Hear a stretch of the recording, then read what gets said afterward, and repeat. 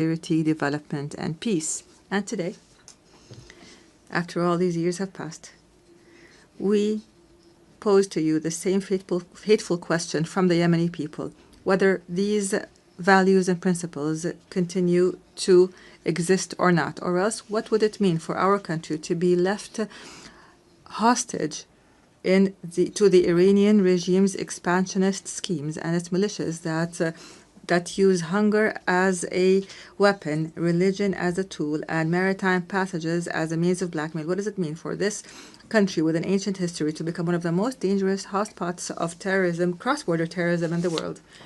Therefore, we are here today not simply to speak of the epic confrontation of the Yemeni people against the most violent and arrogant of terrorist organizations at all. Rather, we are here to build on what was achieved and to call on the world once again to take action and not simply to take note, and to achieve the salvation that we have promised our people, not simply a repetition of statements of the past. Ladies and gentlemen, Yemen today is not simply a domestic crisis. Rather, it is a test of the credibility of the international organization.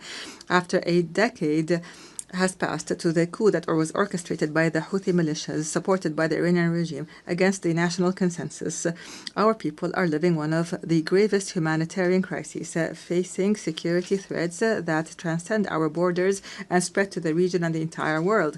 The Houthi militias are no longer a rebel group in a remote area in the country. Rather, the Houthi militias are an international terrorist organization armed to the teeth with an advanced Iranian arsenal, including ballistic missiles and drones and booby-trapped boats and sea mines and fissile projectiles and other qualitative weapons that are internationally banned.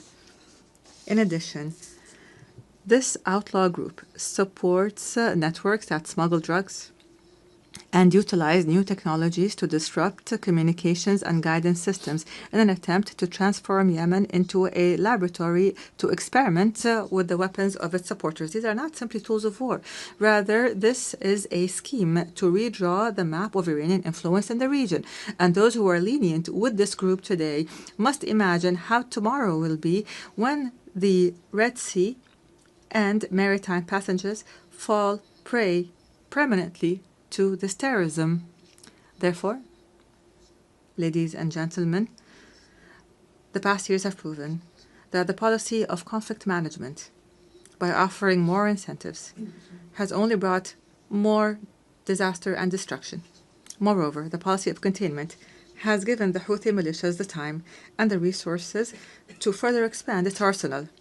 The United Nations was unable to protect its own staff who were kidnapped in Sana'a, unable to protect the oil installations and the commercial ships.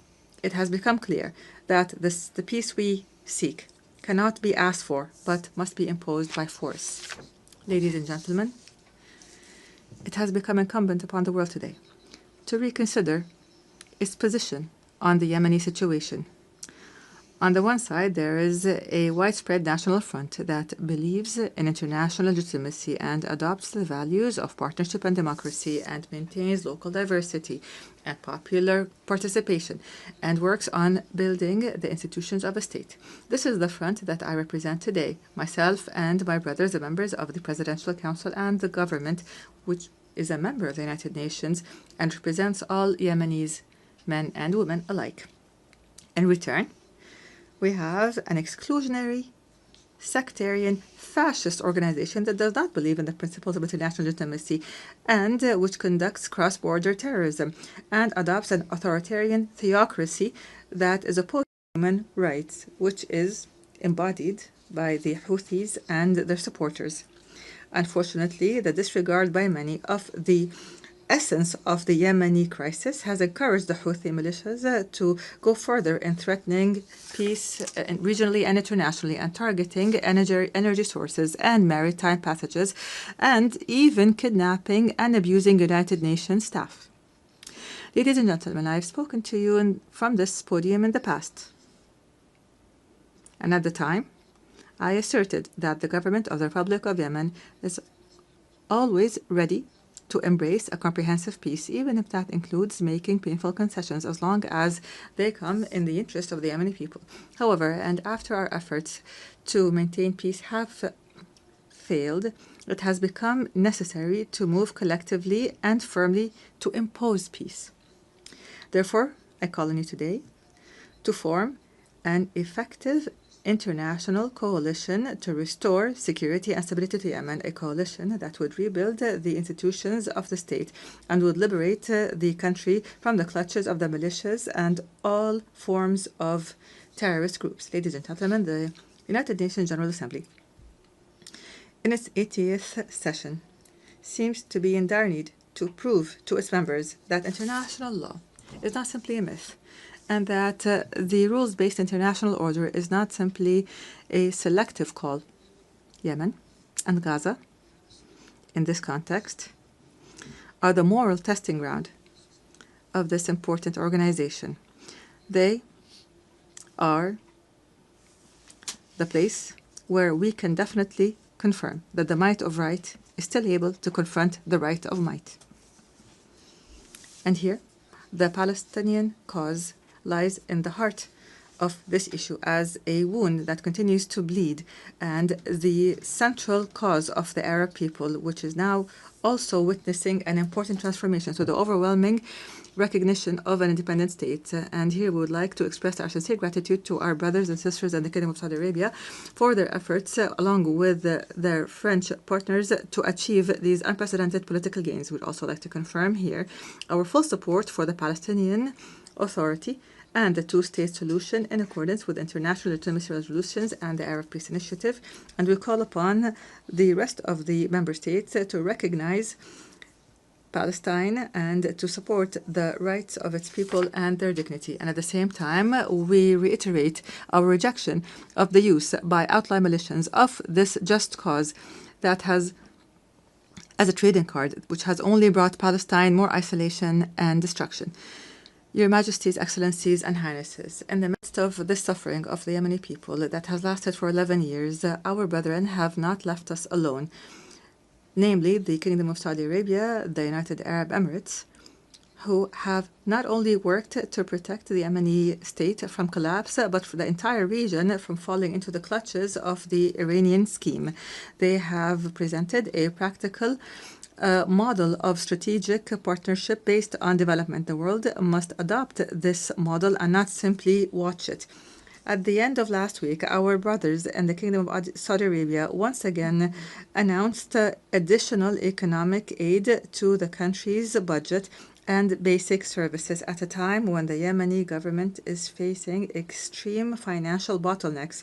And we hope that the international community would join this effort so that we could keep millions of Yemenis alive. Mr. President, ladies and gentlemen, the title of my statement today was For Yemen, for the World. We are not calling upon you today to simply work for Yemen, but for the entire world. Yemen must not be left to fall prey for blackmail and terrorism, because this would mean opening the door to more victims, and this would deliver a blow to the credibility of this organization and its principles. What we ask from you are not new statements, but international action, firm international action to support the legitimate government as a trusted partner on the ground. The time has come to launch an international coalition that will liberate Yemen from terrorism and rebuild its national state, and would guarantee the security and the security of the region and the world from the dangers of cross-border terrorism. And this is what we call for, to regain sovereignty in our country and put an end to the chapter of militias once and for all. I thank you, and peace and God's blessings be upon you.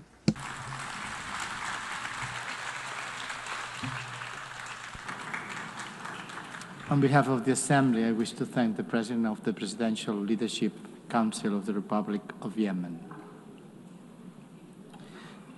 The Assembly will hear now an address by Her Excellency Gordana Dzizhanovska-Davkova, President of the Republic of North Macedonia. I request protocol to escort Her Excellency and invite her to address the Assembly.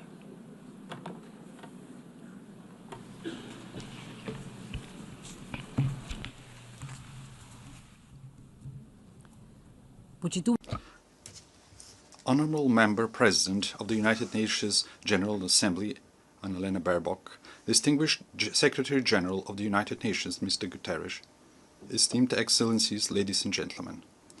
Being the foundation of international law and multilateralism, the United Nations have prevented another world war and numerous conflicts and have alleviated the consequences of many humanitarian crises.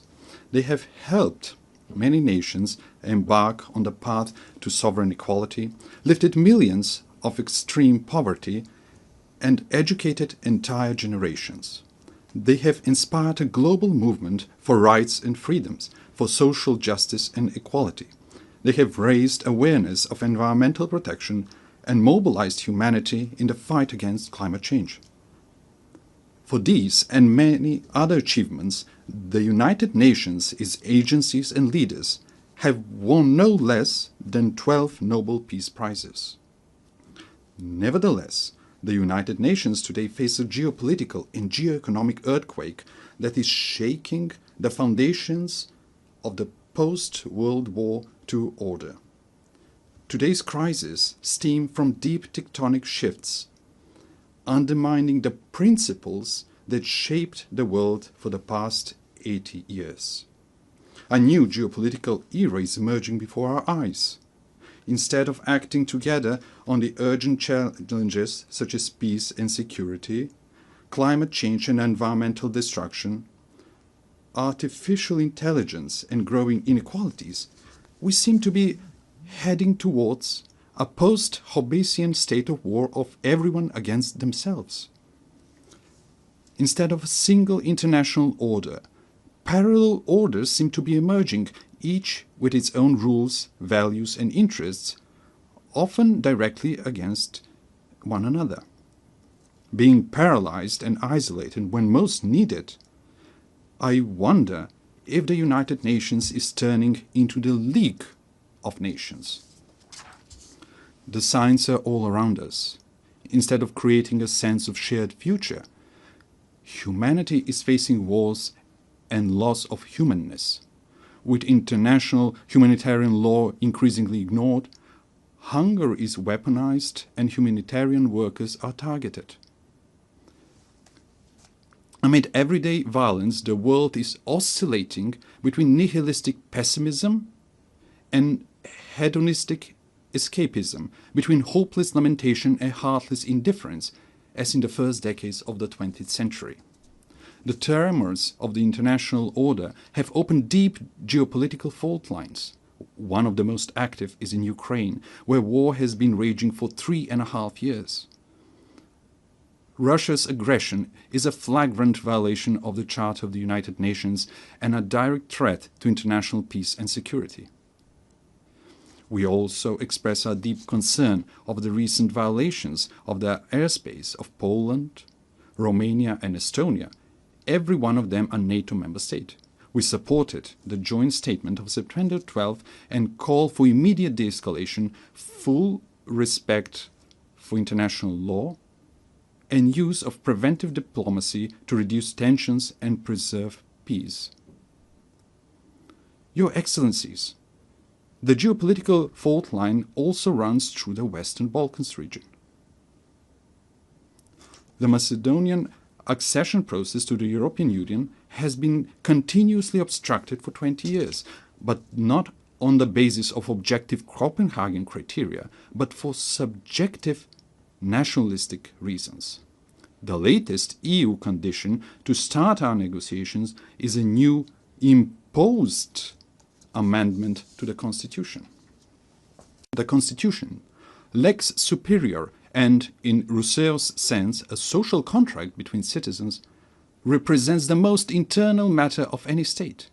Our Constitution provides 4 initiators for amendments: the President of the Republic, the government, at least 30 members of Parliament and 150,000 citizens. It is clear that neither our neighbours nor the European Union are authorized proposers of amendments. We emphasize that conditioning the start of negotiations to new constitutional amendments once again reopens issues of history, culture, and language questions we have been assured were settled by the Prespa Agreement with Greece. We are constantly reminded that agreements must be respected. Pacta sunt servanda. I agree, we note that the Treaty of Friendship, Good Neighborliness and Cooperation with Bulgaria contains no provisions for constitutional amendments. Finally, through the Constitutive Act, the EU defines itself as a unity of diversity and commits to respecting cultural and linguistic diversity, national and cultural identity, and dignity and integrity. How then is it possible that we are asked to discuss and negotiate with a neighbor about history, culture, and language? Time and again, we stress that we perceive ourselves as Europeans and deeply believe in the European project that brought peace and economic prosperity after the Second World War. The European ideal remains our greatest inspiration and strategic aspiration. As a country dedicated to good neighborly relations and regional cooperation, we do not seek disputes with our neighbors. What we desire is to be integrated in the Union, but without additional conditions and with national dignity preserved. We warn that after the war in Ukraine, the blocked European integration of the Western Balkans is not only a political, but also a security issue. With the political door closed for the Western Balkan countries and the door wide open for influences of third geopolitical centers of power, it is ironic that the Union calls for resilience towards them. Must we end up on the Security Council's agenda for the EU to unblock enlargement? If the European Union wants to be a geopolitical union, it must not leave the Western Balkans in a geopolitical vacuum. As the President of the European Commission has noted, the European Union must break the armor of consensus as soon as possible if it wants to complete the reunification of Europe and become a strong geopolitical factor again. Madam President, esteemed Excellencies, finally, I cannot but not address one of the most geopolitically volatile regions, the Middle East and Gaza. The Middle East has an ancient and rich tradition of interreligious and interethnic coexistence. History has shown that diversity, when respected, can be a source of cultural enrichment and long-term peace. But also history teaches that violence, regardless of its origin, deepens divisions, prolongs human suffering, and distances the parties from a just and comprehensive solution. We are convinced that sustainable peace in the Middle East can only be achieved through dialogue and diplomacy, in accord with international law. The inviolability of human life and dignity must be respected, even in times of war, in accord with international humanitarian law. In that spirit, we reaffirm our support for international efforts aimed at de-escalation, inclusive dialogue, and direct negotiations. Esteemed Excellencies, these geopolitical fault lines and tensions point unequivocally to the following. Without multilateral institutions and procedures, without international law and principles that would tame the strong and protect the weak, we will reenact the Thucydides Melian dialogue, with the strong doing what they can and the weak what they must. Consider how repeated violations of the United Nations Charter were tolerated, clearing the path for new ones. Remember the General Assembly resolutions left unenforced, the International Court of Justice's judgments disregarded and its opinions ignored, and the peace initiatives obstructed in the Security Council.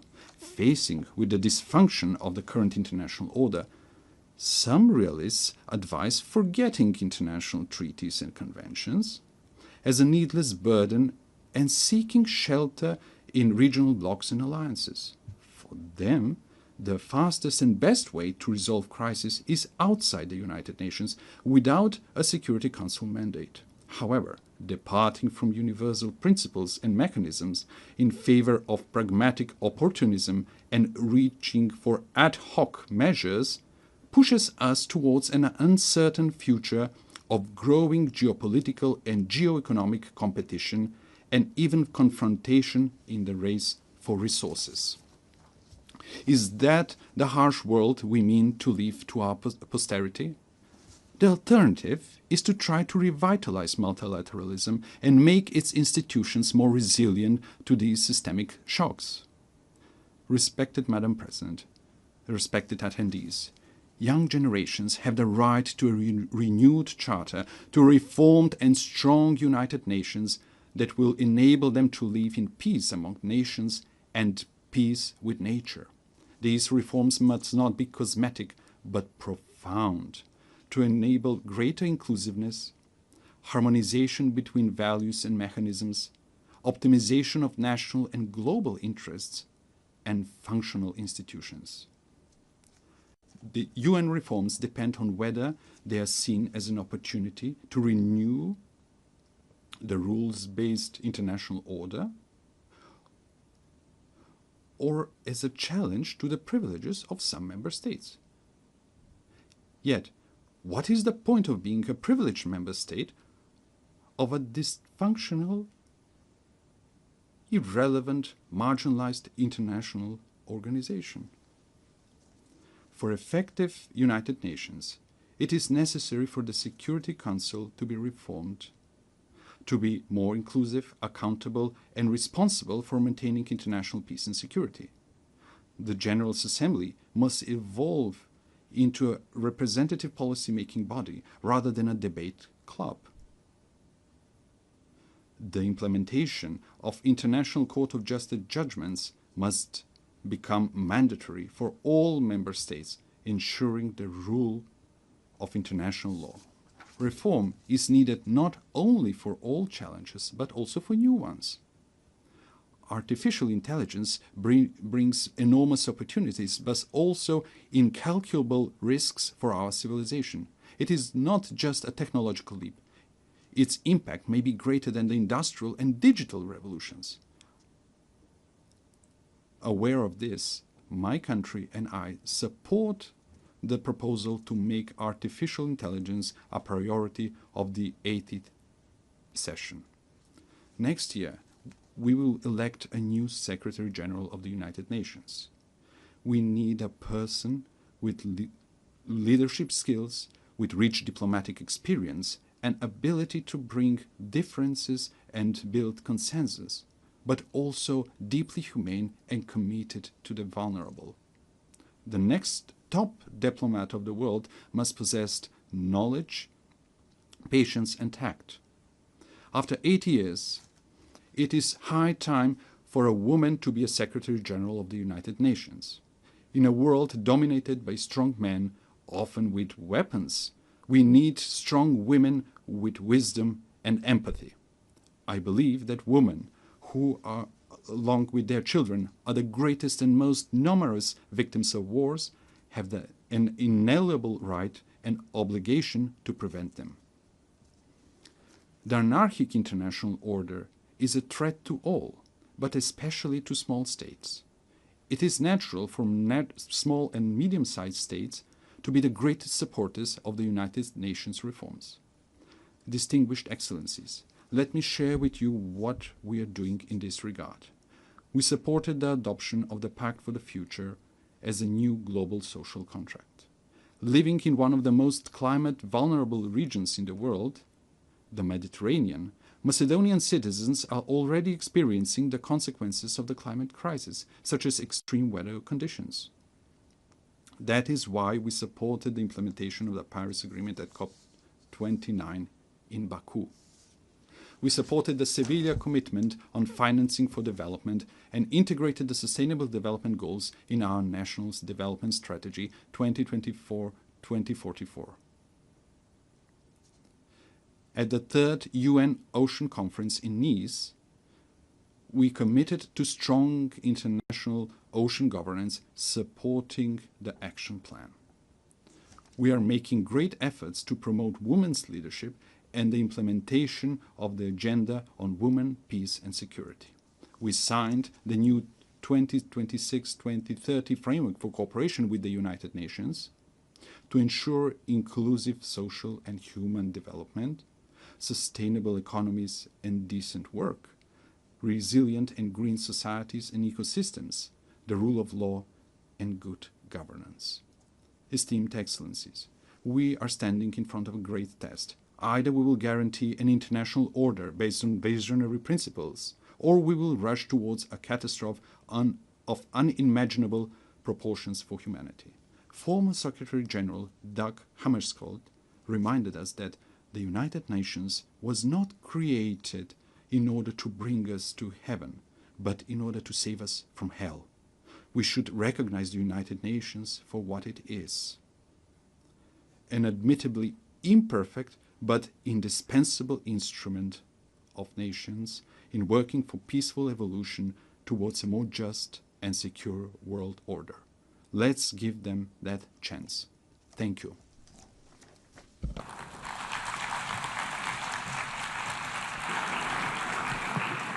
On behalf of the Assembly, I wish to thank the President of the Republic of Macedonia.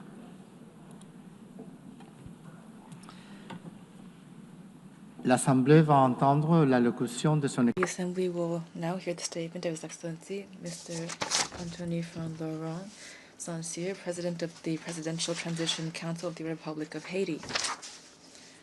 I request Protocol to accompany His Excellency, and I invite him to speak before the Assembly.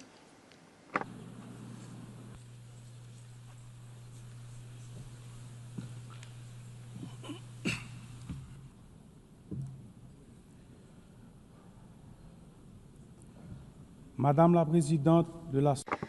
Madam President of the General Assembly, Secretary General, distinguished heads of state and government, distinguished heads of delegation, distinguished delegates, it's with a sense of gravity and a great deal of hope that I convey the voice of Haiti and the greetings of a dignified and resilient people which, despite hardships, is claiming for itself and for all of humanity 3 universal promises: development, respect for human dignity, and peace. Peace, which is now an absolute imperative for the Haitian people. On behalf of this people, Madam President, I would like to warmly congratulate you on your election as President of this Assembly. I also would like to thank Secretary General Antonio Guterres for his unwavering commitment to our organization and his constant and multifaceted support for the Republic of Haiti. Ladies and gentlemen, the theme of this session, Better Together, 80 Years and More for Peace, Development, and Human Rights, honors the outstanding work carried out over the past decades. It also recalls the importance of remaining unified and resilient in the face of the unprecedented crises threatening the future of the planet, as well as international peace and security. Today, hunger is threatening millions of lives. Armed conflicts are multiplying and extreme poverty is deepening, causing forced migrations that jeopardize international stability and that put the solidarity between nations to the test. In addition to these challenges, we also are dealing with climate change, a rise of terrorism, mass atrocities, transnational crime, the erosion of human rights, and disinformation. We cannot turn a blind eye to the urgent need to strengthen our healthcare systems, to ensure a just energy transition, and to promote gender equality and youth inclusion.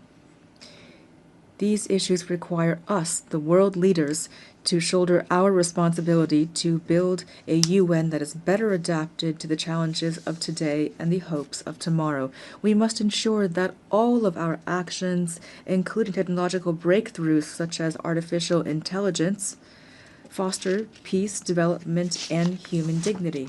Ladies and gentlemen, just a 4-hour plane ride from here, a human tragedy is unfolding, one of the most devastating of our hemisphere. Every day, innocent lives are extinguished by bullets, fire, fear. Entire neighborhoods are disappearing, forcing more than 1 million people into internal exile and annihilating memories, investment, and infrastructure. Thousands of children have been deprived of their fundamental right to education. Thousands of young people are condemned to despair. Hundreds of women and girls have been raped, and they will forever carry the scars of this violence in their bodies and souls. Almost half of the population is facing acute food insecurity. The healthcare system is collapsing. Hospitals are being vandalized, burned, or forced to shut down. Doctors are fleeing.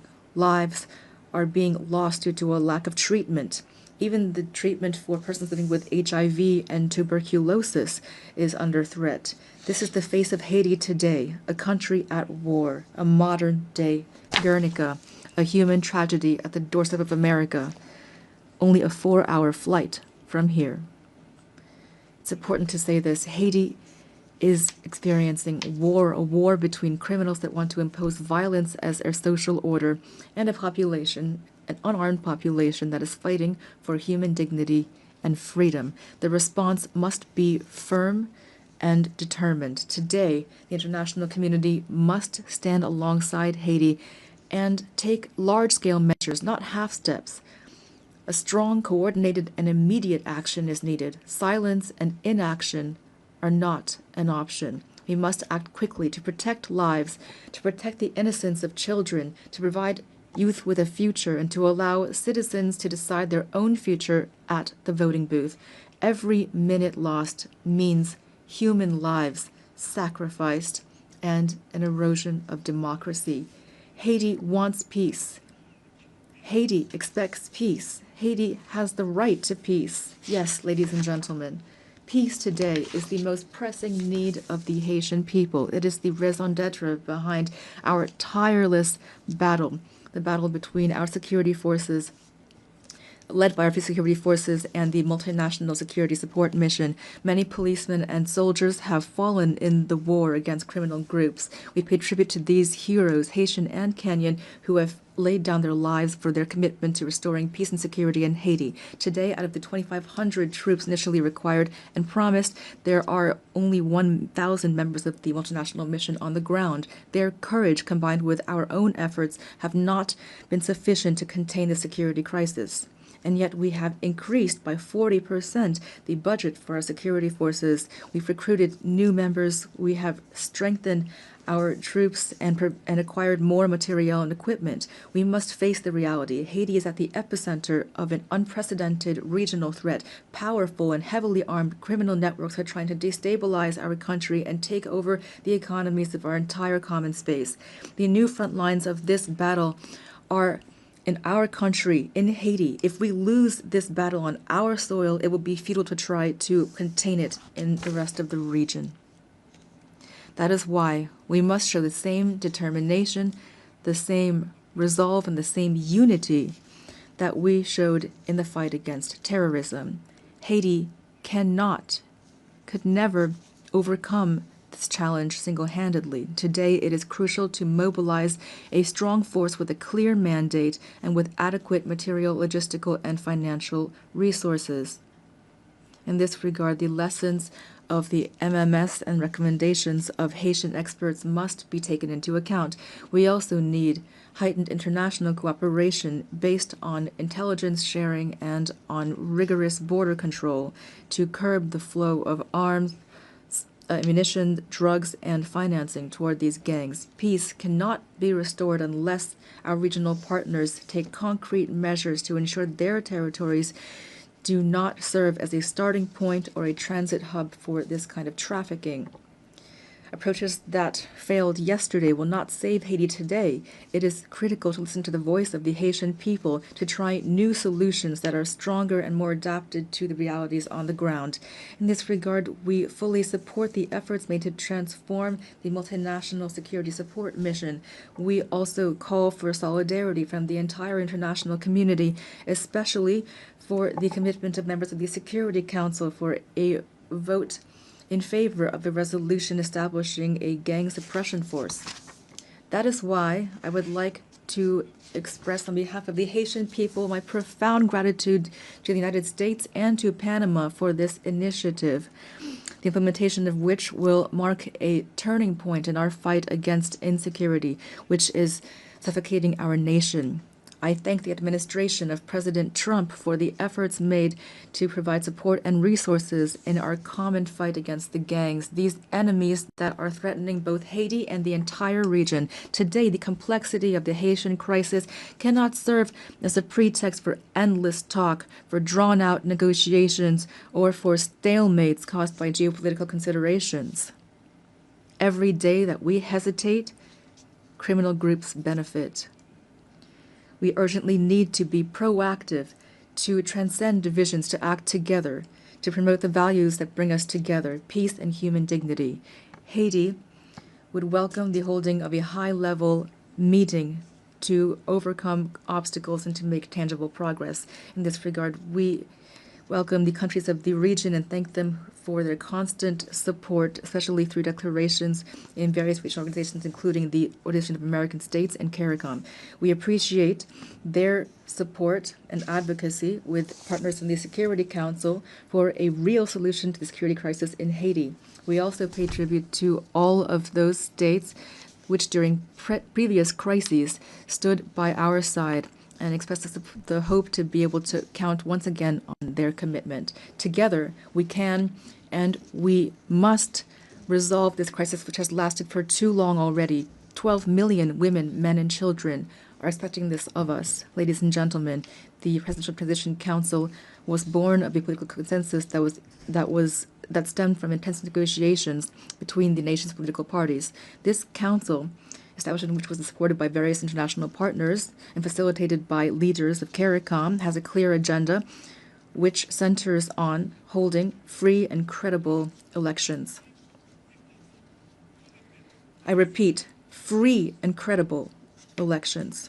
Despite the many challenges caused by the security crisis, the electoral process, for which the PTC and the government have shown real political will, has made real headway. The Electoral Council, Provisional Electoral Council, has already identified more than 85% of the voting centers, mobilized more than 70% of the elections personnel, and national financing to the tune of $65 million is guaranteed. The Presidential Transition Council is working closely with the MMS, the OAS, CARICOM, and BNU to ensure free, transparent, and inclusive elections reflecting the sovereign will of the Haitian people and guaranteeing the full and effective participation of young people, women, people with disabilities, and marginalized groups. To ensure productive political cooperation, constant efforts are being made and will continue to expand dialogue with the various political parties to strengthen consensus and to prevent a power vacuum which would be fatal for democracy and stability. The Haitian people must be able to choose its own leaders. The state wants credible elections. Our greatest challenge remains restoring security. The urgent and solemn call that we have once again issued to resolve the security crisis in Haiti must not be left to languish on paper nor be lost amid rhetoric and unkept promises. In Haiti, peace can no longer wait. Ladies and gentlemen, the transitional period does not allow us to launch all of the major structural reforms the country needs, but the humanitarian crisis we are currently experiencing must be overcome. To this day, the Haitian state has provided 72% of emergency assistance for IDPs and is assisting families to relocate. We are profoundly grateful to our international partners that have assisted us in the humanitarian response, and we are keenly interested in the promising initiatives put forward by those which, like the Association of Caribbean States, have chosen to join our effort. But our strategy is not limited to immediate assistance. We must move from assistance to investment. To this end, the government is determined to develop two major economic hubs, the Great North and the Great South, based on strategic sectors such as agro-industry, textiles, renewable energy, tourism, and services. Haiti will continue to count on its key partners to weather this difficult period and to relaunch its economy. We call for their support through the establishment of concrete mechanisms such as the renewal of the Hope Help Law, or launching urban renovation projects, which will allow us to create jobs, to put an end to the humanitarian impasse, and to reduce migration pressure on Haitians in the region. Ladies and gentlemen, 2025 marks the bicentennial of the order forcing Haiti to pay a ransom for recognizing its own independence. We call for reparations, not out of bitterness or vengefulness, but out of a desire for justice and truth. We delivered with satisfaction the statement by the French presidency recognizing the need to open spaces for dialogue and historic truth, as well as the resolution of June 5, 2025 of the French National Assembly recognizing the injustice of this ransom. Haiti has established a National Reparations and Restitution Committee. We call for this progress to be accompanied by concrete action. France, which is the cradle of human rights, today has the opportunity to write a new chapter in its history with Haiti by honoring the ideals of freedom, equality, and fraternity that unite us. Ladies and gentlemen, I must underscore the invaluable support provided by the Haitian diaspora throughout the world, who are often living in hardship. Whether in America, in Europe, in Africa, or elsewhere, the millions of Haitians living abroad contribute to the development of Haiti. We are undergoing a multidimensional crisis, and we call for patience and understanding from our partners and friends so that our nationals are always treated with respect and dignity. Behind every migrant there is a face, a family, a history, and a contribution to be made to their new country of residence. Haiti reaffirms its commitment to dialogue and to bilateral cooperation in the spirit of neighborliness and mutual respect to identify balanced and long-term solutions to Haiti's problems. The safe and orderly circulation of goods and of people, especially through air transport, is crucial for a shared future and common prosperity. Ladies and gentlemen, the Haiti of tomorrow deserves peace and prosperity, a future based on independent judiciary, universal education, affordable health care for all, and an economy that provides every citizen with the same chance at success. This future also requires bold reforms, independent justice, and an end to impunity. On April 16, 2025, we enacted a decree establishing two specialized judiciary bodies, one to litigate crimes and complex financial infractions, and another to prosecute mass atrocities and sexual violence. We're making progress toward making these bodies operational. We are prepared to continue down this path. This is not the time for Haiti fatigue. The international community does not have the right to turn away from Haiti's situation. In light of this crisis, silence would not be neutrality, it would be complicity. Ladies and gentlemen, allow me to pay tribute to the Haitian people. Representing them here is the greatest honor of my life. Beyond my functions as president of the Presidential Transition Council of Haiti, I am a real, active Haitian citizen with a profound love for my homeland, a land of freedom and dignity, a land of courage and talent. Haiti is not a nation that has given up. We are a great people, a people that stands together, men and women who have sacrificed for their homeland and for humanity. Haiti is not a playground for armed criminals.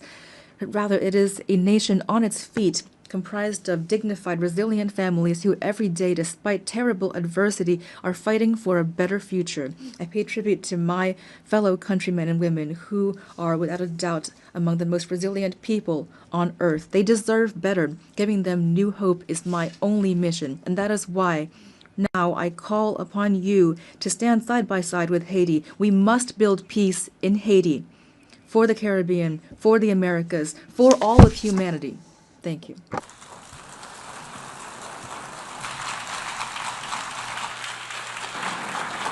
Au nom de l'Assemblée générale, je On behalf of the General Assembly, I wish to thank the President of the Presidential Council of the Transition of the Republic of Haiti. an address by His Excellency Mikhail Kabalashvili, President of Georgia. I request protocol to score His Excellency and invite him to address the Assembly. can see it here. Yeah.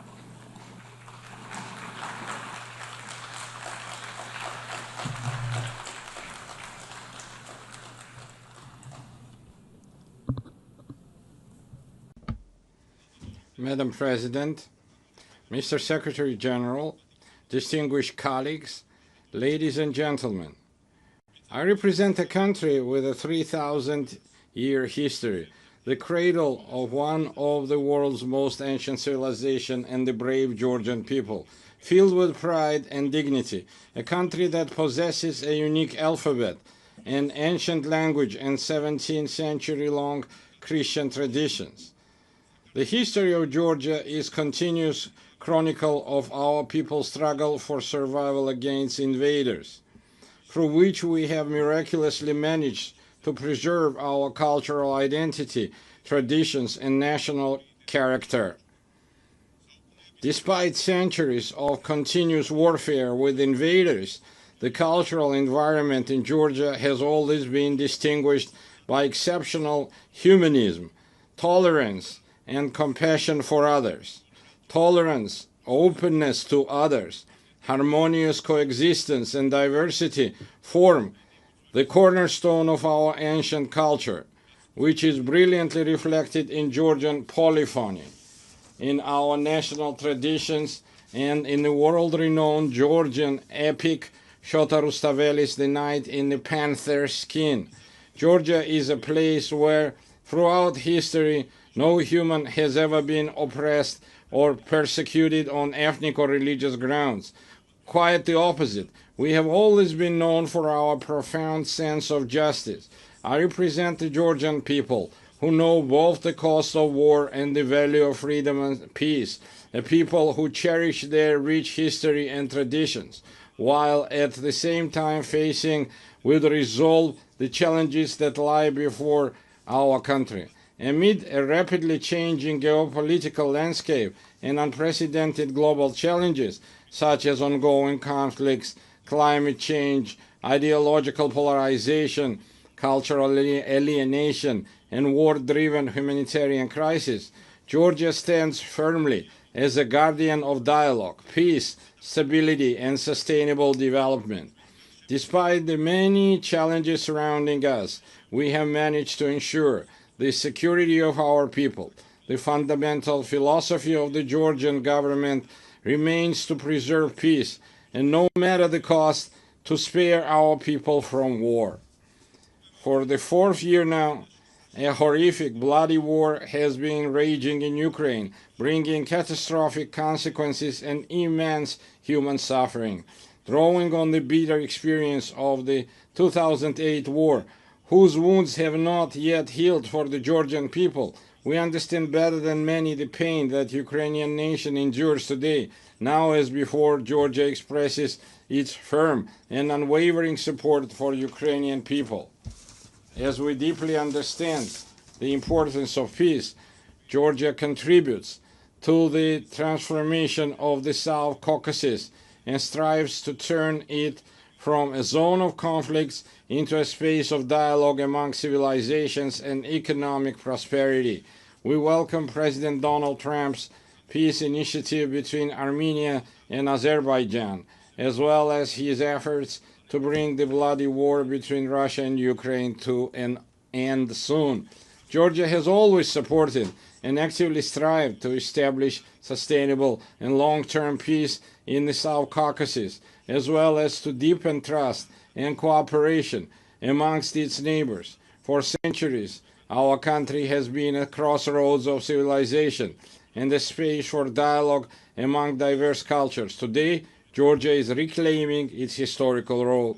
Close relations with the countries of the South Caucasus and Central Asia, existing agreements with the European Union, and the Georgia's key position in the Middle Corridor all give our country a special significance, both within the region and across the Eurasian continent. Georgia is the shortest connecting route and natural bridge between Europe and Asia, the West and the East.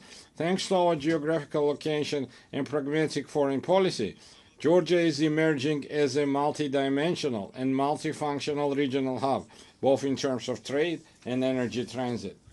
Georgia makes a significant contribution to the development of the Middle Corridor strategic route and does everything to ensure that the corridor becomes the fastest, most reliable, and most stable connecting route between East and West.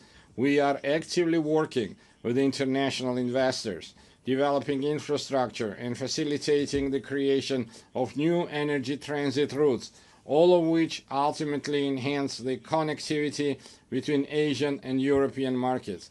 Within the framework of the Middle Corridor and its development, Georgia has launched strategically significant projects aimed at increasing the volume and intensity of rail, sea, and air transportation. Among them, the railway modernization project has already been completed, while work is actively underway on the deep sea port in Anaklia, the new international airport in Tbilisi, and the Black Sea submarine cable projects. These projects, on one hand, provide landlocked countries in Central Asia and the South Caucasus with maritime connectivity to the rest of the world. On the other hand, the projects are implementing help diversity energy routes. We are implementing help diversity energy routes, thereby significantly enhancing the energy security of Europe and South Caucasus. To promote the development of the Middle Corridor and enhance connectivity between the two largest markets, Asia and Europe, Georgia has been hosting the Tbilisi Silk Road Forum for 8 years.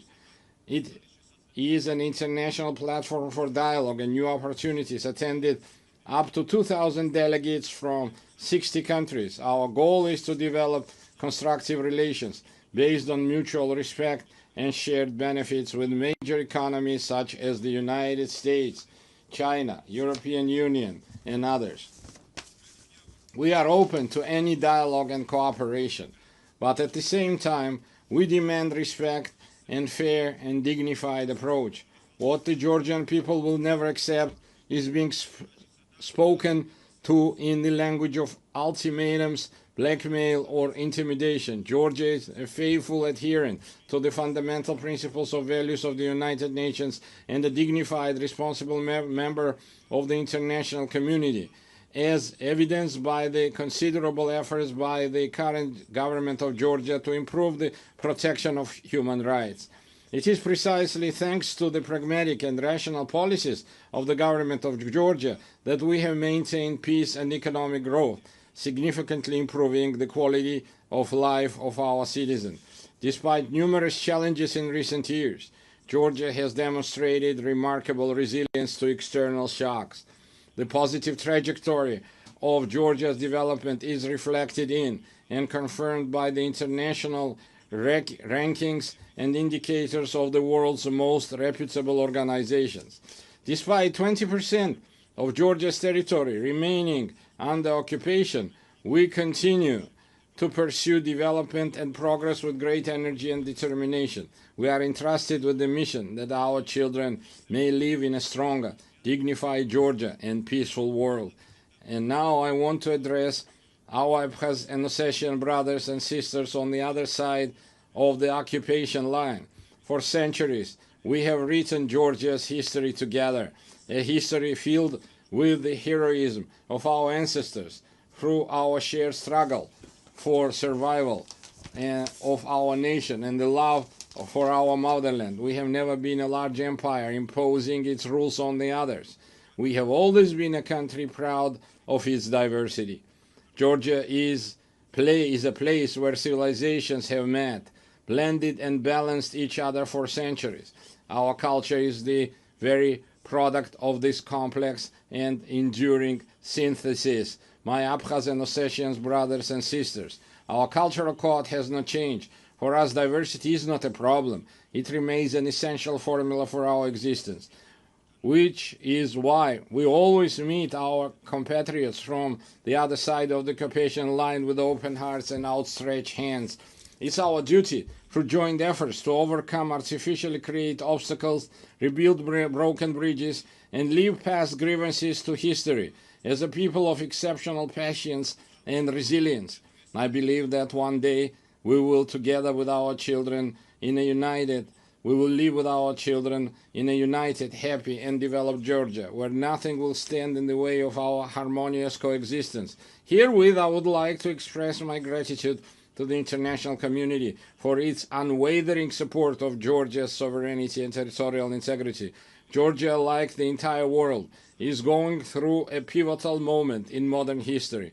We live in a transitional era where the future of the international order remains uncertain. The United Nations must ensure our planet's transition to a peaceful, stable, and fair, multipolar international order.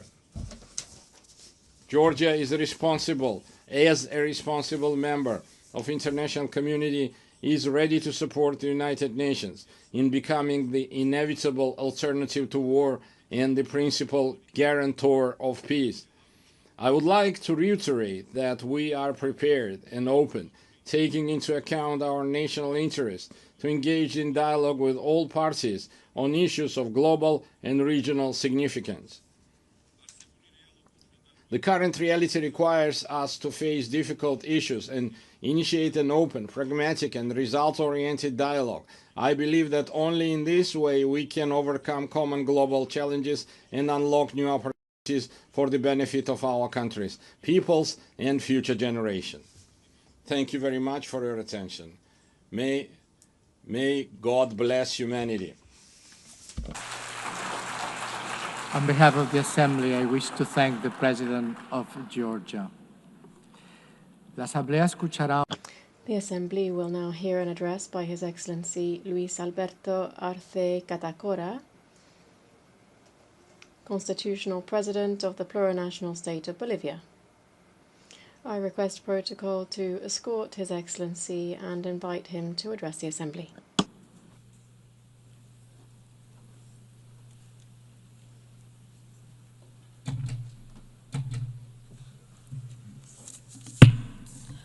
Muy buenos días.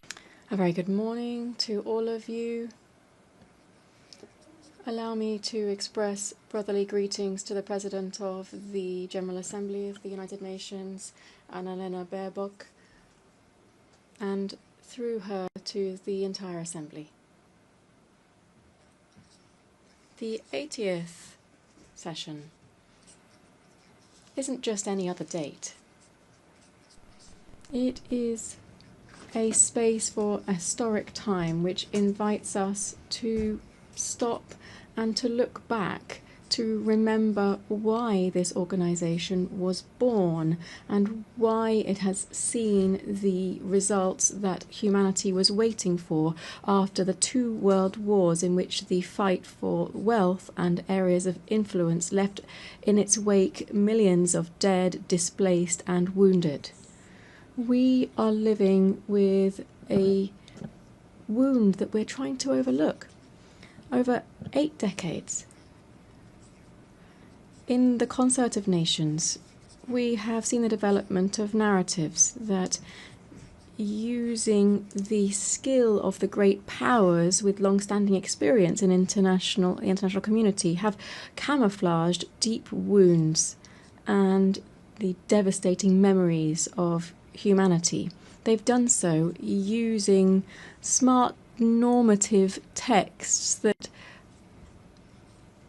pretend to be the duty of the United Nations through audiovisuals and others that are not very effective in facing flagrant problems such as neocolonialism in all of its expressions, territorial occupation, economic, political and cultural interference, racism, discrimination, the arms race, and violence which is implicit in all of this without taking into account other aspects such as hunger, climate change, the food crisis, and the increasingly frequent economic crises. The effects of these realities are clear to all. Confrontations and discourse that promotes hatred and division between kindred states, inequality, exclusion, poverty, and inequality and injustice, still produced within institutions that were created to protect the rights of the weakest.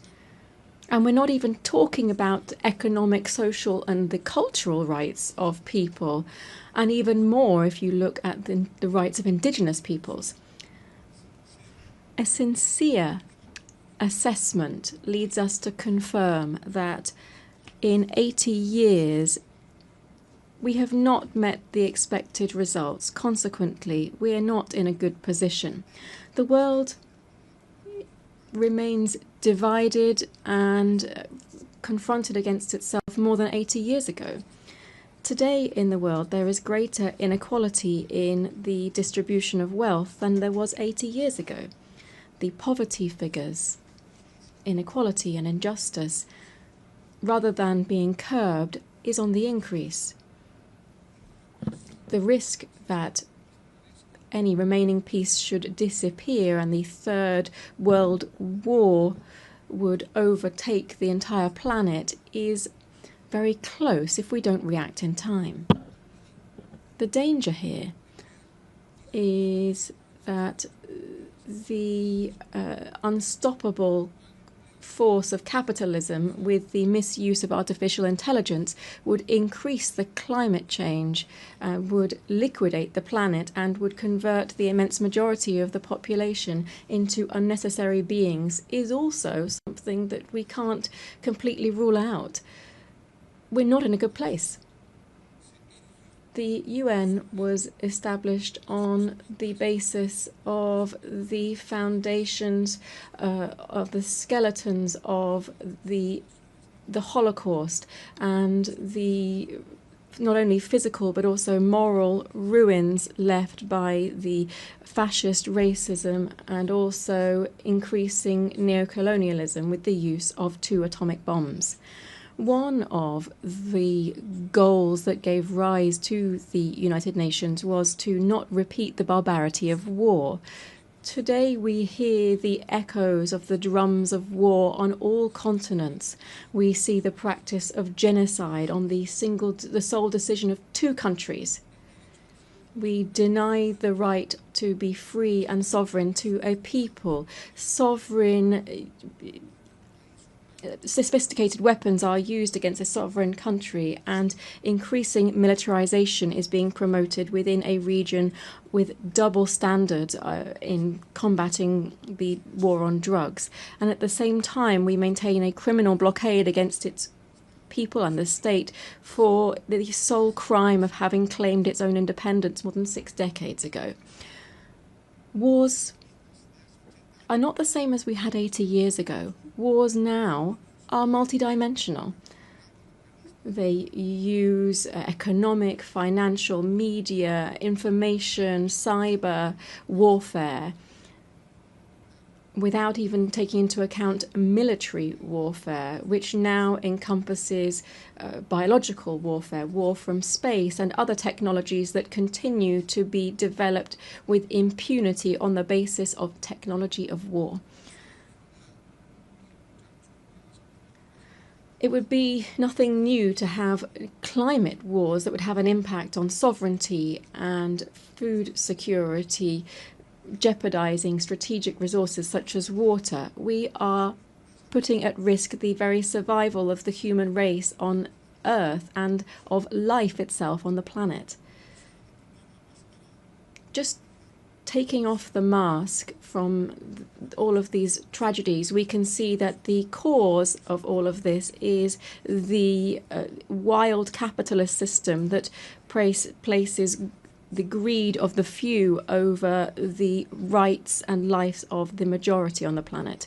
The cause of this is the current capitalist development, which tries to resolve its own crisis and ends up returning to the original forms of accumulation and increasing rates of profit. Capitalism and its imperialist face is once again using the deployment of violence, plundering natural resources from sovereign states, and with bloodletting to lead to the political and economic power and take that away from another. Added to that, we have a third cause of the current wars, which is more immediate. That is the obsessive zeal of the new Trump administration to give the United States back its position as a hegemonic power at the cost of the liberal system, free trade, globalization, and to cause pain and death. Why? For what? To take ownership over natural resources, to take control over commodities for the benefit of an imperialist system, and to subordinate the majority of countries for their insatiable thirst for privilege and wealth, and to try to maintain a unipolar order at any cost.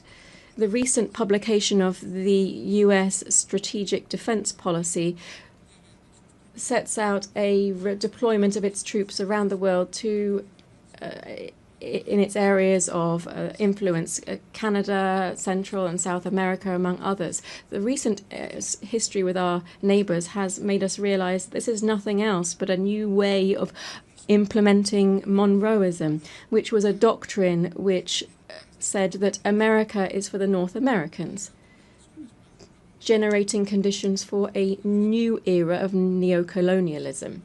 Madam President, distinguished heads of state and government,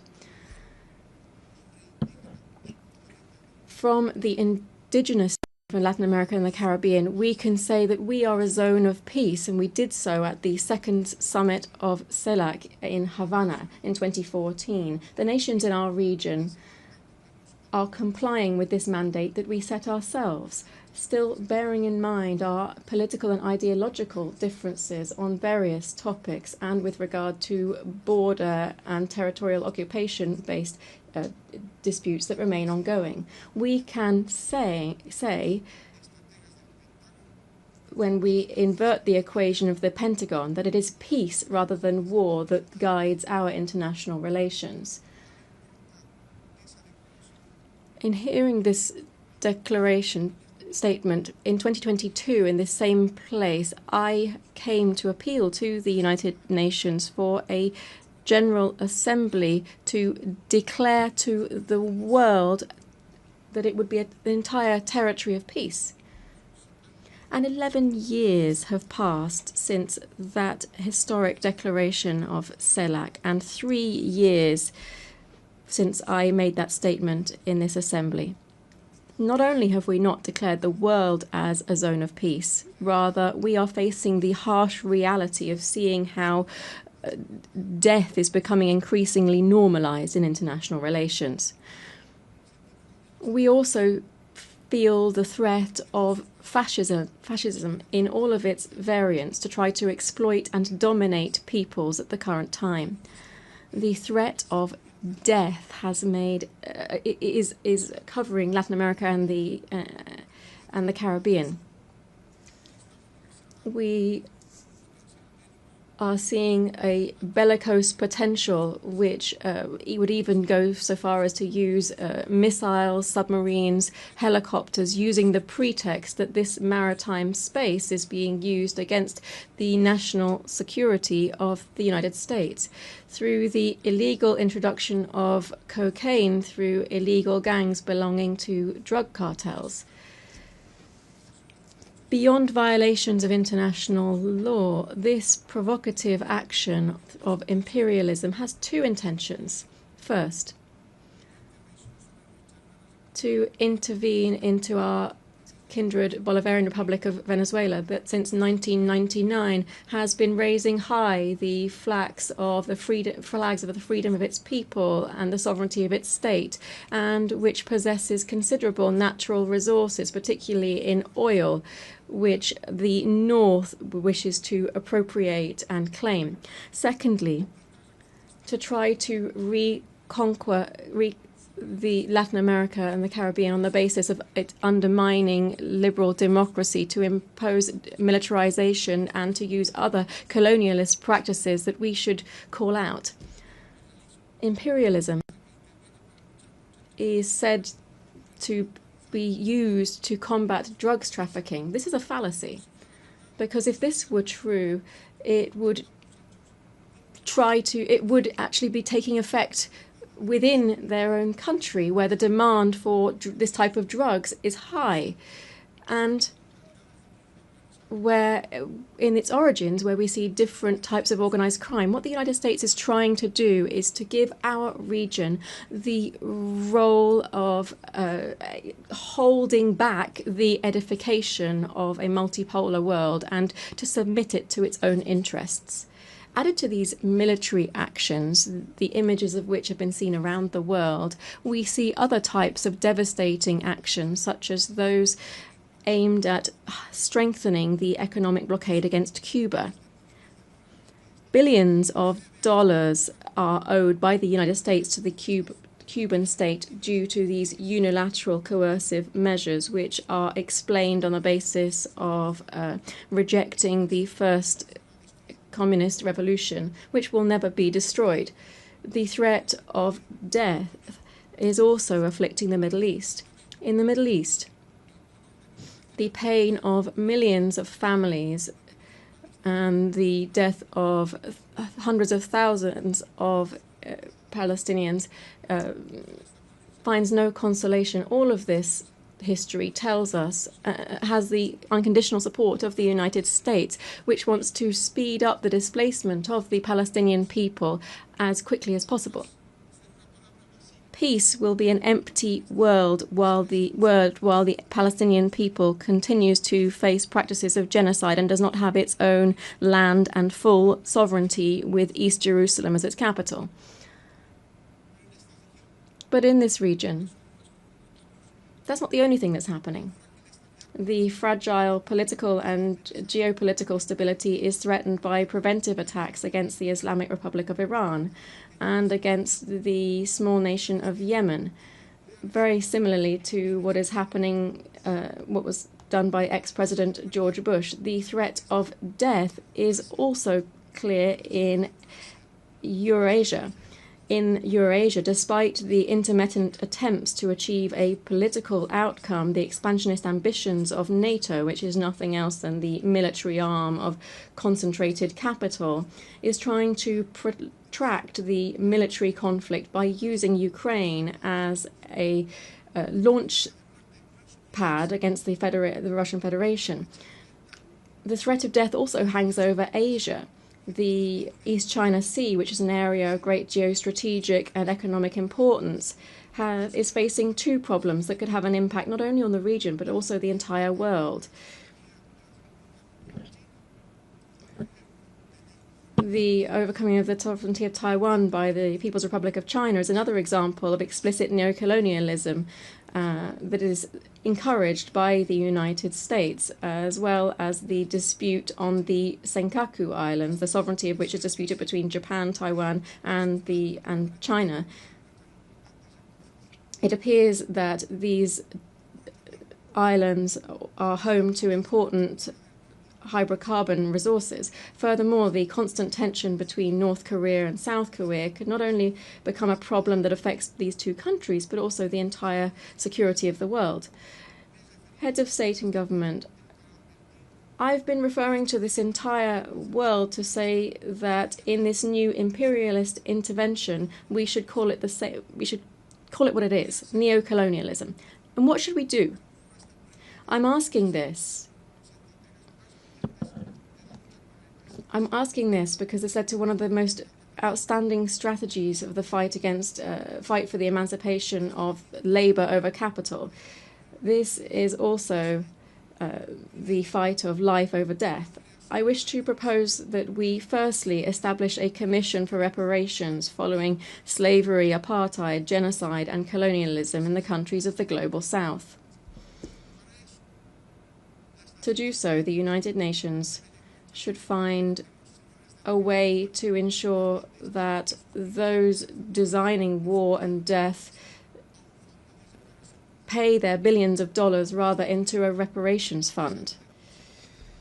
I hope that this rostrum, the highest on the international stage, will also serve to be able to launch an appeal and recognize that colonialism and neocolonialism was and is an historic mistake that brings and continues to bring a social wound over the population that it victimizes. It also does this with indigenous societies that it affects in particular. Today, on behalf of the construction of a fair future, we have to condemn the devastating impact of colonialism in the past and the present. I appeal to the heads of state of CELAC and the African Union to join forces and to oppose the adverse consequences of colonialism. This commission that I've mentioned should set up effective mechanisms to restore historic justice in the following spheres: reparations, land rights, recovery of the environment destroyed through the action of the colonizers and transnational corporations, apologies for the colonial past through the restitution of cultural goods of the indigenous peoples that were taken by the colonizers during the period of expansion and genocide, the prevention of neocolonial practices, programs for the development of indigenous peoples and the preservation of their cultural identity.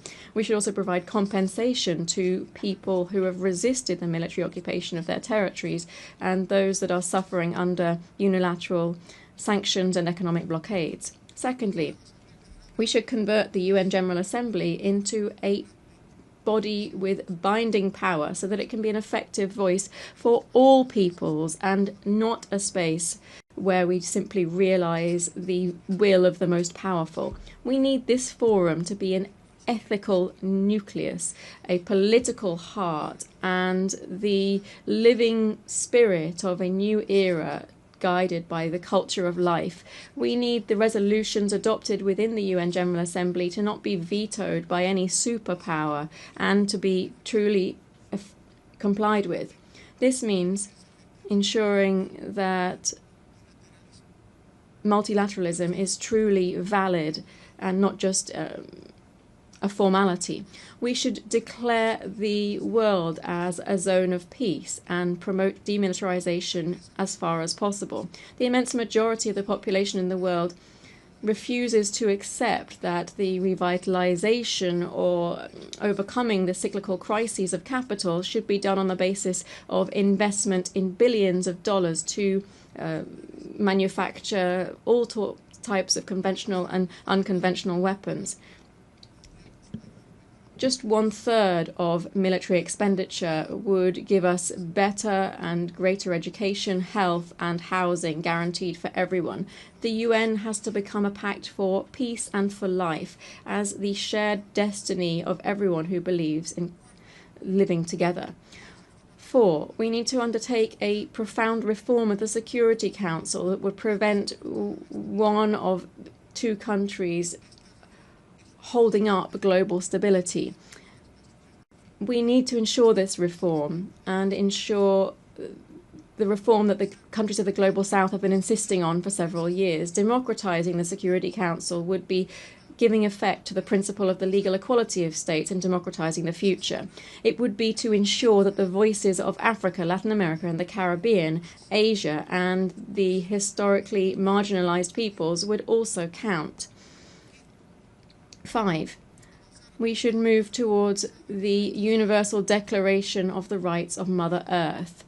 Bolivia, together with the Amazonian peoples, speaks up to recall the urgent need for international cooperation to strengthen the conservation of the Amazon. We should do so through strengthening the sovereignty of Amazonian countries over this strategic biome for the world. Defending the Amazon means defending life.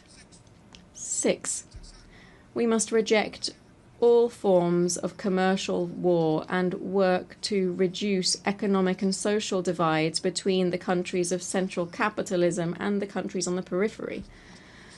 Trade wars not only affect companies, but also the immense world of work. It also lessens to alarming levels the possibility for lower classes to access acceptable food. The hegemonic and capitalist interests don't have any right to overtake rights of trade and reduce the right to employment, food and education for the working classes. Dear guests here at the 80th session of the UN General Assembly, I'm very grateful that on this occasion of the 80th anniversary of the establishment of the United Nations, having listened to the analysis and the outlook of the plurinational state of Bolivia over critical problems facing us today, and as we look ahead to working together for peace, development and collective human rights, the Bolivian people, to whom we have guaranteed a democratic transit as that we have not seen in 28 years in our country, is looking forward to seeing the changes that we must see within the United Nations in order to guarantee global peace. Thank you very much. Gracias. On behalf of the Assembly, I wish to thank the Constitutional President of the Plurinational State of Bolivia. The Assembly will hear an address by His Excellency Brice Clotaire Oligui Nguema, President of the Gabonese Republic, Head of State and Head of Government. I request protocol to escort His Excellency and invite him to address the Assembly.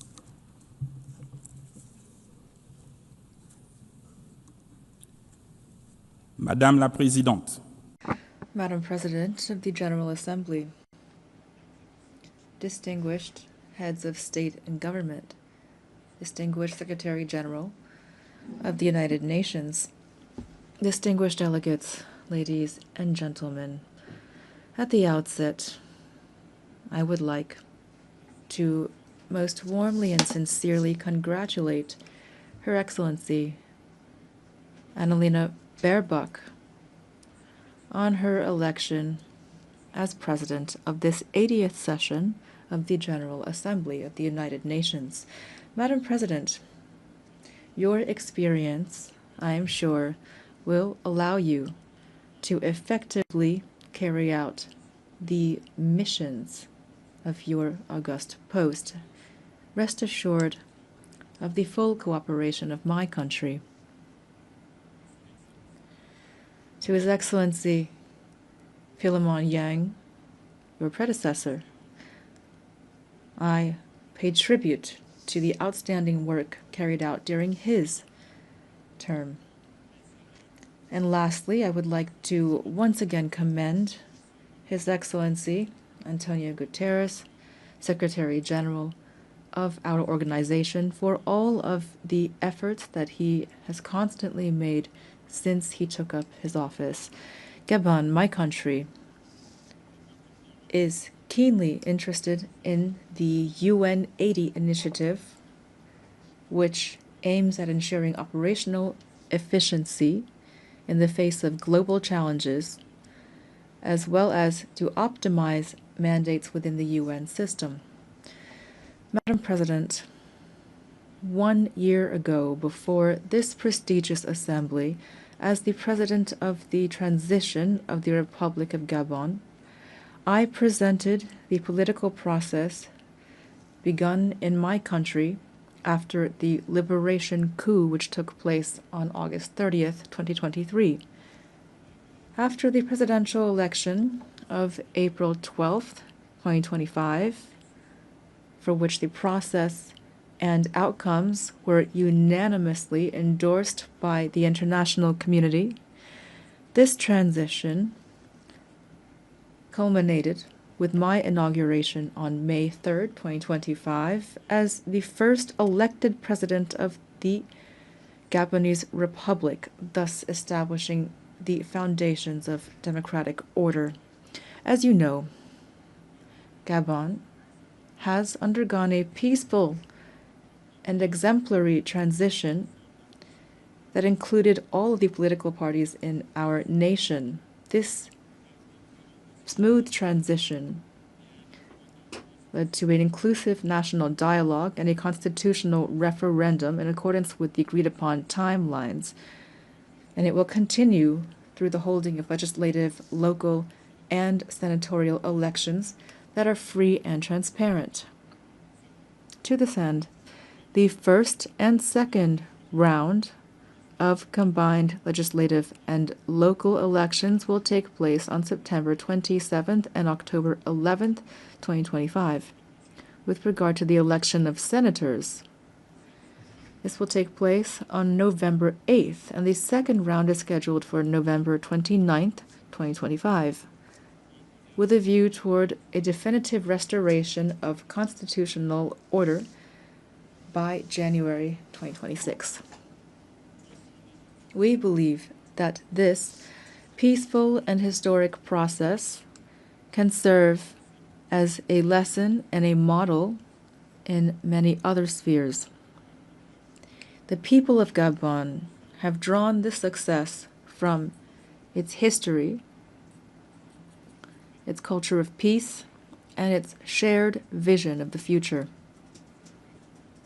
Here I would like to express, on behalf of the Gabonese people and on my own behalf, our sincere gratitude to the United Nations for its multifaceted assistance.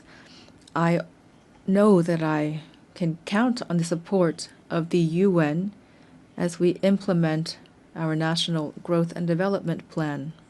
This plan focuses on bolstering our energy capacity, on strengthening infrastructure, developing the digital sector, and on enhancing youth employment.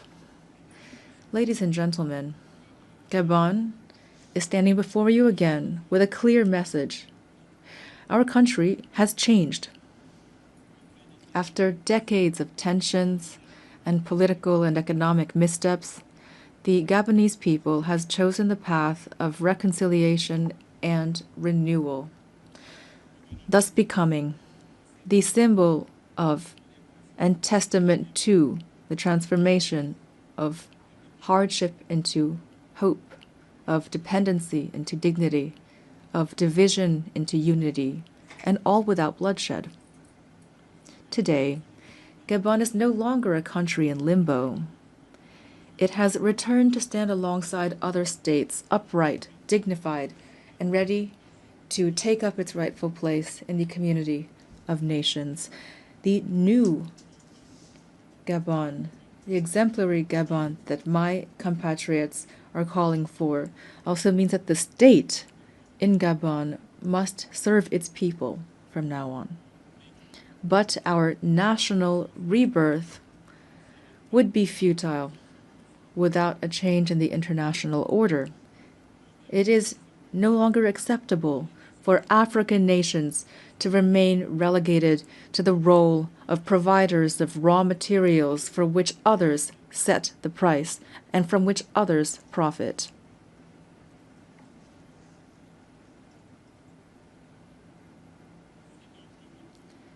Therefore, I would like to invite public and private investors to support us through win-win partnerships. We have decided to process our resources on our territory, to create jobs at home, to develop African industries, and to interact with the world on the basis of equity, integrity, and mutual respect as we strive toward happiness. In its path toward development, Gabon, a country of peace and opportunity, will continue to welcome all those who commit to upholding our laws, our Republican values, and to contributing positively to our national rise. Distinguished delegates, ladies and gentlemen, this 80th session of the General Assembly has the theme, Better Together, 80 Years and More for Peace, Development, and Human Rights. It takes place in an international context characterized by economic environmental and security crises that call for more sustained and more staunch collective engagement. This is an urgent call to tackle these concerns in accordance with the spirit and the values of the UN Charter. Ladies and gentlemen, today the world has a radically different face.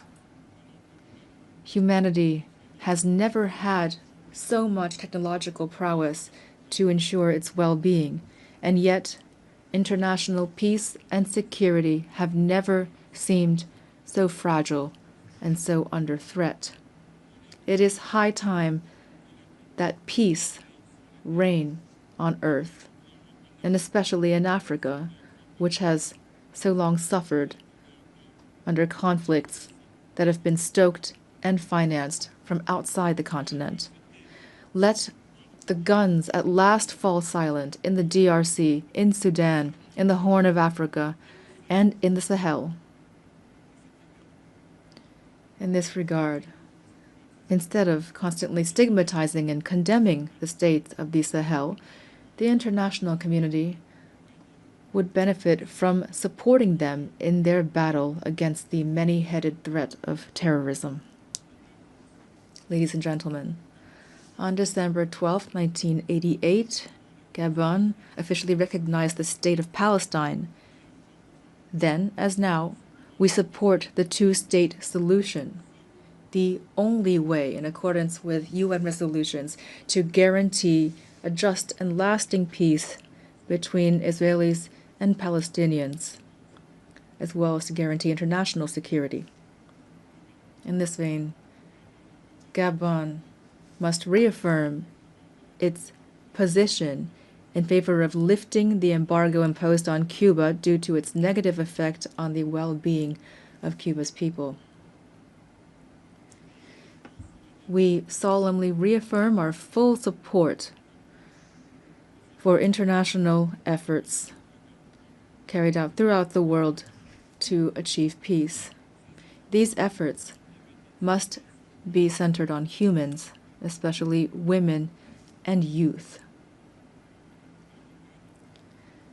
Through the Pact for the Future of 2024, the UN must continue to encourage and support the crucial action of women, stemming from the Declaration and the Beijing Declaration and Program of Action, of which we're celebrating the 30th anniversary this year. Madam President of the General Assembly, Secretary General of the United Nations, the triple planetary crisis of climate change, biodiversity loss, and pollution is an existential threat for humanity. And yet, the efforts of the international community to address these challenges remain drastically inadequate. The Treaty on Biodiversity Beyond National Jurisdictions, which we have just ratified, fills a legal gap and provides an ambitious framework for equitable and sustainable governance of biodiversity. Together, we have a real opportunity to make this treaty a true driver of transformation for present and future generations. Gabon is the guardian of part of the Congo Basin, the second largest green lung of our planet. This extraordinary heritage must not be sacrificed to financial rapacity. We call for an equitable global partnership in which the protection of our forests is accompanied by fair compensation for the ecological services these forests provide to humanity.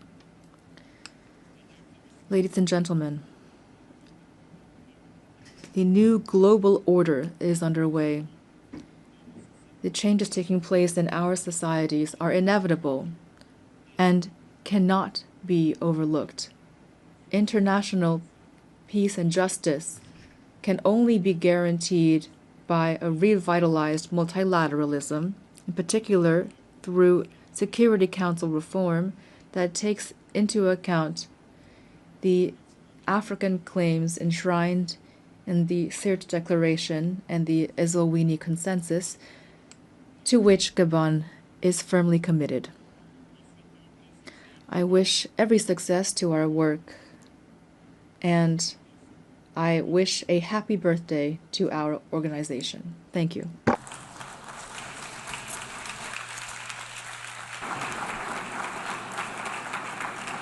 I thank you and happy birthday to all of us. On behalf of the Assembly, I wish to thank the President of the Gabonese Republic, Head of State and Head of Government. The Assembly will hear an address by His Excellency John Dramani Mahama, President of the Republic of Ghana. I request protocol to escort His Excellency and invite him to address the Assembly.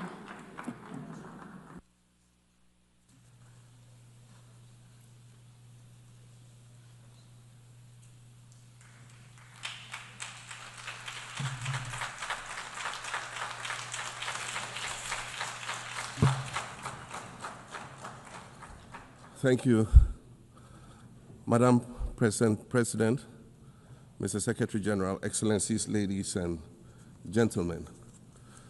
At this 80th session of the United Nations General Assembly, I'd like to speak about Africa's role in the future of this organization. However, it's impossible to do that without first considering the collective role that Africa played in its founding, which was small and relatively insignificant.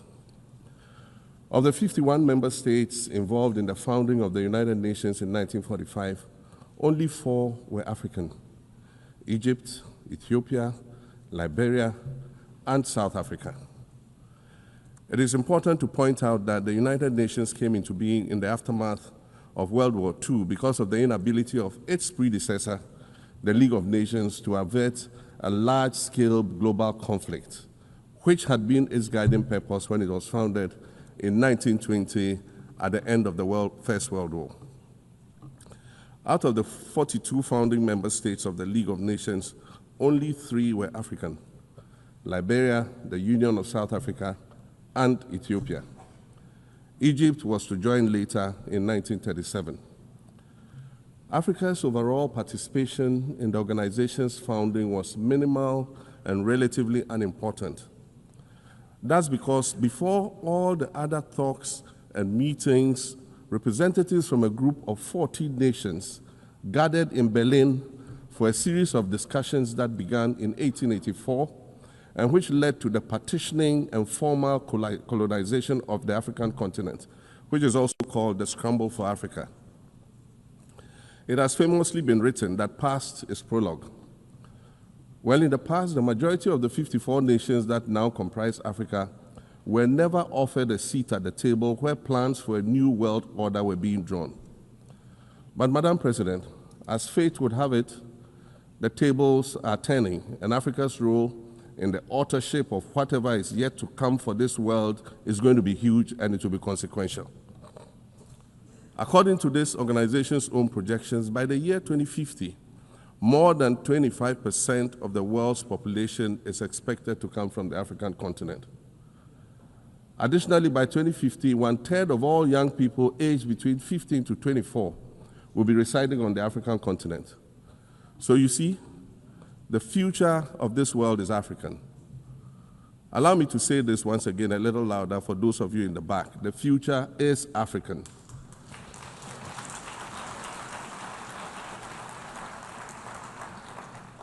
Already today, Africa is a catalyst for human potential and development, as well as for economic reform and ecological stability.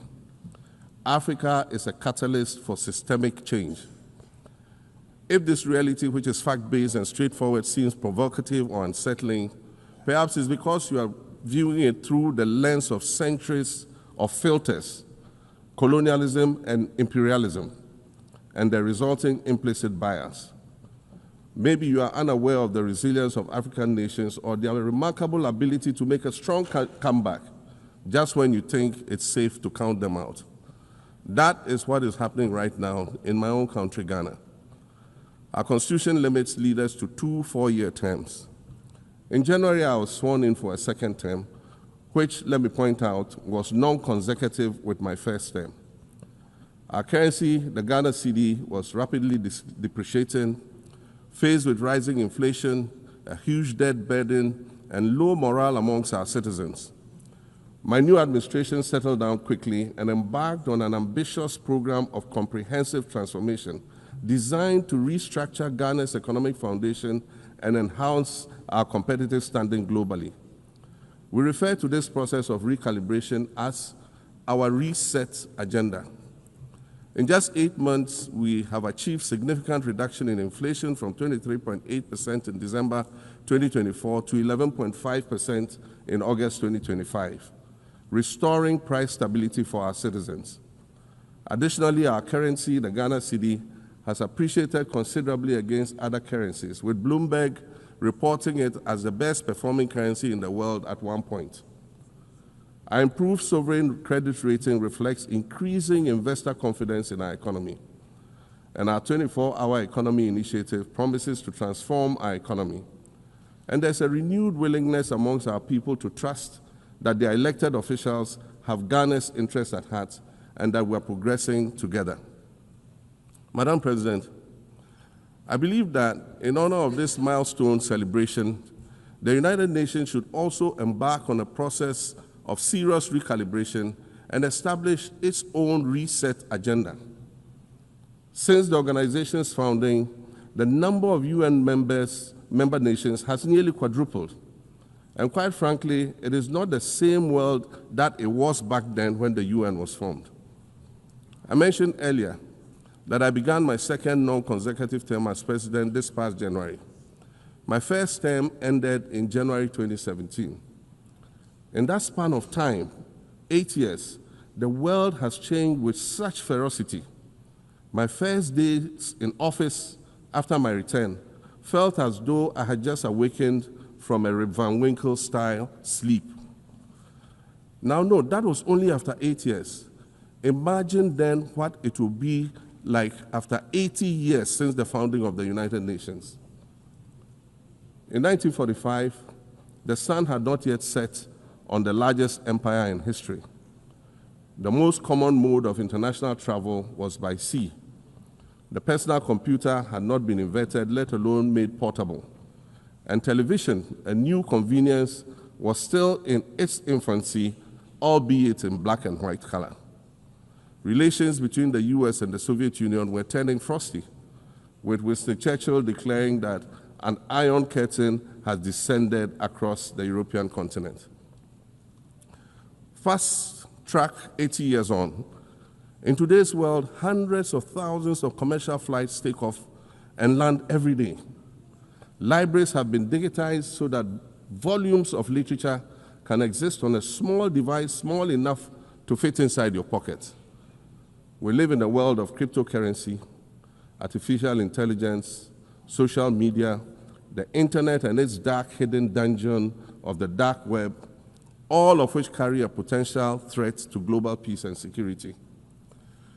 Climate change is real, and we're fighting a losing battle against the loss of Maldives and other island nations to the rising sea level, against the loss of Timbuktu to desertification and the Amazon forest to global warming and deforestation.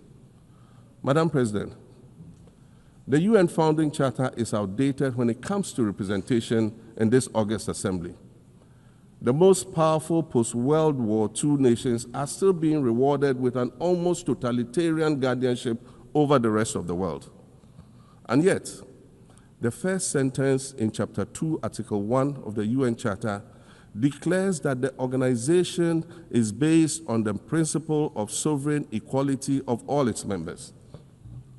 If this were true, and was the case, a continent as large as Africa, with its numerous UN member states, would have at least one permanent seat on the Security Council.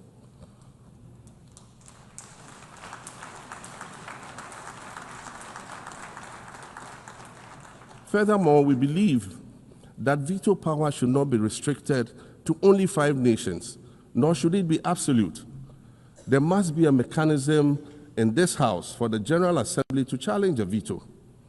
No single nation should be able to exercise an absolute veto to serve its own interests in a dispute. In 1995, during the 50th anniversary of the United Nations, Nelson Mandela stood in this very spot, and he said, "The United Nations has to reassess its role, redefine its profile, and reshape its structures.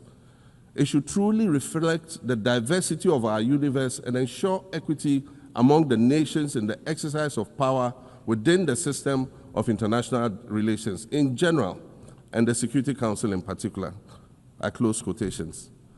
30 years later, we African leaders are still making the same simple request for a permanent seat on the Security Council with the power of a veto. So today, Madam President, I stand here in this exact spot and ask the world, if not now, then when? We demand not only a reform of the Security Council, but also a reset of the global financial architecture, which is currently rigged against Africa. Africa must have a greater say in the world's multilateral financial institutions.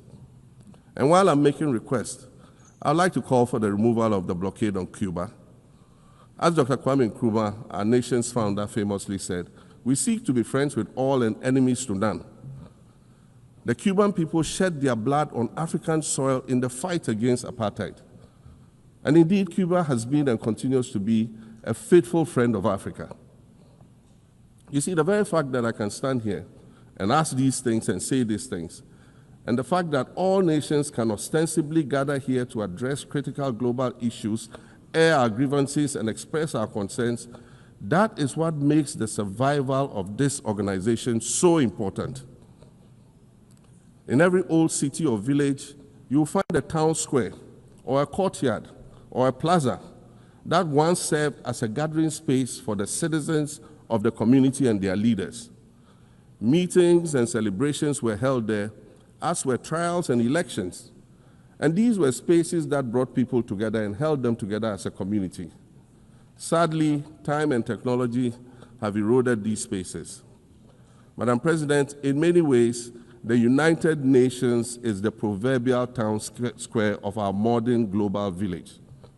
And it has never been more critical for us to protect this one space that brings and holds the world nations together as a community. The internet, social media platforms, and artificial intelligence offer us the illusion of connectivity, when in fact what they do is reinforce isolation by using algorithms that ensure that we do not receive new ideas and perspectives, but rather more of the same content. We are served alternative facts and manipulated images, making it easy to disseminate disinformation and sow seeds of division amongst communities. Madam President, these are dangerous times. Our world is currently experiencing a rise in nationalism and economic instability. There's a general breakdown of multilateralism. Various acts of aggression have been committed against the sovereignty of others, and nations are attempting to circumvent the very safeguards that were put in place to prevent large-scale global conflict. These conditions are all too similar to the ones that led to the League of Nations' failure in fulfilling its mandate. The denial of visas to President Abbas and the Palestinian delegation sets a bad precedent and should be deeply worrying to all member nations of the United Nations. Ghana recognized the state of Palestine in 1988 and supported a two-state solution to the conflict since then. And I say, contrary to the claims of some, a two-state solution would not be a reward for Hamas. It would rather be a reprieve for the hundreds of thousands of innocent women and children and people who are facing collective punishment and forced starvation for no reason other than the fact that they are Palestinian. For nearly 2 years and for the fear of reprisals, we here in this General Assembly have been playing hide and seek with language to find the right words to help us avoid or excuse what we all know is taking place in Gaza. But here's the thing, it doesn't matter what you call it. If it looks like a duck, it swims like a duck, and quacks like a duck, well, then it must be a duck. The crimes in Gaza must stop.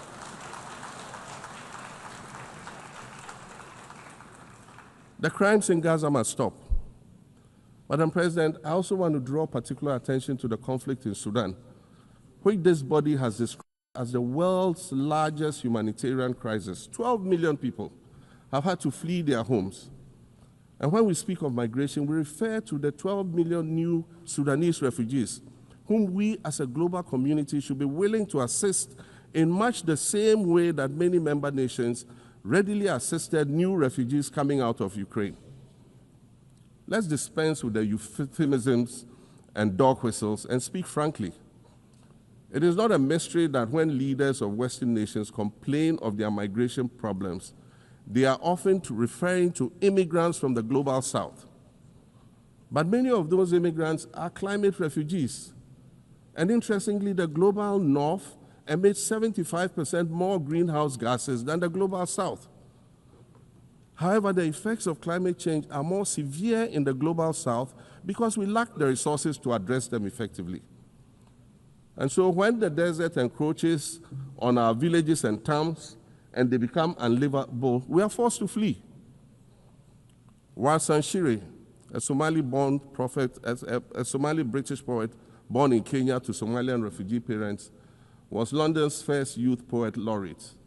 She writes in her poem titled Home. And it says, you have to understand that no one puts their children in a boat unless the water is safer than the land. No one bends their palms under trains beneath carriages. No one spends days and nights in the stomach of a truck feeding on newspaper unless the miles traveled mean something more than just a journey. Madam President, we cannot normalize cruelty. We cannot normalize hatred. We cannot normalize xenophobia and racism. If we're going to tell a story, let's not tell it slant. Let's tell all the truth. When we speak of migrants, we speak of Mami Ewusi Mensah Frimpong, a judge on the U.S. District Court for the Central District of California. She's the first black female judge on any of California's 4 federal district courts. She was born here in America to immigrant parents from Ghana. We speak of Peter Bosman, a medical doctor in Ghana who moved to the town of Piran in Slovenia in the 1980s and later became the first black mayor of Piran, the first black mayor in Slovenia and in the whole of Eastern Europe. We speak of T. Michael, the iconic Ghanaian Norwegian artist and designer. And of course, we speak of the late Kofi Annan, former United Nations Secretary General.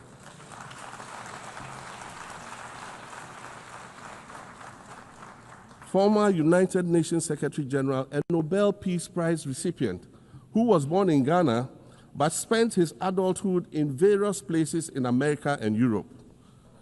These are people who have brought great distinction to the countries that they decided to call home. Just as the migrants and the children of migrants before them did, I dare say these are not invaders. These are not criminals. Madam President, the slave trade must be recognized as the greatest crime against humanity. As the African champion on reparations, Ghana intends to introduce a motion in this August body to that effect. More than 12.5 million Africans were forcibly taken against their will and transported to create wealth for the powerful Western nations. We must demand reparations for the enslavement of our people and the colonization of our land that resulted in the theft of our natural resources, as well as the looting of artifacts and other items of cultural heritage that have yet to be returned in total. We recognize the value of our land and the value of our lives, as did our colonizers, as well as the governments that happily paid reparations to former slave owners as compensation for the loss of their property, in quotes, and that property for which they received compensation was paid referred to enslaved people who had been freed. Madam President, an increasingly insecure world is witnessing upward spending on defense budgets of bilateral partners and steep cuts in official development assistance. Since July 2024, it is estimated that there's been a 40% drop in humanitarian aid globally. In this era of global uncertainty, Africa must exercise sovereignty over its natural resources to raise the necessary funds to ensure the well-being of its citizens. The days of parceling out vast concession areas to foreign interests for exploitation must come to an end. We'll continue to welcome foreign investment, but we must negotiate better for a bigger share of the natural resources that belong to us. And we must insist on value addition to these resources. We're tired of the continued image of poverty-stricken, disease-ridden rural communities living at the periphery of huge foreign-controlled natural resource concession areas. We're tired of having people extract the most they can from us and in return offer us the very least by way of respect, consideration, and dignity. We're tired of not being represented in ways that reveal the richness and complexity of our history or acknowledge all that we have overcome to arrive here in this liminal space of untold possibilities. Allow me to echo the Indian-American writer Arundhati Roy, who wrote, "Another world is not only possible, she is on her way. On a quiet day, I can hear her briefing."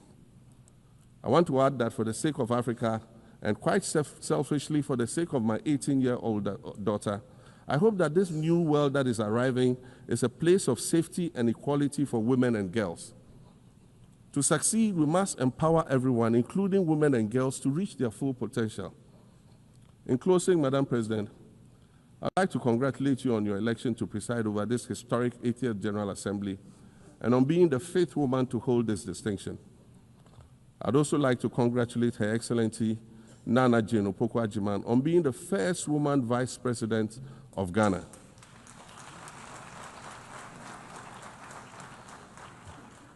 Now every Ghanaian girl knows the heights to which she can ascend. Words matter, but issues of representation matter even more, which is why Ghana looks forward to the appointment of a woman as Secretary General of this organization in the near future. Madam President, Your Excellencies, I thank you for your kind attention.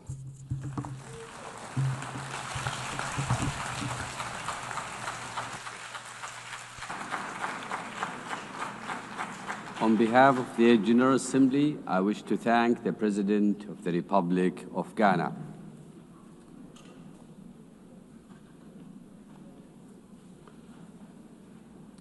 The Assembly will hear an address by His Excellency Omaho O.C. Sokang Embalo, President of the Republic of Guinea-Bissau. I request protocol to escort His Excellency and invite him to address the Assembly.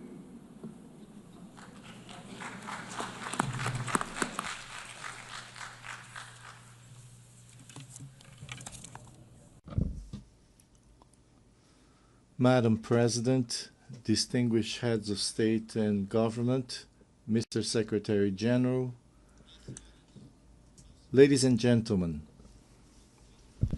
allow me to begin by congratulating Mrs. Annalena Baerbock on her election as President of the 80th session of the United Nations General Assembly.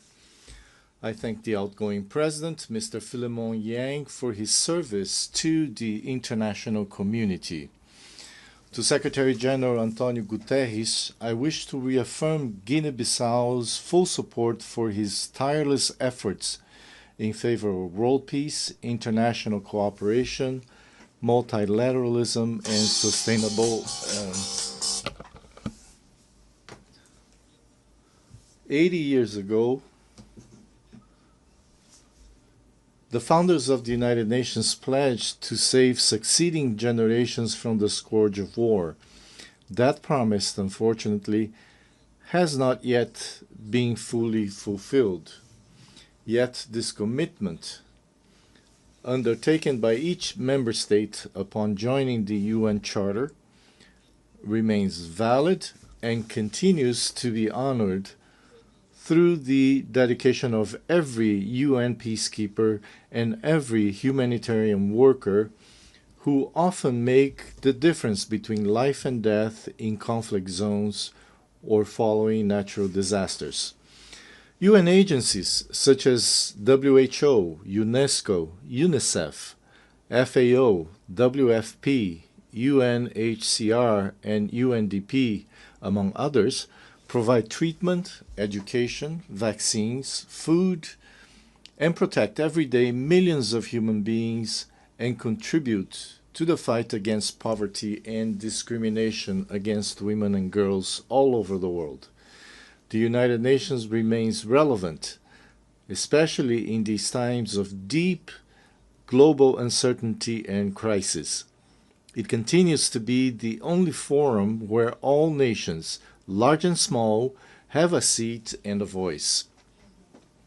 Excellencies, ladies and gentlemen, we live in a world confronted by multiple crises. We are witnessing what Secretary General Antonio Guterres has called polycrisis. Conflicts in Ukraine, Gaza, Sudan, and other regions persist. Socioeconomic inequalities, environmental shocks, political instability, and humanitarian emergencies disproportionately affect developing countries, with the greatest impact on small island developing states. Progress towards the Sustainable Development Goals has slowed significantly or even stalled. The sovereign debt burden of poor countries is increasing, while development assistance is declining. Guinea-Bissau welcomes the UN80 initiative, and we hope it will contribute to strengthening the organization, especially in promoting peace, international security, and the achievement of the SDGs. The Pact for the Future offers a roadmap and an action plan that must not remain on paper. Madam President, Excellencies, ladies and gentlemen, last July, Guinea-Bissau hosted the 15th Conference of Heads of State and Government of the Community of Portuguese-Speaking Countries, CPLP. I have taken on the presidency of the CPLP for the 2025-2027 term. The CPLP places high importance on its cooperation with the United Nations and its specialized agencies. During our term, we will continue to work with all partners and multilateral organizations toward the implementation of global commitments, especially concerning the Paris Agreement on Climate Change, the 3rd UN Ocean Conference, and the 4th UN Conference on Financing for Development, held last June-July in Seville. We are convinced that two major international meetings scheduled for November, namely COP30 in Belém, Brazil, and the Second World Summit for Social Development in Doha, Qatar, will serve as key platforms and opportunities to strengthen our cooperation and to advance our shared goals.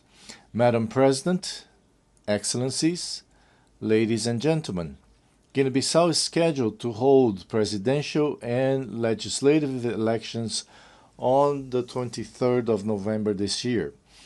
All necessary conditions are being put in place to ensure that these elections are held peacefully, freely, transparently, and credibly. Over the past 5 years, I have prioritized dialogue, inclusion, political stability, and the consolidation of the democratic rule of law. I am confident that these upcoming elections will reaffirm the irreversible nature of citizenship and democratic values in Guinea-Bissau. Madam President, Excellencies, ladies and gentlemen, allow me to conclude by saying that in an increasingly interdependent world, we need, now more than ever, a world order grounded in the principles enshrined in the United Nations Charter, in respect for international law and in peaceful coexistence. In this regard, Guinea-Bissau reiterates our call for an end to the economic, commercial, and financial embargo and other forms of restrictions imposed on Cuba. 80 years after the creation of the United Nations, the world has changed. We are no longer just the 51 countries who signed the UN Charter in 1945. Today, the United Nations is all of us, the 193 member states, plus observer states, NGOs, civil society organizations, and other actors represented in this great assembly hall. To meet the challenges of the 21st century, the UN must undertake urgent reforms, reforms that reflect today's geopolitical realities and global power balances, reforms that expand and democratize the Security Council, reforms that provide a place and a voice to the Global South, reforms that restore confidence in the multilateralism and international cooperation. The UN continues to be a unique multilateral space where dialogue is still possible, even when diplomacy and good offices fail elsewhere and in other circumstances. The legitimacy, strength, and future of the UN lie in the inclusion and full participation of all of us in deliberations and decision-making.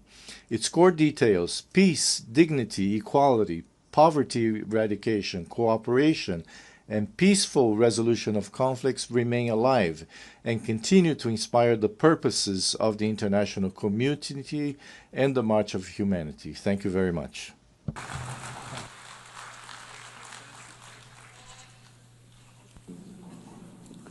On behalf of the Assembly, I wish to thank the President of the Republic of Guinea-Bissau.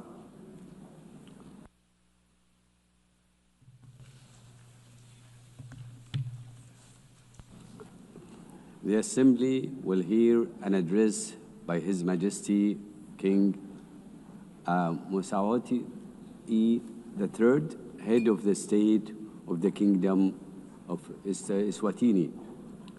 I request protocol to escort His Majesty and invite him to address the Assembly.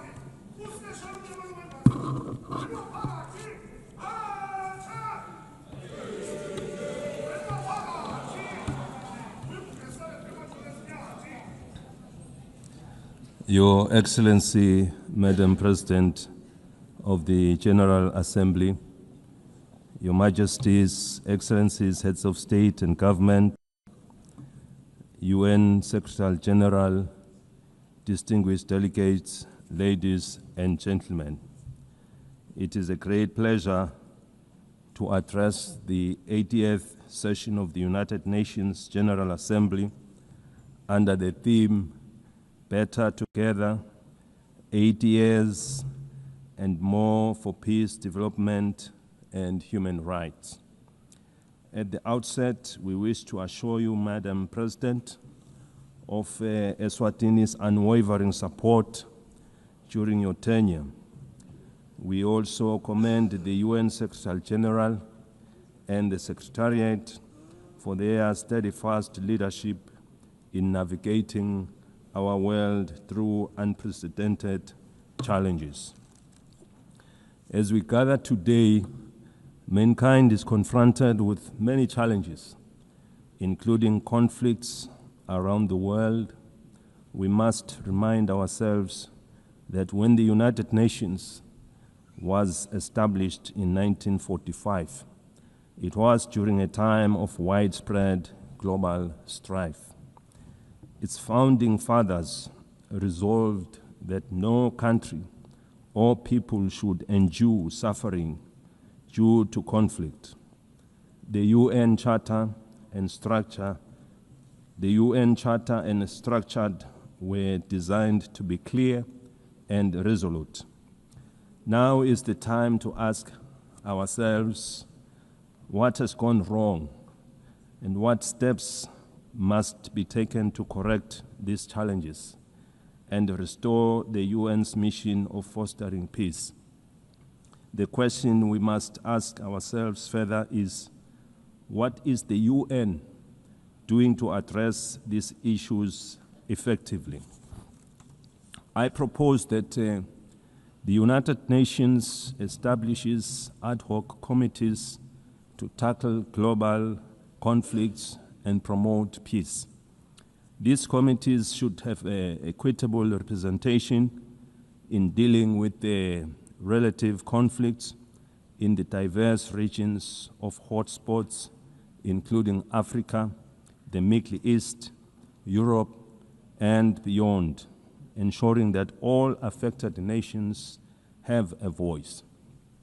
Supported by the Secretariat of the United Nations, these ad hoc committees would visit conflict zones, engage with local communities, and work towards peaceful resolutions.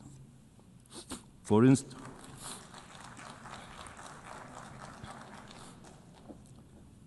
instance, in Africa, the conflicts in Sudan, South Sudan, Somalia, the Sahel, and the Great Lakes need the intervention of these ad hoc committees. In the Middle East, they should facilitate dialogue with all parties involved. The team could ask the Palestinians what it will take to release the hostages, given the fact that the Israelis would remain aggrieved as long as their loved ones are not with them. Similarly, the ad hoc committee should engage the Israelis to ascertain what it will also take for them to stop the bombardment, to avoid loss of more innocent lives, widespread destruction of property, and a growing refugee crisis. By engaging directly with the affected communities, these communities could help broker solutions that address the concerns of all sides to reduce tensions, suffering, and foster stability.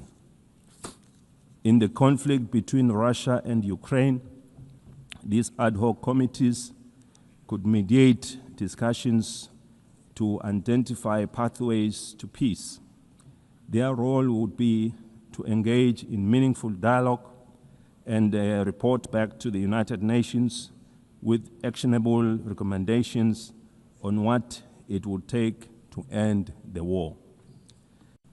In Eswatini, we encourage that yield positive outcomes, proving that dialogue is the cornerstone in nation building. We thank those countries already making means in finding solutions.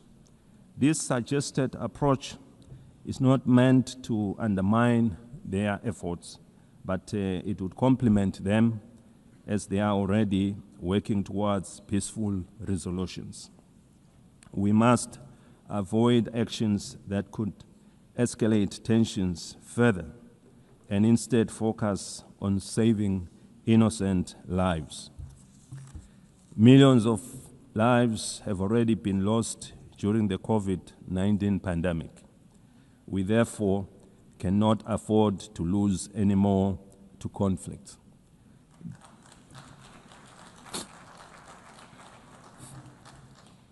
The UN must now focus on supporting the building of economies of the world to address issues of poverty and the global financial crisis which we experienced after the COVID-19 pandemic. By investing in these areas, we can create conditions for lasting peace. We therefore need one another in building and supporting our development initiatives in our respective countries. The time for action is now. The UN was established in pursuit of international law and peace, and its mandate dates back decades. In 2025 and onwards, we must renew our commitment to this mission by forming these ad hoc committees and making informed inclusive decisions, we can work towards a world where peace prevails and no nation or people suffer needlessly. We have been calling for the restructuring of the United Nations as a body representing all member states. It must lead with decisions that are inclusive and widely respected, as no one will question the process taken. These reforms should be fully representative of all countries through the regions of the world in the Security Council to create an all-inclusive structure. Without such reform, the legitimacy and effectiveness of this body will remain incomplete. We have been encouraged to witness UN high-level meetings prior to the General Assembly being held to address various issues. These include the Seville and Awaza declarations on financing for development and socio-economic challenges faced by landlocked countries. We are aware that for any growth to take place, nations must have enough resources to achieve sustainable development goals. As we convene to advance international cooperation and to uphold human rights and fundamental freedoms for all, we are reminded that our work is both urgent and indispensable. The theme Better Together underscores the imperative of delivering on the United Nations Sustainable Development Goals and reinvigorating global cooperation. Eswatini continues to believe that working together remains our most powerful tool for addressing global challenges that transcend borders. The world stands at a critical juncture in pursuit of Agenda 2030. With only 5 years remaining, we must face the reality that progress on the SDG is far off track. This is a sobering reminder that our collective efforts must be redoubled and that international solidarity, cooperation, and shared responsibility are more urgent than ever before.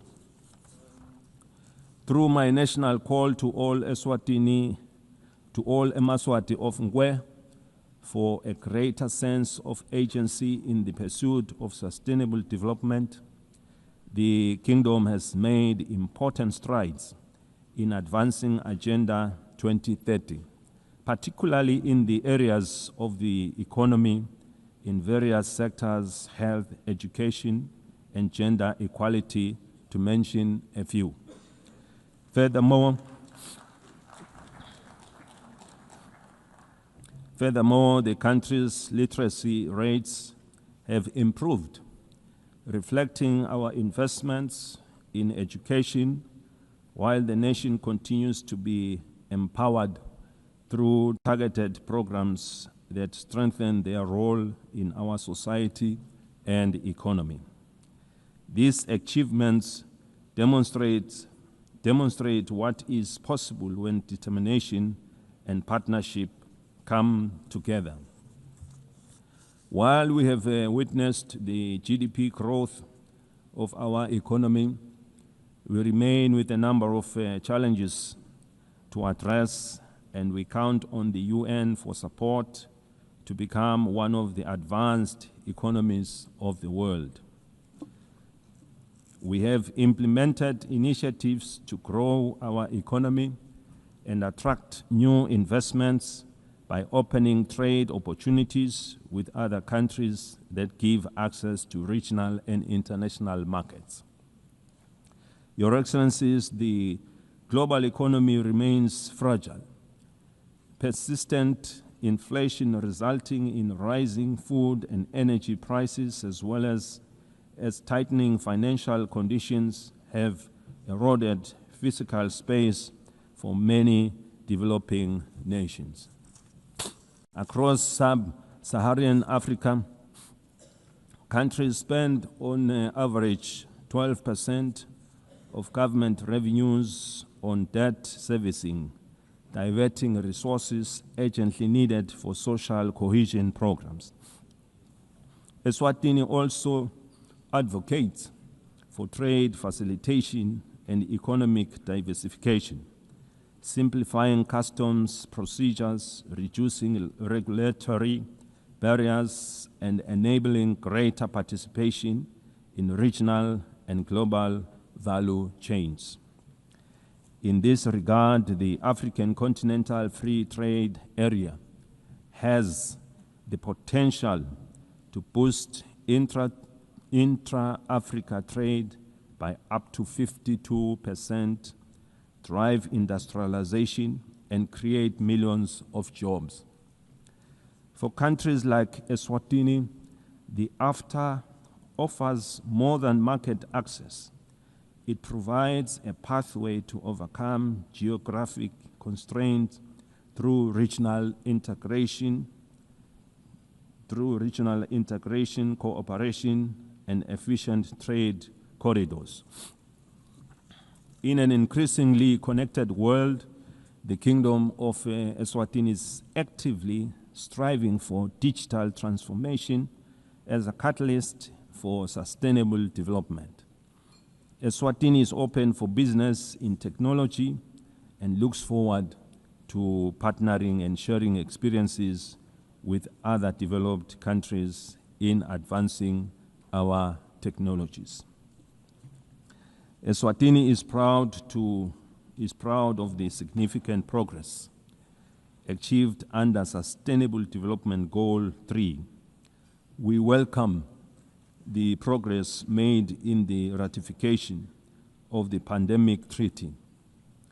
This landmark agreement is essential for strengthening preparedness and resilience against future health emergencies, fostering effective and equitable cooperation. We remain deeply concerned about the decline in bilateral and multilateral support for global health priorities. Weakening our joint efforts threatens to erode decades of progress in this sector, as health is a global security.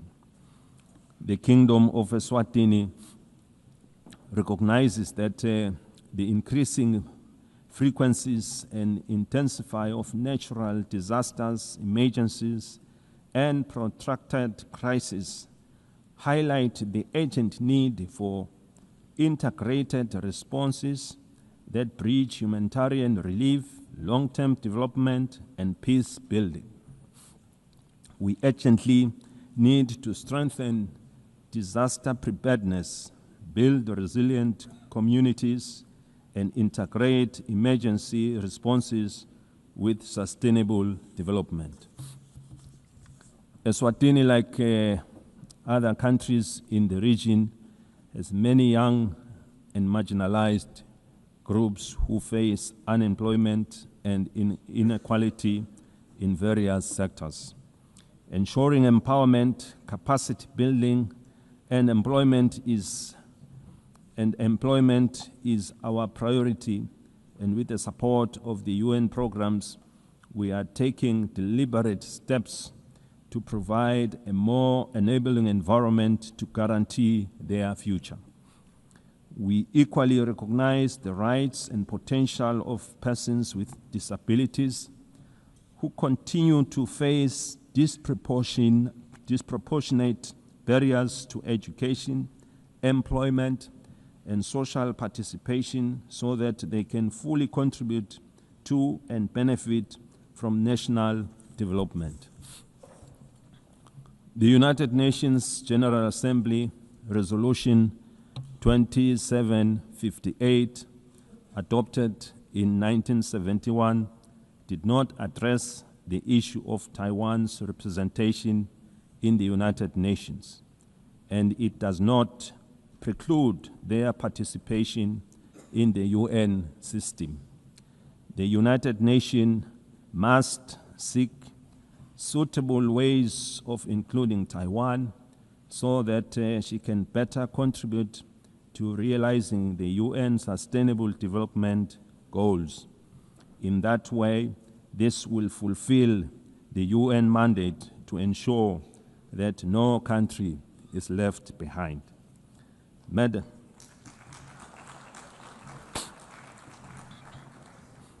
Madam President, in conclusion, we are entrusted with the hopes of our people and the future of our children. Let us not leave this assembly without reaffirming our commitment to justice, peace, and sustainable progress for all. The Kingdom of Eswatini stands ready to play its part. The international community must remain united in addressing shared global challenges from hunger and malnutrition to climate change under the guiding spirit of better together. I thank you. May Almighty God bless us all.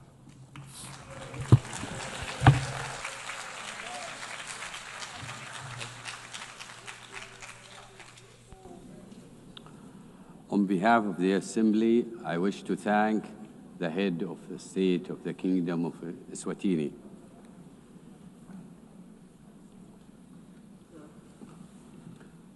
The Assembly will hear an address by His Excellency Sonang Jilwept, President of the Republic of Palau.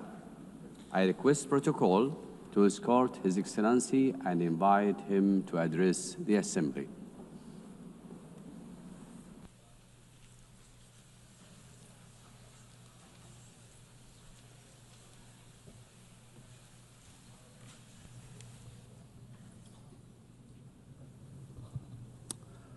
Madam President, Secretary General, Excellencies, distinguished guests, delegates, it is my great honor to address this Assembly at a milestone moment, the 80th anniversary of the United Nations.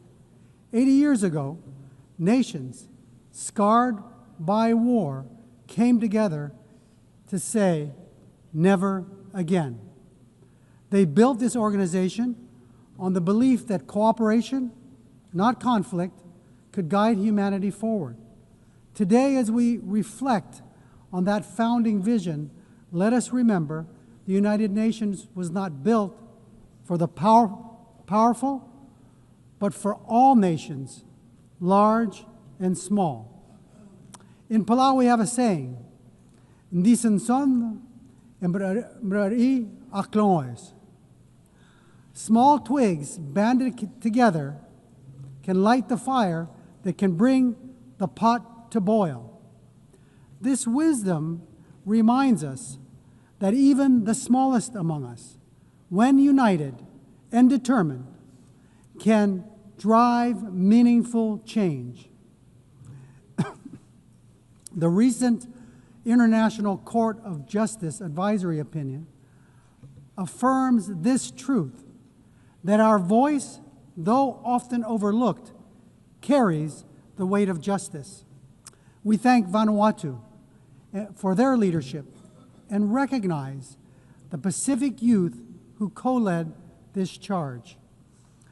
The advisory opinion confirmed that what we have always known, 1.5 degrees is not optional. It is now the benchmark for international law. Let us defend this limit as the political, moral, and legal anchor of the Paris Agreement. The world is at war. Defense spending is at an all-time high, approaching $3 trillion annually. We have many problems. And now more than ever, we need to come together. We are also at war. Our shores are being invaded by seawater. Our homes are being blown away by storms. Our roads are being washed away by torrential rains. Our reefs are overheating. Our fish are disappearing. And our land is on fire. This is our daily battle. And ahead of COP30 in Belém, we must see new nationally determined contributions submitted without delay, particularly from major emitters. And they must be aligned with the 1.5-degree trajectory. We applaud Australia's leadership in setting incredibly ambitious and achievable 2035 emissions reduction targets and developing clear strategies to reach its net zero emissions pathway by 2050. Australia leads the way in supporting Pacific Islands in accelerating the energy transition. This is a testament to the kind of leadership needed to defend and ensure a safe and prosperous future for all. However, ambition without implementation is an empty promise. For SIDS, the fight depends on climate finance. Too often, our countries are trapped in systems that are overly complex, slow, inaccessible. Finance must be predictable and adequate. It should not create new debt. It should free us to implement our NDCs, adapt to climate change impacts, and address loss and damage. The 1.5 degrees Celsius limit remains our lifeline, and finance is the key to achieving it. We need investment, not in defense, but for us to combat our greatest threat, climate change. It is not aspirational. It is the scientifically grounded guardrail that protects the most vulnerable from the worst climate impacts. Madam President, our region has served as the world's moral compass on climate justice. We have helped secure the 1.5-degree goal in Paris. We have pushed for a mechanism on loss and damage.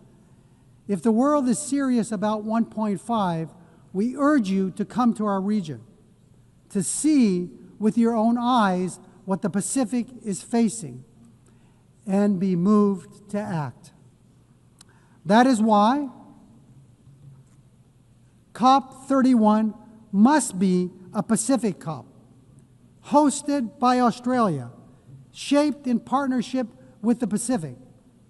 Madam President, on the issue of climate solutions, deep-sea mining has been incorrectly promoted as a silver bullet for the climate crisis.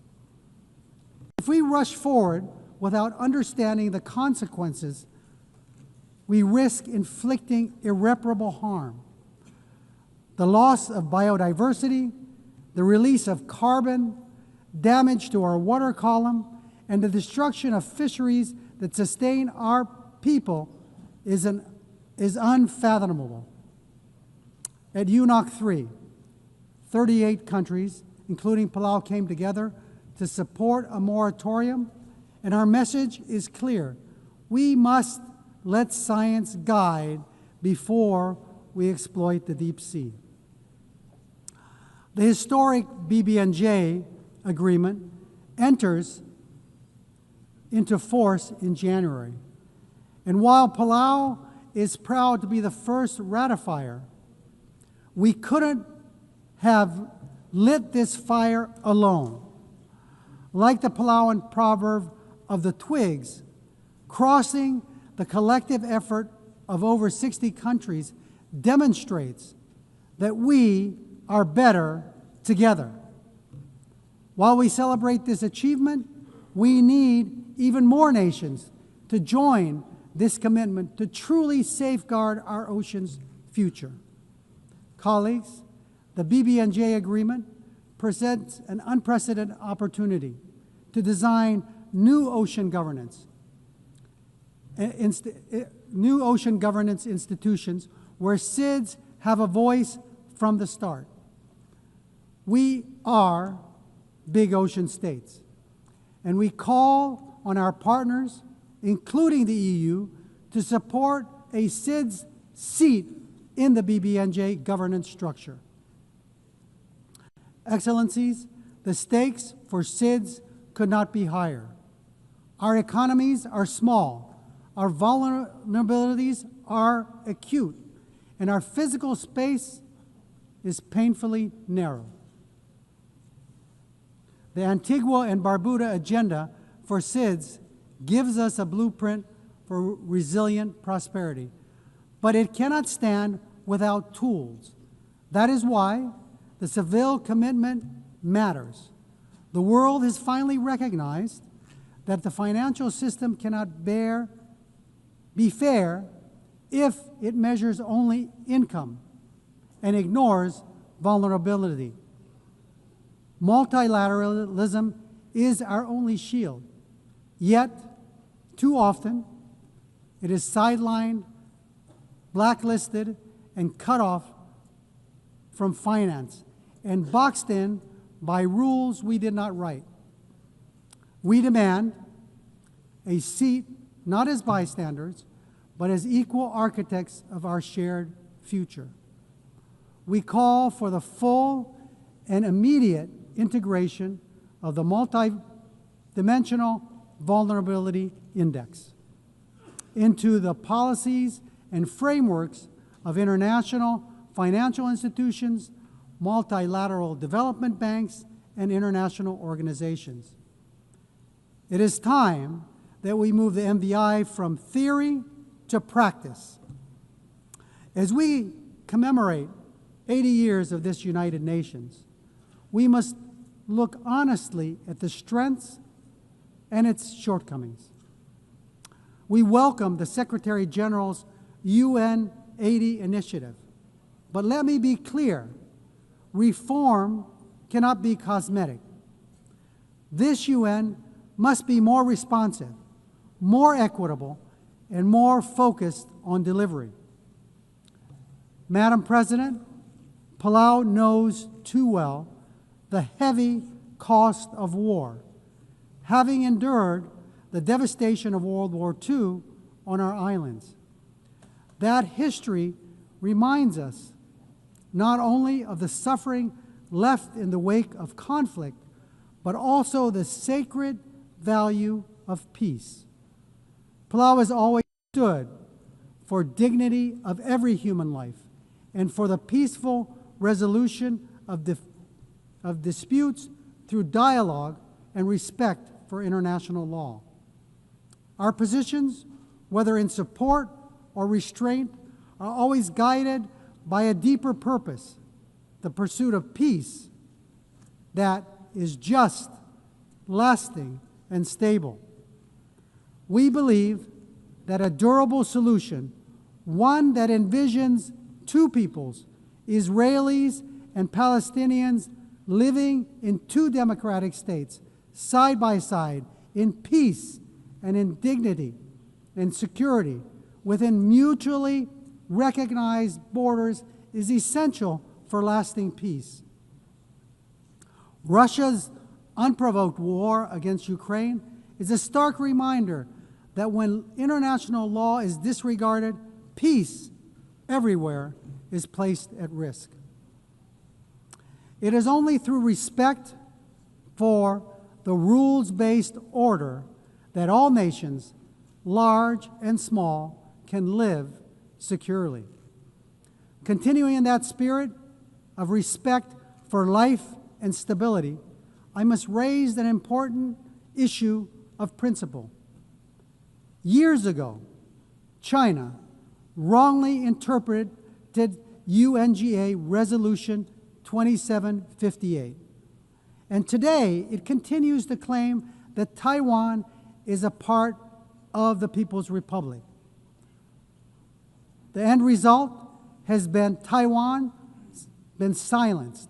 The 23 million people's voices have been kept unheard, keeping Taiwan out of fully participating in the UN system and contributing to the world. Palau believes that inclusivity, which includes Taiwan, strengthens the United Nations, and that no community should be barred from contributing to the solutions of our world that it so desperately needs. Madam President, let me close with another Palauan proverb. It's about tides. Dol Raidis. An incoming tide should lift everyone. The choices we make together are about lifting all of us, ensuring the next generation inherits a world that sustains them just as it has sustained us. As we face today's greatest challenges, climate change, ocean decline, debt, inequality, wars, and conflict, no nation can carry the weight alone. But together, guided by the spirit of the UN's founding and strengthened by 80 years of hard-learned lessons, we can turn the tide. Let this assembly be remembered not only for the words we speak, but for the actions we take and for the resilience we build, the justice we uphold, and the future we secure for the generations yet to be born. We are better together. God bless you. Sulang, thank you.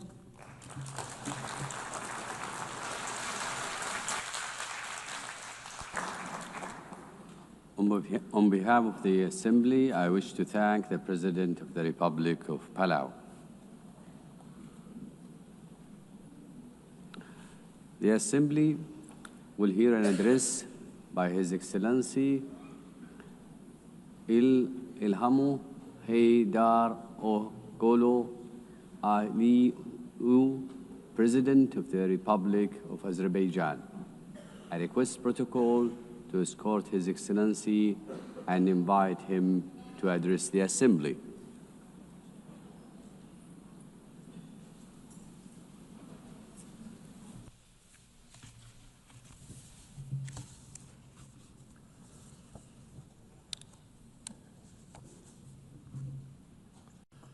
Ladies and gentlemen, for many years, I spoke from this tribune about tragedies of aggression, occupation, and injustice experienced by Azerbaijan.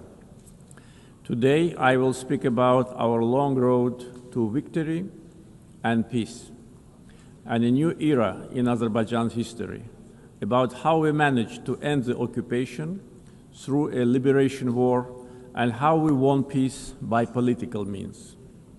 For nearly 3 decades, almost 20% of Azerbaijan's sovereign territory remained under military occupation by Armenia. 1 million of Azerbaijanis were expelled from their homes as a result of the policy of ethnic cleansing and war crimes conducted by Armenia. Their fundamental human rights were grossly violated. 4 United Nations Security Council resolutions adopted in 1993 demanded immediate, complete, and unconditional withdrawal of Armenian armed forces from the occupied territories. Sadly, these resolutions were never implemented. Armenia demonstratively ignored them because no sanctions were imposed on it by the international community.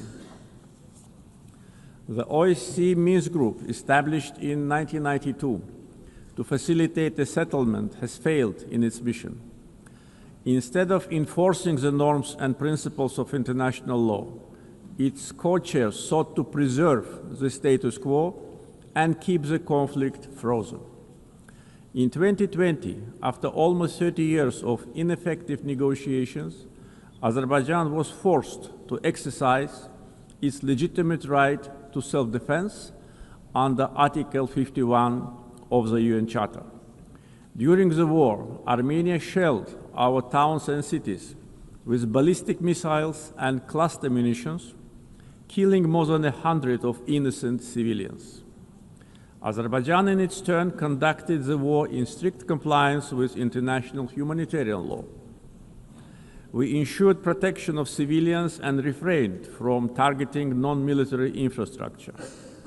In 44-day patriotic war, our armed forces liberated occupied territories and restored Azerbaijan's territorial integrity in accordance with international law and relevant UN Security Council resolutions. The 10 November 2020 marked the capitulation of Armenia and restoration of Azerbaijan's territorial integrity after nearly 30 years of occupation. Right after our victorious war, Azerbaijan declared its readiness to open a new page in relations with Armenia, based on mutual recognition of territorial integrity and sovereignty. We proposed 5 basic principles rooted in international law. We tabled the proposal for a peace treaty. Then we initiated a negotiation process on its draft text, which lasted from October 2022 to summer 2025. Despite several attempts to derail the process, the negotiations produced positive results as they were conducted on a strict bilateral basis, free from any kind of external interference. On August 8 this year, the foreign ministers of Azerbaijan and Armenia in Washington, in the White House, in presence of the leaders of the United States, Azerbaijan and Armenia, initialed the text of peace agreement. The same day, the President of Azerbaijan and the Prime Minister of Armenia signed the joint declaration. President of the United States, Donald Trump, also signed it as a witness. Moreover, Azerbaijan and Armenia jointly appealed for the closure of the OSCE Minsk Group and related structures as an obsolete mechanism no longer relevant to the peace process. Accordingly, on 1 September, the OSCE adopted a decision to permanently close these structures. Regional connectivity has been at the core of our vision for lasting peace. Another key outcome of the Washington summit is the Trump Route for International Peace and Prosperity, TRIP, which will ensure unimpeded access through the Zangezur corridor and foster regional connectivity. The recent Washington summit has also signaled a new phase in Azerbaijan-US relationship. Together with President Trump, we signed the Memorandum of Understanding between the two governments regarding the establishment of a strategic working group to develop a charter on strategic partnership between Azerbaijan and the United States. It opens new horizons for partnership in political, economic, energy, regional connectivity, defense, security, and other fields. The waiver by President Trump of the sanctions imposed on Azerbaijan in 1992 in the form of the Section 907 of the Freedom Support Act is a historic step as well. The permanent removal of Section 907 by the US Congress would eliminate a legacy of double standards and help strengthen trust and cooperation at a time when Azerbaijan is contributing to global security and stability. Overall, the agreements reached during my August visit to the United States carry historic significance. I want to express my gratitude to President Donald Trump for opening a new chapter in the US-Azerbaijan relationship, for his decision to elevate it to the strategic partnership level, and for his support to the peace process between Azerbaijan and Armenia. Right after the victory in the patriotic war of 2020, Azerbaijan started large-scale reconstruction program in the liberated territories. During the time of occupation, Armenia leveled to the ground hundreds of Azerbaijani cities and villages, deliberately ruined 65 mosques. That was a policy of Armenia which was ruled by war criminals for almost 30 years. We are rebuilding villages and cities razed to the ground. Under the Great Return Program, already more than 50,000 people live, work, and study in the liberated territories. One of the gravest humanitarian challenges facing Azerbaijan in the post-conflict period is landmine contamination during the time of Armenian occupation. Since November 2020, more than 400 Azerbaijani civilians and military personnel were killed or seriously injured by landmine explosions. This massive contamination obstructs the safe return of displaced persons and delays reconstruction projects. Similarly, the tragic fate of nearly 4,000 Azerbaijanis who went missing during the Armenian aggression and occupation since the early 90s continue to require close attention and action. Ladies and gentlemen, coming to the global challenges we are facing, we believe that response must be inclusive, fair, and universal. Through its many initiatives, Azerbaijan has shown its clear commitment to advancing sustainable solutions. Azerbaijan is proud to have hosted COP29 last year, where we achieved important outcomes in advancing climate action, the green transition, and equitable access to financing. As a host of COP29, we guided negotiations towards ambitious and balanced outcomes, ensuring that all voices, particularly those of the developing world, were heard. The adoption of the new collective quantified goal at COP29, also known as Baku Finance Goal, is a historic milestone in global climate finance. This commitment brings previous $100 billion annual climate finance goal to at least $300 billion per year through 2035 from public sources in developed countries to developing countries. Azerbaijan also successfully finalized the long-awaited framework for carbon markets under Article 6 of the Paris Agreement, making the Paris Agreement fully operational 9 years after its adoption. Several key agreements were signed at COP29 to make the Loss and Damage Fund fully operational, providing critical support for vulnerable communities impacted by climate change. Being strongly committed to the green transition, we at the same time should not put unrealistic targets in front of us. The world cannot live without fossil fuels today and in foreseeable future.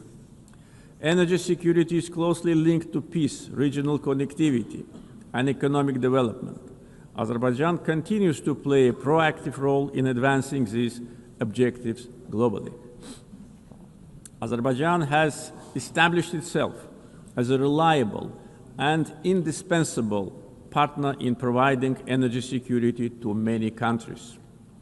We play a strategic role connecting the Caspian region with international markets through diversified oil and gas pipeline systems. As of today, we are supplying natural gas to 14 countries.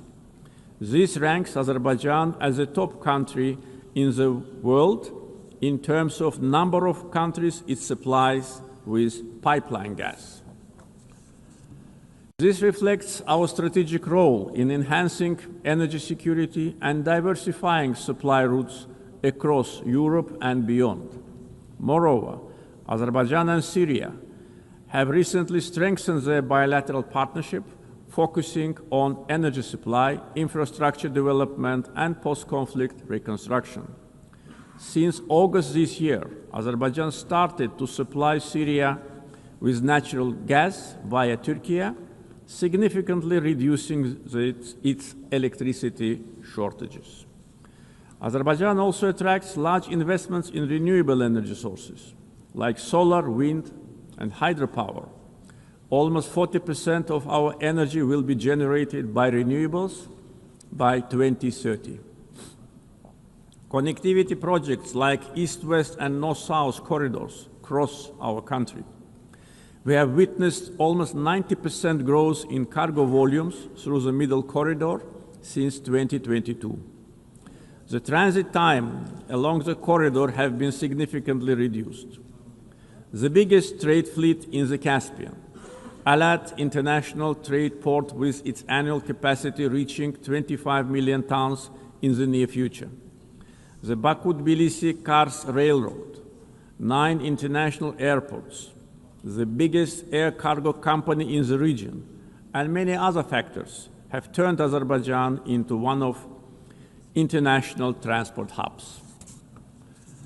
There is a great potential for cooperation in digital connectivity. Azerbaijan leads the Digital Transformation Initiative through such ambitious projects as the Digital Silkway. This project includes plans for the advanced fiber optic cable network under the Caspian Sea, establishing Azerbaijan as a key regional digital hub. Azerbaijan achieved significant economic growth by focusing on diversifying its economy beyond oil and gas, developing the non-oil sector and improving the investment climate through reforms and transparency. Reducing poverty and unemployment to the historic low of 5% is another achievement of our country. Recently, 2 major international rating agencies, Moody's and Fitch, have increased Azerbaijan's ranking. Azerbaijan was provided with favorable investment-grade status, citing very strong external balance, low public debt, and substantial sovereign wealth assets as a key strengths. This underscores our economic resilience, strong fiscal discipline, and favorable investment climate. Our foreign debt is only 6.5% of GDP, which is one of the lowest in the world. Azerbaijan's foreign exchange reserves exceed its foreign debt almost 16 times. Back in 2022, at the summit of the Caspian littoral states, I raised the issue of environmental degradation of the Caspian Sea. Today's situation is much worse. Caspian Sea is shrinking rapidly. The main reason is not climate change. Joint efforts of littoral states are needed to stop ecological catastrophe with unpredictable consequences. Azerbaijan is also ready to cooperate closely with the UN to tackle this problem.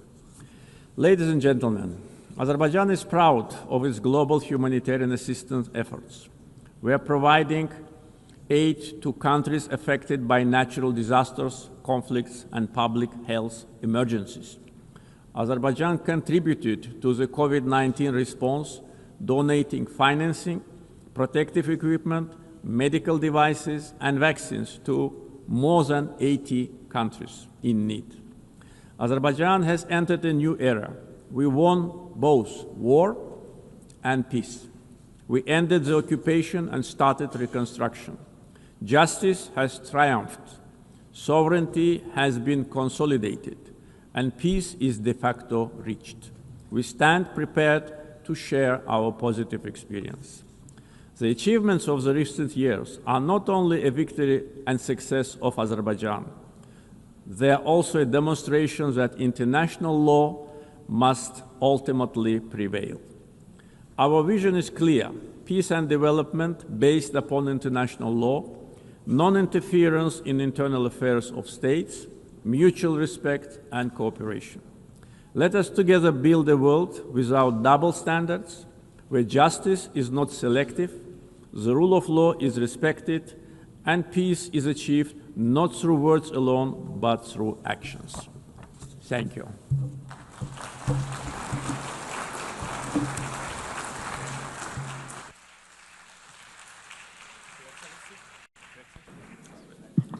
On behalf of the Assembly, I wish to thank the President of the Republic of Azerbaijan. The Assembly will hear an address by His Excellency Zirkol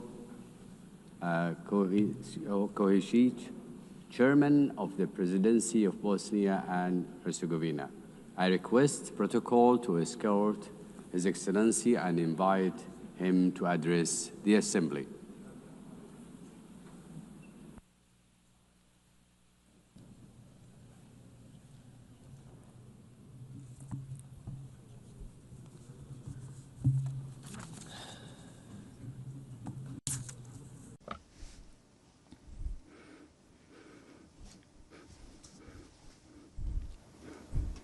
Dear Chairperson, Secretary General, dear colleagues, ladies and gentlemen.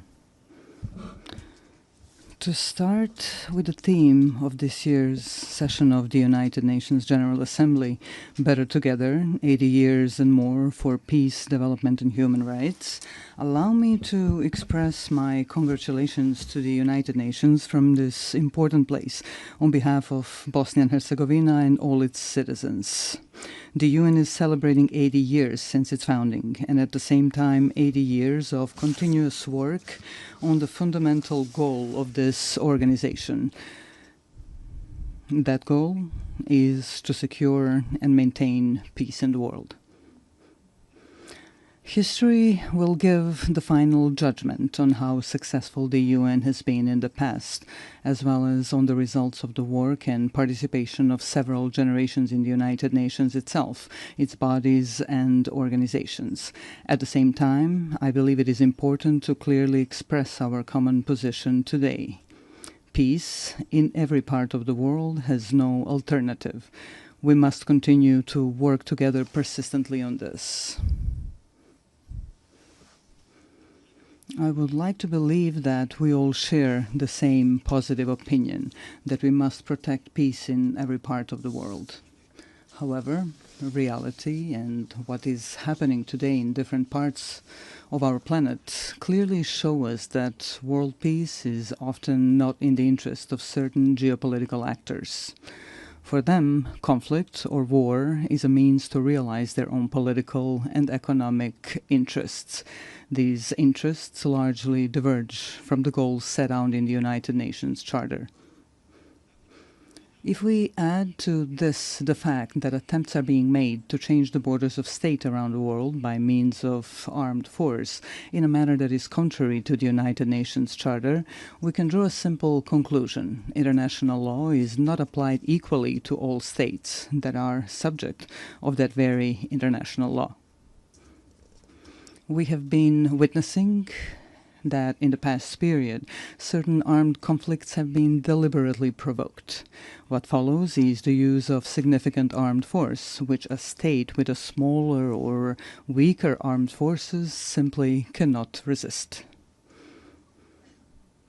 After that, the attacked state is required to sit at the negotiating table and sign a waiver of parts of its territory, ostensibly in the name of peace, but in reality in the name of force. I believe that all of us in this room know that the United Nations Charter allows for the changing of state borders. However, this can only be done by voluntary agreement between states.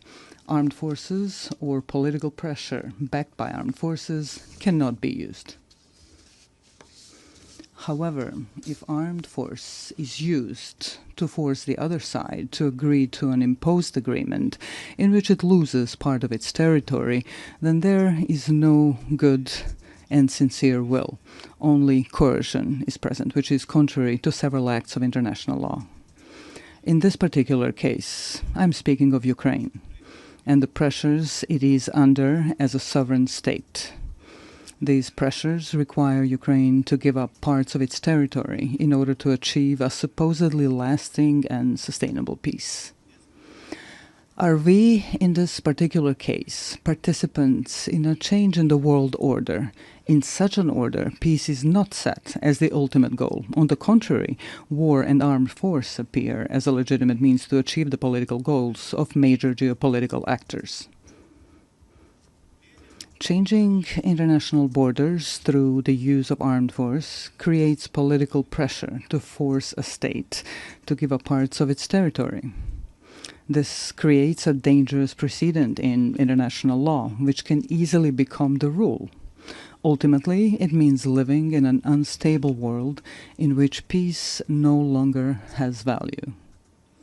This is certainly not the desired outcome. Such a thing cannot be justified by any provision of the United Nations Charter or other acts of international law.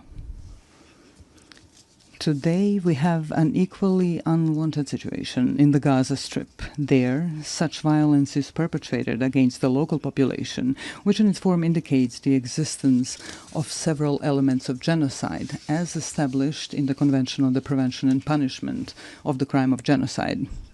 Let us recall, in addition to the fact that genocide represents the physical liquidation or removal of a national, ethnic, racial, or religious group from a certain territory, it can also be committed in the event that such difficult living conditions are consciously imposed on that same national, ethnic, racial, or religious group that threaten to ultimately destroy that group completely in a certain territory. Ultimately, such an aggressive genocidal approach is used as a means to forcibly occupy and take over territory. Under international law, these territories cannot belong to those who initiate and produce aggression. However, this is exactly what is happening in the Gaza Strip today. In Gaza, the people of Palestine face these two elements of genocide prescribed by the aforementioned Convention on the Prevention and Punishment of Genocide. A part of the world's political public closes its eyes and keeps silent about this extremely terrible fact. And there is no political interest or even economic interest motivated by the intention to exploit natural resources such as oil or natural gas in that part of the Mediterranean, which could justify such a high level of genocidal violence against the local Palestinian population. Such violence is unjustified and unacceptable. Equally unacceptable is the silence and occasional approval that comes from various political circles around the world. What kind of peace, development, or protection of human rights can we even talk about if this kind of violence is allowed? Violence with forms of genocide against the Palestinian people. Does something like that mean that the political interests of individual countries or the interests of corporate capital are stronger and more important than our common obligation to protect peace in every part of the world and the human rights of every individual in the world? This obligation is a prerequisite for the development and self-sustainability of various societies. This is a major challenge that we are facing today, and we cannot run away from that challenge. We must not continuously silence this interest for the sake of some higher opportunistic interests. Let us just remember the phrase, silence is actually an expression of either cowardice or approval of cowardice. Dear sir, allow me to briefly say something about my country, Bosnia and Herzegovina. A little more than 30 years ago, Bosnia and Herzegovina was faced with aggression coming from neighboring countries. At that time, the United Nations formed a peacekeeping military force called UNPROFOR, with the participation of countries that expressed interest in such endeavor. The role of UNPROFOR was such that they were, to a large extent, mere observers of a series of war crimes, ethnic cleansing, and ultimately genocide committed by the aggressors of Bosnia and Herzegovina. Of course, there were also positive examples of UNPROFOR's activities, which should certainly not be forgotten, and we are sincerely grateful for that. Unfortunately, a stain remains on that United Nations mission.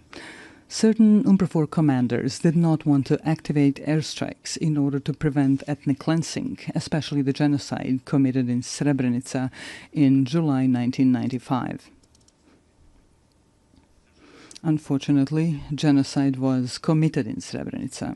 Hundreds of thousands of citizens throughout Bosnia and Herzegovina lost their lives during the aggression. Many more were injured, and more than 1 million citizens of Bosnia and Herzegovina were displaced around the world.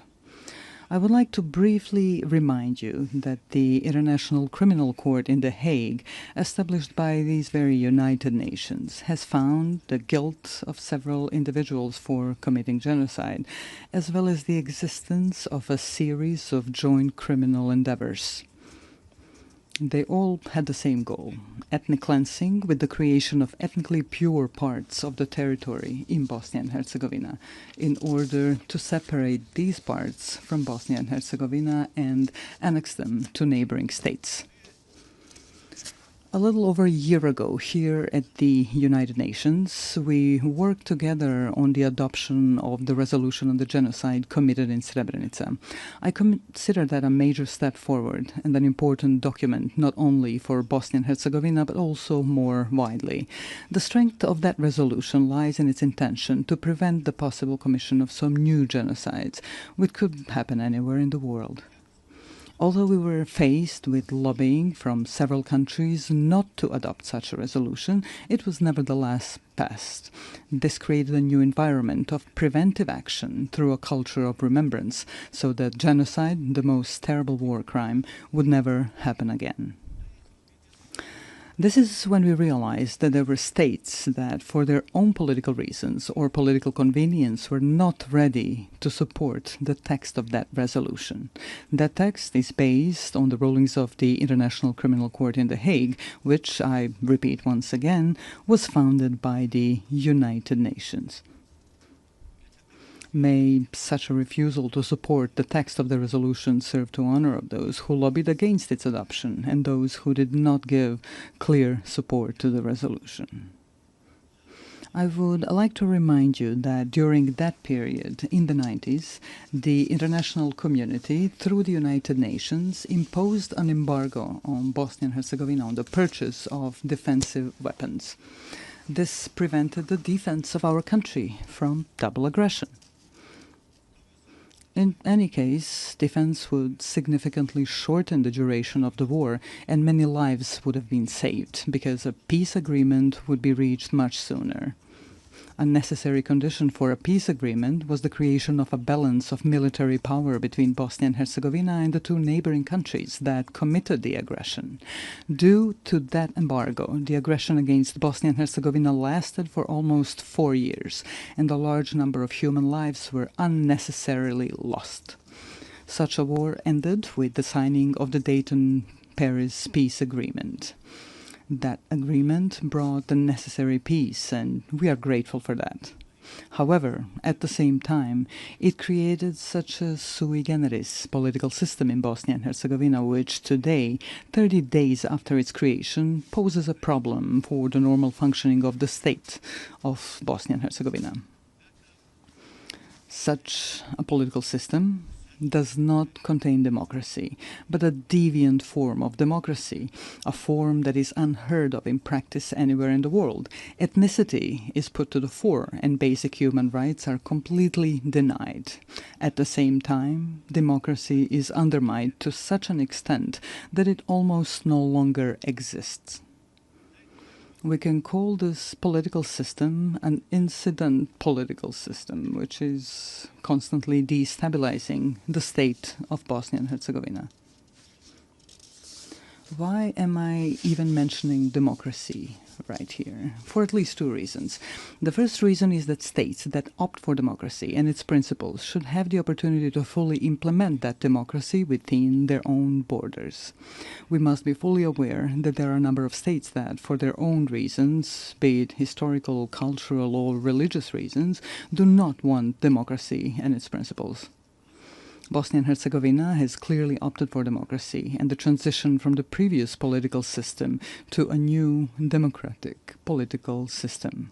However, this is continuously being prevented in reality through elements of the political system established by the Dayton-Paris peace agreement.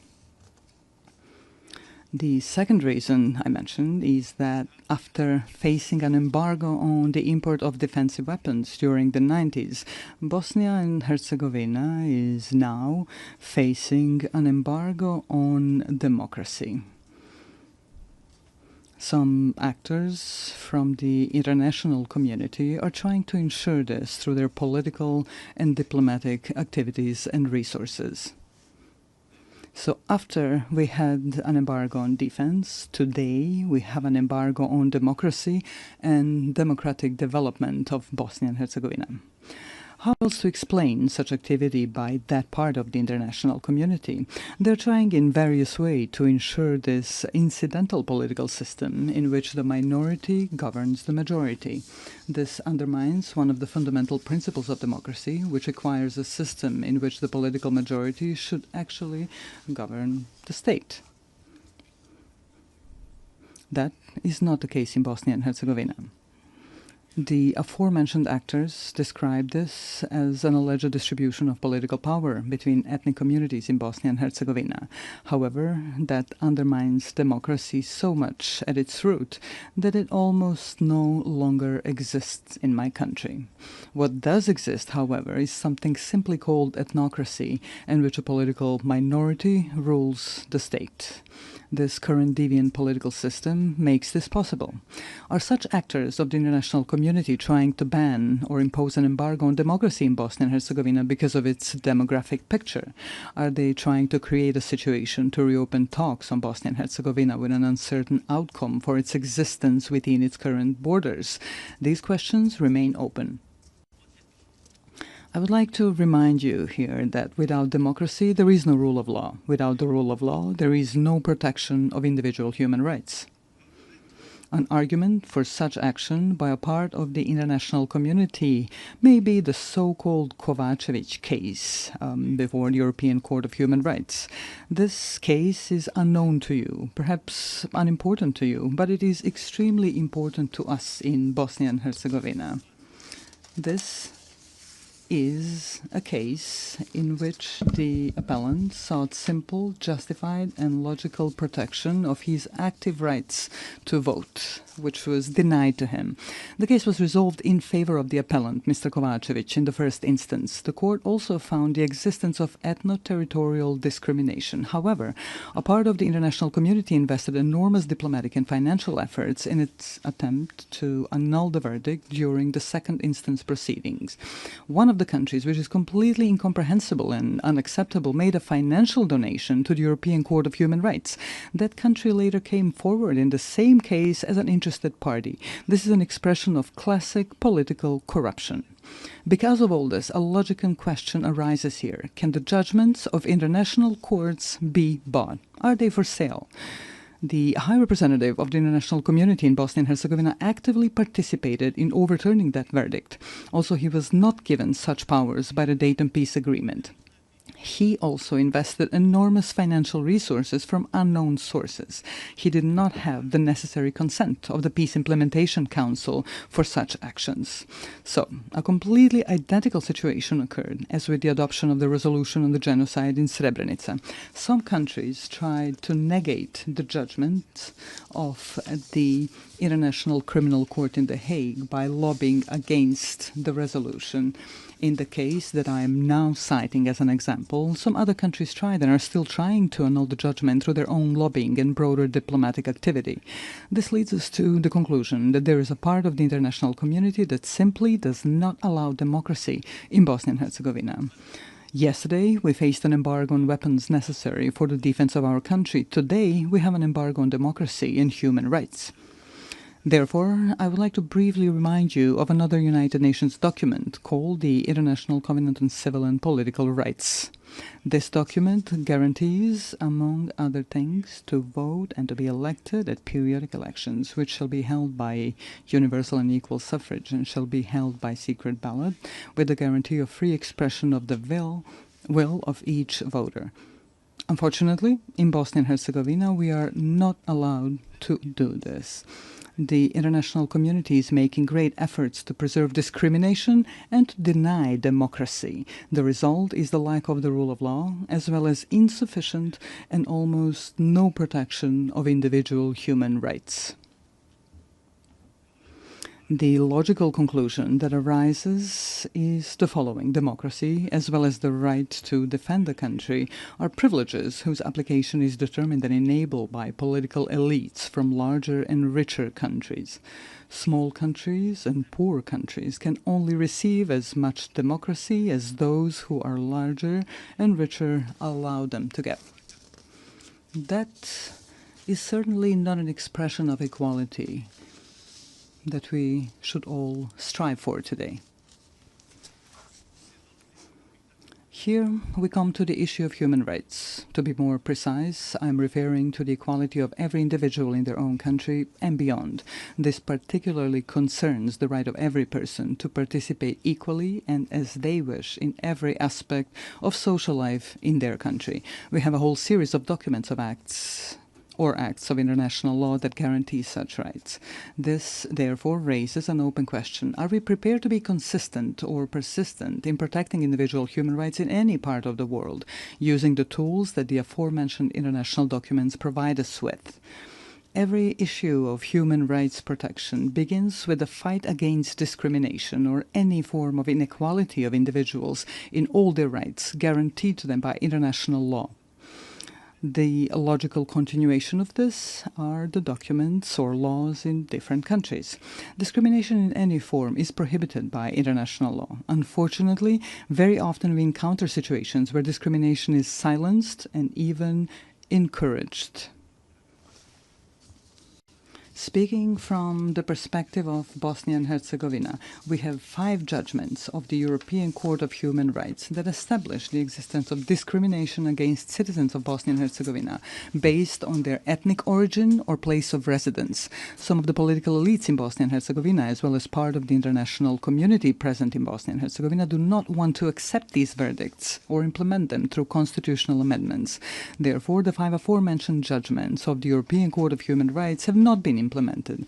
The aforementioned 6th judgment in the case seeking the rejection of ethno-territorial discrimination was overturned thanks to pressure, donations and similar actions by certain countries. The person who was authorized by the peace agreement to implement that very peace agreement and to protect all aspects of that agreement also participated in this. This includes all acts of international law that speak of human rights. All of this leads us to difficult questions and even more difficult answers. Are human rights and the protection of the same privileges of the larger and wealthier societies and states, while those that are smaller and poorer are consciously and internationally bypassed in the protection of human rights? It starts from the right to life all the way to the right to equality and democracy. Finally, let me emphasize that we can only respond to all 3 open questions, which are the subject of this session of the United Nations General Assembly, through consistency and principled insistence on the protection of peace. Only in this way can we create the conditions for the unhindered development of societies in the member states of the United Nations and act together as active protectors of human rights in all parts of the world. Without that consistency on those issues, we will once again be just a group expressing concern over deviant phenomena in the world, such as wars, violent border changes, genocide and war crimes, denial of human rights. In fact, we will do nothing more than express our concern. The consistency I'm referring to means complete determination to confront various deviant phenomena in the world through the tools provided to us by international law. We must be resolute and unwavering in our intentions to protect the fundamental values of the United Nations without making any distinction between states as subjects of international law.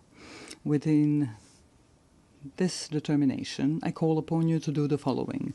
Let us not differentiate between ourselves, dividing us into large and small countries, rich and poor. Together, as an organization, let us actively seek and facilitate solutions to all the outstanding issues that arise in the world. Peace is not a privilege. Peace is an obligation of all of us, which we must ensure at all times and in all places. Likewise, human rights are not a privilege. Human rights are a permanent civilizational obligation, which we must continuously fulfill. This is certainly an ongoing challenge, one that generations before us have faced and that generations after us will keep facing. Our mission is to leave them a better world than the one we live in now. Such a goal requires persistent and continuous active work. Ladies and gentlemen, Your Excellencies, thank you for your attention.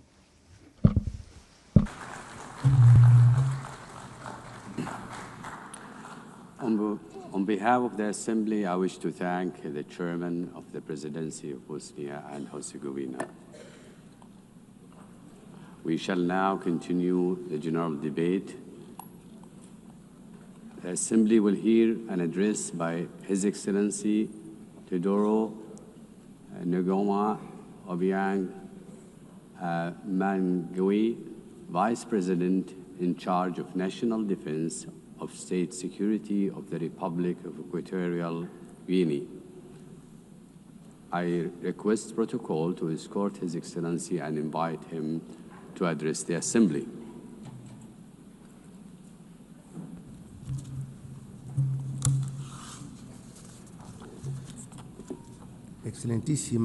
Your Excellency Ms. Annalena Baerbock, President of the 80th session of the United Nations General Assembly,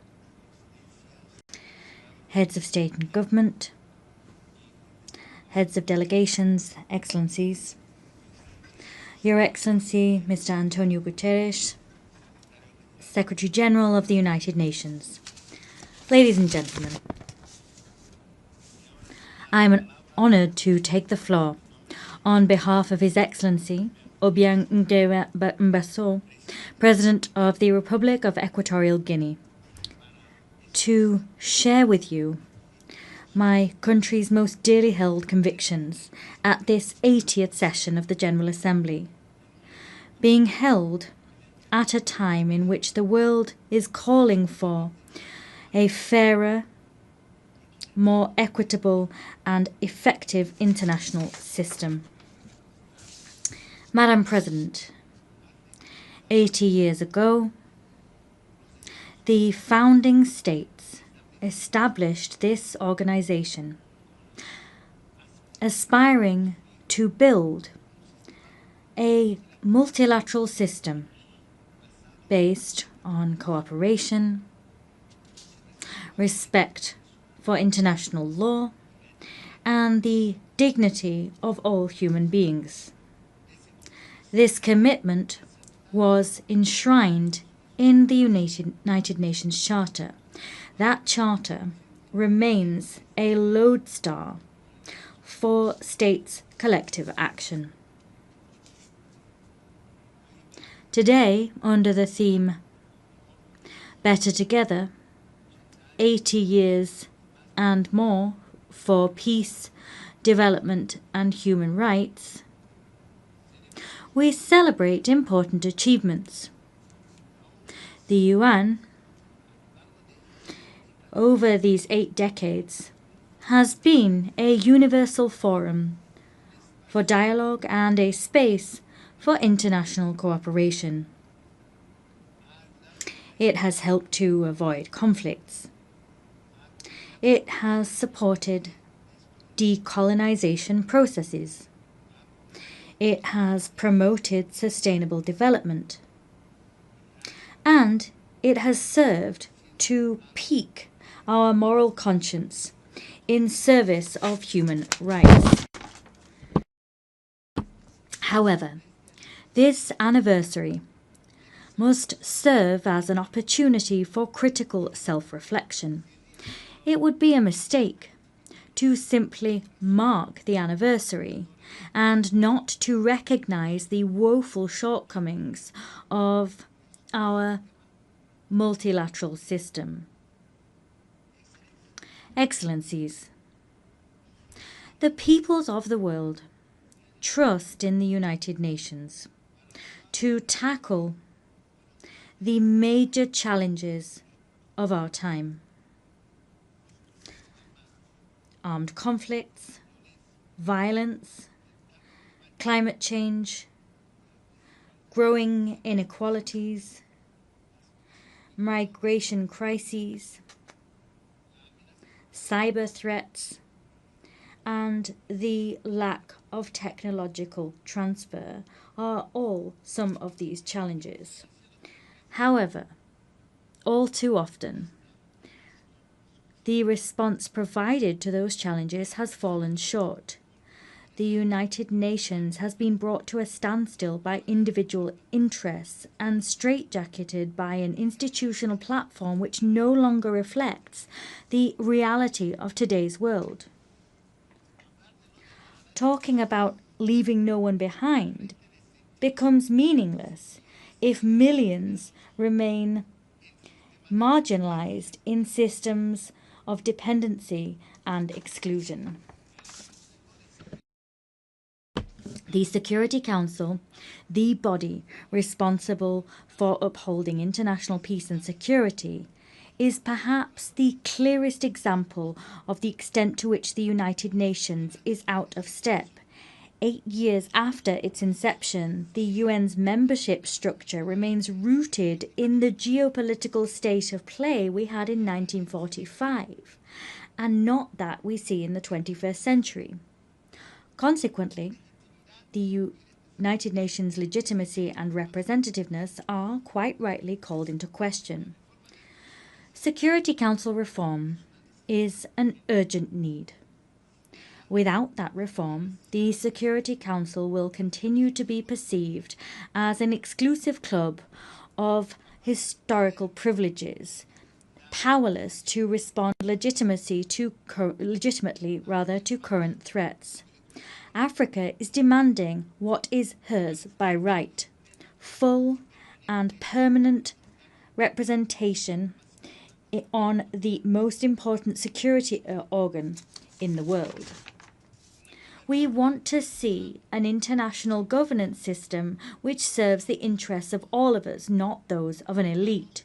We demand a Security Council which represents the world of today, not the world of yesterday. Let us take real steps forward towards collective action which is more democratic, more equitable and effective. If not, we risk finding ourselves with a United Nations which is increasingly on the sidelines and one which holds less and less weight in the international arena.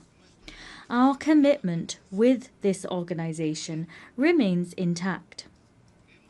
We believe in the United Nations. We believe in the strength of international law and the force it holds.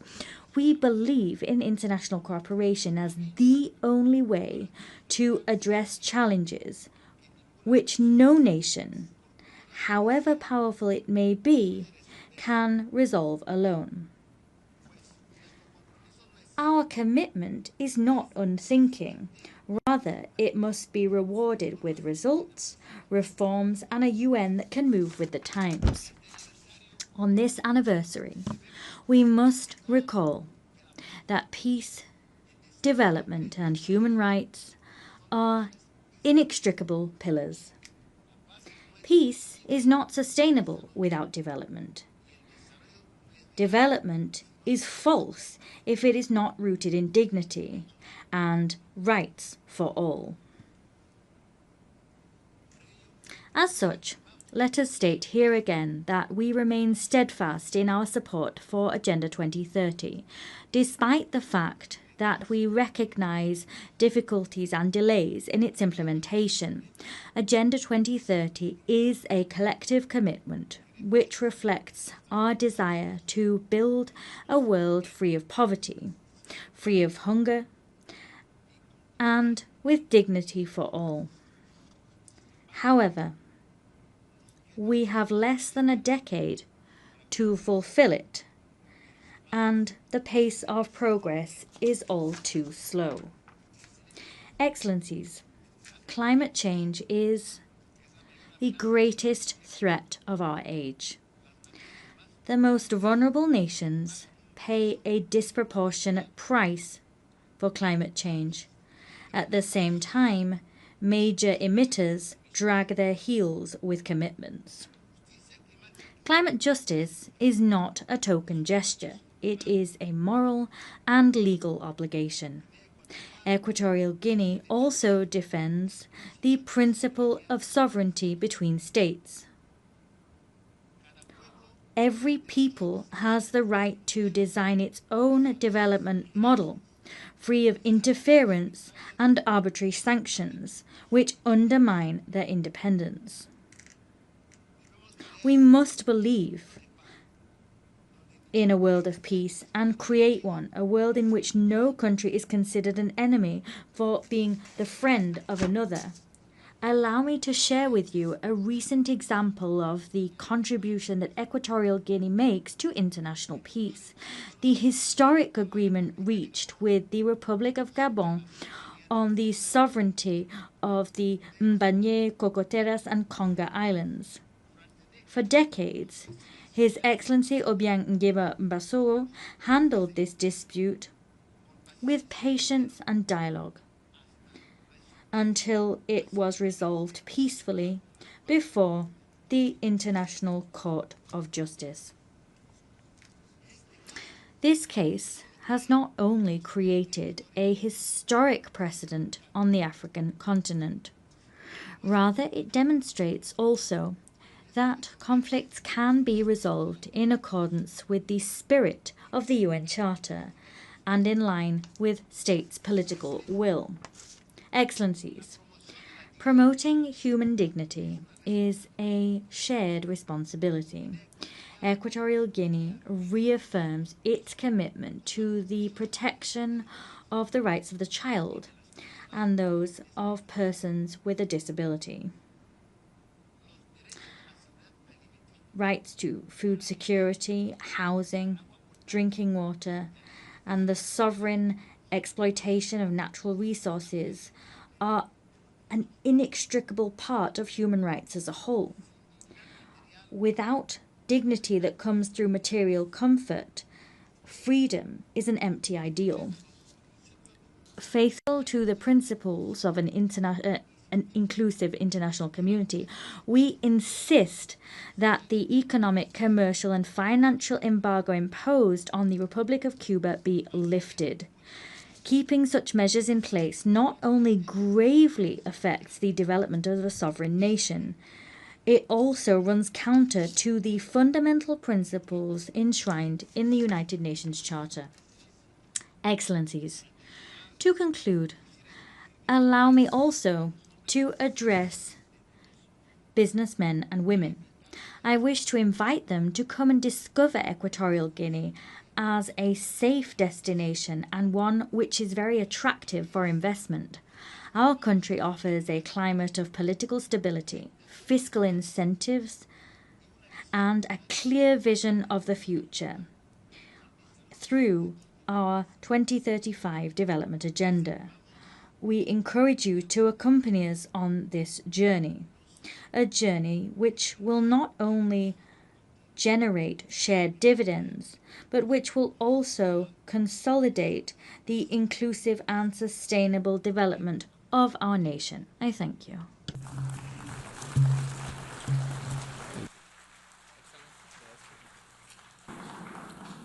On behalf of the Assembly, I wish to thank the Vice President in charge of National Defense and State Security of the Republic of Equatorial Guinea. The Assembly will hear an address by Her Excellency Josephine Joseph Lago, Vice President of the Republic of South Sudan. I request protocol to escort Her Excellency and invite her to address the Assembly.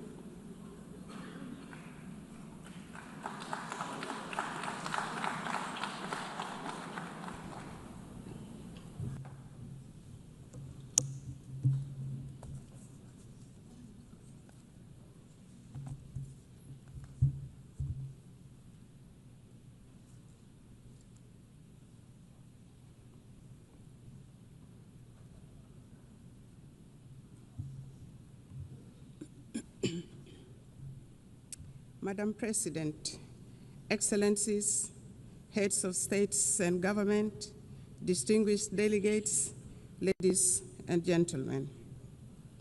I bring you warm greetings and best wishes from my President, His Excellency Salva Kiir Mayardit, the President of the Republic of South Sudan. I also bring you greetings from the government and the people of South Sudan, a message of peace, unity, development, and unwavering commitment to global partnership. I wish to extend my sincere congratulations to you, Madam President, on your election to preside over the 80th session of this esteemed Assembly. I also express appreciation to the General Secretary, Antonio Guterres, for his steadfast commitment to advancing the principles and objectives of the United Nations. The theme of this year's session, Better Together, 80 years and more, for peace, development, and human rights, resonates with objectives and aspirations of our country. South Sudan is the youngest country in the world and the 193rd member of the United Nations. After 50 years of brutal armed liberation struggle, it gained independence in 2011. Unfortunately, 2 years later, the country descended into an internal civil war. With the support of regional and international community, a peace agreement was signed between the warring parties in 2018, known as the Revitalized Agreement for the Resolution of the Conflict in South Sudan. This led to the formation of the current revitalized transitional government of national unity, a coalition government comprising the warring parties, other peace partners, and stakeholders. The peace agreement has provisions on governance structure, security sector reforms, transitional justice mechanism, economic sector reforms, and Truth and Reconciliation Commission. The agreement also stipulates 35% affirmative action on women representation at the national, state, as well as local government levels. The presidency consists of a president and 5 vice presidents, 2 of whom are female, thus achieving 40% of female representation at the highest level of government. In the first phase, the unified forces have been trained, some of the forces have been deployed, and the rest are waiting deployment. The second phase of the security sector reforms is due to start imminently this October 2025. This will complete the second phase of the second protocol of the agreement. Other protocols, including public finance management reforms, are ongoing.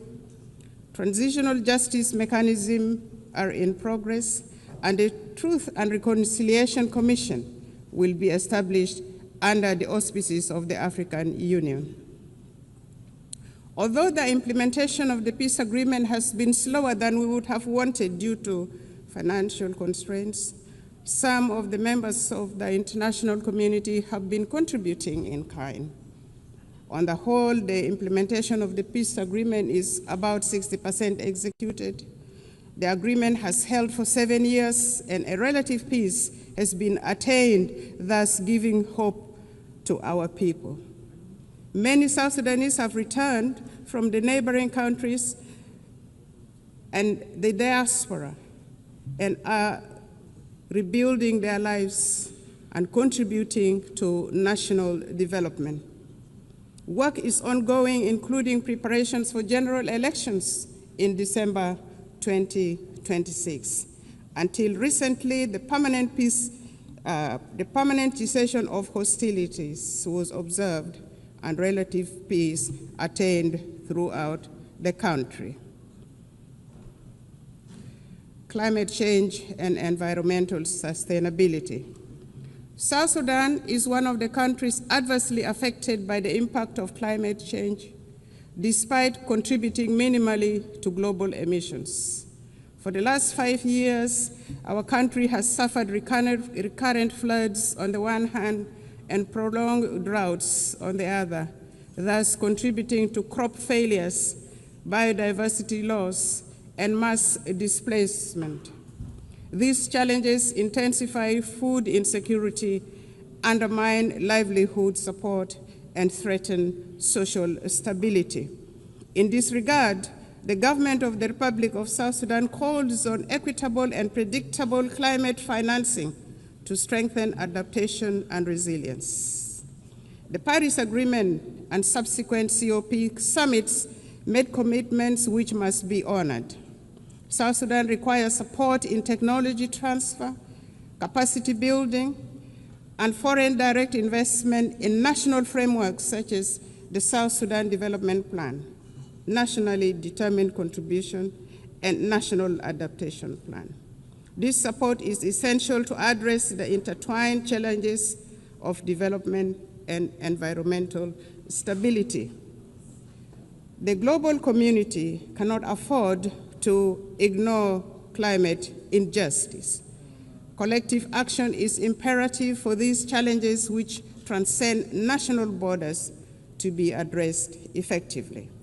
South Sudan has embarked on planting of 100 million trees by 2030, expanding renewable energy generation and strengthening water infrastructure with women, youth, and people with disabilities at the center of these efforts. Our commitments to sustainable development goals. At independence, South Sudan inherited rudimentary state structures and hardly any infrastructures such as roads, electricity. We inherited poor health care, inadequate educational infrastructure, abject poverty, and food insecurity. The SDGs are aligned to our national priorities. For example, each vice president is in charge of a cluster which includes governance cluster, economic cluster, service delivery cluster, infrastructure cluster, and gender, youth, and humanitarian cluster. Madam President, the 2030 Agenda remains a vital framework for peace and prosperity.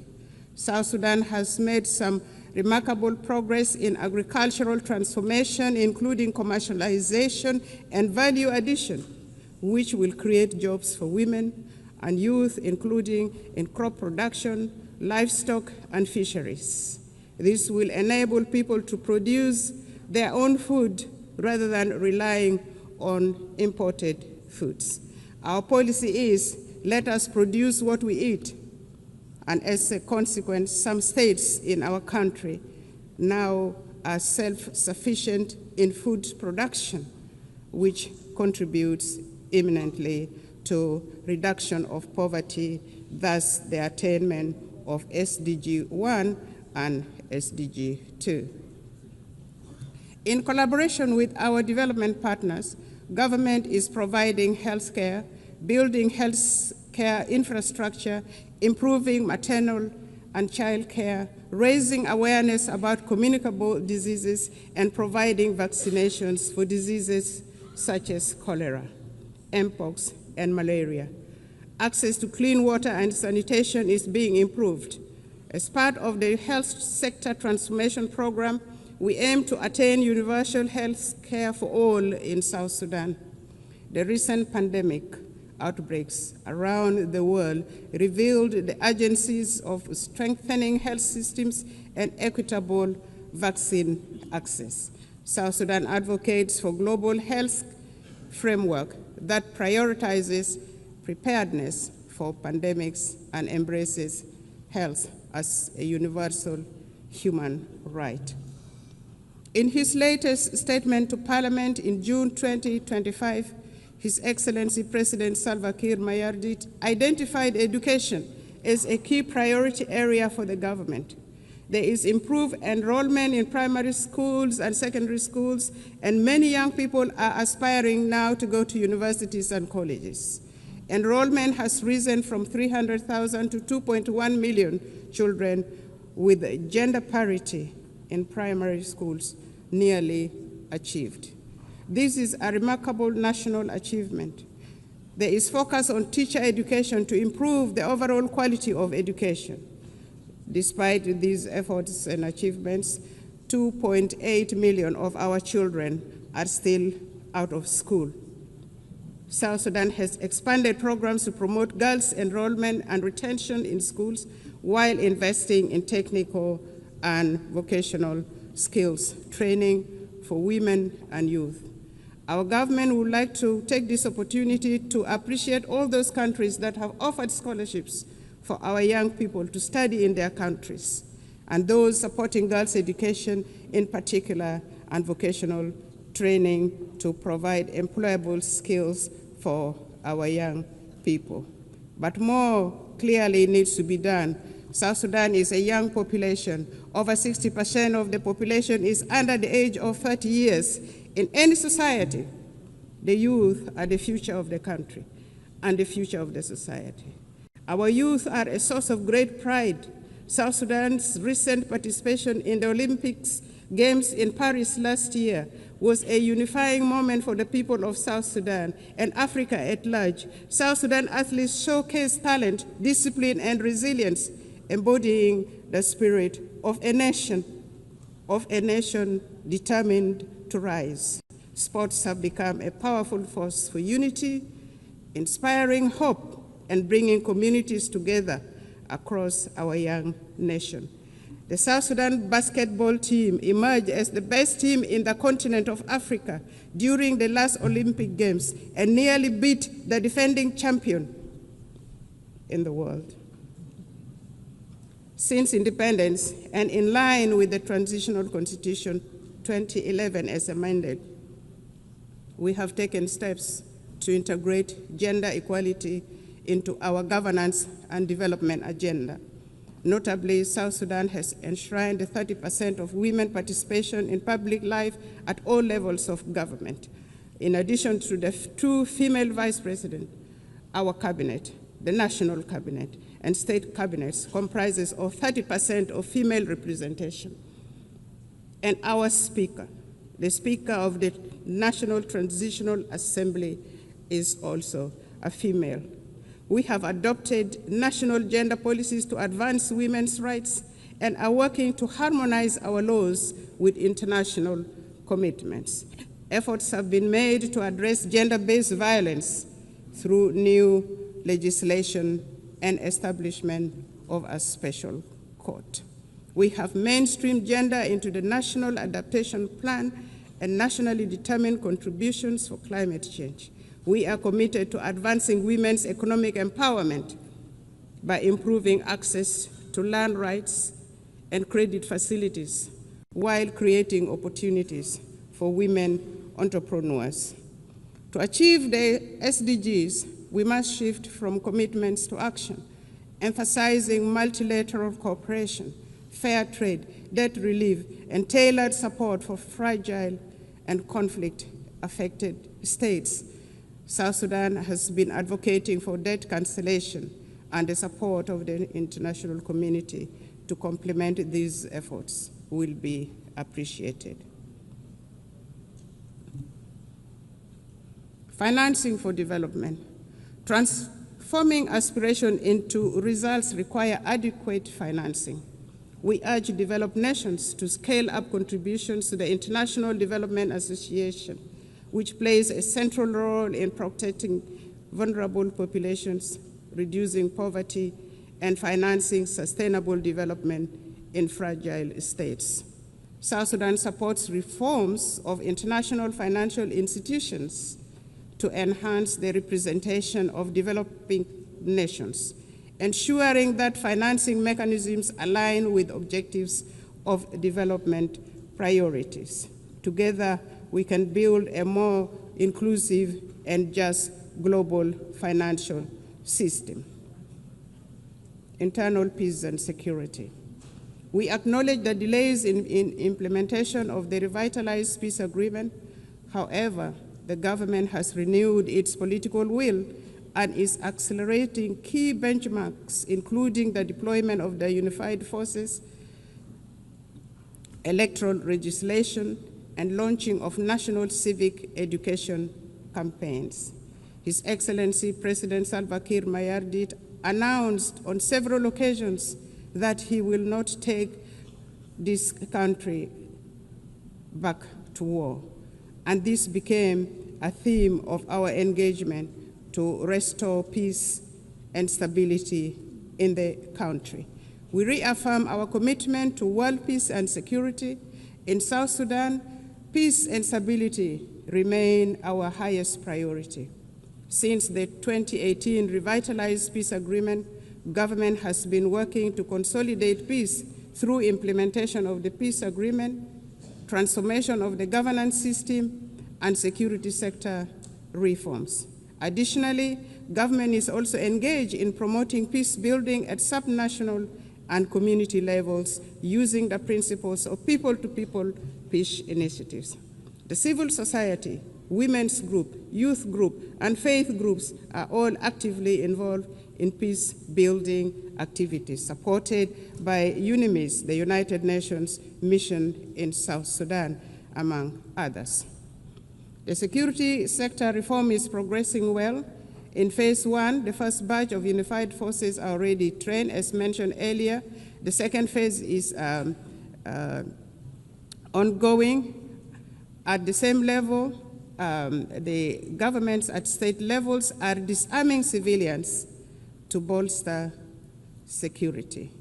The aim is to have one national army under one commander-in-chief, contrary to the current state of affairs where the country has several commanders-in-chief, which in itself is a source of insecurity. In general, there has been relative peace and security throughout the country, with the exception of the recent attack by the White Army militia associated with the first Vice President, Dr. Riek Machar, on South Sudan People's Defense Forces in Nasir, which led to his detention and the detention of the co-accused. This matter is now being handled legally, and it will take due process, with assurance of a fair trial in a competent court. The government is committed to following due process to achieve justice in this matter.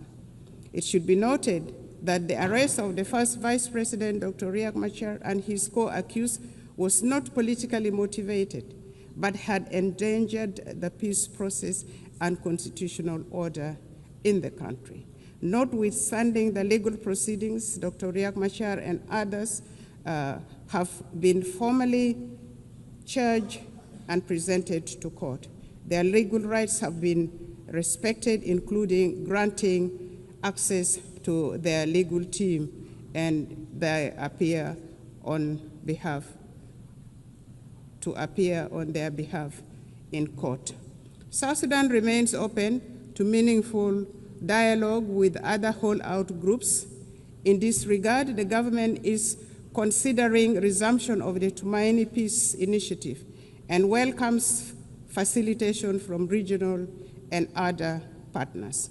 We urge regional and international communities to urge the holdout groups to renounce armed violence and engage in political dialogue. Furthermore, we appeal to the international community to continue supporting South Sudan's efforts and democratic process through provision of technical assistance, capacity building, and development support. It is worth mentioning that consolidating peace in South Sudan is not only vital for our people, but also for stability across the Horn of Africa, the Great Lakes, and beyond. Since our last statement to this General Assembly, South Sudan has embarked upon a transformative journey. We have launched the South Sudan Development Plan 2026 to 2036, a forward-looking 10-year blueprint to diversify our economy, fortify our institutions, and reduce reliance on oil. This plan is anchored in the principles of transparency, inclusivity, and resilience. It guides comprehensive reforms in public financial management and service delivery. We have initiated independent audits, strengthened procurement oversights, and recommitted ourselves to the fiscal reforms outlined in the 2018 Revitalized Peace Agreement. We are determined to foster a culture of integrity, accountability, and good governance. Determined to shift from oil dependency to a green, sustainable economy, South Sudan is investing in the future of its land and people. The Agriculture SME Grant Initiative 2025 now empowers farmers, agro-processors with vital tools, training, and market access. Our investment in irrigation, seed distribution, and post-harvest technologies are boosting productivity and strengthening food security. We have successfully established effective governance structures both at the national and local level, including establishment of relevant commissions such as the Constitutional Review Commission, the Judicial Review Commission, among others. The constitutional making process is in progress. Civic education and voter rights training have commenced and are progressing well. The National Bureau of Statistics will advise on options available for elections. The Political Parties Council has been established and has started registering political parties intended to contest in elections. Therefore, with these positive developments, the government of the Republic of South Sudan appeals for the removal of targeted individual sanctions and the arms embargo on South Sudan. Elections. According to the peace agreement, the transitional period must end with the conduct of general elections currently scheduled for December 2026.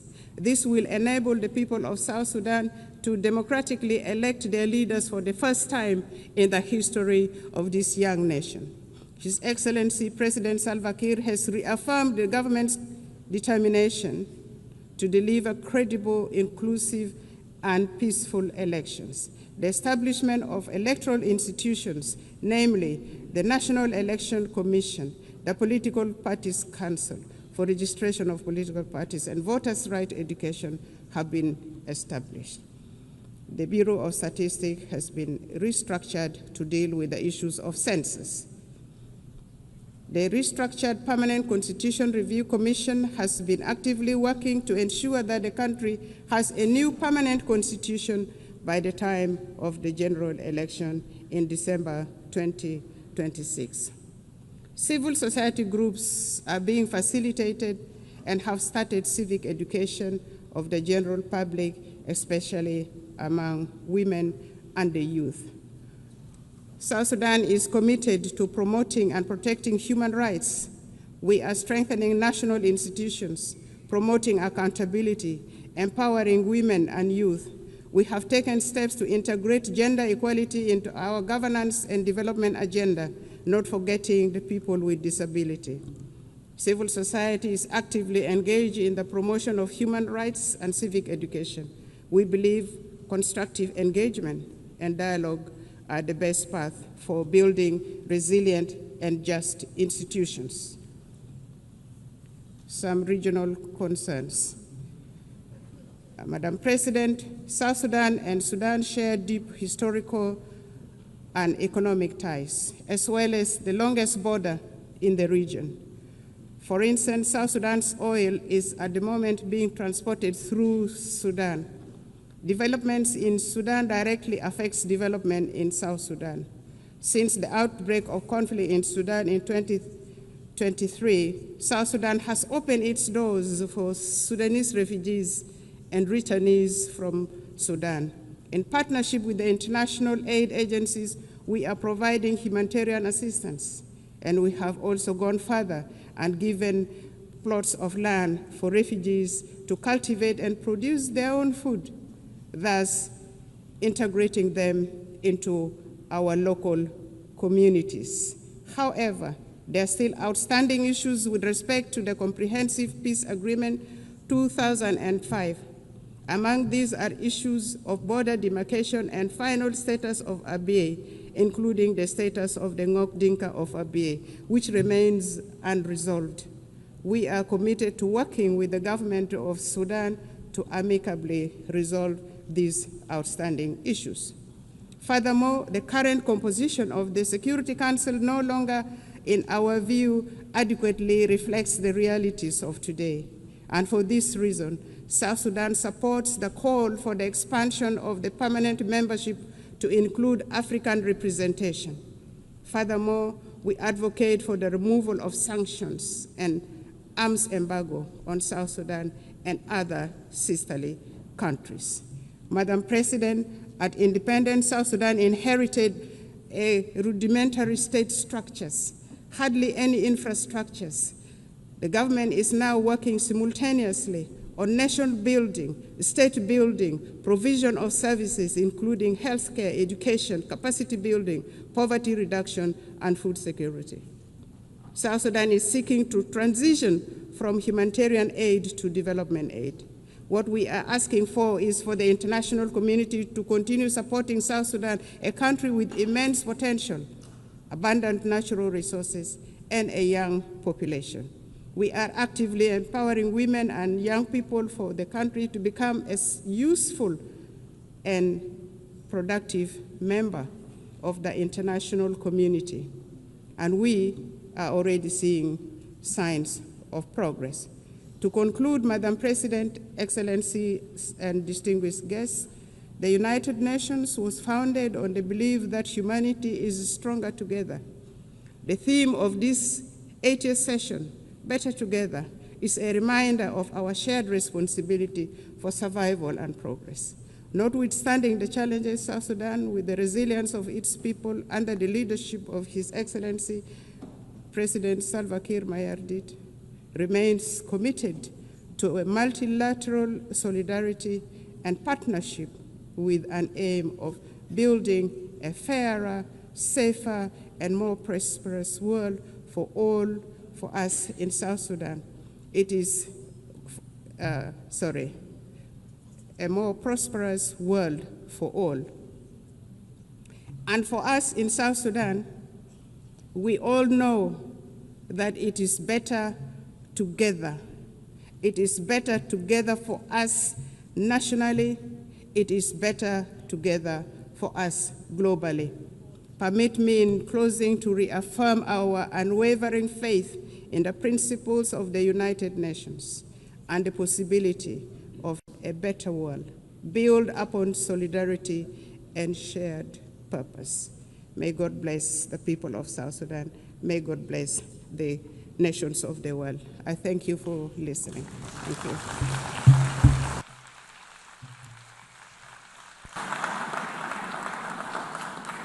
On behalf of the General Assembly, I wish to thank the Vice President of the Republic of South Sudan. The Assembly will hear an address by His Excellency Mohamed Jao, the Vice President of the Republic of Gambia. I request protocol to escort His Excellency and invite him to address the Assembly.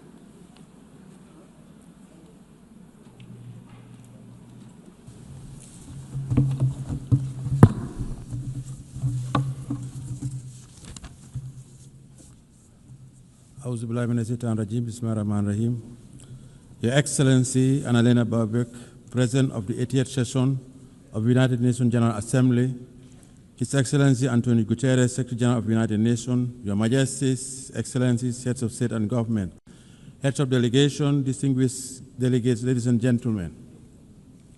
As we commemorate the 80th anniversary since the founding of the United Nations, it is with great honor and profound sense of commitment that I stand before you to deliver this statement on behalf of His Excellency, Mr. Adama Barrow, who could not be here due to circumstances beyond his control.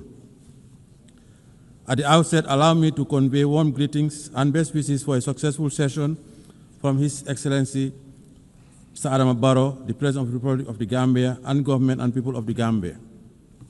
Madam President, let me also use this opportunity to congratulate you on behalf of the government of the Gambia on your election as President of the 88th session of the United Nations General Assembly. Your election is a testament to the importance our organization attaches to gender mainstreaming and the empowerment of women.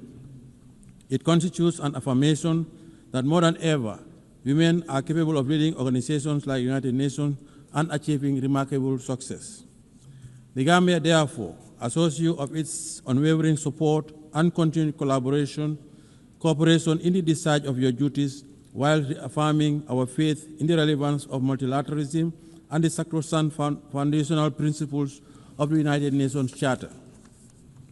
Allow me to seize this moment to also thank and congratulate Mr. Philomen Yang, President of the 79th session of the General Assembly, for his leadership and for competently guiding the work of the Assembly during his tenure. The 80th session of the General Assembly is being held at a very pivotal moment for the international community. The enormity of the challenges of managing and resolving various wars, conflicts, and ongoing threats to international peace and security require all member states to reaffirm their collective commitment to abiding by the noble principles stipulated in the United Nations Charter. The Charter, crafted with great optimism and anchored in the ideals of maintaining and promoting world peace, security, human rights, and development, promise a new age and a new world. A world that comes together to reverse the hurdles of the past and define a common destiny premised on our shared humanity. Let us rekindle the ethos of solidarity through more multilateral engagement with all states, small or big, developed or developing, fight poverty, and address climate change. Madam President, the 80th session of the General Assembly conveys a profound symbolism for the Gambia. Our long-standing commitment to the United Nations and our election as chair of the second committee during this session is not only historic, but speaks to the great strides we have been making towards shaping a stable and prosperous multilateral global order. Let me assure you that the Gambia will continue its active participation in the work of the Assembly. We remain committed to supporting optimal ways in the search for innovative and timely solutions to the common challenges facing us, and would collaborate with all member states as we address these pressing global challenges. Madam President, in 1945, the world stood united with a deep sense of solidarity, strong commitment, and an enduring hope to establish the United Nations to save the succeeding generation from the scourge of war. The creation of the United Nations served as a driving force for multilateralism by reaffirming our collective faith in the sanctity of human rights while guaranteeing international peace and security to all peoples around the world. Our collective security arrangements were rooted in multilateralism. Our commemoration of the founding of the United Nations this year is a clarion call to the future, a reaffirmation of its fundamental role as the premier global institution entrusted with the destiny of humanity towards prosperity, peace, security, and human rights. Madam President, last year our Assembly adopted the Pact of the Future to revive multilateral engagement and rekindle global solidarity. We must do more to fulfill the commitments that we assured under the Pact. 80 years on, the world is still encountering the challenges of protracted conflicts and geopolitical fragmentation, including the threat to the spirit of multilateralism under the United Nations. As the world continues to grapple with complex and unprecedented challenges on different fronts, the peace and security landscape of our world is becoming increasingly fragile. Amid the changing nature of conflicts, we are also witnessing a serious disregard for the principle of international humanitarian law in conflict zones. What is even more profound is that the rules-based international order is under enormous stress, losing its momentum, relevance, and moral underpinnings.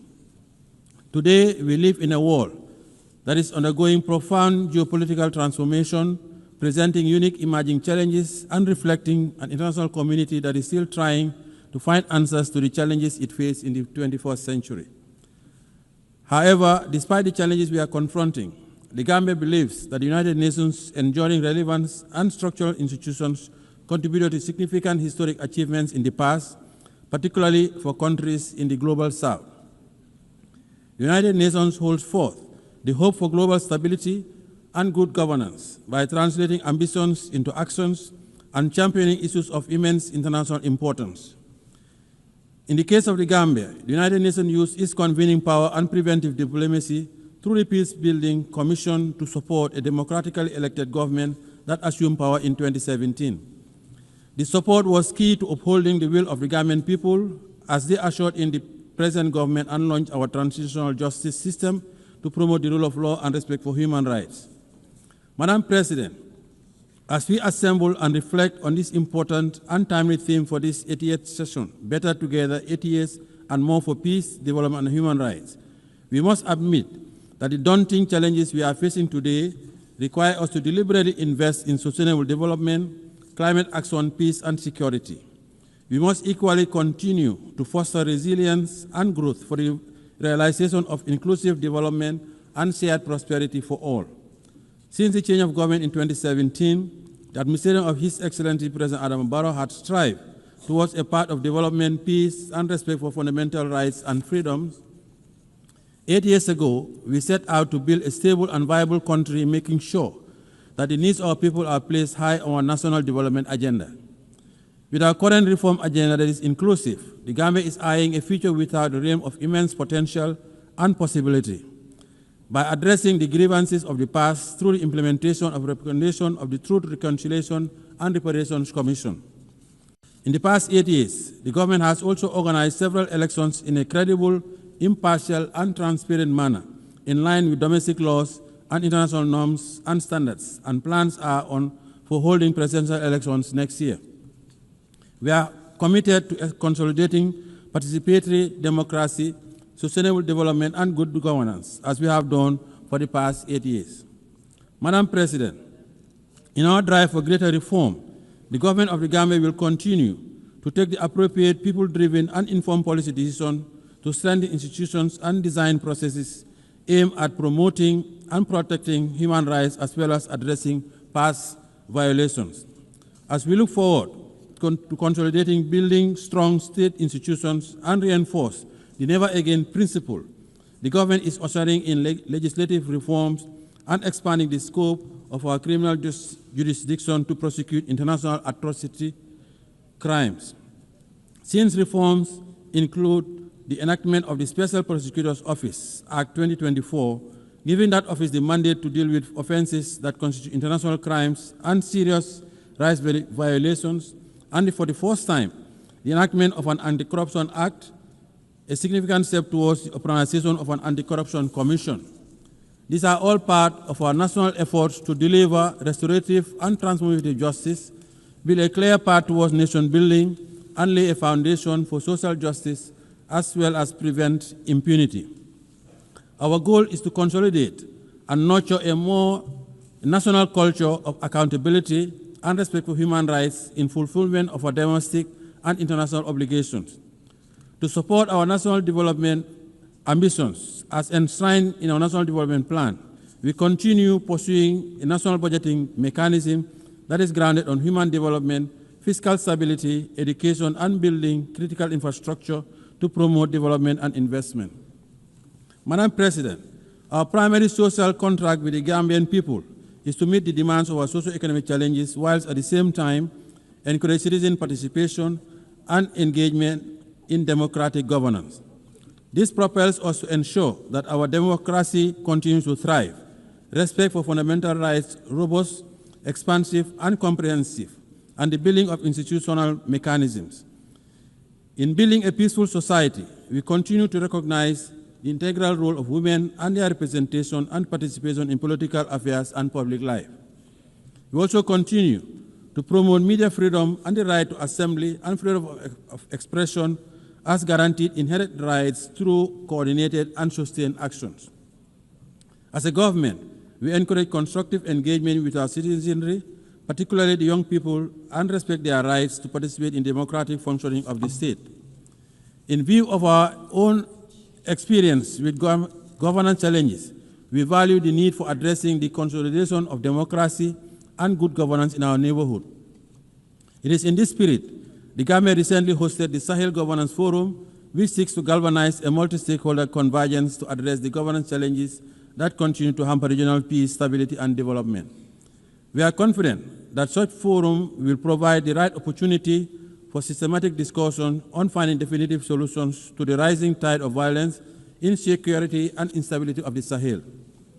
Madam President, with its strong commitment to the promotion and protection of international peace, security, and human rights, the Gambia continues to be a member of the African Union Peace and Security Council, the United Nations Human Rights Council, and a police and troop contributing country to UN, AU, and ECOWAS peacekeeping missions around the world. By serving on this important council of the continent and taking part in peacekeeping operations, the Gambia continues to prioritize the maintenance of international peace and security, including the consolidation of political and democratic governance and strengthening partnership for African security. It is significant that the African Union and the United Nations continue to work together to address regional peace and security matters, including the recalibration of our preventive diplomacy tools for maximum impact. We need to strengthen the early warning mechanisms as well as prioritize the protection of children affected by armed conflict. Madam President, by echoing the mantra of the Africa we want and an Africa at peace with itself, the Gambia believes that more needs to be invested towards conflict prevention as part of efforts to respond robustly to challenges of insecurity and underdevelopment, particularly through resilient building. We call on the United Nations Security Council to step up and meet its responsibility towards the resolution of conflicts in Africa and beyond. The rising level of inequalities are indicative of the unequal global economic system, creating huge imbalances for countries in the global south, particularly in Africa, to address poverty, debt, and unemployment. It is indeed disheartening that 5 years towards the end of the targeted Agenda 2030 deadline, much remains to be accomplished and the realization of its goals and ambitions appear to be profoundly remote. Madam President, in 2025, when the world should be forging towards a path of development and prosperity, we are once again confronted with the scourge of more conflict and war. Therefore, the 2025 Peacebuilding Architecture Review presents a unique opportunity to agree on building stronger preventive arrangements and measures for conflict prevention. The ongoing conflicts raging around the world would need to stop immediately. The unnecessary deaths, displacement, and untold suffering of civilians from Palestine to Sudan, Lake Chad Basin, Ukraine to Russia, Haiti, Libya to the Sahel, and in other corners of the world is unacceptable. As members of the United Nations and as conscientious global citizens, we cannot relent on our collective quest for durable peace. We must continue to pursue responsive and purposive actions by exhorting the parties to the conflicts and make progress on key milestones on their journey to political dialogue. We must all assist by putting in necessary security arrangements and frameworks for ending conflicts, including the protection of civilians, particularly women, children, and the elderly. Parties to the conflicts must allow immediate and uninterrupted humanitarian aid to reach the suffering population, and they must commit to ending the hostilities. It is the responsibility of the international community to collectively muster the necessary political will and courage to end intractable conflicts. The bleeding must stop. Madam President, as we celebrate the 80th anniversary of the founding of the United Nations, the plight of the Palestinians remains unresolved, with the people continuing to face alarming difficulties under dire humanitarian conditions. The situation of Palestine continues to be about the core principles of justice, respect for international humanitarian law, and self-determination. The ongoing situation needs to stop. We cannot remain unperturbed by these worsening conditions, and it is imperative that we act urgently and collectively by utilizing our leverage to revitalize the prospects of an inclusive peace process for Israel and Palestine and the region. In this context, we reaffirm our call for the two-state solution to urgently enable the Palestinian people to regain their legitimate national rights as recognized by the international community through its recognition of the state of Palestine within the 1967 borders with Al-Quds al-Sharif as its capital. We also support the membership of the Palestine in the United Nations. In this spirit, we express our appreciation to the Kingdom of Saudi Arabia and France for the recently concluded high-level conference on the question of Palestine. Madam President, as part of our call for proactive engagement towards the resolution of global conflicts, the Gambia affirms its support for the efforts undertaken by UN Secretary General in relaunching the roundtable process in the Moroccan Sahara to achieve a realistic, pragmatic, and sustainable political solution to the regional dispute over the Moroccan Sahara. The Gambia welcomes Morocco's commitment to the ceasefire, full cooperation with NISRO, and relaunching the political process based on the parameters of Resolution 2756 of 2024. In this regard, we call on Polisario to abandon its unilateral withdrawal from the ceasefire, lift restrictions imposed on the freedom of movement and the provision of supply to MINUSO, and urge all parties, Morocco, Algeria, Mauritania, Polisario, to work towards a realistic, pragmatic, and sustainable political solution based on compromise. The positive impact of the Moroccan Autonomy Initiative, a realistic, credible, and serious effort for the settlement of this regional dispute, is already well recognized, and the people of the region continue to enjoy peace and development and protection of their human rights, thanks to the government of the Kingdom of Morocco's new development model for the Moroccan Sahara region. Furthermore, the Gambia also lauded the launch by His Majesty Mohammed VI, King of Morocco, of the Morocco-Nigeria gas pipeline, the Atlantic African Initiative, and the Sahel countries' access to the Atlantic. The three regional royal initiatives would give new impetus to the Moroccan Sahara region by establishing it as a new platform for security, stability, and co-development in the Atlantic, the Sahara, African, and Mediterranean areas. Madam President, the Gambia also continues to stand with the government and people of the People's Republic of China on the One China policy. China's commitment to international cooperation and support for the critical spaces of development in different sectors demonstrate that the sustainable development of South-South and triangular cooperation are possibilities. The Gambia continues to reiterate the call for the lifting of economic embargo against the brotherly people of Cuba. The embargo continues to inflict undue hardship and economic devastation, occasioning substantial challenges for the government and people of Cuba. We believe it should come to an end now. Friendly cooperation is the way forward. Madam President, as we mark 25 years since the adoption of Security Council Resolution 1325 on women, peace, and security, we should take a moment to renew our firm conviction that the attainment of sustainable development and the consolidation of peace and security are anchored in the full and inclusive representation of women in all spheres of political and decision-making processes. While considerable progress has been made towards the realization of women's inclusion, women's participation in the consolidation of peace and security, there continues to be significant impediments that we must overcome. Women must always have a seat at the negotiating table. They usually bear the brunt of conflicts. Therefore, as we prepare for the Fourth World Conference of Women, and as nations sharing the same destiny, we have a moral obligation and a collective responsibility to act swiftly to address all issues hampering the empowerment of women, including institutional advancement and their contribution to the consolidation of peace and security. Madam President, in view of the outcome of FFD4, it is our hope that international financial architecture and mechanism will change for the better, as the current international financing architecture, especially as it relates to debt restructuring, continues to hamper the development aspirations of developing countries. Due to limited fiscal space exerted by debt distress, developing countries find it hard to make significant investment in the social sector. The challenge is even more profound when it comes to investment in the productive base of their economies to engender growth, employment, and development. This situation significantly contributed to the dismal attainment of only 17% of the SDGs. Therefore, to accelerate the full and effective implementation of the SDGs within the targeted framework, we must enhance international finance cooperation and review of the international financial architecture to create arrangements, facilities, and mechanisms that would cater for targeted investments in industrialization, mechanized agriculture, provision of quality education, energy, health, and water. Madam President, the Pact of the Future adopted last year at the 79th session of the General Assembly presents a unique opportunity to review our realities, invigorate the implementation of the SDG Agenda 2030, and intensify our efforts towards confronting the pressing challenges of our time. The Pact is about advancing our advanced prosperity.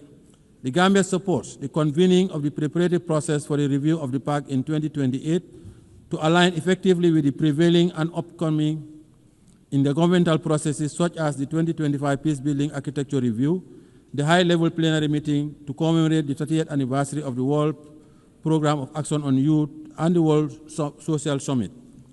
The success of these reviews will depend primarily on our commitment and concerted push to build a more equitable and resilient global governance framework that supports the attainment of our global goals.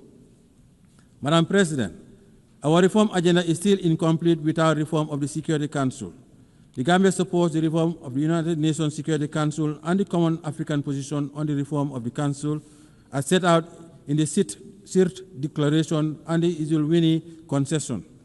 We strongly believe that the ongoing review and reform process of the United Nations needs to make good progress, and Africa's underrepresentation in the permanent and non-permanent categories of the Security Council is a historical injustice that urgently needs to be corrected. Africa has always contributed to global peace, and Africans also paid the ultimate price during the 2 world wars. Hence, the Gambia believes that the time has come for the international community to support Africa's call for meaningful representation in the Security Council.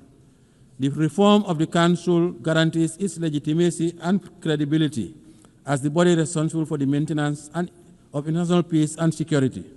We commend the AU Committee of 10 heads of state and government on the United Nations Security Council reforms, chaired by His Excellency President of the Republic of Sierra Leone, for their leadership in this legitimate quest.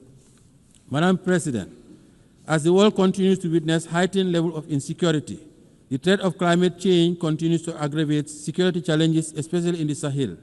We must address the impact of the climate crisis as part of the vital resilient measures that mitigate climate-related risks where they intersect with political, social, and economic factors. The Gambia would like to acknowledge the progress made at COP29 in Baku, Azerbaijan, for moving from $100 billion to the new collective quantified goal, which is still not adequate to finance all the mitigation and adaptation actions, especially for countries in special circumstances. We need to take concrete decisions at COP30 in Belém, Brazil, to galvanize support for more climate financing. The Gambia calls for more ambitious, nationally determined contributions by all states due to their submission this year to achieve net zero emissions by 2050. Madam President, as I conclude, allow me to call on member states to use this 88th session of the General Assembly to forge a new consensus to confront our new reality, a consensus that unites us behind our shared determination to make the United Nations a potent instrument to serve our common purposes and aspirations as one human family. This is our only planet. Let us preserve it for posterity. The Gambia is ready to play its part in making our world a better place for all.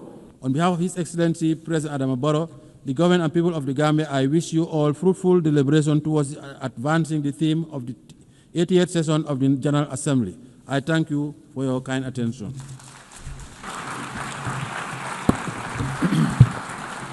En nombre de la Asamblea. On behalf of the Assembly, I wish to thank the President of the Republic of Gambia.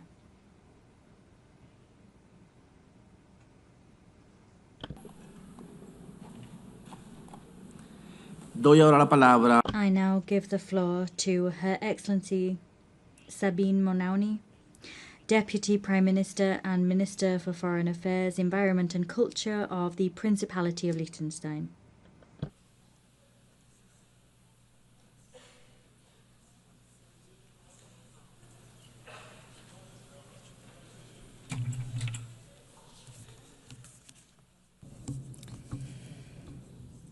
President, ladies and gentlemen, let me begin by saying how happy I am to see a woman preside over this assembly. For only the 5th time in the history of the United Nations, and for the first time by a woman from our region. It is my hope that this is also a good sign for the selection process of the next Secretary General, a position in which no woman has ever served over 8 decades, and which will be conducted under your leadership.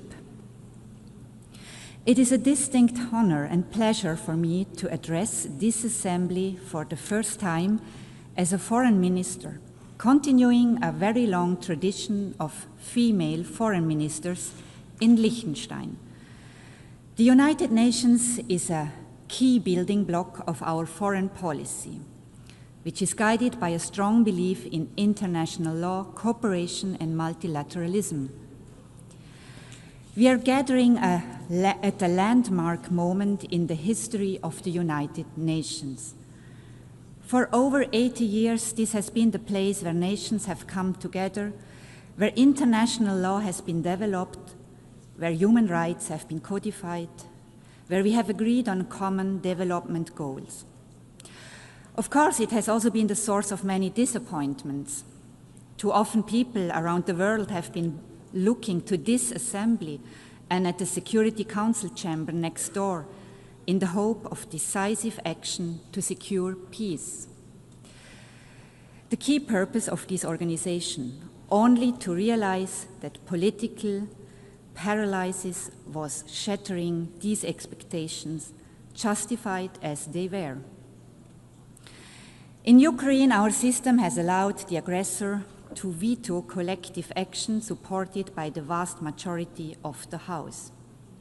In Gaza, we have become bystanders, despite the fact that the two-state solution was one of the first decisions of the United Nations many decades ago.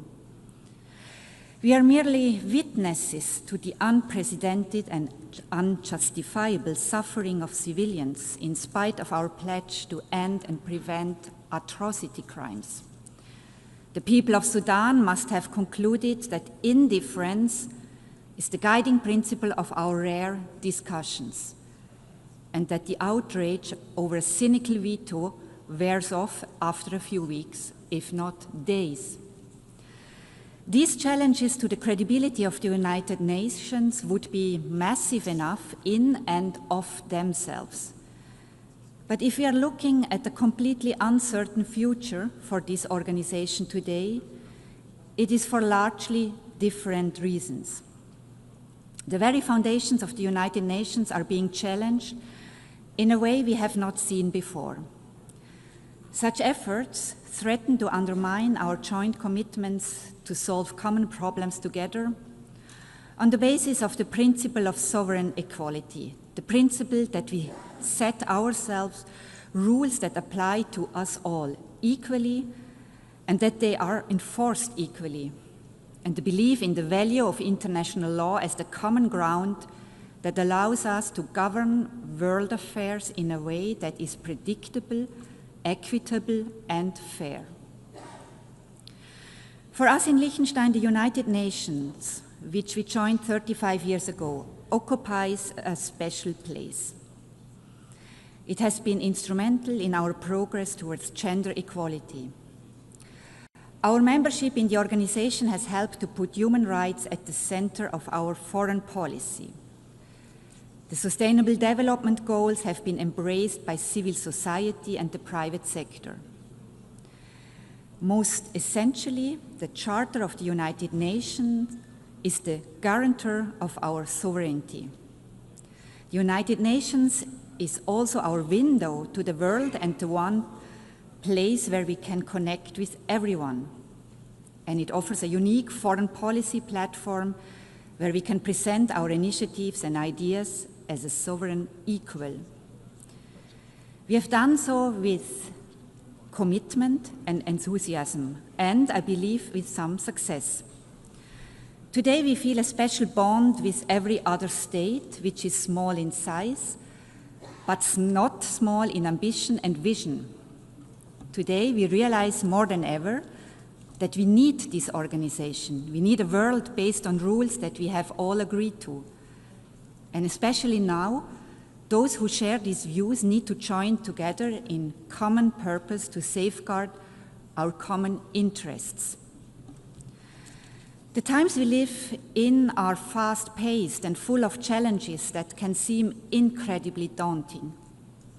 Many years ago, we identified climate change as the biggest threat to us all, big and small, wherever we are located on the globe. And yet, we are ever closer to the climate abyss and ever further away from agreeing on a path away from disaster. Artificial intelligence is developing with lightning speed, largely unchecked, with obvious risks to our social fabric, but without any agreement on rules and boundaries. In my part of the world, priorities have shifted dramatically in the last 3 years. We are now mostly preoccupied with the fallout of the destruction of the European security architecture by the Russian Federation and with preserving our trade relationships, which we had believed were on a firm basis. Liechtenstein is no different to our neighbors in this regard, and any responsible state will prioritize imminent challenges as we have to. But none of this will be meaningful if it is not embedded in a larger vision, if we do not give ourselves the space to tackle the long-term risks and dangers. The place for us to do this is the United Nations, and we are committed to doing this together with all of you represented in this room. President, today the continued existence of the United Nations is at stake. This is a sobering observation, certainly. But we must find the opportunity that lies in this moment of existential crisis. We have allowed a system to grow that is plagued by duplication, inefficiency, and poor governance. The UN 80 process is the chance, the only chance that we will have to make the organization leaner, more effective in its use of resources, and more productive in generating meaningful outcomes. When we adopted the Pact for the Future a year ago, Liechtenstein made a clear call for this organization to embrace its original purpose as the guardian of peace and security. For our people, our parliamentarians, our civil society, the United Nations is a peace organization. We have to find a way to make it effective in fulfilling this task. If the Security Council is unable to carry out its charter responsibility, as is regularly the case due to the veto power of its permanent members, there are ways for us to take collective action elsewhere, beginning in this hall. We are equally committed to the other pillars of the work of the United Nations, development and human rights, which are existential for the dignity and well-being of the people on whose behalf we serve, and pivotal for more peaceful, just, and inclusive societies. President, the rule of law is the guiding principle of Liechtenstein's work at the United Nations. This can come as no surprise for one of the smallest members of the organization that does not have armed forces and is not member of a military alliance. Our sovereignty is protected by respect for international law and by its enforcement through accountability where the law is violated. Naturally, we are strong supporters of international courts, the indispensable enforcement mechanism of international law. Key amongst them is the International Court of Justice, which Liechtenstein joined decades before becoming a member of the United Nations. Liechtenstein has been an active participant in the court's proceedings. We are very pleased to see the attention the court's work has been given, particularly in recent years, and the high respect its decisions enjoy among governments and beyond. The recent advisory opinion on the question of climate change stands out in various ways. The initiative to ask for such an advisory opinion originated in the youth climate movement. The mandate to request it was adopted by this assembly by consensus, and Liechtenstein is proud to have been among the states drafting the text of the decision. The proceedings before the court found unprecedented attention inside and outside the courtroom. Finally and importantly, the advisory opinion was agreed on unanimously by all 15 judges, giving it further authority. We have welcomed this decision, in particular its focus on the area of human rights, where important questions remain unaddressed. and we look forward to working with all of you to put it to the most productive use possible. For us, the International Criminal Court is a complementary and equally important institution. It is the first permanent court in the history of humankind that has jurisdiction over the crimes that are defined as the most serious ones under international law: genocide, crimes against humanity, war crimes, and the crime of aggression. Almost 2/3 of all states have joined this project, the most ambitious treaty since the adoption of the Charter itself. Its central statement is unique and also uniquely important for the rule of law. Nobody is above the law. Nobody is protected from investigation and prosecution for what we have all agreed are the most serious crimes under international law. As we look at the flashpoints around the globe, be it Ukraine, the Middle East, or Sudan, we see how the basic rules of international law are violated, not just frequently, but systematically. This is why we have created the International Criminal Court, to offer protection for the victims and the vulnerable, but also to safeguard international peace and security. Today, the court finds itself under significant political attack and is targeted by unprecedented sanctions.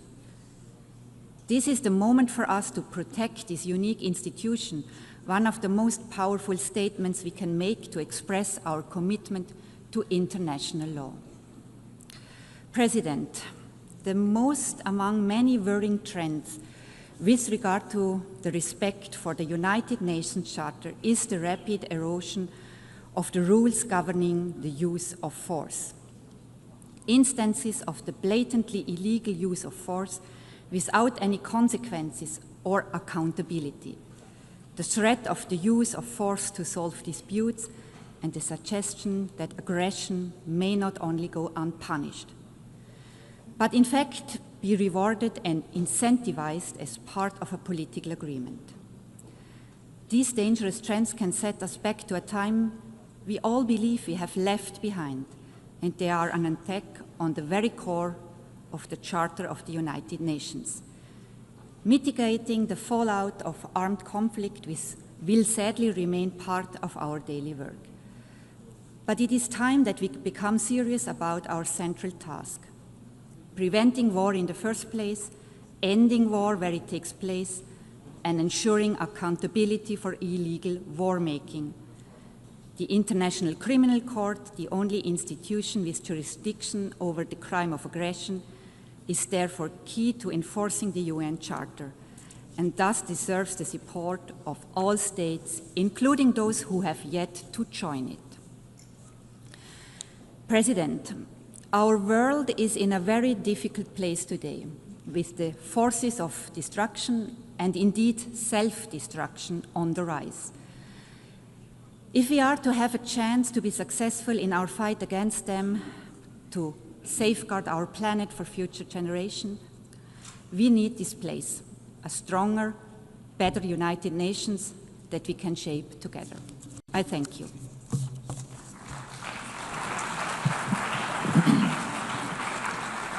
Muchísimas gracias.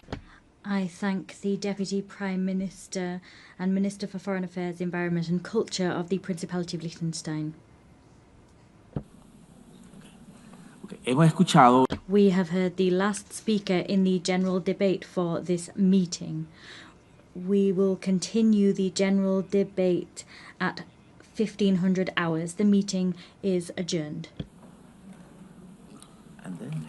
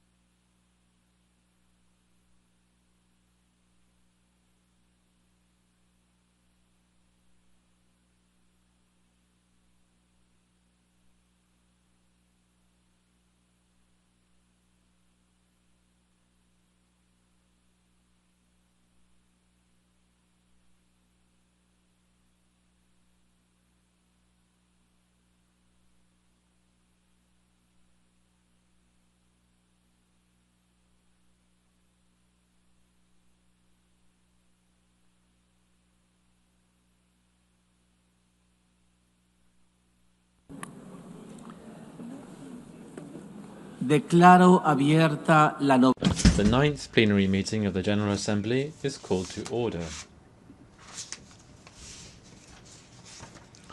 The Assembly will hear an address now by His Excellency Mohammed Yunus Menfi, President of the Presidential Council of the State of Libya. I request protocol to escort His Excellency and invite him to address the Assembly.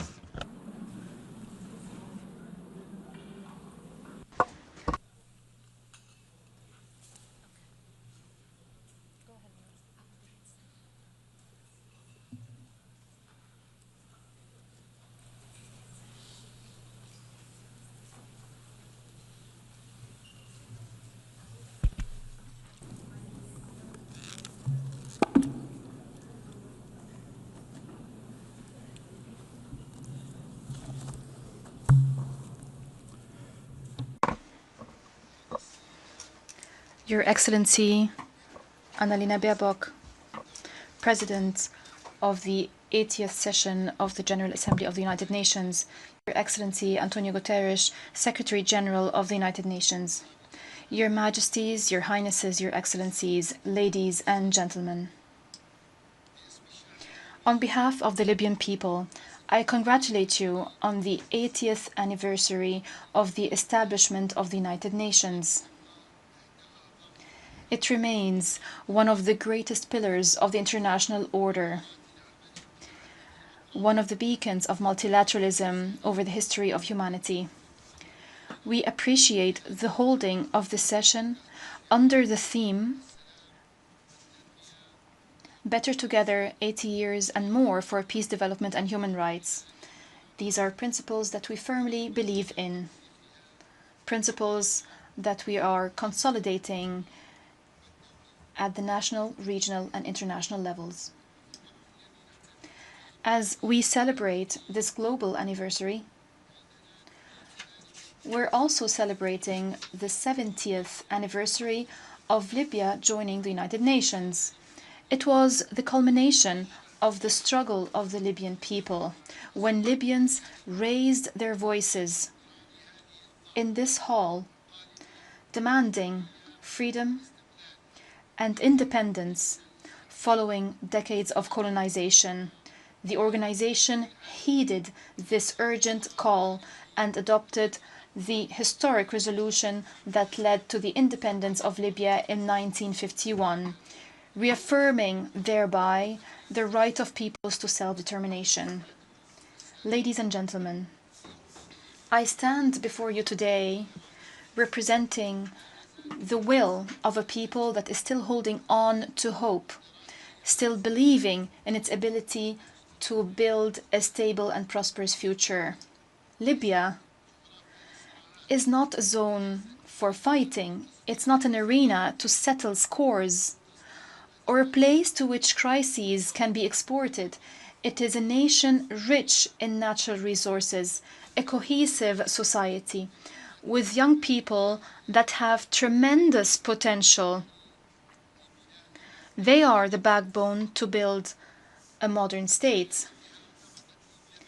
Since the very beginning, Libya's relationship with the United Nations has been based on partnership and mutual respect. And today, at this critical juncture, we look to the United Nations to play an effective and complementary role as it supports us to overcome this crisis towards stability and democracy. Despite the challenges, despite the threats, our people firmly believes that its experience, its society, the diverse society, its noble history will allow it to stay strong and overcome any crisis. But let me be honest with you. In Libya, multiple models and traditional mechanisms have been exhausted. They have not matched the complexity of the social and political situation. They've adversely affected the trust of Libyans in the proposed solutions.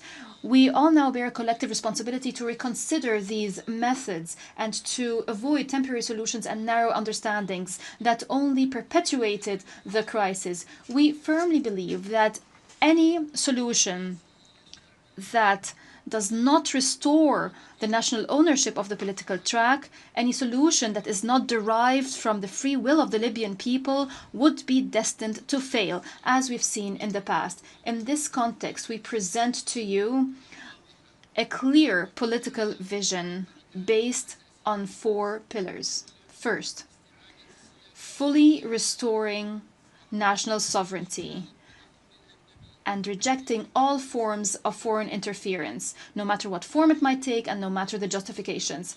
Second, reaching an inclusive national consensus. To achieve an inclusive national consensus, I call for holding a sincere and comprehensive dialogue held in Libya with the participation of all stakeholders without exclusion. Third, uniting the sovereign institutions, most notably security, defense, and financial institutions, according to professional mechanisms without polarization and without setting quotas. Fourth, ending the transitional period through a clear constitutional basis, through free and fair elections, allowing Libyans to freely choose who would rule them without tutelage, without an imposition from external actors. Ladies and gentlemen, as we fulfill our political responsibility, and despite the challenges, we were able to maintain the highest level of stability. We were able to prevent a relapse into violence. We stress that the blood of the Libyan people is a red line. The territorial integrity, sovereignty, and social cohesion of Libya are non-negotiable.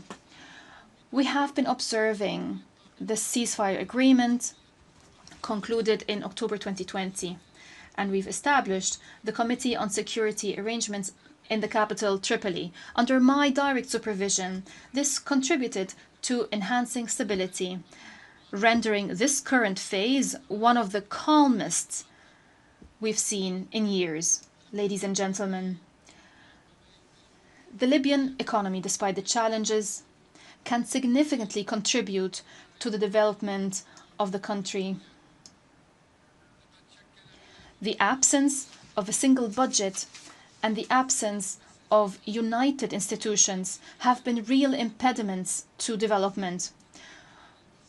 We stress that we will support, and we do support, the economic track through the High Financial Committee to consolidate public spending and to enhance the principles of transparency, accountability, and equity in distributing wealth. Ladies and gentlemen, illegal migration is not only a security matter, it is a humanitarian challenge with deep economic roots. We call upon the international community to pursue a comprehensive development approach based on supporting and developing infrastructure and creating job opportunities in the countries of origin, in partnership with the African Union, rather than pursuing narrow security approaches that have proven to be ineffective. In this context, we have been supporting economic projects connecting the north and the south of the African continent to create a development environment obviating the need for young people to emigrate. Projects that restore demographic and economic balance in the African continent. Ladies and gentlemen, our firm position towards the question of Palestine is based on humanitarian principles and based on our commitments towards the Arab and Muslim world. Against this background, we condemn in the strongest terms the countries that are still hiding behind immoral neutrality towards the genocide and flagrant violations of international law to which the Palestinian people are being subjected, especially in Gaza.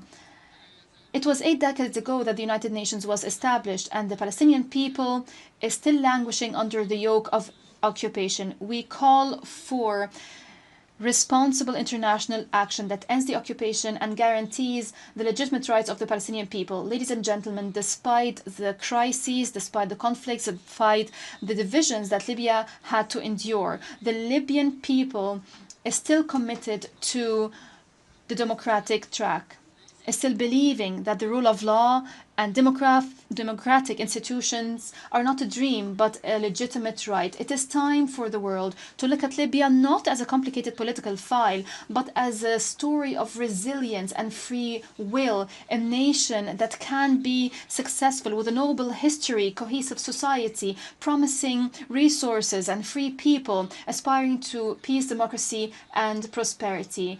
Democracy is our choice, and peace and reconciliation are our destiny. Our history proves that our people can achieve reconciliation, can promote tolerance and justice. We most certainly can turn the page on the past. National reconciliation is not only a necessity to build the state, it is a national legacy that we cherish. We see the future Libya, a stable state, a sovereign state with united institutions, strong with its people, peaceful, open to the world, and an effective partner at the regional and international levels. Long live Libya, united and independent. Long live the Libyan people, free and dignified. May the peace, blessings, and mercy of God be upon you. En nombre de la Asamblea. On behalf of the Assembly, I wish to thank the President of the Presidential Council of the State of Libya.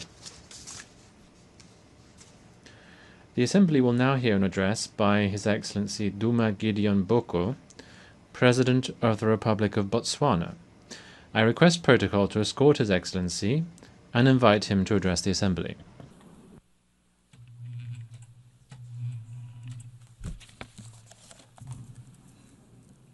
Madam President, Secretary General, Excellencies, ladies and gentlemen, we meet here today and this whole week in these hallowed precincts to remember the overwhelming gravity of the circumstances that gave birth to the United Nations, the ruins of war, a world poised to descend into further mayhem if courageous choices were not made. Leaders of great vision and courage stepped up. They realized that the charms and allurements of our unity trumped any tendencies to divide us, and from their conviction that humanity is better together, this institution was born. Their courage and fortitude merit our recurrent admiration. So I stand on this enchanted spot today to express my thanks and the gratitude of the people of Botswana to our forerunners and to all of you. We must recommit ourselves to the vision, peace, development, and human rights for all people in all nations. I stand here today in the composite capacity of citizen of Botswana and as an African. Yes, I am an African, stamp and root. For Botswana, the ideals of the United Nations are not abstractions. They are the foundation of our identity. Since our independence, we've sought to embody democratic governance, respect for the rule of law, including an international rule-based normative order, and the dignity of every human being. We reaffirm today our commitment to the Universal Declaration of Human Rights and to advancing equality, including the protection of indigenous peoples, women and youth within our borders and across our region. Yet we also acknowledge that the pursuit of justice is an arduous journey. My administration has pledged to reform and strengthen institutions, enhance transparency, and root out corruption. We do so not for accolades, but because our citizens deserve governments that serve them with integrity. We are on a quest for integrity in African leadership. Excellencies, Botswana has been blessed with the gift of diamonds. For decades, this resource has financed schools, hospitals, and infrastructure. But today, we confront the fragility of that reliance. Diamond markets fluctuate. Our people's needs do not recede. Our vision is clear: to diversify our economy, empower our people, and create resilience. We invite global partners to invest in renewable energy, technology, sustainable agriculture, and value-added industries. We extend an open hand to businesses, innovators, and institutions ready to work with us on this journey of transformation. Botswana is a semi-arid country. Our people know the meaning of drought. We know the anxiety of scarce water, of crops that wilt and wither under a relentless sun, of livelihoods eroded by forces beyond our control.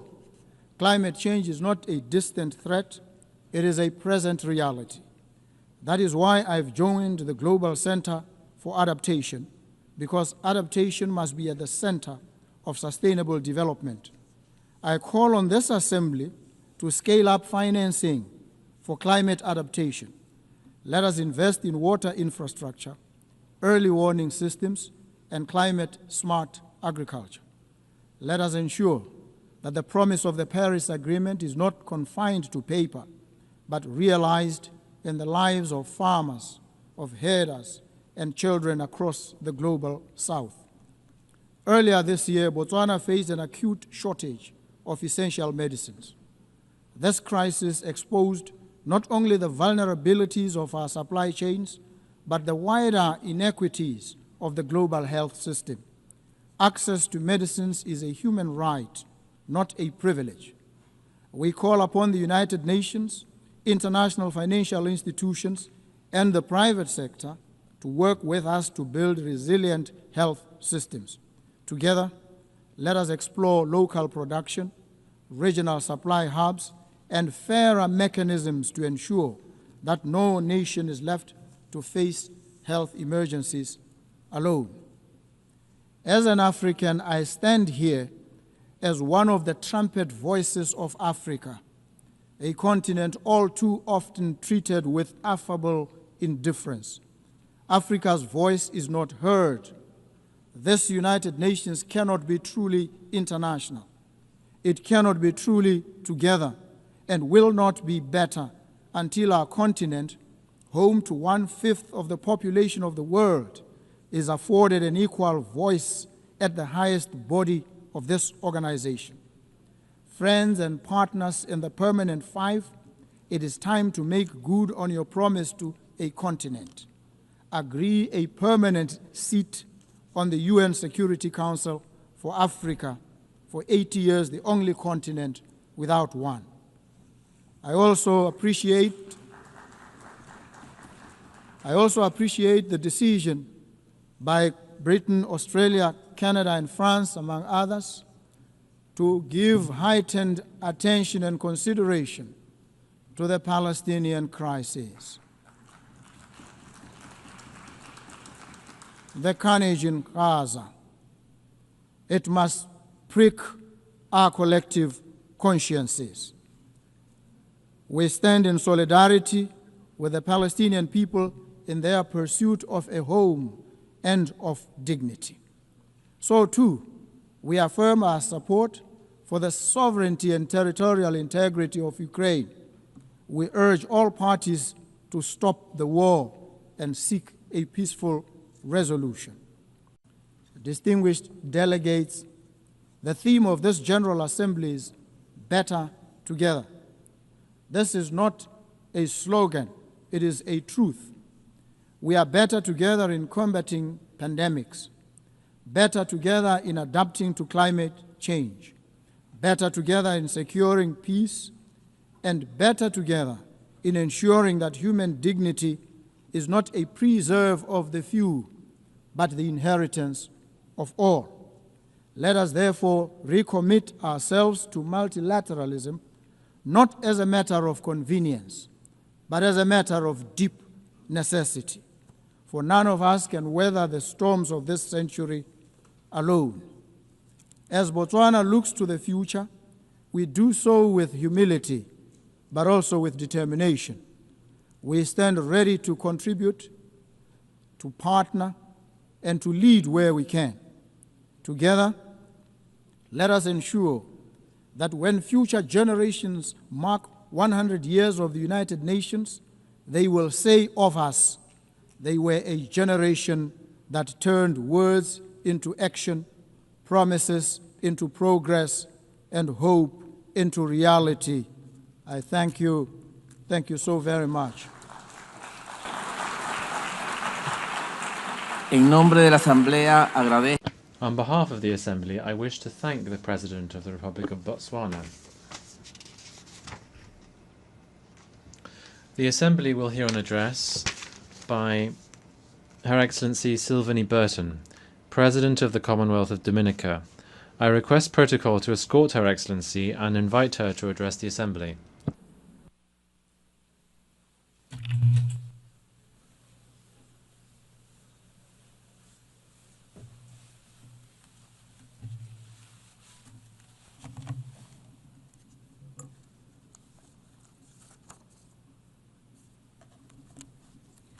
Excellencies, distinguished delegates, ladies and gentlemen, Mabrika, Mabrika, I bring you greetings in my native Kalinago language, the language of the first people of the Caribbean, whom I am proud to call my ancestors. Madam President, on behalf of the government and people of the Commonwealth of Dominica, I am pleased to congratulate you, my fellow woman, on your appointment to guide the affairs of the 80th session of the United Nations General Assembly, a responsibility for which you are eminently qualified. We wish you every success in your new role. Excellencies, I address you at a pivotal time in the history of this organization, and indeed of this world. I am reminded of the words of the famous British novelist Charles Dickens in his acclaimed novel, and I quote, "A Tale of Two Cities," end of quote. A novel set in a time of social upheaval, division, and transformation. I quote, "It was the best of times. It was the worst of times," end of quote. Although this novel was written over 160 years ago, these words remain relevant today. As we celebrate 80 years of the existence of the United Nations, we are living a tale of two worlds. For some, it is indeed the best of times. Strong economies, access to education, medicines, top-class healthcare, clean water, sanitation, and housing. They are at the frontier of the artificial intelligence and other emerging technologies with expanding digital infrastructure and rising standards of living. But for many, it remains the worst of times. Persistent poverty, growing hunger, displacement, instability, and war. Nations on the front lines of climate change, enduring the worst impacts and debt crises, not of their own making, but a price they pay for the excesses of others. Unfortunately, this is not fiction, but our shared reality. If we as the United Nations do not confront this duality, this inequality, we will write a catastrophe of our own. It bears restating that the UN was created 80 years ago to prevent wars, to promote peace and international cooperation based on ideals of mutual respect, human rights, and the rule of law. It has championed multilateralism, recognizing that no one country has the answer for the world's problem, that the world is interconnected, and to maintain peace, we should operate a rules-based and not power-based approach. A Tale of Two Cities portrayed a society where the powerful live in luxury and the oppressed suffer in silence. We can take heed of the warning that we glean from Dickens' work, that injustice should not be ignored, that when powerful nations impose their will on the less powerful without accountability or regard for the rule of law, they plant seeds of discord and future unrest. What have the lessons taught us? What should we ask ourselves as we gather year after year in this chamber? Are we truly listening to the nations that take the podium every year to decry poverty, inequality, climate change, underdevelopment, and conflict? Do we have a system where resources and decision-making are truly being equitably shared, or are we instead operating a system where power protects itself? I am reminded of the old African proverb, and I quote, "When elephants fight, the grass gets trampled," end of quote. We, the small island developing states, we are the grass.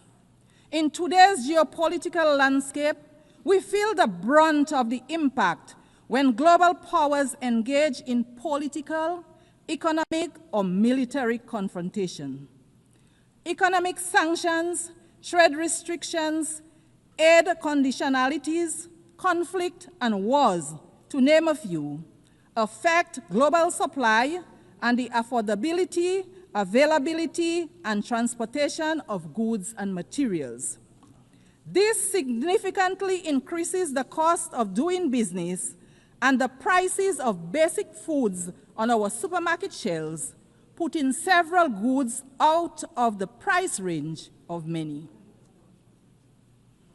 Madam President, we have come here time and time again to advocate for fairness, to advocate for understanding, to advocate for change in respect of matters that concern our very viability as small nations, on matters that affect our very lives and livelihoods. A major area for us is the devastating impact of climate change on our nations. Yet, in climate negotiations, powerful nations still drag their feet. Polluters enjoy protection, and adaptation and mitigation efforts are underfunded.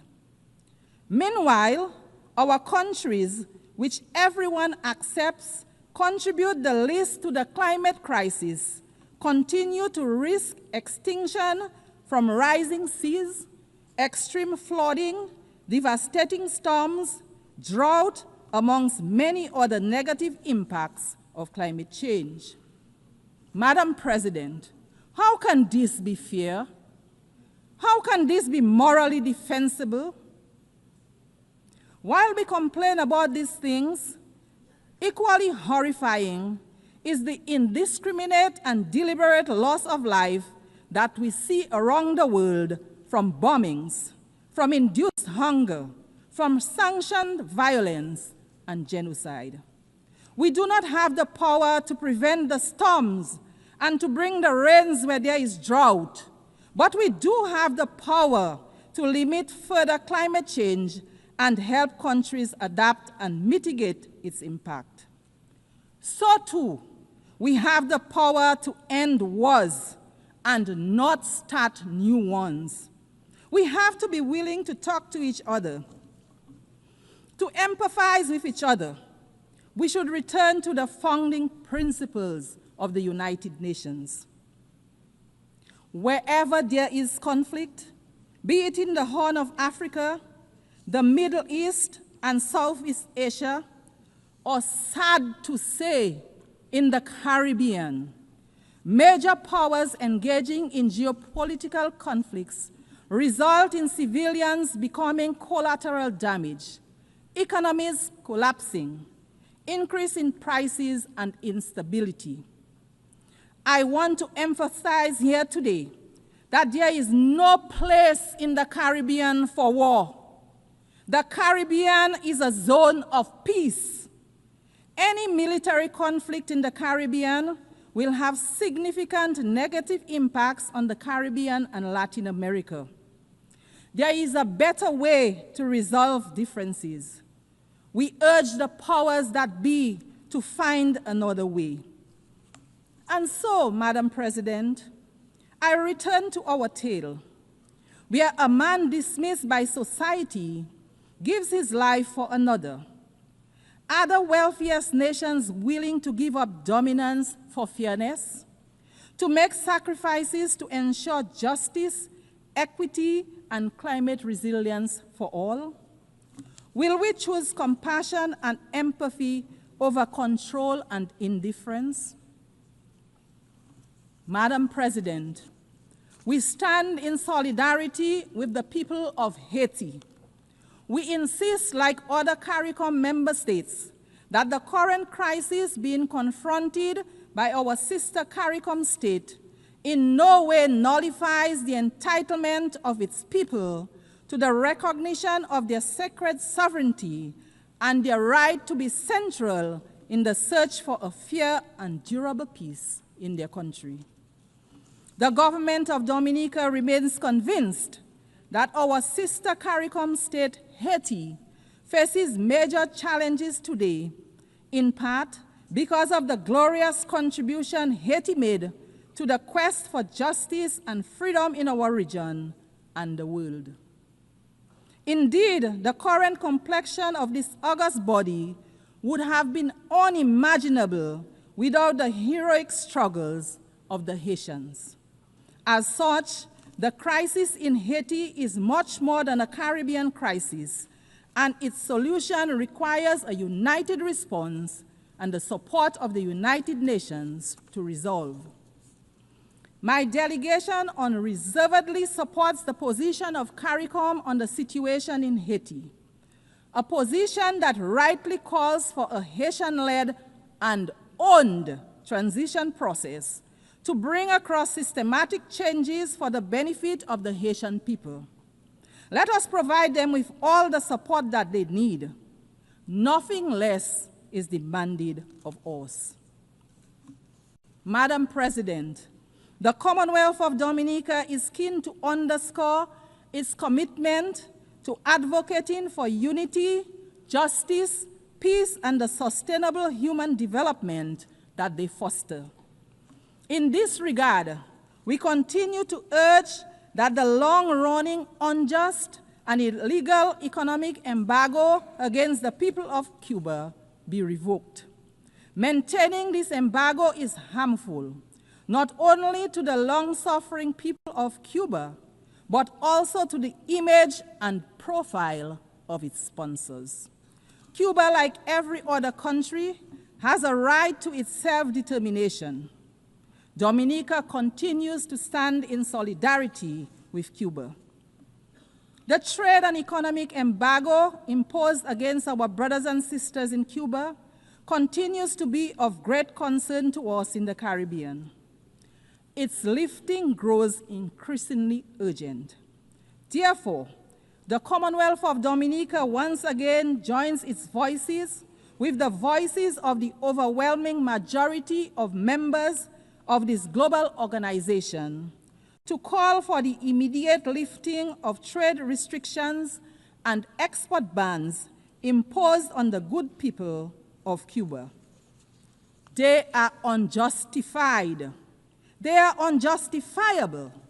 They belong to a bygone era. They should cease to exist. They fall, in our view, within the grand narrative of yet another Caribbean people's struggle for liberation. It is for these reasons that the government of Dominica strongly urges a radical reconsideration of these actions. Madam Speaker, our steadfast advocacy for respect for the United Nations norms of sovereignty and non-interference impels us as well to urge that the right of the government and people of Venezuela to resolve internal challenges without outside interference be respected. We renew our condemnation of the imposition of sanctions on Venezuela. The resulting hardship forced upon the people of Venezuela needs an immediate and complete end. We also call for restrained and strict adherence to the rule of law as it relates to the presence of U.S. military assets in the blue waters of the Caribbean Sea. The solution to conflict, to challenges, should never be aggression and war. We urge that all diplomatic efforts be pursued to respect the sovereignty of states, preserve the dignity of human life, and promote peace. Madam President, as we celebrate this 80th year of these United Nations under the theme, and I quote, 80 years and more for peace, development, and human rights, end of quote, let it not be just mere words. Let it instead be a call for respect and adherence to a rules-based order that applies to all nations equally, weak and strong, not just when it is convenient to the most powerful. The UN arose out of the ashes of a world torn by devastating wars. Let us not return to those dark days, but instead be guided by law, diplomacy, and shared values. Let us reform the system where small and developing nations have a real seat at the table, that we may have the opportunity to influence decisions that shape global climate policy, security, and economic well-being for all. Let it be where we build solidarity and cooperation, and where power is exercised with humility, compassion, and restraint. Madam President, let the history books say that in this chamber, in our time, we chose a better path. In the words of Charles Dickens, and I quote, "It is a far, far better thing that I do than I have ever done," end of quote. Let those words not only be the end of a novel, but also the beginning of a new era for us, the beginning of our collective resolve, where our actions are guided by the desire for true peace, by respect for others and the rule of law, for upholding the sanctity of human life, of ensuring true development and prosperity for all. Let us judge the strength of our global system, not by how loudly the elephants roar, but by how well we protect the grass beneath them. Excellencies, the challenges before us are too great and complex for any one nation to solve alone. We all need each other. So let us leave this hall committed to action, committed to partnership, and committed to each other. Because the truth is simple, yet profound. We are always stronger, wiser, and better together. Madam President, I look forward to the day when a woman leads this great institution as Secretary General, which to my mind would be a symbol of true equality. I thank you for the courtesy of your attention. Thank you. Muchísimas gracias a la... I would like to thank the President of the Commonwealth of Dominica. The Assembly will now hear an address by His Excellency Wesley Simina, President and Head of Government of the Federated States of Micronesia. I request protocol to escort His Excellency and invite him to address the Assembly.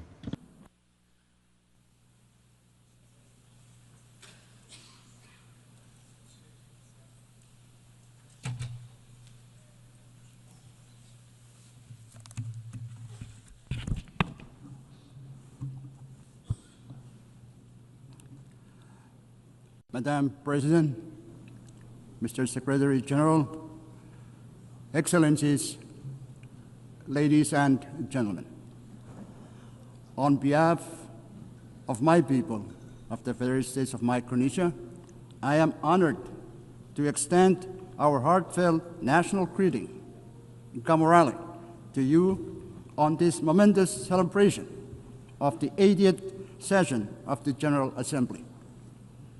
Congratulations, Madam President, on your election to preside over this distinguished assembly. Your leadership and insights will guide us moving forward. I also wish to commend the leadership of our outgoing president. At this time, I also want to express my gratitude to the Secretary General for his tireless and unwavering commitment in guiding our collective work. We are grateful for your dedication and efforts in keeping hope and cooperation alive across our global community. Madam President, Micronesia joins the United Nations in commemorating its 80th anniversary. This milestone calls on us to renew our collective commitment to strengthen multilateralism for the challenges ahead.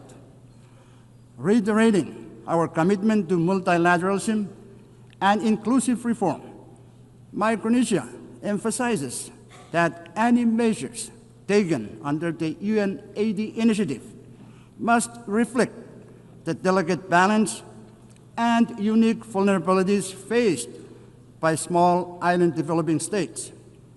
It is paramount that structural adjustments must enhance, not limit our access to critical support and representation. We urge that reforms ensure the continued resilience, tailored assistance, and participatory voice of small island developing states in the evolving UN system so that no one is left behind. Madam President, the climate crisis is not up for debate. We all know that. The only question now is whether we, as leaders, will act with the urgency it demands. The landmark ICJ's advisory opinion reminds us that climate action is not only a moral imperative, but also a legal one. It affirms that all states, particularly those who are parties to the UNFCCC and Paris Agreement, must do their fair share to limit warming to 1.5 degrees Celsius, and that major emitters carry the primary duty to act and keep 1.5 alive.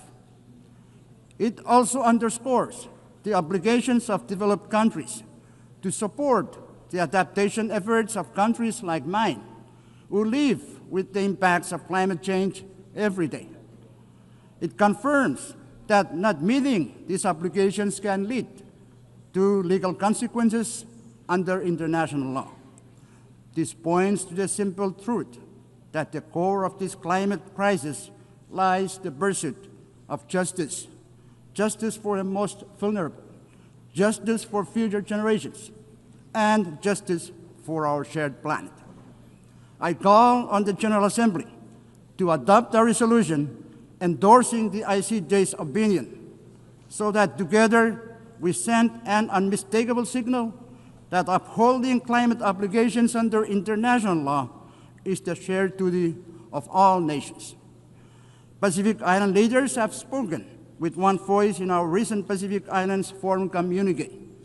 Methane mitigation must be a global priority, and methane mitigation across all sectors must be a core objective of every country.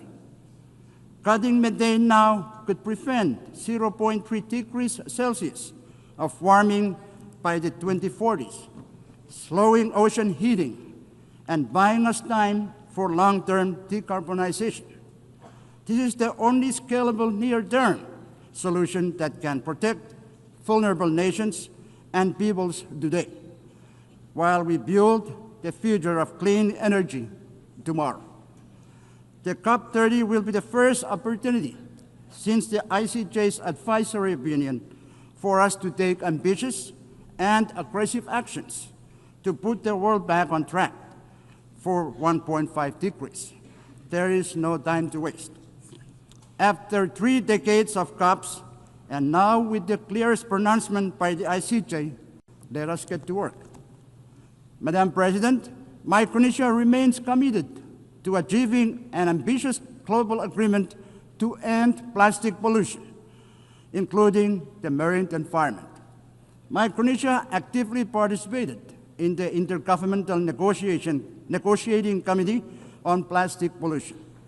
We are proud to have stood with over 100 countries, making clear that the pollution emitted from the full life cycles of plastics requires a full life cycle approach to address all pollutions from plastics, from the production and design stages all the way through the waste management and remediation. This pollution, including climate warming greenhouse gases and thousands of other toxic chemicals, severely impacts our health, our environment, and our economies. Despite the failure of the INC to produce a plastics treaty in Geneva, we are not giving up. The plastic pollution crisis is far too dire to ignore. Madam President, the year 2025 is an important year for the ocean. In June this year, the UN Ocean Conference adopted the Nice Ocean Action Agenda, a forward-looking document to guide us all. Also, as of today, there are 145 countries that have signed the PB&J agreement and 70 that have ratified. With this development, we are pleased that PB&J agreement will enter into force in 4 months. Micronesia is also participating in the related and critical work of the International Seabed Authority. Micronesia is following a precautionary approach to deep-sea mining. We emphasize the necessity of consolidating comprehensive knowledge, data, and scientific understanding of the marine environment and the impacts of deep-sea mining before any exploitation takes place. Additionally, it is crucial that all stakeholders, including adjacent coastal states, indigenous peoples, and local communities in the Pacific, are consulted and their perspectives considered before any exploitation occurs. In Micronesia, we have taken steps in preparation for exploration and possible exploitation in a responsible manner. We urge the ISA to finalize without further delay all relevant regulations, standards, and guidelines for its mining code prior to any exploitation, as failure to do so risks countries turning to alternative measures. Madam President, small island developing states face unique and heightened vulnerabilities to climate change shaped by geography and scale. Disaster risk reduction and resilience strategies must reflect these realities. That is why the Multidimensional Vulnerability Index is so vital to us. It recognizes our economic, environmental, and social fragilities, and it ensures that support reflects genuine need, not just income levels. The MVI provides a fairer framework for allocating resources. Development partners must base their decisions or 8 decisions on it, pairing it with traditional measures to better target climate and disaster support. Going forward, implementation demands 3 things: adoption by international bodies, continuous technical refinement, and strong commitment from partners to align financial and policy support with the vulnerabilities the MFI reveals. Only then can this tool deliver the resilience our small islands urgently need. Madam President, Micronesia continues to confront a high prevalence of non-communicable diseases, the persistence of emerging and re-emerging infectious diseases, and rising mental health concern. In response, we are reorienting our health systems around primary health care as the foundation for universal health coverage. We are investing in the rehabilitation of primary health care clinics, the development of our health workforce, and the use of telehealth to extend essential services to our most vulnerable and hard-to-reach populations. However, to realize the goal of universal health coverage, additional financial and technical support from the international community is indispensable. Madam President, gender equality and social inclusion are equally central to our development agenda. Our strategic development plan places this at its core, with the objective of ensuring equal access to services, equitable participation, and opportunities for all our citizens to thrive. Madam President, peace and unity are the foundation of our nation. Our FSM Constitution, or Micronesian Constitution, reminds us that we must, and I quote, live together in peace and harmony, to preserve the heritage of the past and to protect the promise of the future, end quote. Today, as conflicts continue to unfold across the world, we hold hope that they may be resolved through leadership rooted in peace. In our region, while we uphold peace and unity as guiding values, we find ourselves navigating the geopolitical and geostrategic competition among major powers.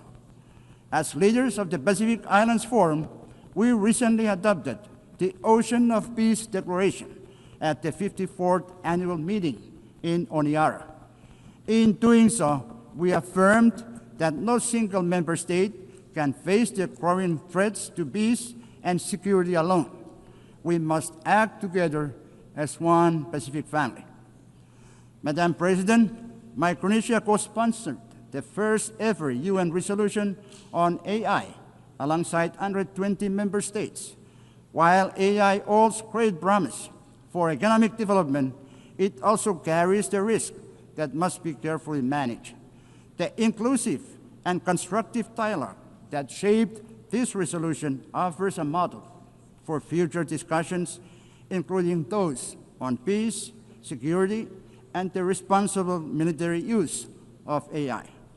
As the digital world advances at an unprecedented pace, global cooperation is essential to ensure that AI systems remain safe, secure, and trustworthy.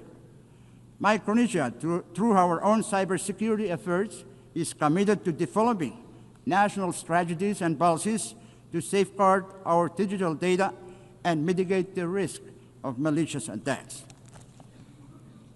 Madam President, food and water security remain pressing challenges for Micronesia, as fragile freshwater sources and climate extremes undermine agriculture, marine ecosystems, reduce yields of traditional crops, and increase reliance on costly, less nutritious imports. Compounding these challenges, just days ago, I was compelled to declare a national state of emergency due to an ongoing oil leak from a World War II sunken vessel in Chuuk Lagoon. This ship, together with more than 60 other wartime wrecks, has rested in our waters for nearly 80 years since the war's end. But now, these remnants of conflict pose new dangers as toxic oil seeps into our ocean, threatening our fisheries, coastal communities, and livelihoods. The scale of this crisis far exceeds Micronesia's capacity to address alone. As we mark the 80th anniversary of the war's end, we appeal to the international community to work with us in transforming this legacy of war into an opportunity for cooperation. Madam President, Micronesia again emphasizes the urgent need to address the current structure of the United Nations Security Council, which fails to represent the geopolitical realities of the 21st century. The exclusive nature of its permanent membership creates inequities and hampers effective responses to global crises. To enhance legitimacy and accountability, we must restructure the Council to include underrepresented voices, including Japan, India, Germany, Brazil, and the African continent. Such reforms would better reflect modern international dynamics and strengthen the Council's role in promoting peace and security. Madam President, 8 years ago, the United Nations was founded on a simple but enduring truth. Every nation, big or small, has a voice, a vote, and a role to play in shaping the world we share. Micronesia may be small, but our voice, our vote, and our place within the international community is committed to choosing that we are, in fact, better together. That truth must guide us still, because, big or small, every nation has the power to choose peace over conflict. Big or small, every nation has the power to choose peace over conflict. Big or small, every nation has the duty to protect our planet from harm. Big or small, every nation has the responsibility to defend justice and human dignity. Big or small, we always have been and always will be better together. I thank you. Muchísimas gracias al presidente. I would like to thank the President and Head of Government of the Federated States of Micronesia. The Assembly will now hear an address by His Excellency Taye Atse Selassie Amde, President of the Federal Democratic Republic of Ethiopia. I request protocol to escort His Excellency and invite him to address the Assembly.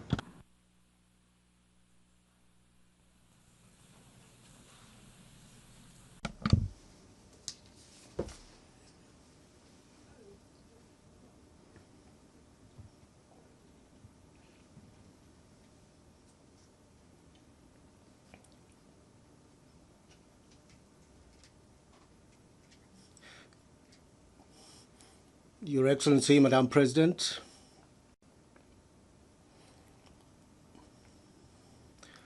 Your Excellency, Secretary General Antonio Guterres, ladies and gentlemen, Excellency Annalena Baerbock, I would like to extend my heartfelt congratulations to you and your country, Germany, on your election as President of the 80th session of the United Nations General Assembly, and wish you a productive tenure. I would also like to thank His Excellency Philemon Yang, President of the 79th session of the General Assembly, for his able leadership. It is a great honor for me to address this August Assembly, representing my country, Ethiopia, a founding member of the United Nations, on this historic occasion, which marks the 80th anniversary of the organization.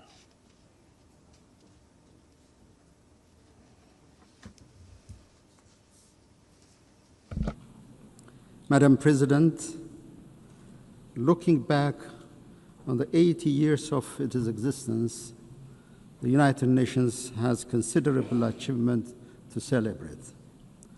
Our sacrifice for decolonization has left a lasting legacy on the global body, making it truly universal with the admission of newly independent states. Armed conflicts are prevented, humanitarian catastrophes are averted, and deadly pandemics successfully contained. Global cooperation under the framework of the Millennium and Sustainable Development Goals has resulted in a reduction of extreme poverty and paved the way for climate action. These achievements, however, could not conceal the outstanding need for reform and revitalization. The most glaring one is the inequitable representation of states in the global security, political, and financial architecture. The United Nations must also overcome the systemic problems it suffers from a lack of impartiality, selectivity, and double standards. The emerging controversy over the fundamentals of the international system and the principles of the United Nations Charter is risking the very foundation of international cooperation. These trends should not be normalized or serve as a baseline in the determination of our standard and targets. We are also deeply concerned by isolationist policies, unprecedented military buildup, arms race, and the disturbing trend of retraction from development and climate commitments. These worrying trajectories are counterproductive to the collective progress of humanity and undermine the very premises of peaceful interstate relations. It is Ethiopia's conviction that the remedy lies within our reach. No state can single-handedly manage global challenges. We therefore call on fellow member states, especially developed countries that have historical responsibilities, to reverse recent downward trends and intensify efforts towards the collective public good of development and peace. Madam President, Ethiopia supports the peaceful resolution of all conflicts. The path of violence must yield to the power of diplomacy. We affirm our historic position on the right of the Palestinian people for self-determination. Direct negotiation among the warring parties is an immediate necessity. Humanitarian assistance must reach to all the people in need. This is not a political preference, but a moral imperative.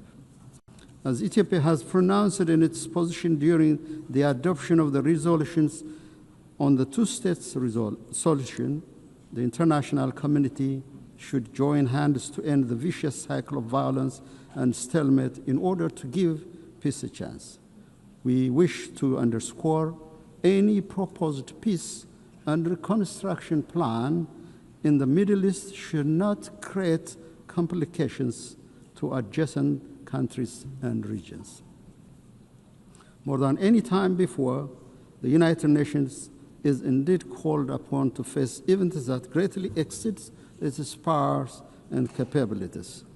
It was in 1949, at the fourth session of the General Assembly, the Ethiopian delegation forewarned the risks of ineffectiveness and intrusion into the mandates of the General Assembly.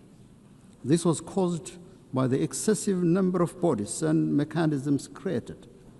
It is in this light that we see the ongoing reform process under the UN80 initiative as an opportunity to preserve the mandate of the General Assembly by rectifying its dispersion to a multitude of other bodies. Ethiopia reiterates Africa's long-standing call that there should be more decentralization and deployment of institutional and financial capacity to the global south, especially to the African continent, where the United Nations has most of its programs. Madam President, Africa, guided by Agenda 2063, is advancing development as its preferred security policy. The continent is scoring a higher rate of economic growth. Domestic revenue mobilization is on the rise. Africa's climate action in renewable energy development emission reduction, and afforestation is indeed unmatched in any other parts of the world. Efforts to enhance public welfare, combat transnational threats, and decrease inequality are being intensified. Despite these achievements, the global crisis continues to impact Africa's capabilities to deliver on development aspirations. Chief among these is the compounding debt crisis. In line with the Addis Ababa Action Agenda and Civil Outcome document, we emphasize the need to advance an ambitious agenda on development finance. Coercive measures and trade restrictions, in particular those targeting Africa, must be lifted immediately. More importantly, Ethiopia calls for a new global action for debt cancellation, restructuring, and suspension. Madam President, it is our view that the national security of states, especially those in the same region, is indivisible and interdependent. To this effect, we will intensify our efforts to combat global terrorists operating in our region. We call on the international community to extend the required support to the African Union peace missions, in particular the African Union Support and Stabilization Mission in Somalia. Now is not the time to retreat from global action in combating terrorism. Furthermore, we reiterate our call for urgent action to reform the United Nations Security Council. Africa's representation in both categories of membership of the Council must be given priority. There is no shortcut or half solution to this long-standing pursuit for justice. Distinguished delegates, excellencies, I have the distinct pleasure to share with this august assembly recent milestones of great significance achieved by the people of the Nile River Basin. With entry into force of the Agreement on the Nile River Basin Cooperative Framework, the Entebbe-based Nile River Basin Commission is nearing establishment. This year, we also celebrated another milestone. On the eve of the Ethiopian New Year, Ethiopia commissioned the Grand Ethiopian Renaissance Dam, which transforms Ethiopia's renewable energy generation capacity. The Grand Ethiopian Renaissance Dam, with an installed capacity of over 5,000 megawatts, signifies our commitment to clean energy for all. Its true meaning is found in the lives it transforms. The Renaissance Dam brings light to 60 million Ethiopians who currently lack access to any form of clean energy. It promises power to Ethiopia's energy demand, which grows by more than 20% every year. It is a symbol of liberation of millions of Ethiopian women and girls, freeing them from the back-breaking search for firewood. The dam will be instrumental in the attainment of all of the Sustainable Development Goals. It boosts our capability to provide clean water to our people who live under chronic shortage, create employment to our youth, and ensure food security. GERD also enhances regional connectivity. The overwhelming support and solidarity we received on the occasion of the inauguration inspired greater efforts to forge cooperation among the riparian countries of the Nile River Basin. Madam President, our Pan-African aspiration to break the vicious cycle of underdevelopment should bring our countries together to realize initiatives that will transform the lives of our people. The time is now to work towards Africa's true independence, driven by African agency and guided by the common destiny of our people. Ethiopia, with its second largest population in Africa and significant maritime trade, places high importance on the safety and security of maritime navigation in the Red Sea and the Indian Ocean. We concur with the Secretary General's statement during the Awaza conference that no state should be locked out of opportunities for growth, finance, and technology due to geographical circumstance. The international law maxim that defines the high seas as a common heritage of mankind and guarantees equal right of access and use to all states must be brought to reality. In collaboration with other states, Ethiopia will work towards a comprehensive approach to ensure equal development and security for all states along the Red Sea and the Indian Ocean. Ethiopia will also keep on advancing this legitimate policy objective through diplomacy and peaceful engagement. Madam President, in conclusion, I'm convinced the spirit, genius, and competence of humanity towards unity, justice, and collective well-being will triumph over the current atmosphere of rivalry and hopelessness. For its part, Ethiopia is firmly committed to upholding multilateralism centered on the Charter of the United Nations and to contributing to the maintenance of collective security and sustainable development. I thank you, Madam President.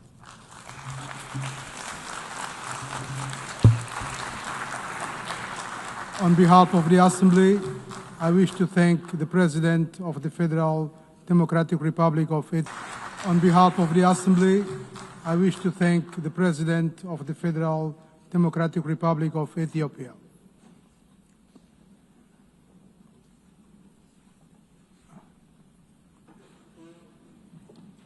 We shall now continue the general debate. The Assembly will now hear an address by His Excellency Antonio Costa, President of the European Council of the European Union. I request protocol to escort His Excellency and invite him to address the Assembly.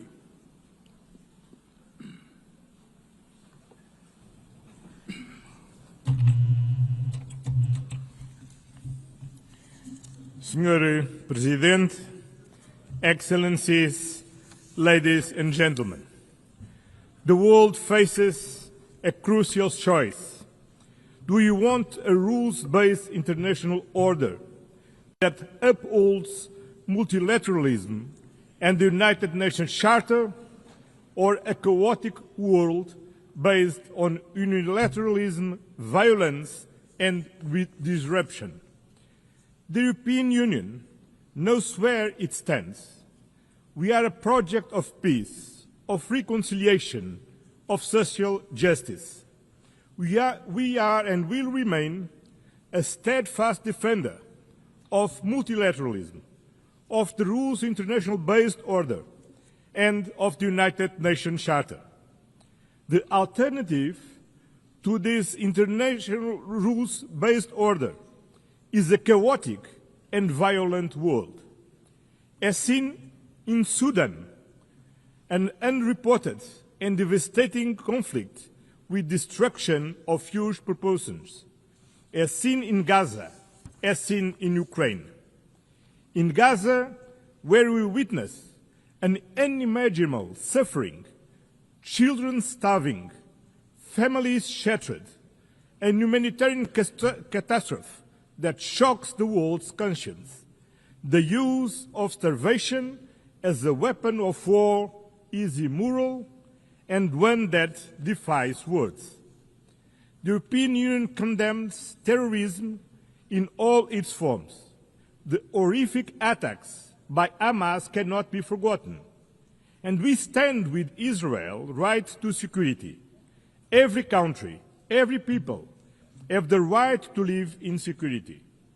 The hostage must be released immediately.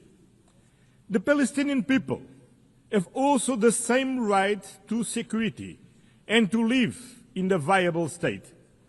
A negotiated two-state solution is the only path to peace. Security for both peoples, dignity for both peoples, this is the solution we seek. The European Union has been an indispensable partner in the region. We are the largest provider of humanitarian aid to Palestinians. European funding has kept hospitals, schools, and institutions running. We have been, over the years, the largest supporter of the Palestinian Authority, supporting them in their reform agenda and in their efforts to ensure effective control of all the territory of Palestine. Dear friends, the European Union fully assumes its responsibilities, but we alone cannot stop this humanitarian catastrophe. Peace in the Middle East requires a collective response, and we need everyone to assume their responsibilities. We must act together and demand the unconditional release of all hostages, an immediate ceasefire, full and unimpeded humanitarian access, an end to illegal settlements, a renewed, credible commitment to a two-state solution. This was the strong message from the two-state conference hosted on Monday by France and Saudi Arabia, to which the European Union is fully committed. In Ukraine, a sovereign nation was brutally attacked by a permanent member of the Security Council, in clear violation of the United Nations Charter, a clear violation of sovereignty, territorial integrity, the respect of internationally recognized borders, and the right to choose its own destiny. Principles that bind all the members of the United Nations. This aggression threatens not only Ukraine, it threatens every nation in this assembly. If we accept Russia's invasion of Ukraine, no country will ever be safe. There is only one root cause to this war: Russia's refusal to accept Ukraine's right to choose its own destiny. For over 3 years, this war has claimed innocent lives, destroyed cities, and fueled global insecurity. Our collective security is tied to Ukraine's resilience. The European Union stands firm in supporting Ukraine in their fight for a just and lasting peace, in their efforts to bring an end to the killing and Russia to the negotiation table, in their future reconstruction, in providing security guarantees to prevent future attacks, in their path to full membership in the European Union. We will continue to apply pressure on Russia to end this war. We call for meaningful negotiations and an immediate ceasefire and a just and lasting peace. This is not Ukraine's fight alone. It is a fight for the principles we all hold dear. Excellence. Your Excellencies, the European Union is determined to build a world founded on the fundamental values that we share with the United Nations: peace, human rights, and sustainable development. Human rights are the foundation for global peace and stability. Social protection, decent jobs, gender equality, and the fight against poverty are not optional. Rather, they are the guarantees of human dignity, of social stability, and of lasting peace between nations. The European Union defends freedom, democracy, and human rights, values which today are threatened by disinformation and by the abuse of digital technologies. We need to have global standards for transparency and accountability mechanisms. They also need to be as dynamic as the technologies that we are trying to regulate, to make sure that digital technologies give citizens means to act, and not autocrats or the new technology oligarchs. The European Union is in favour of a human-centred approach to artificial intelligence. We are at the forefront of the first global regulatory framework in the world for responsible AI, and we are calling for an equivalent level of ambition in the international domain. We are doing this based on our fundamental values: dignity, democracy, and the rule of law. Excellencias. Your Excellencies, climate change is not fake news. It is a scientifically proven fact that is affecting our present and our future.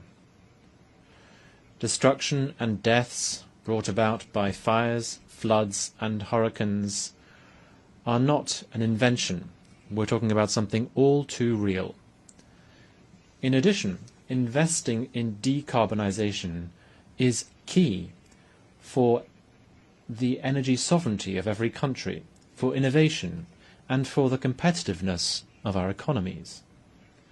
And that is why the European Union fully shoulders and fulfills its commitments undertaken in the context of the Paris Agreement by reducing its emissions by 55% by 2030 and by achieving climate neutrality by 2050. We will continue actively promoting the protection of our oceans, which are lungs and the lifeguard for our planet.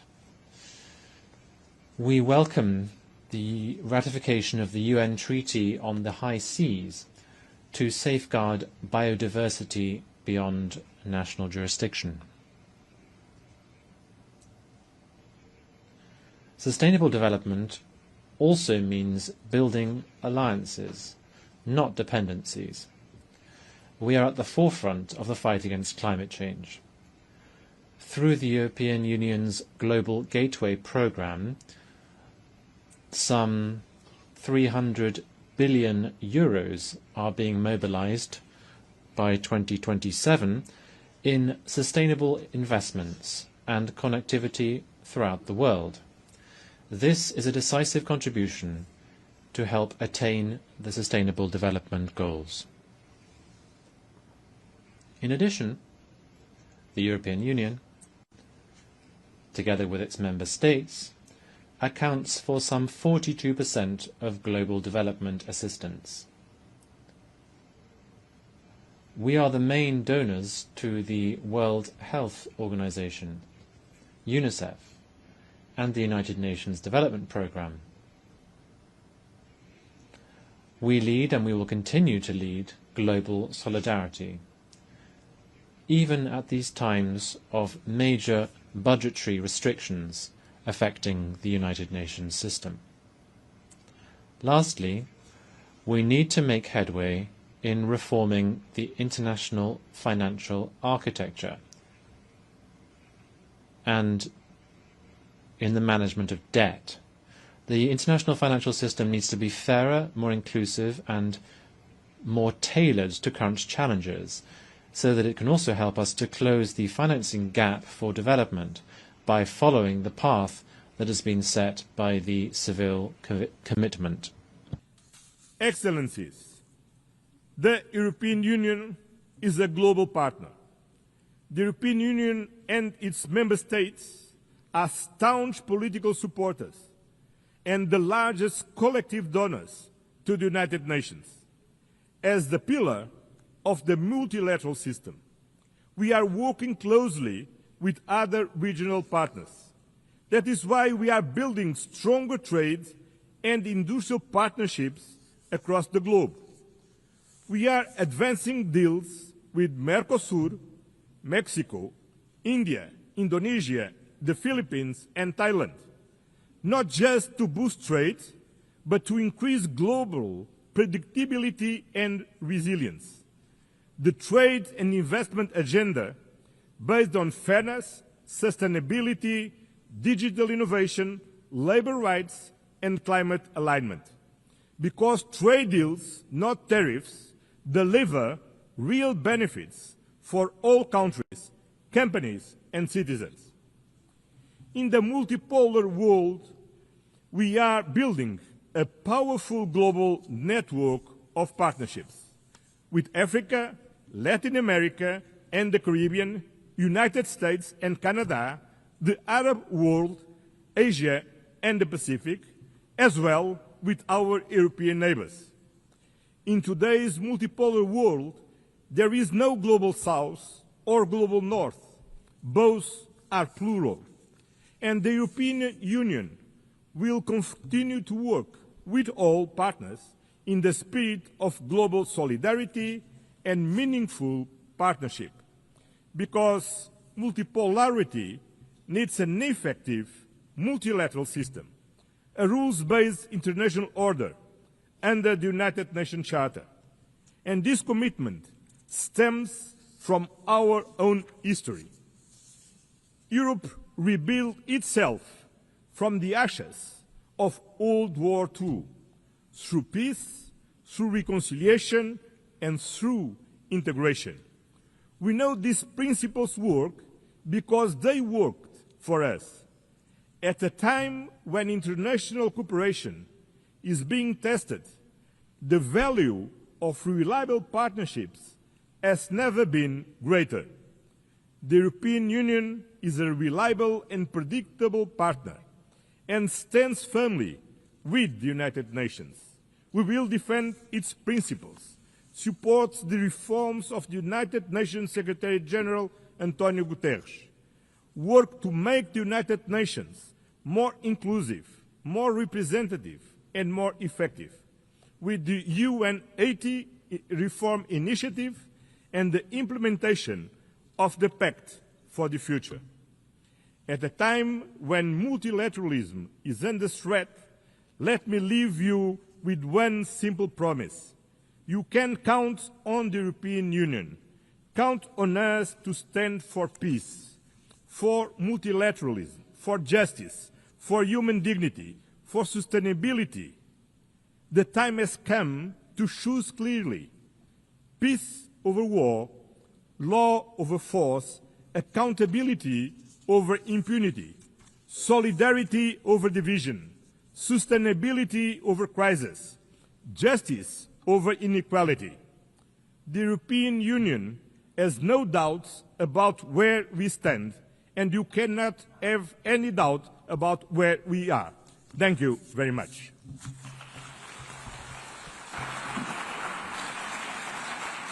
On behalf of the Assembly, I wish to thank the President of the European Council of the European Union.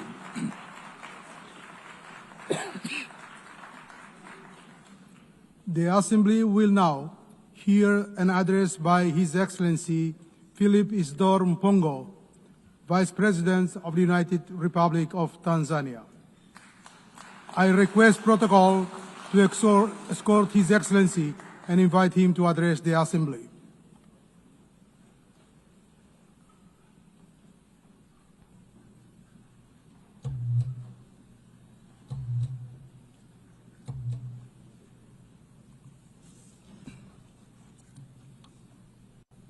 Madam President, Excellencies, distinguished delegates, this year we gather at a historic moment when we are commemorating 80 years since the founding of the UN, but in a somber mood.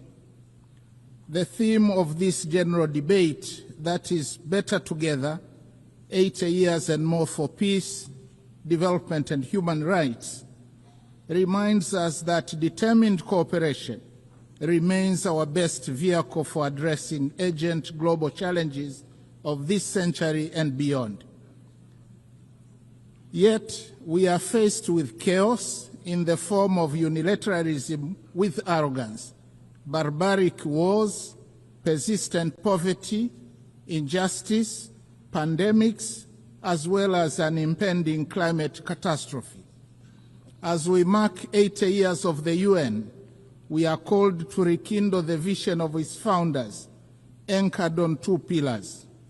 First, nations can overcome difficulties and accomplish more when they work together in solidarity. Second, peace is humanity's truest desire, which we must seek and pursue relentlessly on the basis of international law. By contrast, war is undesirable. It is a senseless path to resolving conflicts on which everybody loses, and its bitter fruits include unspeakable loss of innocent lives, too many orphans, widows, and refugees, as well as wanton destruction. Yet the United Nations Charter has guided us through many challenges over the past 80 years, reminding us to uphold peace, justice, cooperation, and dialogue to resolve conflicts. Today, as the world faces new tests, we must therefore hold firmly to these same principles, for it is only by respecting and living by the Charter that we can honor the past and build a safer and better future for all of us. Excellencies, the past 8 decades also remind us that change is the only constant in our world. The challenges of today are not the same as those of yesterday, nor will they be the same tomorrow. Thus, for the UN to remain relevant and is true to its noble mission, it must embrace change. Tanzania welcomes the UN 80 Reform Initiative unveiled in March this year, which seeks to enhance efficiency across the UN system and strengthening effectiveness. My country stresses the importance of upholding the principles of transparency, equity, and objectivity in the process, so as to renew trust and foster inclusive global governance. We thank the Secretary General for engaging member states in this endeavor. Nevertheless, Tanzania reiterates Africa's position on redressing the continent's underrepresentation in the Security Council and calls for admission of at least 2 permanent seats for Africa with veto power, as articulated by the Zuluini Consensus. Tanzania also joined other countries of the Global South in demanding urgent and comprehensive reform of the global financial system. While we support the outcomes of the 4th International Conference on Financing for Development held in Seville, Spain this year, we renew the call for scaling up long-term concessional financing, revising sovereign credit rating frameworks, and rethinking debt sustainability assessments in order to unlock capital for investment in infrastructure, education, health, and climate adaptation. We reiterate our demand for increased voice and representation of Africa in the governance structures of the IMF and the World Bank. These noble demands have gone unheeded for a very long time and must be addressed now. Excellencies, SDGs remain our common plan for a better world. Yet, with only 5 years left before 2030, it has been established that over 80% of the targets are off track, with progress on more than half of the goals being weak and insufficient. The big elephant in the room, suffocating progress, is an estimated financing gap of $4 trillion per annum. Nevertheless, Tanzania remains committed and has made strides in implementing the 2030 agenda, with overall performance estimated at 60%. Examples include SDG 3, where maternal mortality declined from 750 deaths per 1,000 live births in 2000 to 104 in 2022. For SDG 6, access to clean and safe water increased in both rural and urban areas from 32 and 55% in 2000 to 79.9 and 94% respectively by 2024. On affordable clean energy, SDG 7, the number of villages connected to electricity increased from 8,587 in 2000 to 12,318 in 2024. Only 15 villages remain without electricity. However, significant challenges remain, especially on environmental sustainability, that is SDGs 13, 14, and 15. Going forward, we urge the international community to strengthen collective response to climate change, seizing the opportunity presented by COP30 in Belém, Brazil, prioritizing delivery on the pledges for climate action, including capitalization of the Loss and Damage Fund. We call for increased long-term concessional financing, technology transfer, and fairer trade terms to complement our zeal in domestic revenue mobilization, reversing capital flight, and pursuit of win-win partnerships in the exploitation of our natural resources. I am glad to inform the Assembly that in June 2025, we launched the Tanzania Vision 2050 that articulates our long-term development aspirations and dovetails quite well with the SDGs agenda. Excellencies, peace is not a bonus.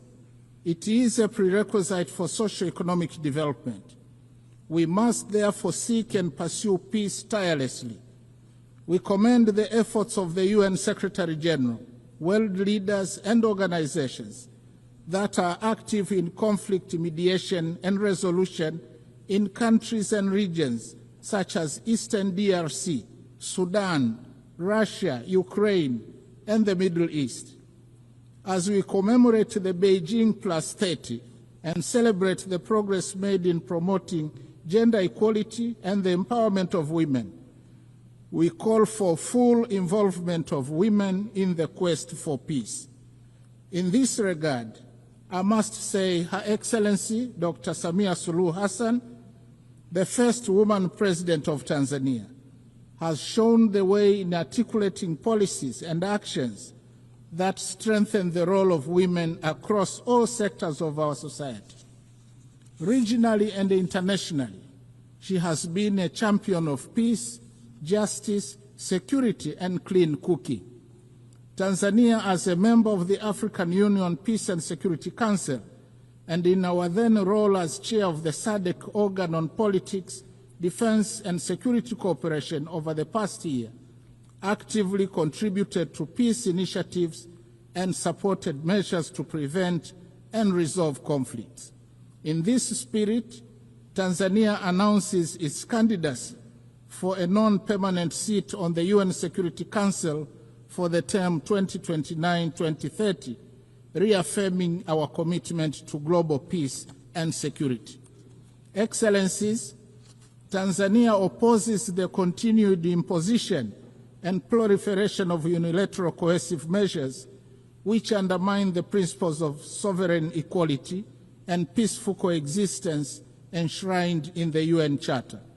Such measures, often applied without mandate of the Security Council, represent a form of economic aggression that disproportionately harms innocent civilians by depriving them of essential needs such as food, medicines, and capital goods. In this context, Tanzania reiterates its principled solidarity with nations, including Zimbabwe and Cuba, and the peoples who continue to endure the adverse effects of the long-standing economic embargo and sanctions. We stress that these embargoes and sanctions contravene international law. Similarly, Tanzania stands in solidarity with the people of Palestine and Sahrawi, who continue to be denied the fundamental rights of freedom, sovereignty, and self-determination. Tanzania also strongly condemns all forms of terrorism carried out within or across national borders.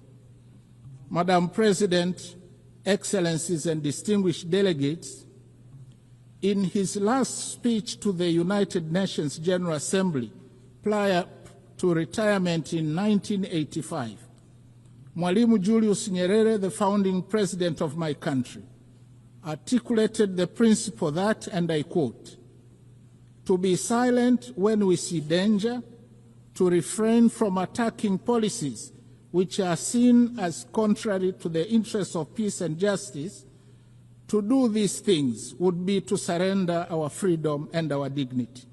That we shall never do." End of quote. Following the same principle, Tanzania considers unilateralism and misuse of military might, as well as shameful incapacity of the international community and global powers to bring an end to bloodshed and horrific wars raging in many places around the world, to be unacceptable.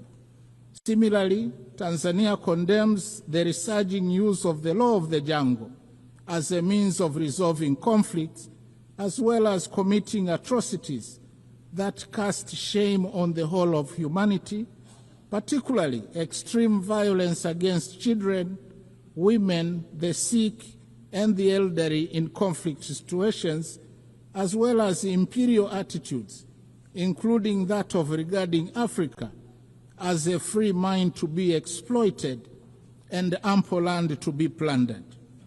The hypocrisy and scandal of international companies, some of which are state-sponsored, to continue to prosper from the exploitation of Africa's natural wealth while causing or supporting conflicts, should be brought to an end now. Instead, Africa needs win-win partnerships in the exploitation of our natural wealth. Tanzania also reminds the international community that increased military spending on research and manufacture of weapons for money is tragic and morally wrong. It obstructs the quest for peace in the world and takes away an enormous amount of resources that could have been used to propel sustainable development and prosperity for all humanity. I thank you.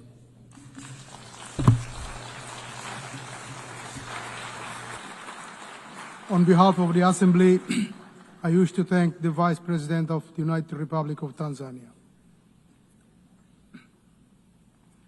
The Assembly will now hear an address by Her Excellency Jessica Rose Epelalupo, Vice President of the Republic of Uganda. I request protocol to escort Her Excellency and invite her to address the Assembly.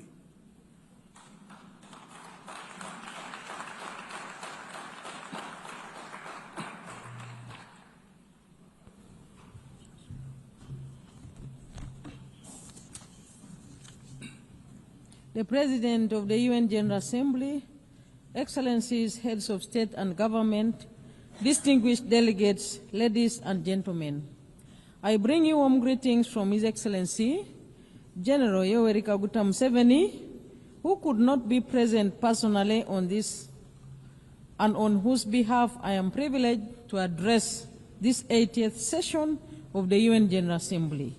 Madam President, let me begin by warmly congratulating you on your election as the President of the 80th session of the UN General Assembly. Uganda assures you of its full support throughout your tenure, and I also extend our appreciation to His Excellency Philomen Yang for his capable leadership during the 79th session. We commend the Secretary General, His Excellency Antonio Guterres, for his continued commitment to the roles and responsibilities of the United Nations. This year marks 80 years since the founding of the United Nations, born out of the devastation of the Second World War, with the aim of preventing future wars and promoting global cooperation. This anniversary is timely and is a reminder of our shared responsibility to uphold multilateralism and strengthen global solidarity in addressing common challenges. The theme of this year's General Assembly, better together, resonates well with our national objectives. Uganda firmly believes that multilateralism remains an essential framework for building collective solutions to global problems. We reaffirm our commitment to the Charter of the United Nations as the cornerstone of multilateralism, international diplomacy, and cooperation with the global mechanisms to promote and support the intertwined values of humanity, namely peace and security, human rights, and shared prosperity. We are equally committed to fast-tracking the achievements of the 2030 Agenda on Sustainable Development and implementation of the Pact for the Future. Madam President, Uganda continues to play an active role in advancing peace, stability, and security within our region, e.g. in Somalia, South Sudan, DRC, and the Sudan. Uganda remains committed to the peaceful resolution of regional conflicts. We remain the largest troop contributor to the African Union mission in Somalia since 2007, which has been succeeded by the African Union Transition Mission in Somalia, and now the African Support and Stabilization Mission in Somalia. As a country, we have invested both human and financial resources in promoting peace and stability unreservedly.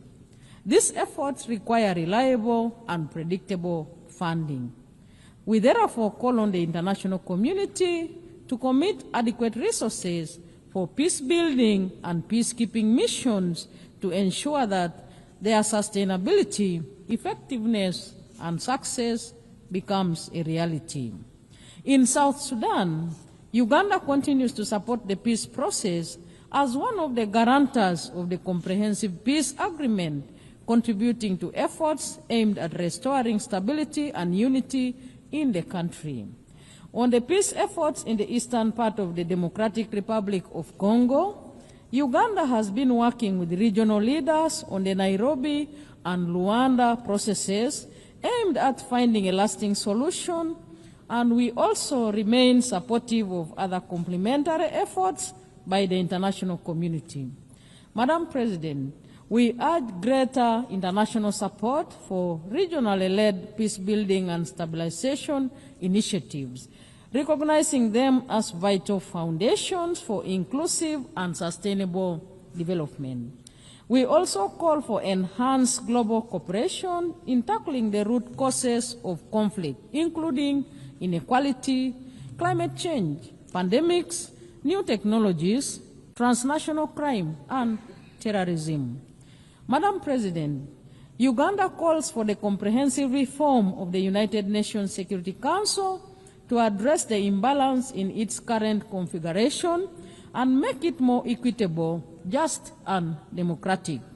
We demand for Africa's representation on the Council as a special case, as a matter of urgency in both the permanent and non-permanent categories, in line with the common African position enshrined in the Eswatini Consensus and SATE Declaration.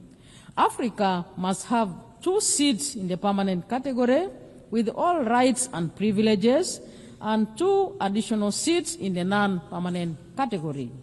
On the question of Palestine, we urge the international community to give renewed priority to the realization of the internationally endorsed 2-state solution. We appeal to the United Nations Security Council to play a decisive and just role in resolving the Palestinian issue, which is crucial for lasting peace in the Middle East and central to global peace and security. We join the international community in the long-lasting call to end the embargo on Cuba that has been tightened recently with unfair designation as a state sponsor of terrorism. Uganda is recognized globally for its progressive refugee policies. Madam President, we host the largest number of refugees in Africa, currently standing at 1.9 million. Uganda allocates land to refugees and integrates them into our national systems, sharing public services such as education and healthcare, etc. However, this model is under serious pressure due to declining international support amidst rising global geopolitical tensions.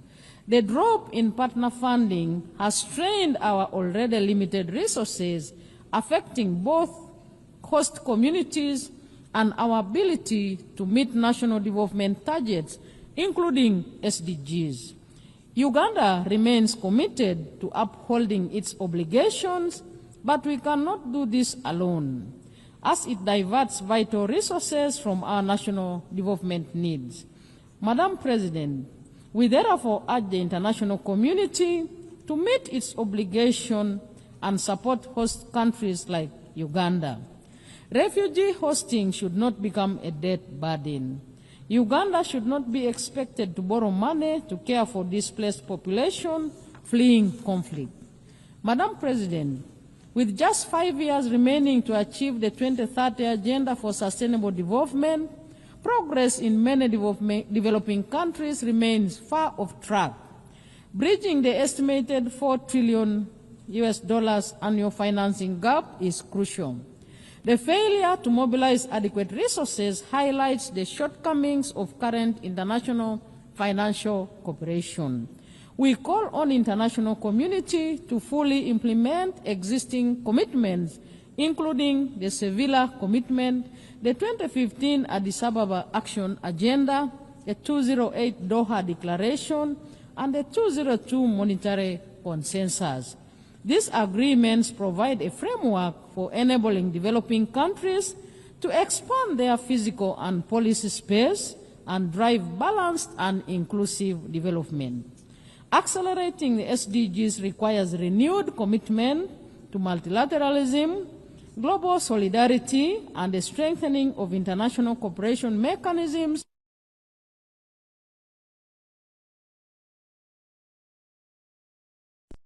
of human rights remain central to our national development agenda.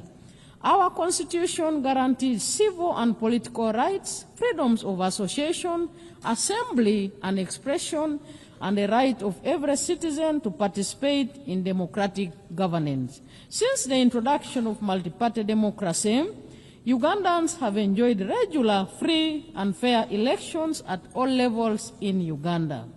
Madam President, Uganda was the first country in the sub-Saharan Africa to introduce universal free primary education in 1987 and universal free secondary education in 2007, an endeavor which has enabled our children to attain basic education and has improved the literacy and numeracy levels in our country, and all the associated benefits and multiplier effects.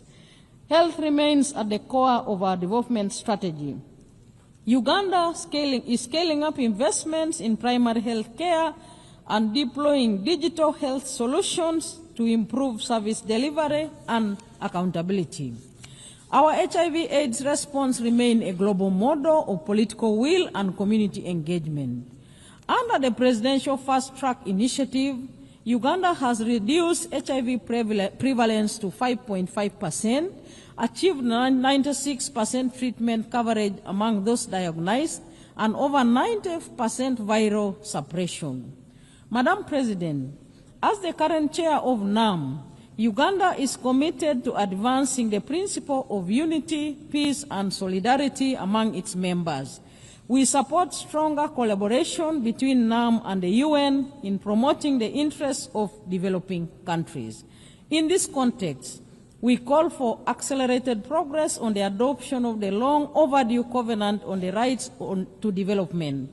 Uganda looks forward to welcoming honorable ministers of NAM member states and observers at the 19th Midterm Ministerial Conference scheduled to take place in Kampala between 15th and 16th October 2025. Madam President, as I conclude, the United Nations has stood as a pillar of development, a pillar of peace and human dignity for the last 8 decades.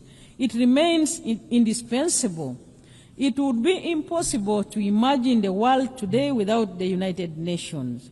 Uganda acknowledges the UN's many achievements, its legitimacy, convening power, and normative influence. Madam President, more must be done to adopt and adapt and strengthen multilateralism. We must redouble our efforts to uphold international cooperation and ensure that the United Nations system is reflective of the current realities and capable of addressing the intertwined global challenges of peace and security, human rights, and sustainable development.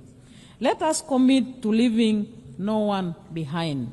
Better together. I thank you. On behalf of the Assembly, I wish to thank the Vice President of the Republic of Uganda.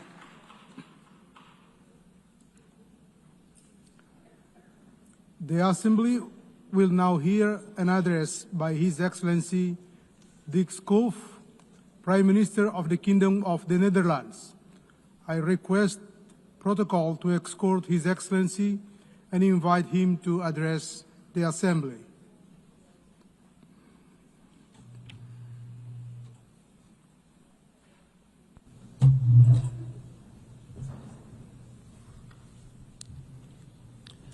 Mr. President, Your Excellencies, ladies and gentlemen, back in 1947, a 7-year-old boy, a Dutch boy called Dirk Salemans, and his father made a long car journey to the German city of Cologne. When they arrived, Dirk couldn't believe his eyes. It was a shocking sight, he said in a recent newspaper interview. Rubble everywhere, people living in abject poverty, the entire city flattened by bombing. Today, almost 80 years later, those images are still seared in Dirk's memory, and that was precisely his father's intention. He wanted to show me what war can do to a city, Dirk recalled in the interview. At the same time, he added, we were also hearing radio reports about the establishment of the United Nations in New York, and all my father's hope was invested in that. When the interviewer asked what exactly the hope was based on, Dirk recalled the opening words of the United Nations Charter, we the peoples. And indeed, it is the peoples of the world, the people, who task their governments with saving them from war, human rights violations, and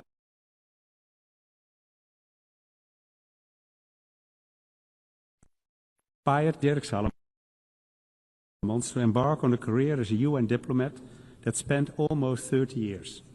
And it is those same words, 80 years on from the UN Charter, that still remind him and us of that task.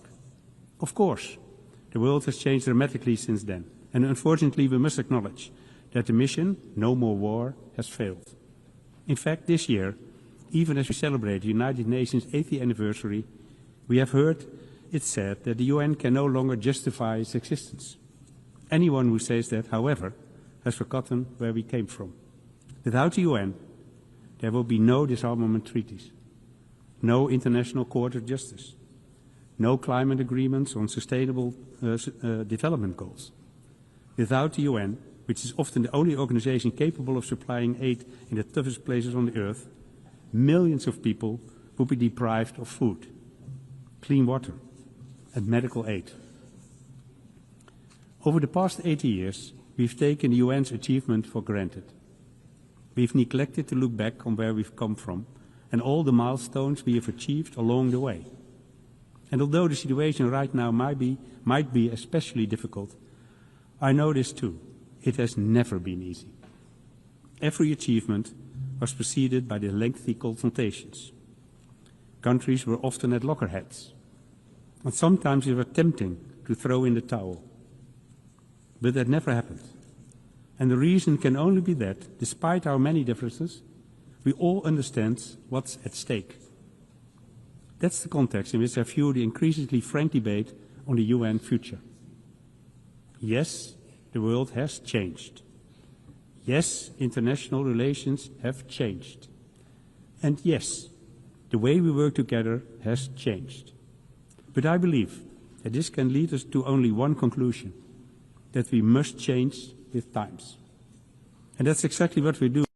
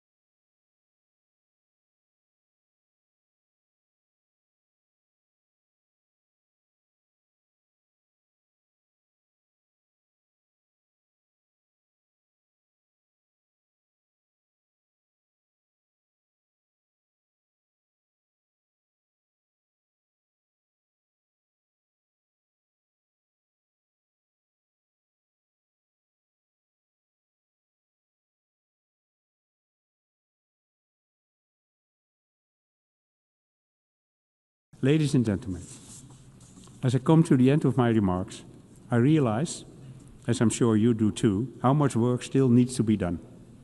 How many areas in which we, the UN, have fallen short. And how long we waited to adapt to this changing world. So I understand that some of us may be tempted to give in to despair. And yet, we cannot allow that. Because 80 years ago, a Dutch boy stood hand in hand with his father amid the ruins of Cologne. And in that wasteland appeared a glimmer of hope, sparked by what happened here in New York. A glimmer of hope that inspired Dirk Salomons and his father, and the peoples of these United Nations. We, the peoples. Thank you. On behalf of the Assembly, I wish to thank the Prime Minister of the Kingdom of the Netherlands.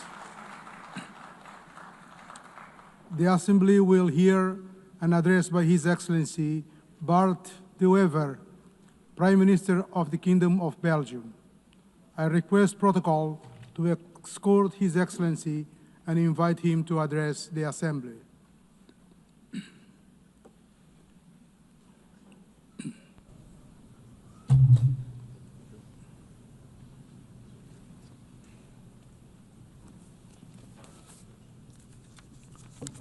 Mr. President, esteemed colleagues, ladies and gentlemen, it is the first time that I stand before you.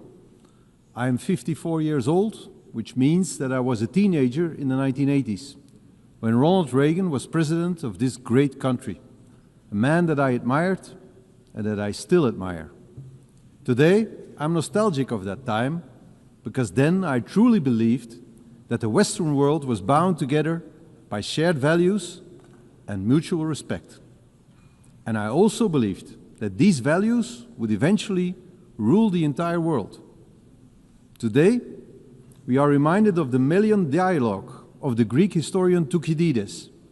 He described how envoys from Athens forced the small neutral island of Melos to choose sides in the Peloponnesian War. If Melos refused, Athens would destroy it. Thucydides captured the brutal logic of power in one single sentence. The strong do what they can, and the weak suffer what they must. He may have been right about human nature, but that is not the world we want to live in today. Civilization means striving to be better than our basic instincts, to rise above them. The United Nations was born out of the most destructive war in human history to embody precisely that aspiration. And yet today, international organizations are under pressure. International law is under pressure. Respect for sovereignty is under pressure. Geopolitics often boil down to sheer ego politics, and I regret this deeply. That is why I stand before you today to advocate for a world anchored in mutual respect, a world of free and fair trade, a world of strong partnerships, respect and cooperation, a world based on international law, a world that tackles climate change, a world of peace, prosperity, and progress. The United Nations remain crucial in pursuing that ambition. The United Nations are far from perfect, and this is why we support the UN 80 reform agenda, because the challenges we face are immense. And I would like to highlight two domains in which we urgently need to move forward: our security and our prosperity. First, security. All who cherish freedom must work to build resilient and vigilant societies.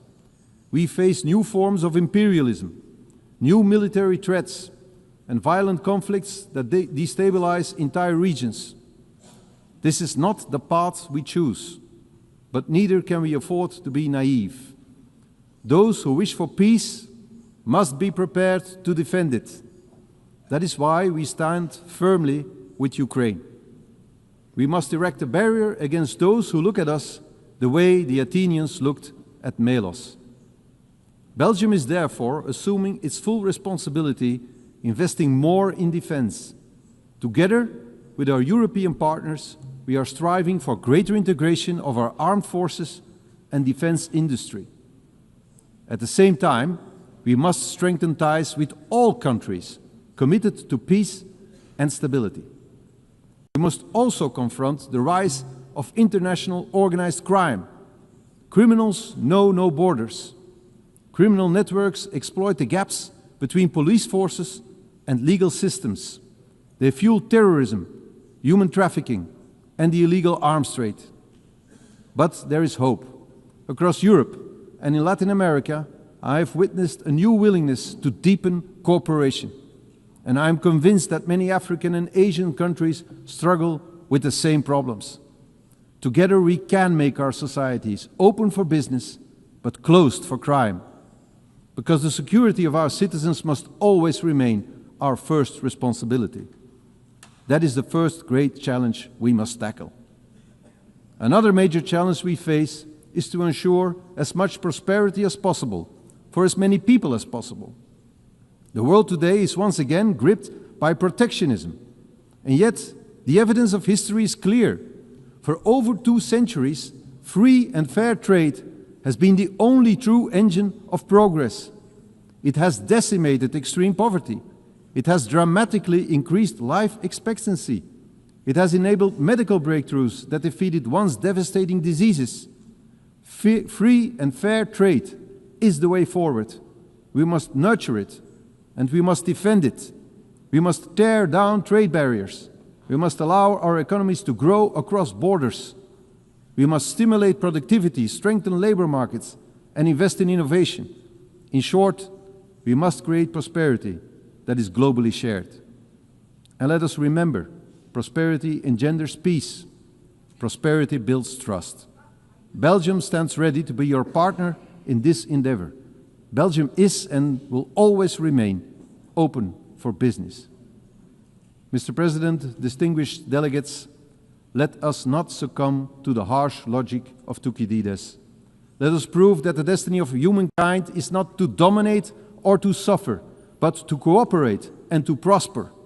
This is and should always remain the mission of the United Nations. I thank you. On behalf of the Assembly, I wish to thank the Prime Minister of the Kingdom of Belgium. The Assembly will now hear an address by His Excellency Allah Maye Halina, Prime Minister and Head of Government of the Republic of Chad. I request protocol to escort Her Excellency and invite her to address the Assembly.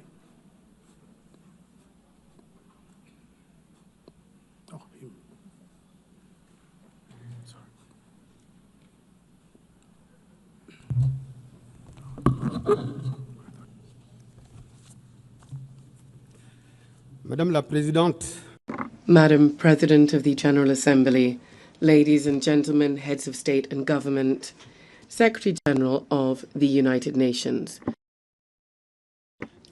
Because of constraints linked to his national agenda, Marshal Mahamat Idriss Déby Itno, President of the Republic of Chad, head of state, who wished to be involved in this important meeting at the United Nations, has not been able to come to New York. He would like to convey his sincere regret for not being here and has conferred upon me the task of delivering his message, which reaffirms Chad's commitment to the principles of multilateralism and the sovereignty of peoples.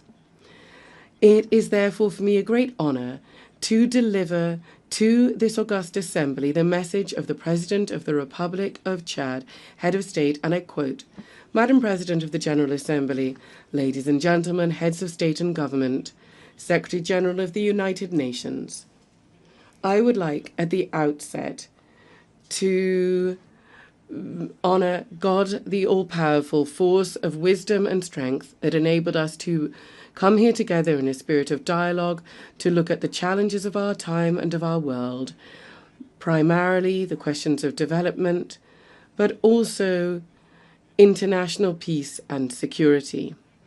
I would like to convey our congratulations to Madam Annalena Baerbock, President of the 80th session of the General Assembly, on her election and assure her of the full support of my country in carrying out her mandate. By the same token, I would like to express our sincere thanks to Ambassador Philemon Yang, outgoing President, for his outstanding leadership of the previous session.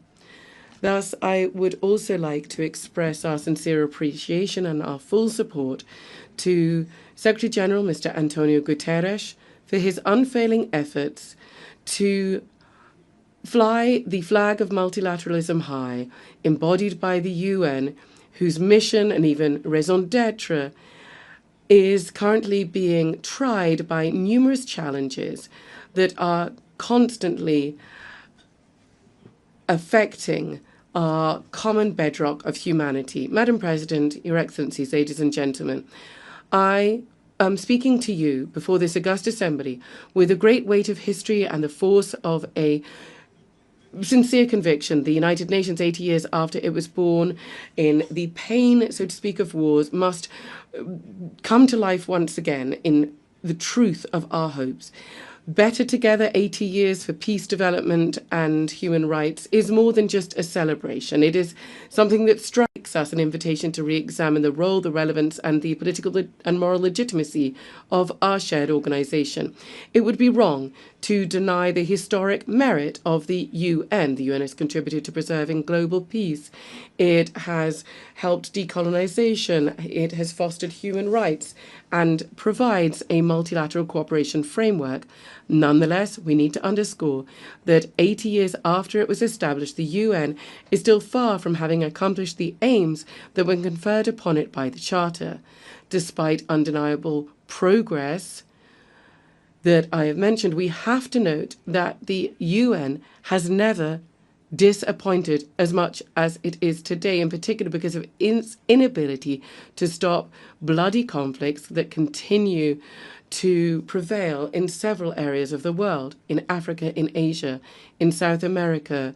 There is increasing defiance because too often major decisions taken by this organization seem to serve the interests of some great powers to the detriment of the aspirations of the countries of the South, because the Security Council remains a very fixed structure, a legacy of the post-war period, where Africa, the cradle of a fifth of humanity, remains excluded for all major representation, because sanction and intervention mechanisms are often selective and indignation seems to be conditioned on where it's happening geographically.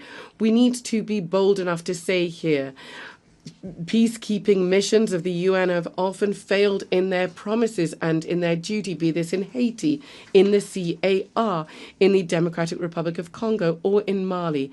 The Blue Helmets, in certain cases, have been accused of inaction and even behavior that runs counter to the very principles of the organization that they represent. How can we understand that instead of protecting, some have been complicit in violations? How can we explain that after being there for decades, conflicts still persist and in some cases are worsening? These failures, often tragic, erode the legitimacy of the UN on the ground and in people's hearts. It is crucial for peacekeeping operations to be reformed very deeply and evaluated in a transparent way, refocused on their fundamental mission to protect civilians.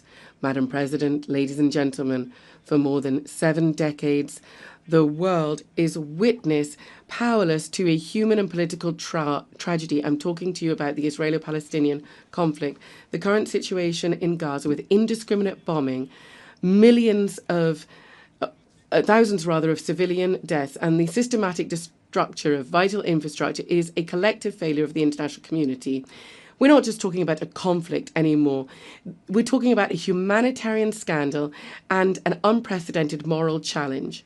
The latent war between Israel and Iran, regional tensions and the inability of the UN to bring a lasting solution undermines not only stability in the Middle East, but peace throughout the entire world. As long as justice has not triumphed in Jerusalem and Gaza, there will be no clear, people's consciences will not be clear here in New York. As long as international law is flouted in Palestine, it will be weakened elsewhere. We are calling this year, as we do every decade, for the effective recognition of the Palestinian state in the 1967 borders, the immediate end to illegal settlement, and a political solution that guarantees the coexistence of two viable, free and secure states. To this end, my country welcomes the adoption by a broad majority of the New York Declaration on Palestine, dated the 12th of September 2025. This is a historic step forward and a major step in the quest for a just, comprehensive and lasting peace in the Middle East. Our collective duty from now on is to transform this strong declaration into specific acts and to turn the hope of the Palestinian people into a reality. Madam President, ladies and gentlemen, in the area of development, the UN is struggling to make the collective step forward that is needed to ensure the implementation of international agendas, and primarily the 2030 Agenda. 5 years from the fateful deadline, we are going to have to mobilize annually more than $4,000 billion to meet the development financing deficit in poor countries. To this end, the Seville commitment is, there is no doubt, our last chance to move from words to action to speed up the implementation of the SDGs. Madam President, ladies and gentlemen, whether we're talking about peace or international security or development or climate action, the future of multilateralism, to which we're all committed, is really at stake here. For this, we need unfailing commitment, relentless determination, and more solidarity-based collective action and robust action to implement the common goals that we've established, such as the 2030 Agenda, the Seville Commitment, the Paris Agreement, the Pact for the Future, or the Doha Plan of Action for LDCs, the Antigua and Barbuda Plan of Action for small island developing states, and the Awaza Plan of Action for landlocked developing countries. Yes, the success of the UN will be judged in the light of our collective ability to help vulnerable countries such as African countries and countries in special situations, their ability to meet the challenges to ensure that no person be left behind. Madam President, ladies and gentlemen, despite these legitimate frustrations with the UN and given the challenges that are increasing and becoming more complex from day to day, it is crucial that the world really needs the UN and it needs multilateralism, because the world's challenges can only be addressed through cooperation and collective action. The aspirations of the peoples of the world for a peaceful life, a healthy planet, and equal opportunities, access to well-being and prosperity, all whilst human rights are upheld, are valid, as are everybody's right to live in a just, fair and safe society. But they can only be ensured through multilateralism. Therefore, we have the Pact for the Future and the Seville Commitment. And these are exciting because they really translate this thirst, this desire for the UN. So it cannot disappoint or betray the legitimate aspirations of the people of the world. We cannot go it alone. We cannot stop this collective impetus. Of course, we're fully aware of the troubles that are there in the world because of the increase in unilateral actions and geopolitical tensions. But development aid here is seeing drastic cuts that are having a significant impact on the most vulnerable countries and communities and are really hitting at the heart of the operations of the entire UN system. UN entities and agencies have had to cut off vital services that were benefiting the most vulnerable in the most fragile of countries, refugees, women, children, AIDS sufferers. Just overnight have been found cut off from treatment and healthcare, and therefore their lives are now in danger. It is crucial to preserve what has been achieved in carrying out the reform of the UN very painstakingly, because a fatal blow must not be brought to the UN, because it must carry out its most noble task to assist the most vulnerable. Madam President, ladies and gentlemen, strengthening and preserving multilateralism, and it's something that we all want, also involves a long-expected reform of global governance. My country, therefore, has quickly implemented the recommendations of the Pact on the Reform of the International Financial Architecture and the UN by improving the working methods and strengthening the General Assembly. But also, we very much want to see the reform of the Security Council, and it is an extremely urgent matter. It goes without saying that if there is one body that really embodies all frustrations, all injustices, and all double standards, it is the inability of the UN to respond to the expectations of the people, then that is embodied in the Security Council. It is totally unacceptable that Africa, the cradle of humanity, the demographic lungs of the entire world, and the strategic driving force of the 21st century, remains marginalized in the highest echelons of international governance. This exclusion is not just a political aberration, it is a historic injustice, and this injustice must be addressed without delay. For several years now, Africa has been calling consistently and with dignity for what is its right. 2 permanent seats in the United Nations Security Council with a veto right in line with the Esselwini Consensus. This is not a favour or a concession. It is a call for justice, for representation, and for coherence. The world cannot claim to be in favour of peace, balance, and legitimacy while more than 1 billion people are held to one side, kept to one side of vital decisions for the future of the planet. We are not asking for permission in Africa. We are reaffirming our voice, our vision, and our vocation in Africa. Unfortunately, many people believe that a lot of the world is indifferent to the ills that Africans are facing, and the Security Council is just providing very basic service. There are multiple meetings on issues pertaining to the continent, but they have very little impact on people.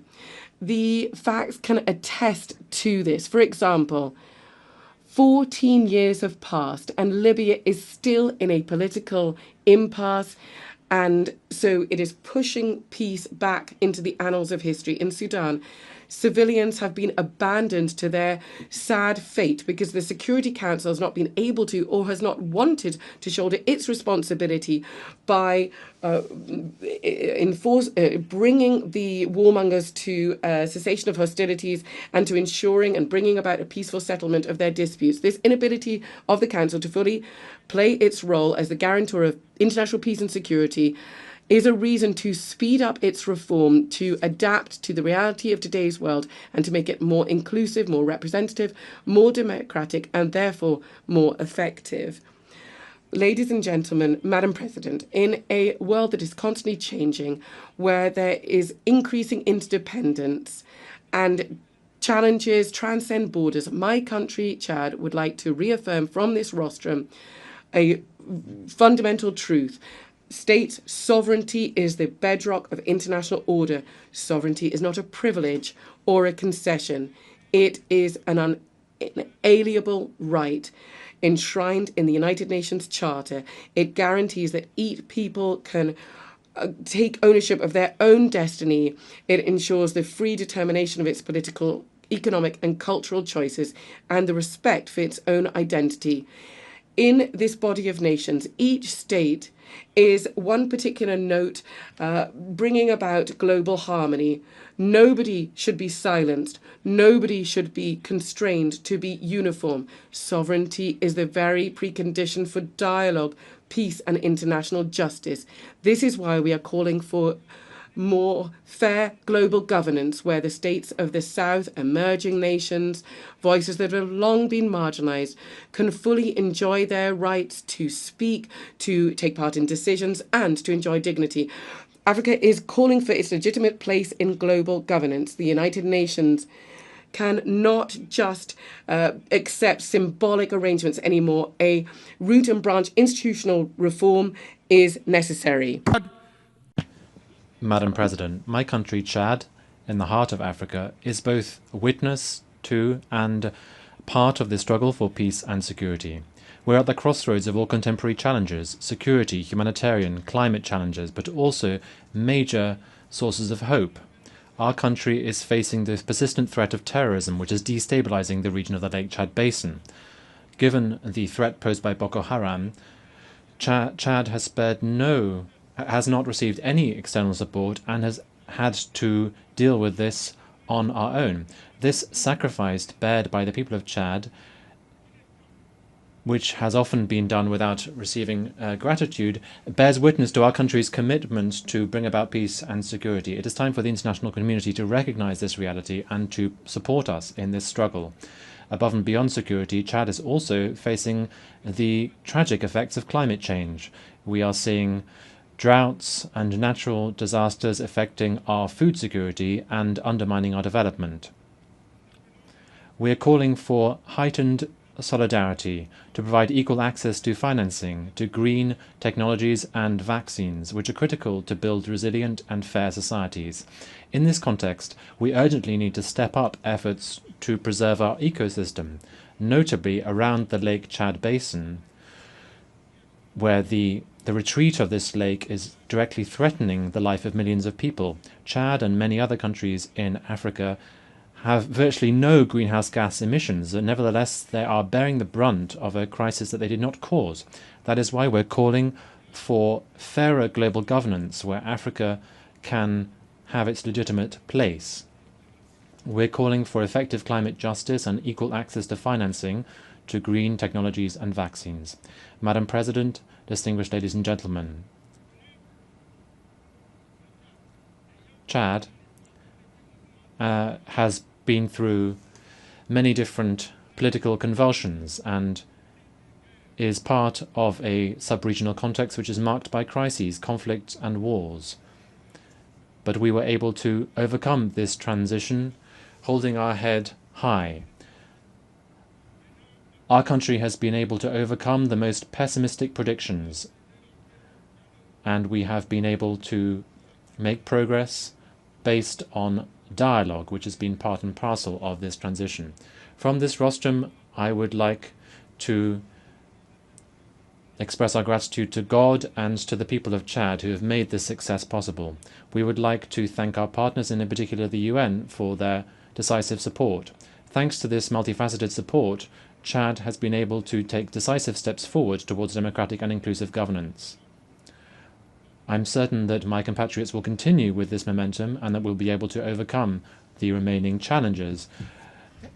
And in so doing, we will continue dialogue and national reconciliation to bring about peace and national unity, to defend our territory, and to overcome the challenge of achieving socio-economic development. All of these measures are part and parcel of the political program which led to my election in May of 2024. It is in this context that the government has just adopted the new National Development Plan for 2025-2030, which is the Chad Connection 2030. This focuses on 4 key domains,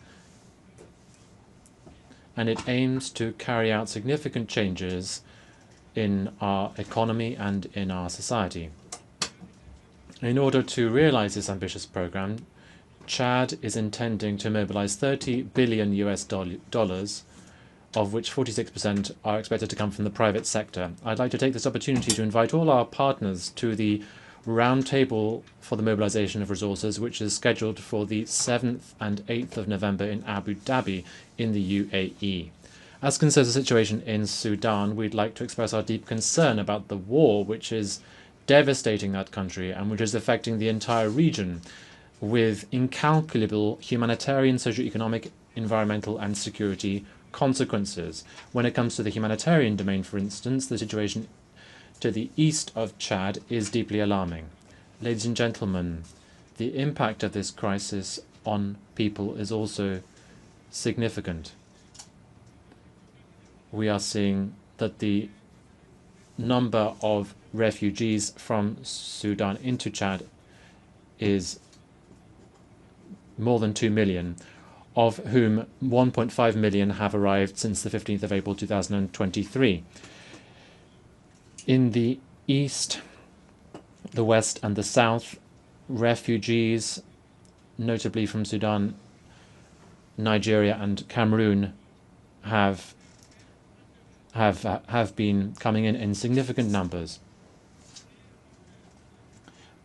We have a sense of humanitarian duty, and we will continue to open our doors to welcome our brothers and sisters, notably from Sudan. But we cannot bear this significant burden for humanitarian assistance alone, and that is why I call upon the international community to help these people and to help Chad to overcome this challenge with support. In the military domain, the continuation of hostilities in Sudan will only extend the suffering of civilians from Sudan and exacerbate the humanitarian situation in combat areas and also in neighbouring countries such as Chad, who continue to see the further influx of refugees. Chad regrets the fact that the numerous appeals for a ceasefire have not been heard, and we urge the parties immediately to cease hostilities, to facilitate humanitarian access, and to engage once again in political dialogue. We are convinced that the current crisis in Sudan cannot be resolved through weapons, but rather through peaceful means, through inclusive inter-Sudanese dialogue, so that lasting peace can be achieved. Chad, which has a position of strict neutrality vis-à-vis the conflict in Sudan, and which has always supported efforts to bring about peace in Sudan, reaffirms its commitment to peace in Sudan and its availability to contribute to any initiative that can promote dialogue between the protagonists to end this war which has lasted too long.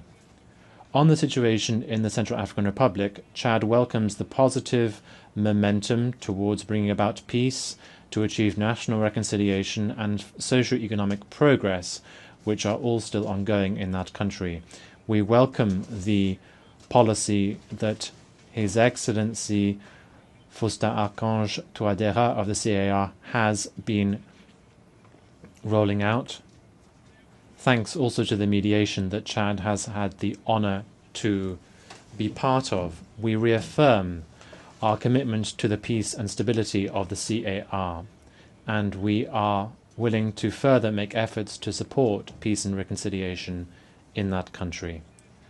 Ladies and gentlemen, beyond our region, Africa as a whole remains a continent that crystallizes all attention.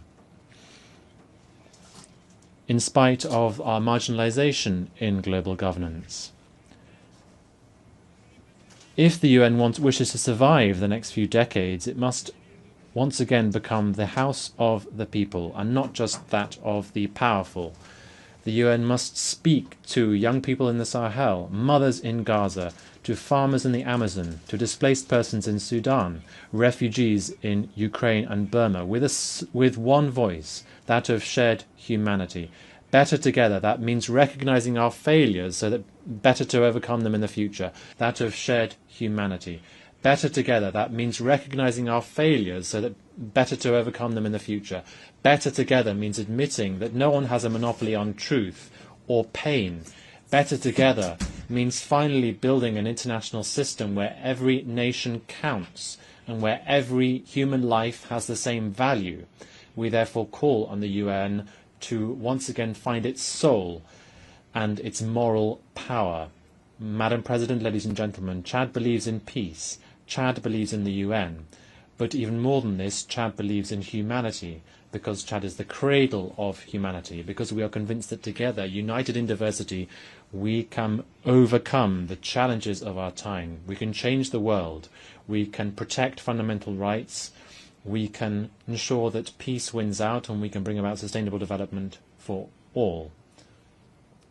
The words of Idriss Déby Itno, the President of Chad. I thank you for your kind attention. On behalf of the Assembly, I wish to thank His Excellency Prime Minister and Head of Government of the Republic of Chad.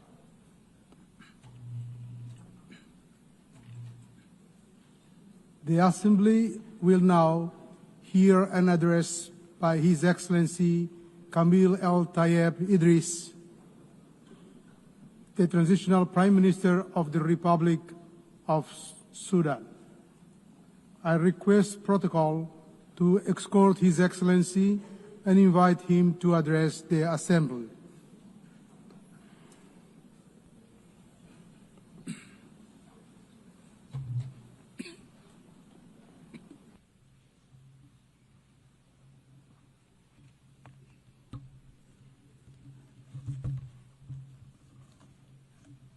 السيدة Madam Annalena Baerbock, President of the General Assembly, His Excellency Antonio Guterres, Secretary General of the United Nations, Your Excellencies and Majesties, Kings and Heads of State and Government, Your Excellency, Ministers, ladies and gentlemen, heads of delegations, peace and God's blessings be upon you. I congratulate Ms. Annalena Baerbock on her election as President of the General Assembly's 80th session. I also congratulate Mr. Philemon Yang on his presidency of the General Assembly at its previous session, and we appreciate his good performance and the efforts that he made for the cause of peace. We especially appreciate His Excellency, the Secretary General of the United Nations, Mr. Antonio Guterres, for his tireless efforts and valuable initiatives for peace and justice, and for the achievement of the goals and principles of the United Nations, and for his support for the causes of developing countries. I stand before you today.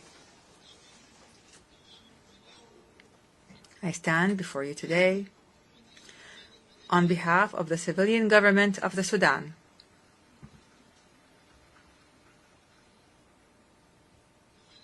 I stand before you today on behalf of the civilian government of the Sudan and on behalf of the proud Sudanese people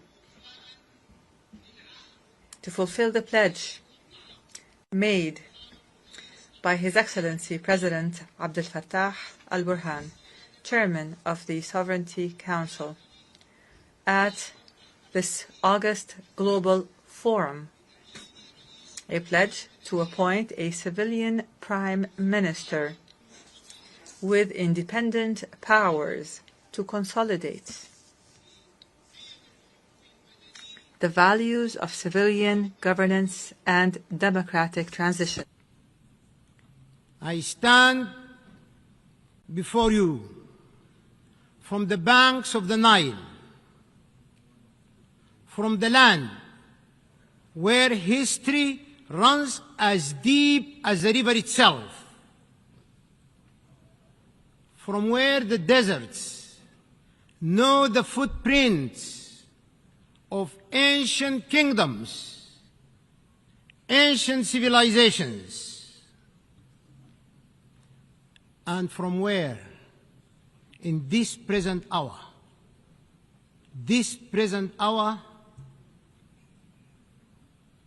the dust still carries the scent of war.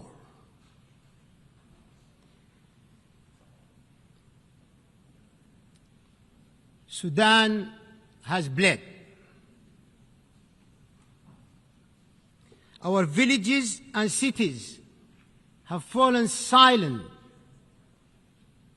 under the shadow of unprecedented war, unprecedented invasion in the history of mankind.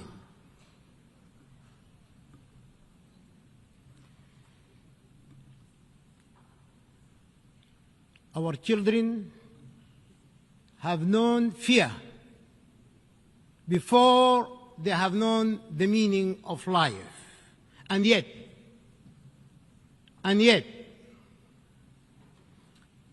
amid the ashes of war, there is a unique pulse that refuses to die. It beats in the refugee's quiet prayer, in the farmer who plants, though he may never reap,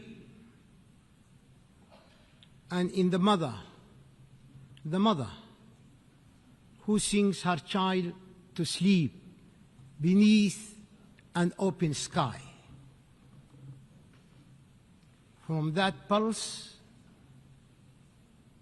distinguished leaders of the world, from that pulse, I share with you these words. Amalun. Hope, reborn of our unity, and strength emanating in our peace.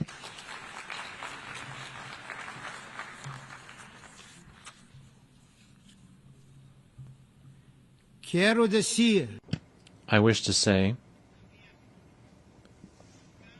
in addition to this, that Sudan is a great civilization.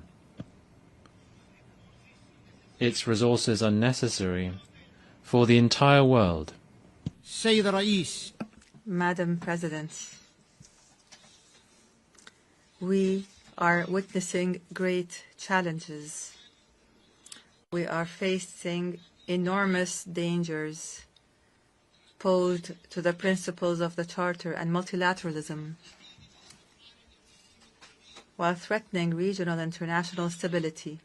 Meanwhile, the norms of international law are being eroded as the crimes of genocide, aggression, and the employment of foreign mercenaries to occupy the territories of states and slaughter their peoples. These crimes multiply in contempt of the Charter and in violation of international law, as is now happening in my country. Mr. President, we must build trust. We must reinforce transparency and strengthen the role of the General Assembly, preventive diplomacy, and the peaceful settlement of conflicts. The capacity and the role of the United Nations can be strengthened through collective action and multilateral international cooperation.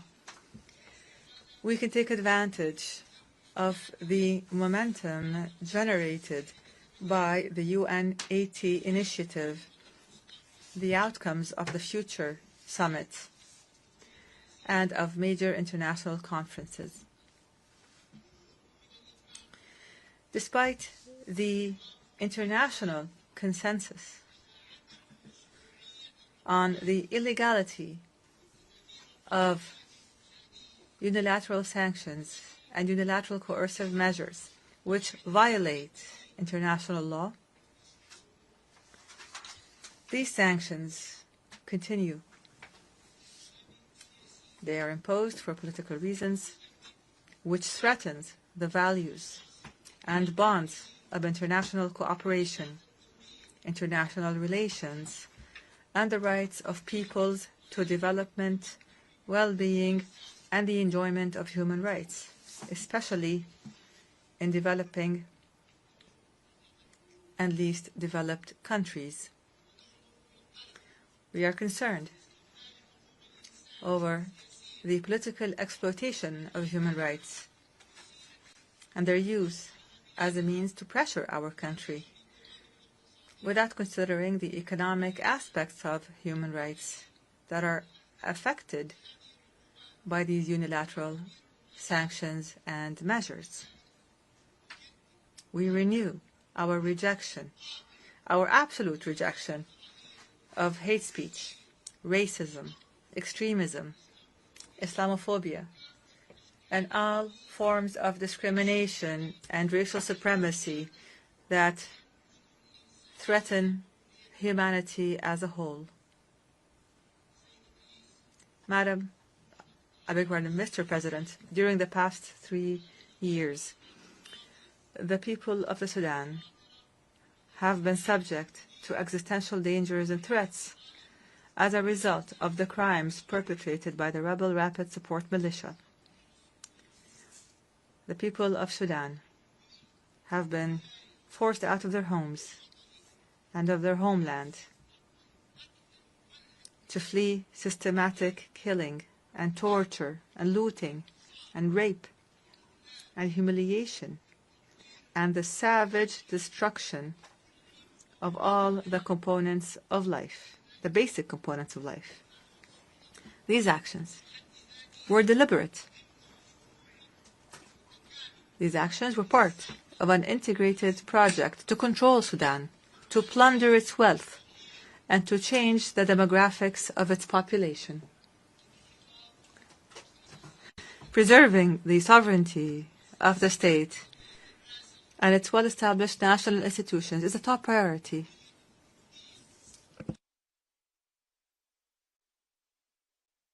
Is an existential issue for the Sudanese people.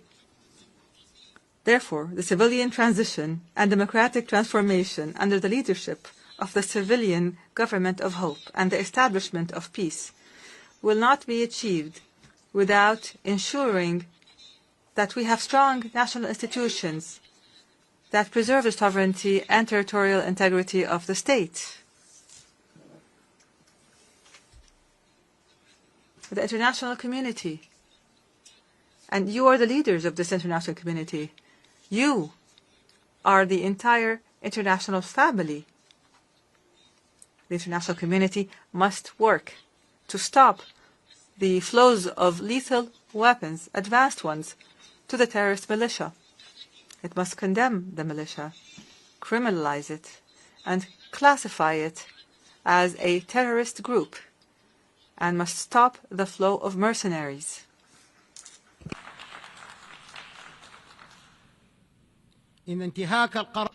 Violating Resolution 1591 threatens to prolong the war and prolong the suffering of civilians with it. It decreases the chances of peace and threatens the safety, unity, and stability of Sudan and the entire region. Achieving comprehensive peace in Sudan requires the participation of Sudanese political forces and the different walks of Sudanese society in decision-making and in determining their future, because they are the true stakeholders. There must be no foreign interference or pressure, no hasty partial solutions, and no support for ethnic political extremism that plots to destroy Sudan. We affirm from this podium the commitment of the government of Sudan to the roadmap, which was drawn up by a group of national forces and civil organizations, and which we presented to the United Nations and to the mediators. This roadmap includes a ceasefire, accompanied by the withdrawal of the terrorist rapid support militia from the areas and cities it occupies. It includes lifting the siege of the city of Al-Fashir immediately. Lifting the siege on the city of Al-Fashir immediately, as well as the city's environs, in implementation of Security Council Resolution 2736, adopted over a year ago. Imagine this. This resolution was adopted by the Security Council over a year ago, and nothing has happened to this very day. Is this plausible? Let us take a moment to reflect. Children are dying. Women are dying. The elderly are dying because of starvation, and the international community is silent.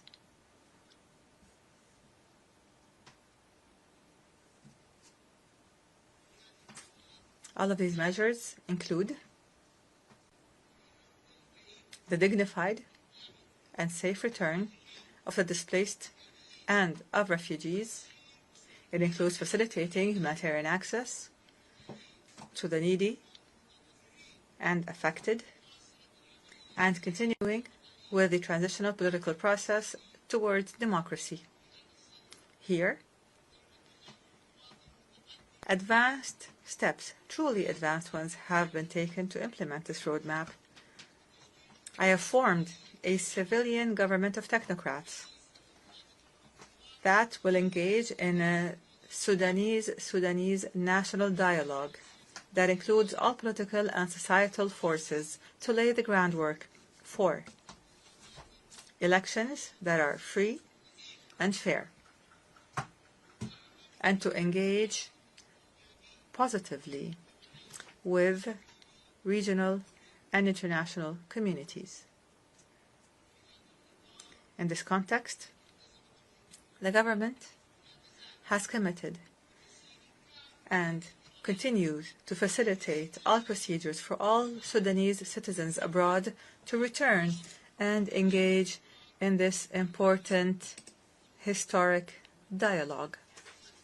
Mr. President, one of the priorities of the Civilian Government of Hope is to work to achieve objectives that include the following: achieving peace as a top priority, establishing the rule of law, a state based on the rule of law, fighting poverty and corruption in all its forms, activating transitional justice, accountability, ending impunity, adopting a balanced foreign policy, engaging positively with international and regional organizations, providing services such as electricity, water, security, pensions, revitalizing rural development, providing national health care, and laying the groundwork for comprehensive national elections with regional and international observers. We will work to remove the remnants of war, to return to the capital, the national capital, Khartoum, and start reconstruction efforts, raise the quality of the health sector, and increase the participation of women and youth in the national dialogue for peace. Mr. President, the government of the Sudan affirms its commitment to humanitarian international law. The government of Sudan developed a comprehensive national plan for the protection of civilians that it submitted to the Security Council and the Secretary General of the United Nations. The plan covers all aspects of protection, including the establishment of a national mechanism of protection and a mechanism that facilitates humanitarian access and supports United Nations humanitarian efforts and the rule of law, accountability, and action to halt the proliferation of weapons and combat violence against women and children. This plan addresses issues of displaced persons and the refugees and seeks to achieve a comprehensive peace. Moreover, the government has signed a cooperation framework with the United Nations. And in this regard, the government renews its commitment to facilitate, protect, and secure the passage of humanitarian aid through all the agreed-upon crossings identified by the government of Sudan. The continued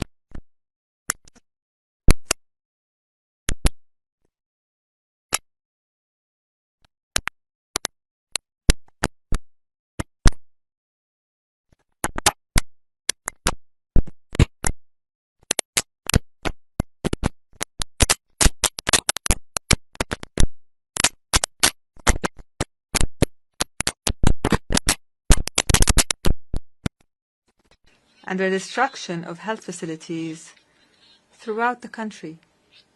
This silence is tantamount to an encouragement and to giving a green light for these militias to continue with their crimes and their violations. Our doors will remain open.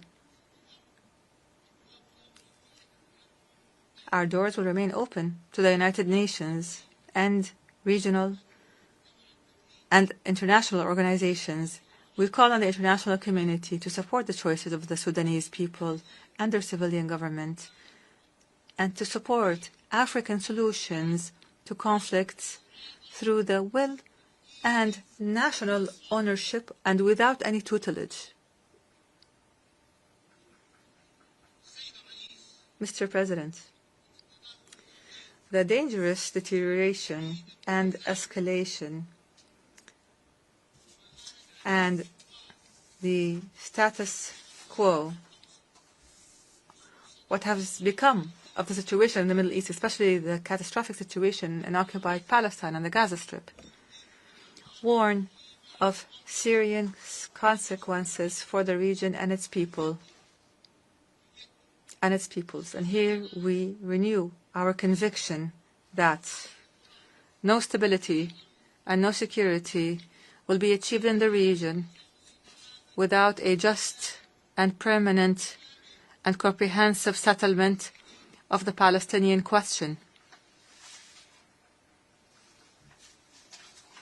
That would allow for the establishment of an independent, sovereign Palestinian state with Al-Quds as its capital on the borders of June 1967 in accordance with international legitimacy resolutions. And here we condemn the blatant Israeli attack on the sovereignty of the sisterly state of Qatar, which threatens international peace and security. Without peace, there is no viable future. Without peace, there is no viable future. Excellencies, ladies and gentlemen, supportive of peace and security, human rights, and sustainable development goals, without which there will be no lasting peace. However, let me say it clearly and openly, our sovereignty and territorial integrity are red lines. We will never give up. I promise you, we will never give up, and I thank you for your attention. Thank you. On behalf of the Assembly, I wish to thank His Excellency, the Transitional Prime Minister of the Republic of Sudan.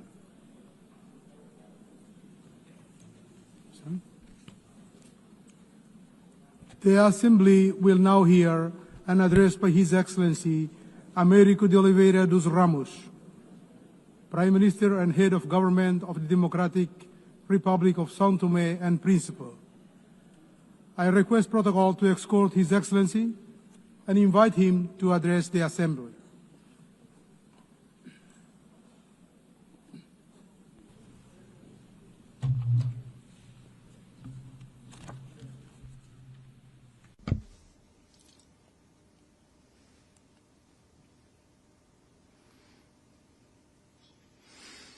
Madam President of the 80th session of the United Nations General Assembly, Mr. Secretary General of the United Nations, Your Excellencies, Heads of State and Government, distinguished delegates, ladies and gentlemen. Allow me, Excellencies, to express the profound honor of addressing this distinguished Assembly on behalf of the Democratic Republic of São Tomé and Príncipe, at a time when the international community faces challenges of unprecedented complexity.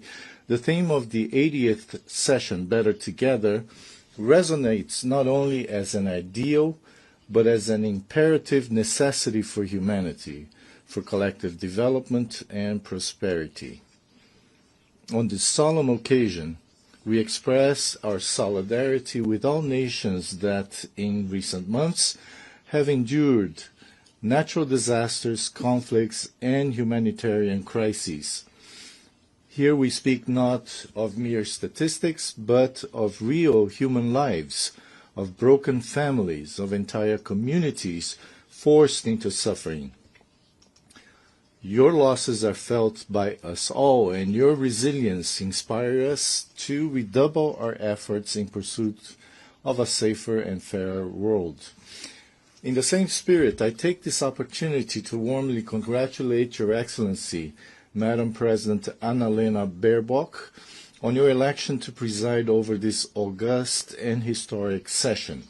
Your vast diplomatic experience and commitment to multilateralism are guarantees of wise and effective leadership. I assure you, Madam President, of the full support of São Tomé and Príncipe in the fulfillment of your mandate.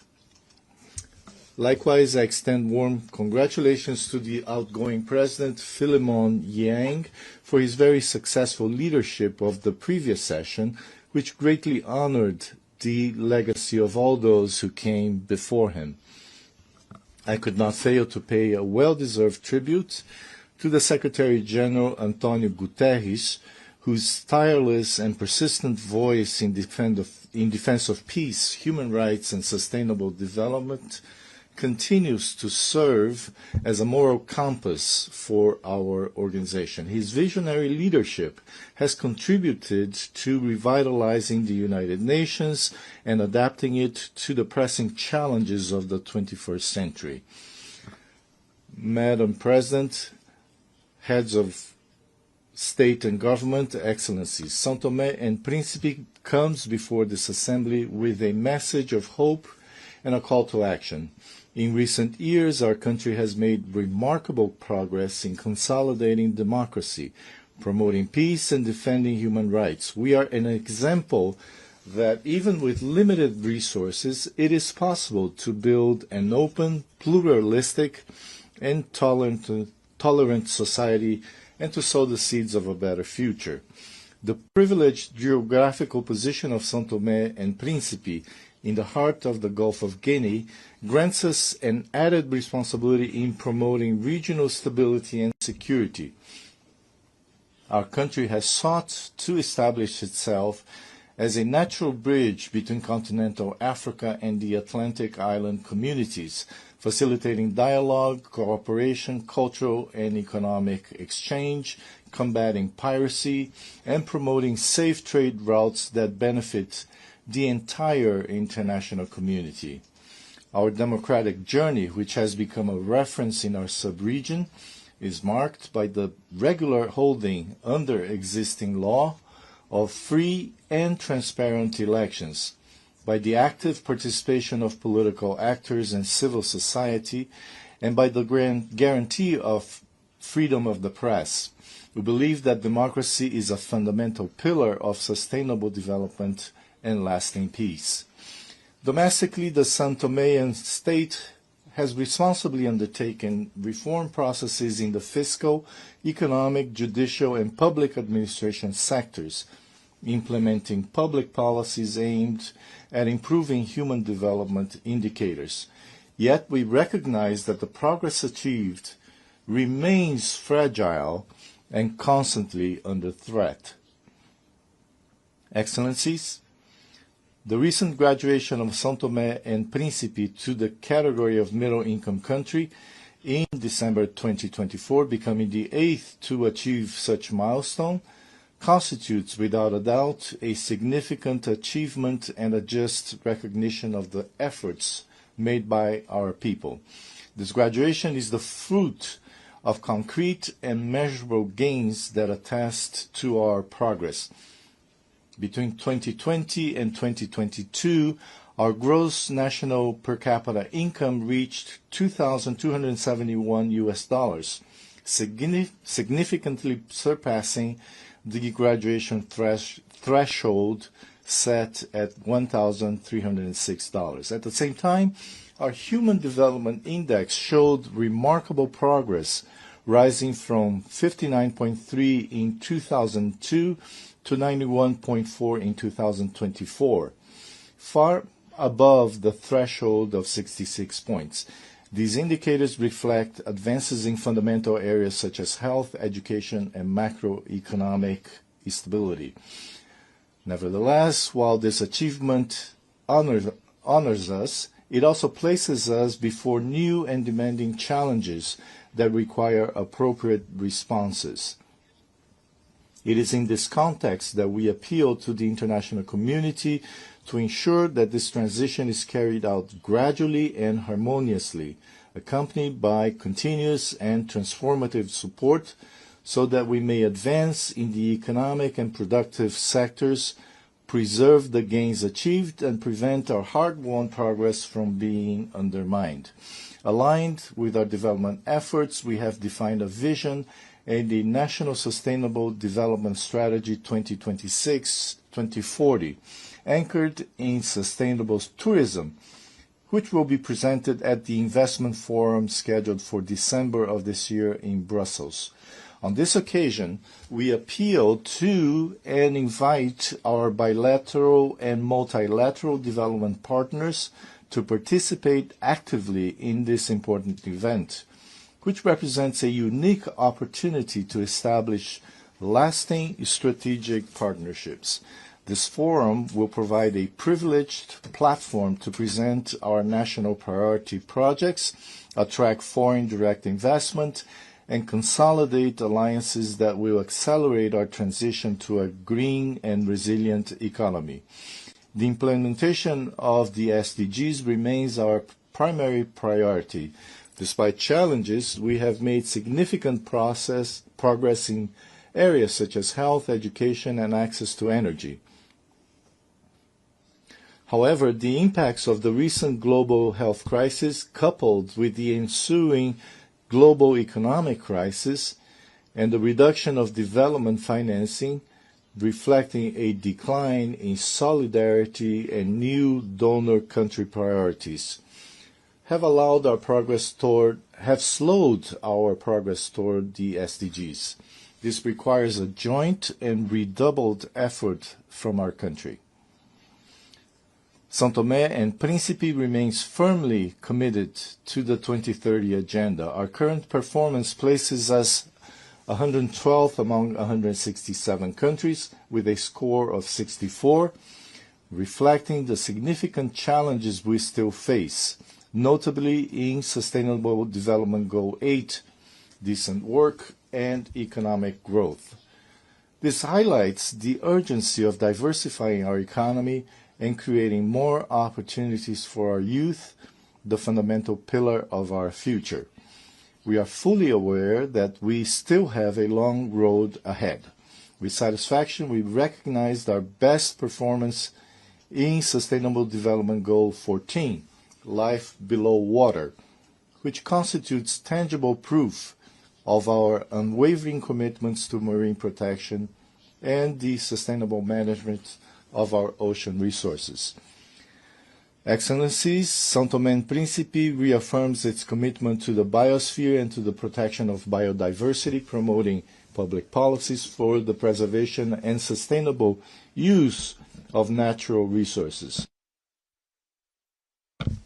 We also note the conclusion of our rotating presidency of the Community of Portuguese-Speaking Countries, exercised under the theme Youth and Sustainability, which reflected our vision of a future built on inclusion, youth empowerment, and collective responsibility for protecting the environment.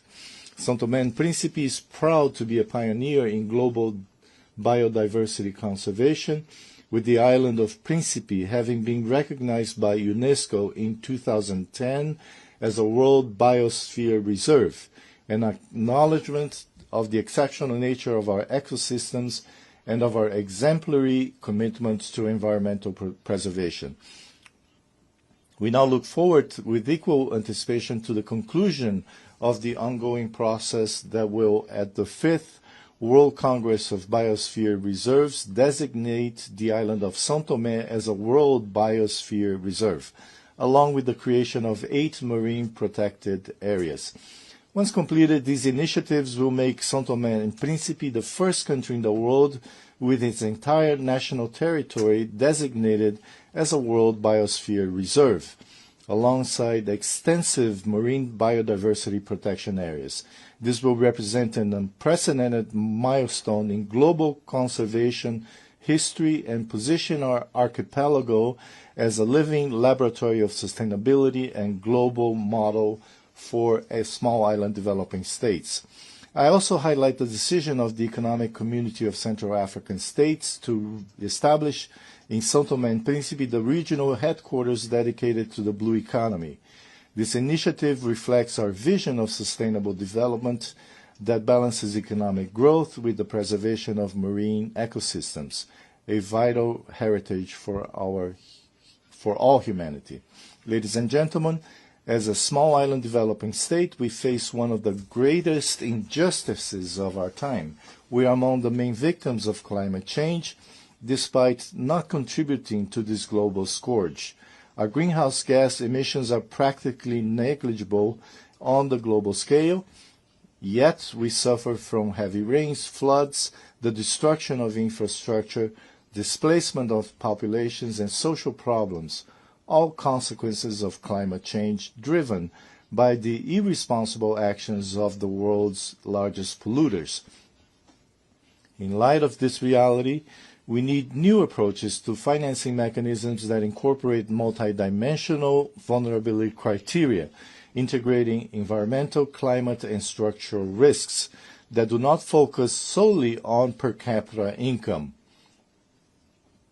We require financial instruments that are more predictable and accessible, with concessional conditions, lower interest rates, and repayment terms compatible with our real capacity, as well as simplified procedures for accessing multilateral climate funds, namely the Green Climate Fund and the Adaptation Fund, whose current administrative complexity excludes countries with limited institutional capacity.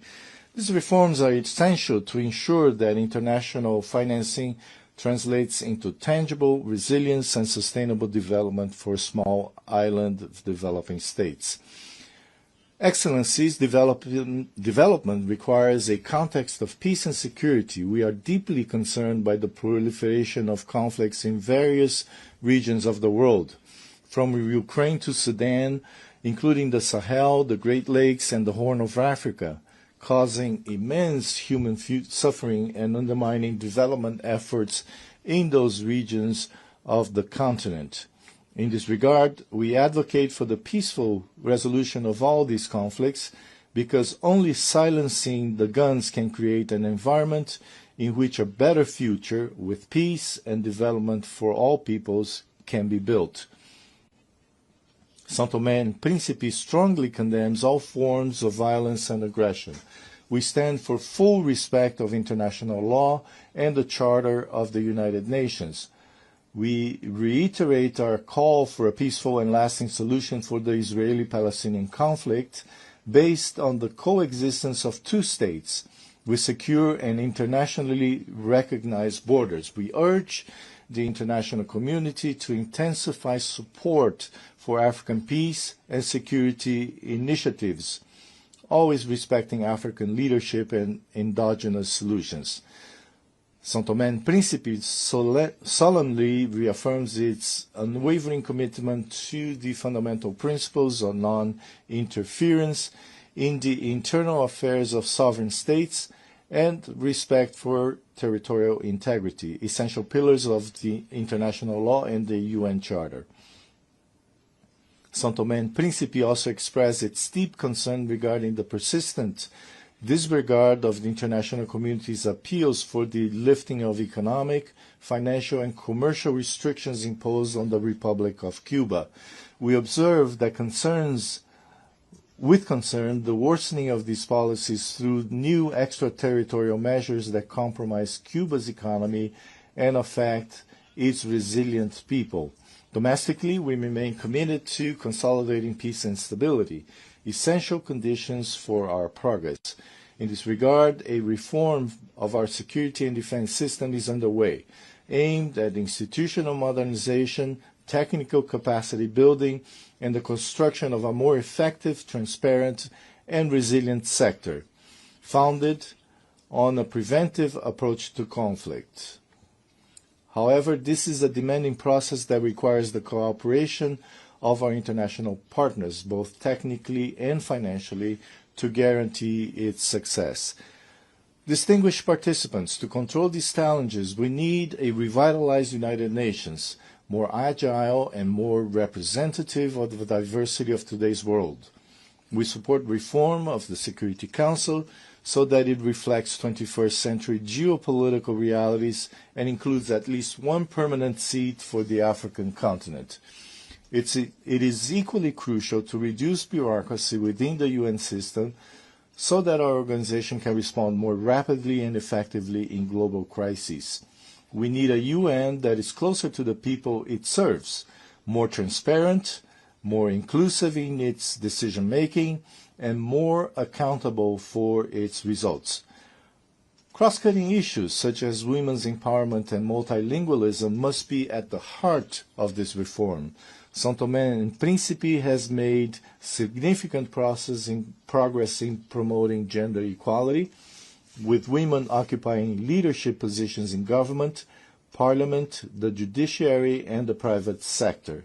We cannot build a sustainable future without the full participation of women at all levels of decision-making. São Toméan women are the pillars of our society, leaders in their communities, and agents of change in their families. Madam President, in conclusion, I wish to reiterate the unwavering commitment of São Tomé and Príncipe to multilateralism. In an increasingly polarized world, we believe that cooperation and solidarity are the only weapons capable of overcoming the challenges that threaten us all. As a small island, our voice may be modest, but we bring a message of great significance to the world. Our strength lies in the unity of peoples and in our capacity to converge efforts toward a common destiny. Our hope is nourished by the conviction that, united, we can build a more just, sustainable, and harmonious future for all, and by our resolve truly to be better together. In this spirit, I cannot fail to congratulate the United Nations on its 80th anniversary. 8 decades of tireless service to peace, human dignity, and sustainable development have made this organization a symbol of hope for all humanity. We therefore reaffirm our confidence in the central role of the UN as the pillar of multilateralism, and we renew our commitment to continue walking side by side so that all peoples may live in peace with justice and prosperity. At this solemn moment, I would also like to express our sincere gratitude to all cooperation partners with whom São Tomé and Príncipe has the privilege to work. In particular, I highlight the support of the United Nations and its various agencies, whose contributions have been decisive in strengthening institutions and improving the living conditions of the São Toméan people. Our gratitude also extends to our bilateral, multilateral, and regional partners, whose solidarity has allowed our country to overcome structural challenges and move forward on the path of progress. São Tomé and Príncipe will continue to be an active voice and make its contribution on the international agenda, advocating for democracy and peace, for justice and equality, for sustainable development, and for a prosperous and shared future centered on people and on the good of humanity. Together we can build a world where no child, youth, woman, or elderly person goes hungry or suffers violence, where no family fears climate change, and where all peoples can live in peace with dignity and happiness. Thank you.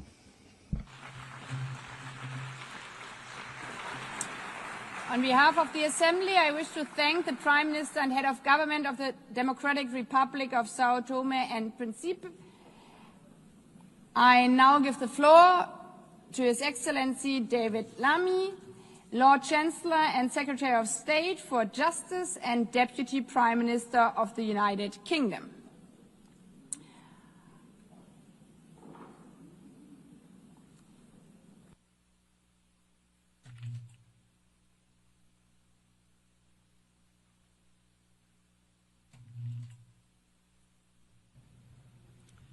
Well, thank you, President, Your Excellencies, colleagues, and friends. Having witnessed the United Nations work throughout his life, His Majesty the King has asked me to offer a personal message of his congratulations to the UN on its 80th anniversary. The United Nations is a powerful testament to our collective determination for a better world. The King recalls that on the eve of the first UN General Assembly, His Majesty's grandfather, King George VI, told the delegates gathered in London, "In the long course of our history, no more important meeting has ever taken place within its boundaries. Millions of people across the United Kingdom, the Commonwealth, and the wider international community share the view that the UN's founding principles and the work of its organizations remain essential, particularly as the world must face new and pressing challenges. Let us affirm these principles as the United Nations responds to today's reality and evolves for tomorrow's challenges."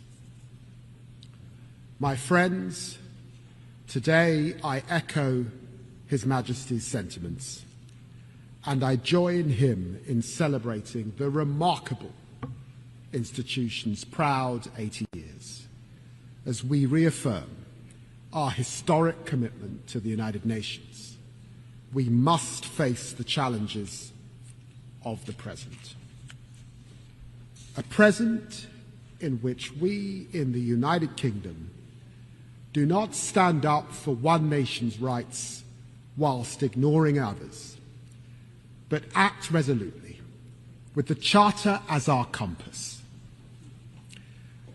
This is why I want to address directly the Israeli-Palestinian tragedy. What is happening in Gaza is indefensible. It is inhumane.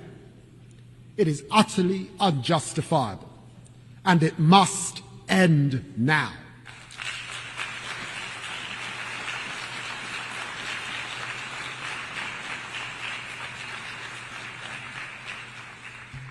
The people of Palestine, whose state we proudly recognize this week, and the people of Israel deserve better than the horrific acts by Hamas on October the 7th that left children without their parents and parents without their children. Better than the torment of families waiting desperately for the return of their loved ones from the most barbaric captivity. Better than the fanatical rule by Hamas, a vile, pitiless terrorist organization that must have no future in Gaza. Better than Israel's denial of life-saving humanitarian aid and the catastrophic famine that it has caused. As Israel escalates its military operations and displaces Palestinian families again and again and again, there can be no answer to these horrors but concerted diplomatic action to keep the hope of peace alive. As we work with leaders from across the region and beyond in support of the US's efforts to build a consensus around a durable plan for peace, we commend the momentum achieved by the United States, Arab and Muslim states. Annexation must be prevented, a process for peace advanced, and this terrible, terrible war ended. There can be no answer except for the hostages out now, aid in now, and a ceasefire now. And I vow to you that we will not rest until this day has come, and there are two states living side by side in peace and security.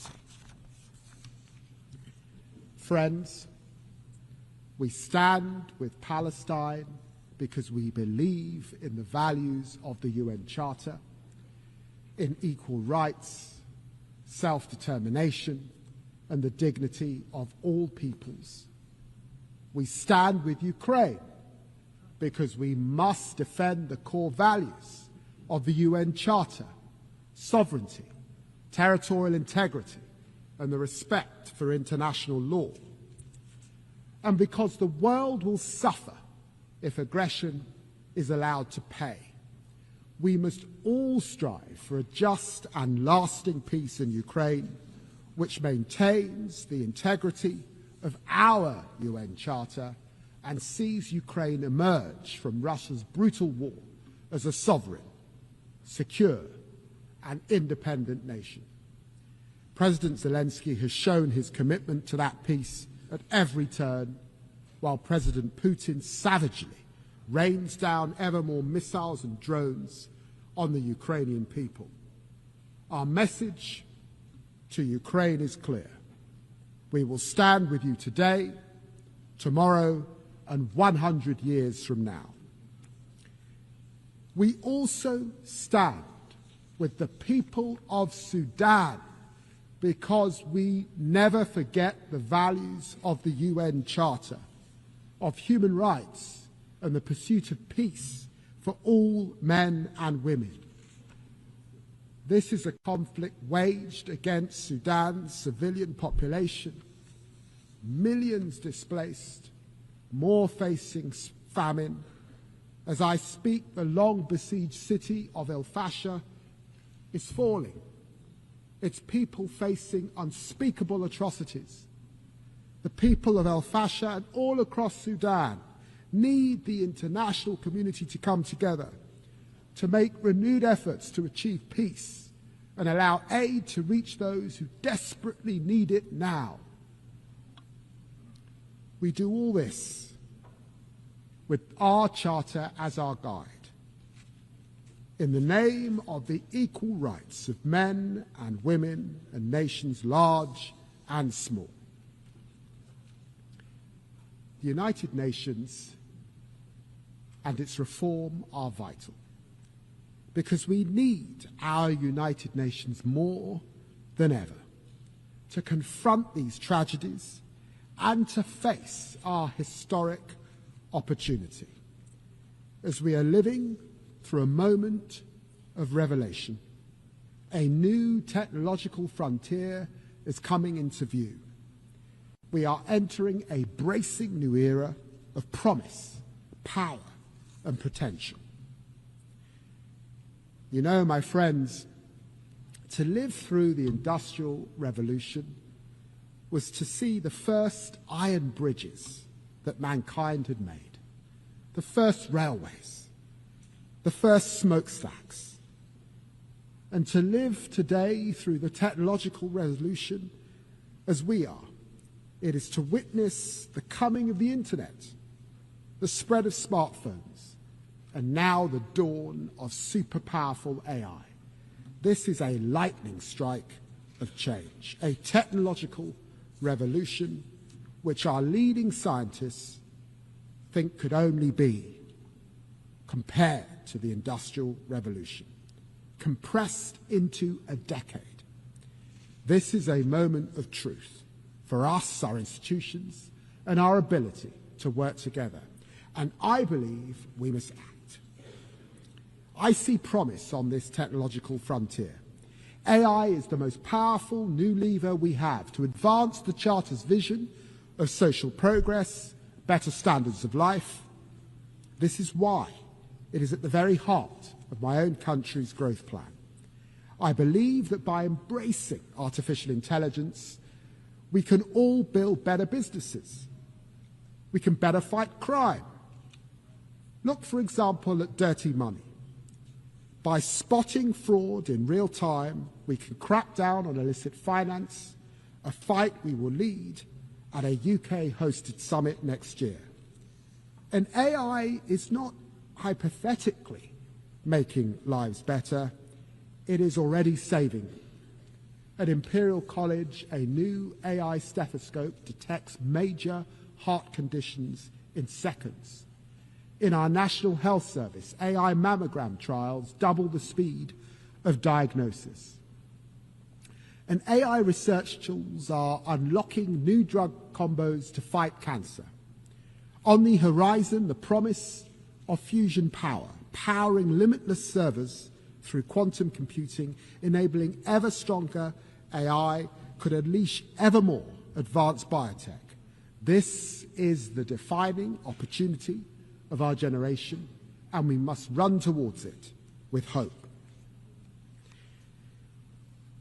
I believe in this promise. I believe in our UN values, which is why this promise must now be shared. We are witnessing a truly historic surge in investment in AI. This investment promises outstanding productivity gains and with it growth of historic proportions. Yet while this promise may well be diffuse, for now it remains concentrated. But there's not just possibility on the technological frontier. There are profound challenges as well, as AI is being used to consolidate repression, fuel disinformation, empower criminals across the internet.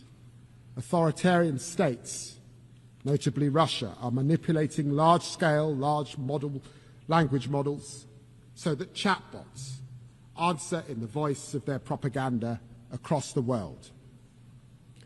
Organized crime is using AI to supercharge their scams, deceiving victims on an unprecedented scale. This is the truth. AI can empower freedom, or it can entrench repression. AI can empower truth, or it can entrench lies. AI can empower law, or it can empower crime. Only by cooperation together can we set artificial intelligence on the right millennia-defining course. So my question is this: how can we most effectively share the glittering prizes of this new era across our global community? Well, this is how. We must invest. Invest, invest. We must partner, partner, partner. Because without a concerted effort, we risk a world of ever deeper inequality, where the benefits of this technology fail to reach those who need it most. That revolution in healthcare, that revolution in education, that revolution in opportunity, this we must share. This is the world we face, and we take it and its challenges as it is, but never lose sight of the world as it can be. This is why our approach to foreign policy is one of progressive realism, patiently advancing progress through pragmatism and persistence. I see this in the United Nations as it approaches the technological frontier. I salute the Secretary General for championing the Global Digital Compact, which embodies both progress and realism. And this is why I commend the new independent international scientific panel on AI, which will provide evidence-based assessments to all. And I welcome the new global dialogue on AI governance. It is in this spirit of progressive realism that the UK champions AI as a bridge builder across the Atlantic, across the Commonwealth, and across continents, seeking everywhere to share its extraordinary potential. This is why we invest so heavily in the AI Security Institute, with more dedicated researchers than anywhere else in the world, and this is why we launched OpenBind and its gigantic data set. And this is why we champion AI for development, working with 10 African partners, creating AI ecosystems that empower thousands of communities to meet the Sustainable Development Goals. And this drives our digital access programs, which seek to narrow the technological divide for millions. I have seen this happening with my own eyes. I've been so moved to see in Africa, the continent of my ancestors, the young entrepreneurs using artificial intelligence to launch and scale so many businesses that I know will astonish the world, like the UK-funded startup Vinsight, supported by our Assistive Technologies program, which is using its AI-powered app to help thousands of blind Nigerian students read, learn, and live more independently. This is the promise of tech, the promise of growth, the promise of a better world. A better tomorrow turns on one pivotal question. Can we seize the potential in the technological revolution? Can we commit to forging AI as a force for freedom, prosperity, and human dignity? I believe we can together, and together we must. Thank you very much indeed.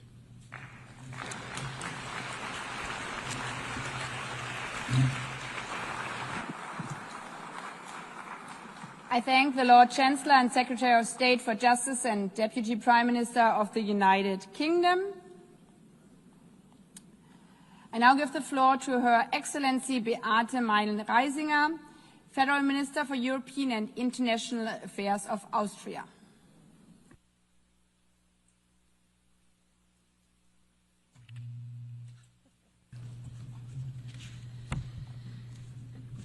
Madam President, Excellencies, ladies and gentlemen, dear friends.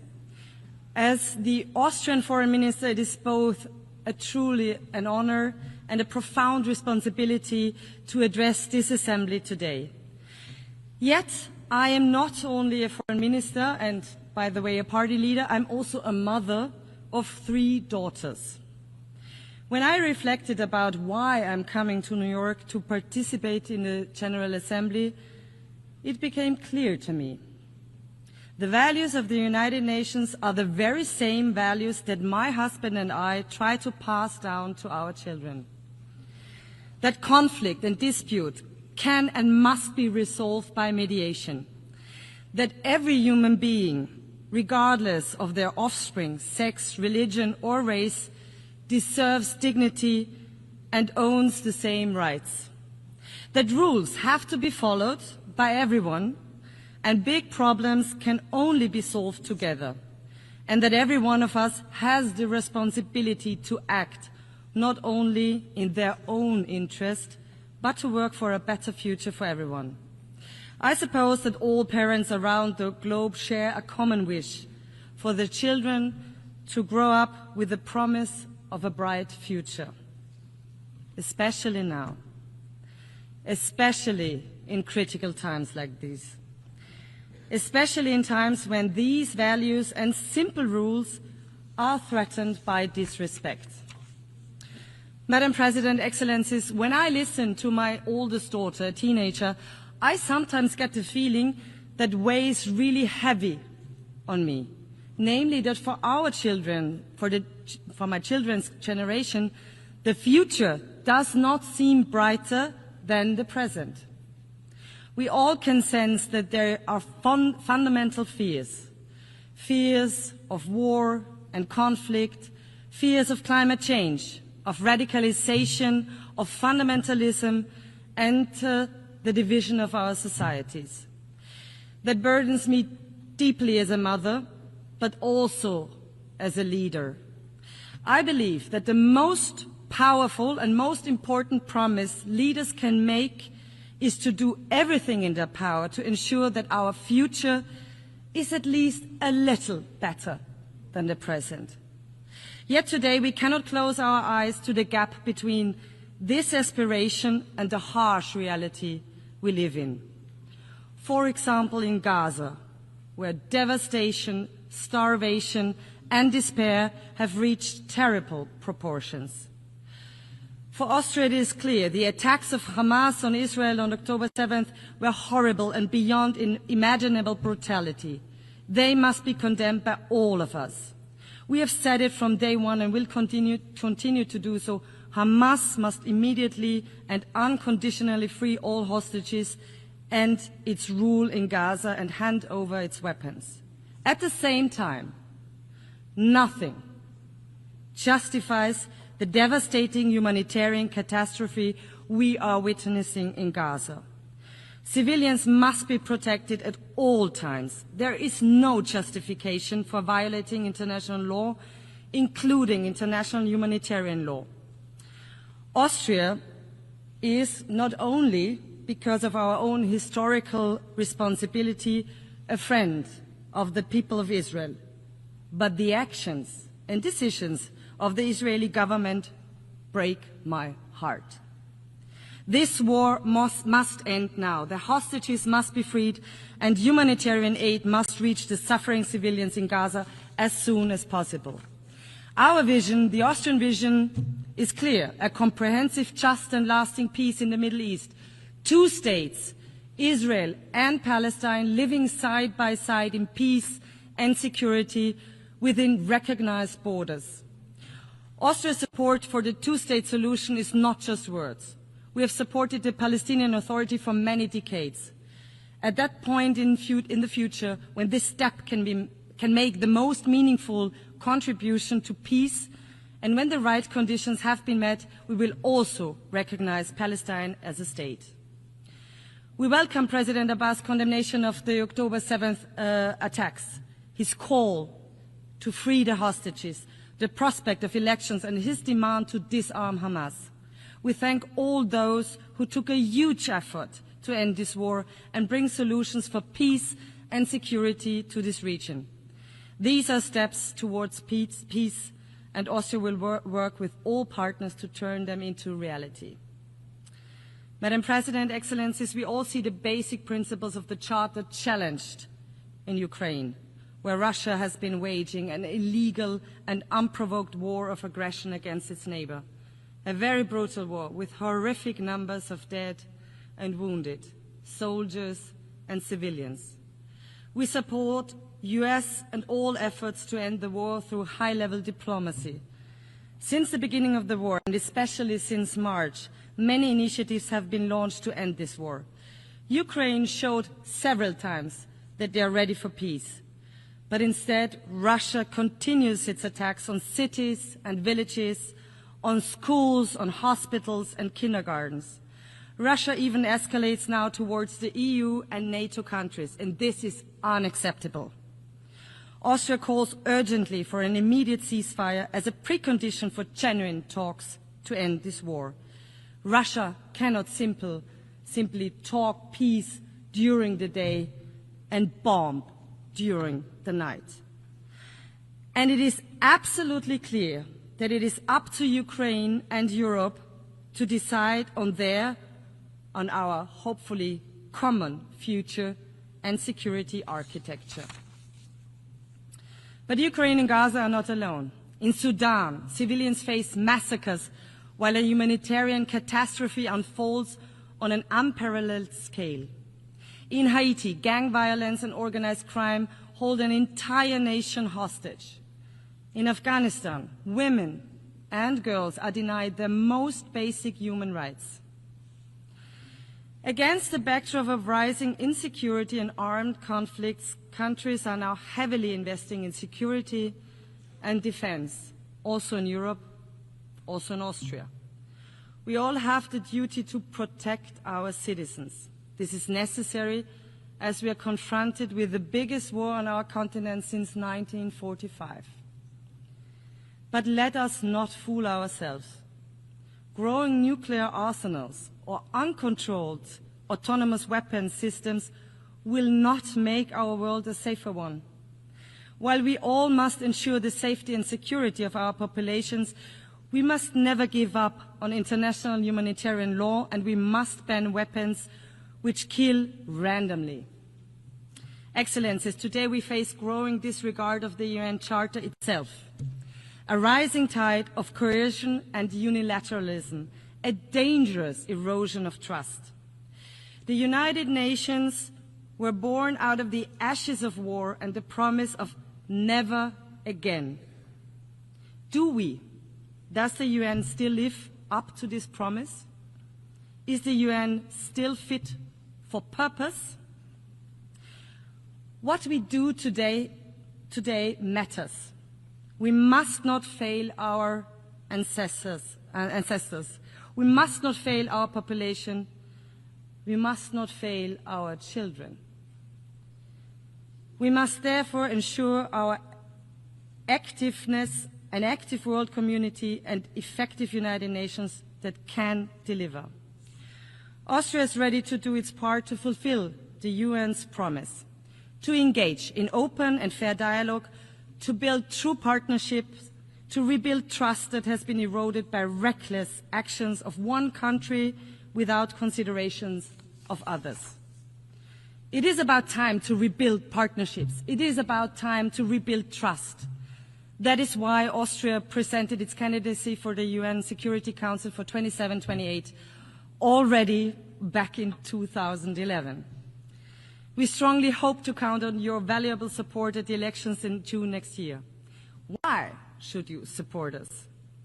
Austria is a rather small country and a military neutral one. We are a reliable host country, proud host country, of one of the UN headquarters in Vienna and support the Secretary General's reform efforts. Many negotiations in Vienna took place that have bridged divides and saved lives.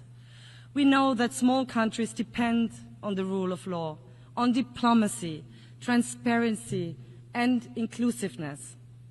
That's why we will serve the entire international community if elected. We champion international law, the protection of civilians, disarmament, and UN peacekeeping. More than 100,000 Austrians have served as peacekeepers around the world since the 1960s. We are a reliable development partner and make our contribution to the enormous challenge of climate change. And no, denial will not help us to adapt to this challenge. This is why Austria is proud to co-chair the UN Climate Security Mechanism this year. Excellencies, the people of the world, our populations, the children of the world, rely on us. They trust us to protect peace, prosperity, stability, and healthy United Nations that delivers answers to global challenges. 80 years ago, our predecessors gave the world a charter and a promise for a better future. Let us renew this promise and work hard so that the future is better than the present. Thank you very much.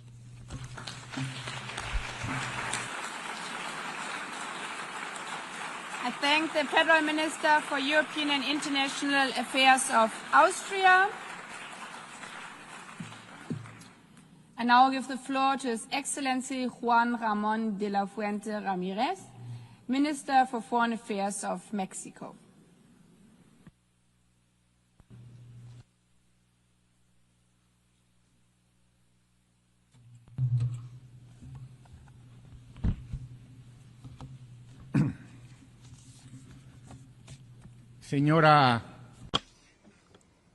Madam President, Excellencies, the time of women has come, and Mexico has made this very clear. Through the landslide election of Dr. Claudia Sheinbaum Pardo as the first female president of our country. It's an honour for me to participate in this assembly representing her,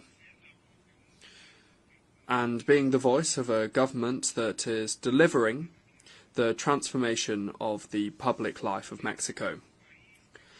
I come from a country that was born in the wisdom, bravery and dignity of its original peoples, with a rich political history of extraordinary heroes and heroines who built a free, independent and sovereign country. Now, we must also say that we are becoming an ever more prosperous country with shared prosperity.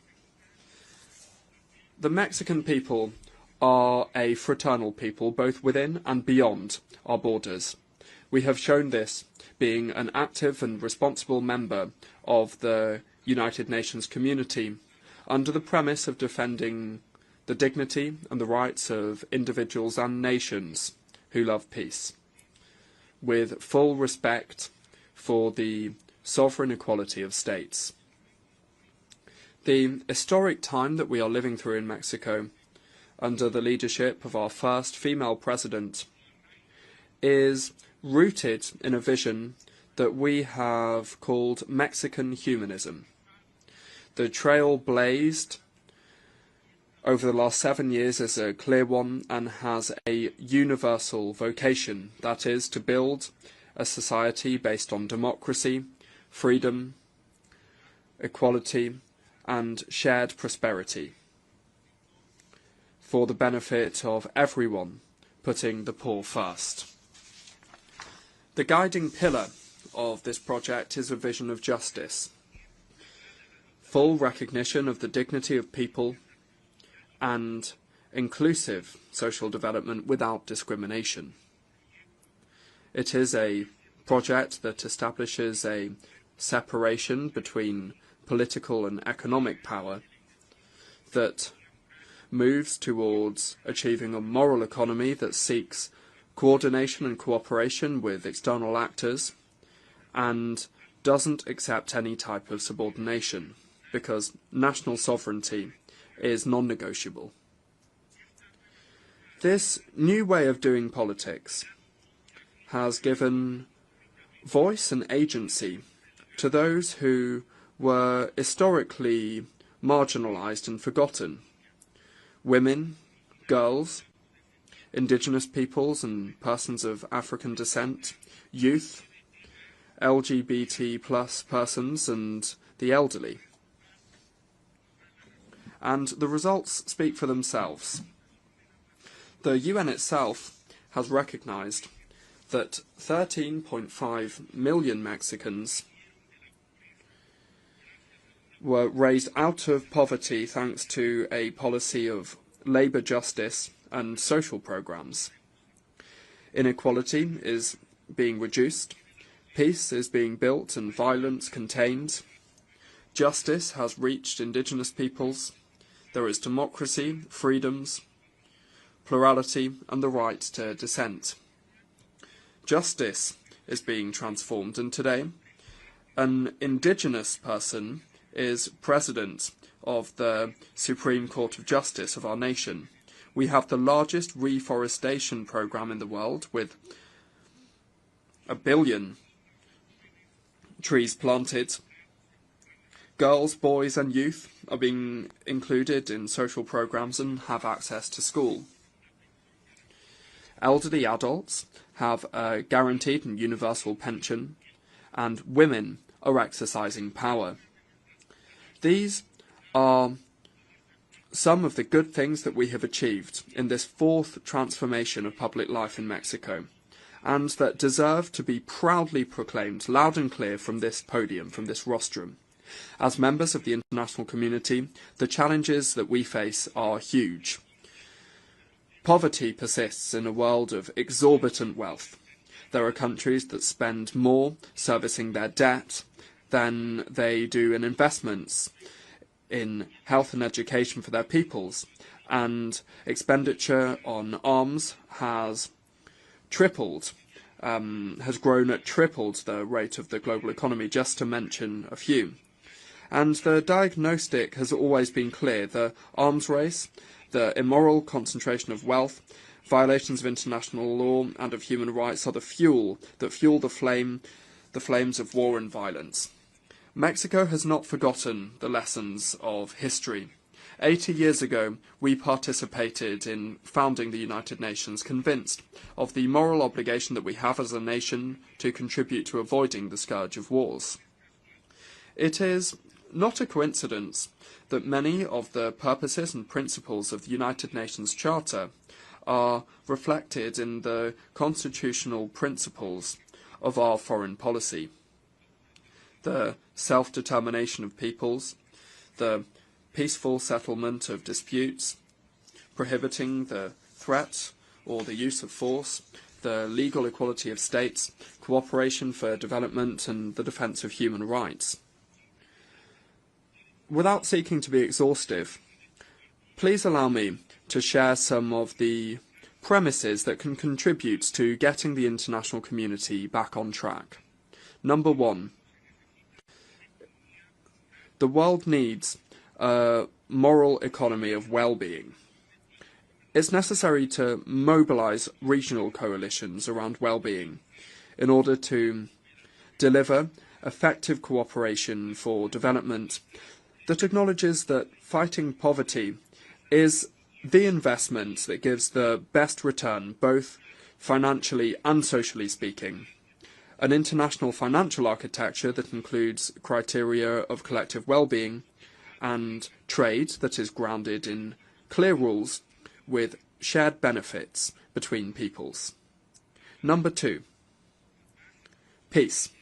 Peace is built from the bottom up. Ensuring well-being involves addressing the structural causes of violence. Solving conflicts often begins in the home. It continues in education and then in decent jobs with fair wages and social security that enables the inclusion of the whole of the social fabric. The international community must take a look with a more critical and innovative spirit at what youth today have as alternatives. Similarly, it's the role of the international community to put an end to the arms race, not only when it comes to nuclear weapons, but also the illicit trafficking of firearms and the spiral of expenditure on arms that is feeding poverty and exacerbating conflict. In response to the staggering proliferation of weapons, it is necessary to respond with politics, mediation, diplomacy, law and dialogue. The United Nations must play a much more active role in the prevention and the solving of these conflicts. Multilateralism must become again the space where disputes are settled. And this leads us to our third premise. Number three, it's necessary to uphold international law alongside human rights. If we really want to avoid the proliferation of conflicts that have an impact on the lives and the dignity of people, we must respect international law, including international human rights law and international humanitarian law.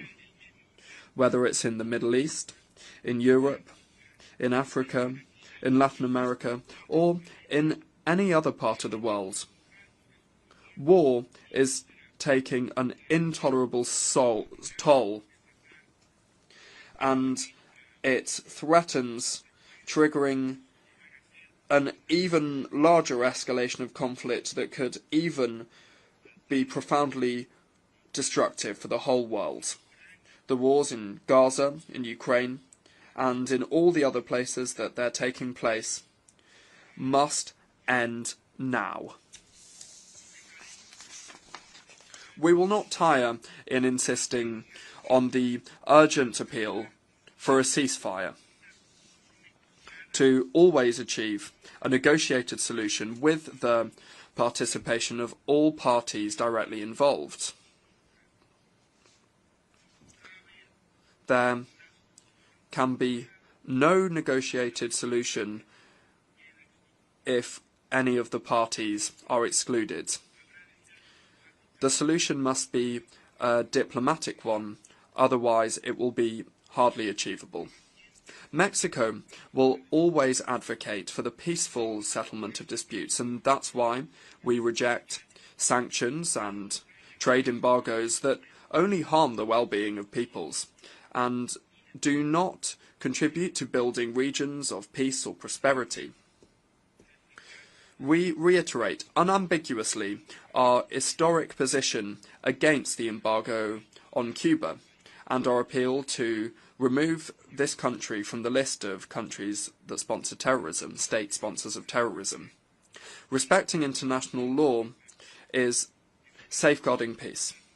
It's the antidote to a logic of power that makes the weakest nations even more vulnerable. In the words of our Benemérito de las Américas, our eminent Benito Juárez Garcia, everything through reason and law, and nothing by force. Madam President, the struggle for justice is rooted in the conviction that all people are equal before the law.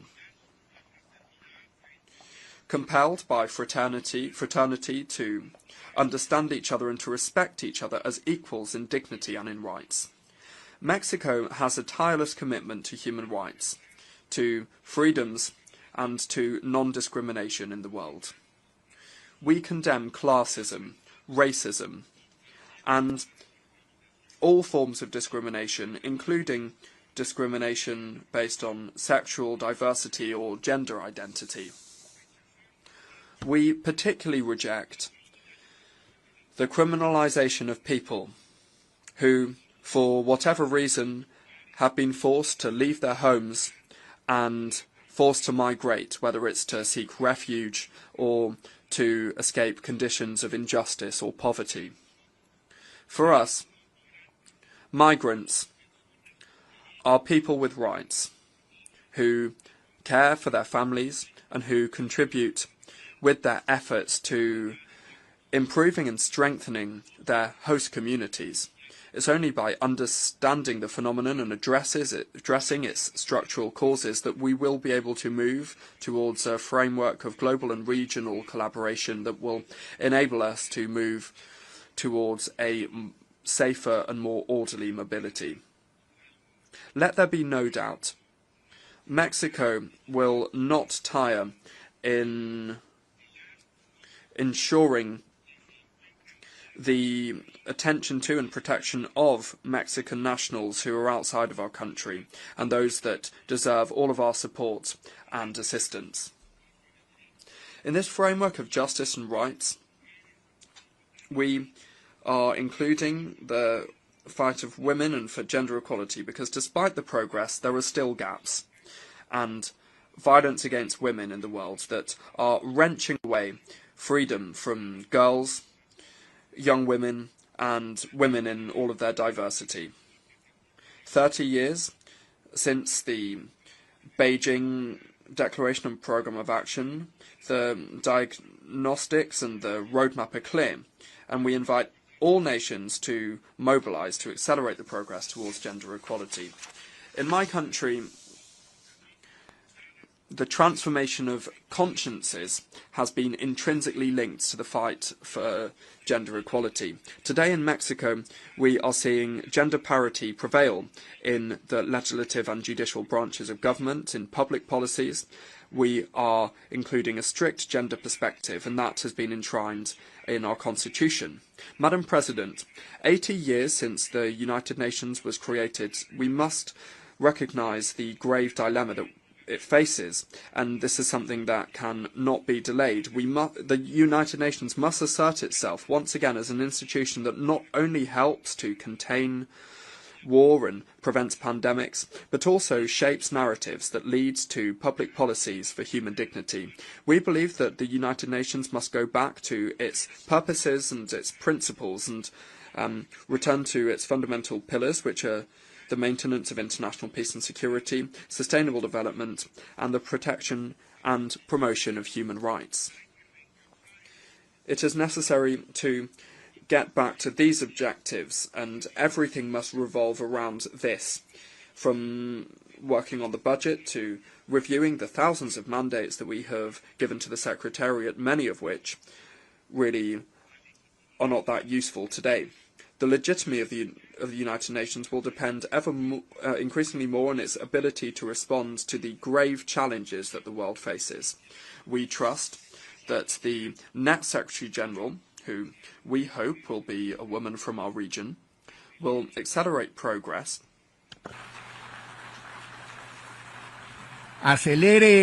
will accelerate the transformation process that we set forth, with the objective of ensuring peace and justice, as well as the well-being and freedom of people, the sustainability of the planet, and shared prosperity. In Mexico, Excellencies, colleagues, Madam President, in Mexico, the time of women has come, and it's going very well for us. We think that at the United Nations also the time for women has come. Thank you very much.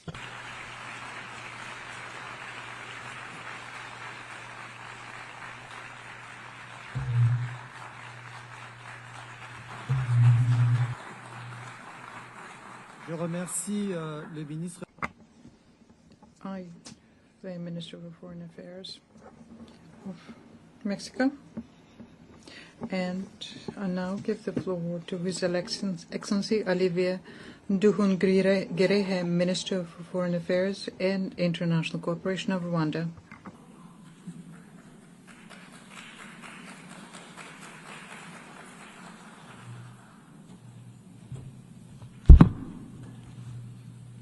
Your Excellency Annalena Baerbock, President of the 80th General Assembly, Your Excellency Antonio Guterres, Secretary General of the United Nations, Excellencies, Heads of Delegation, ladies and gentlemen, good evening.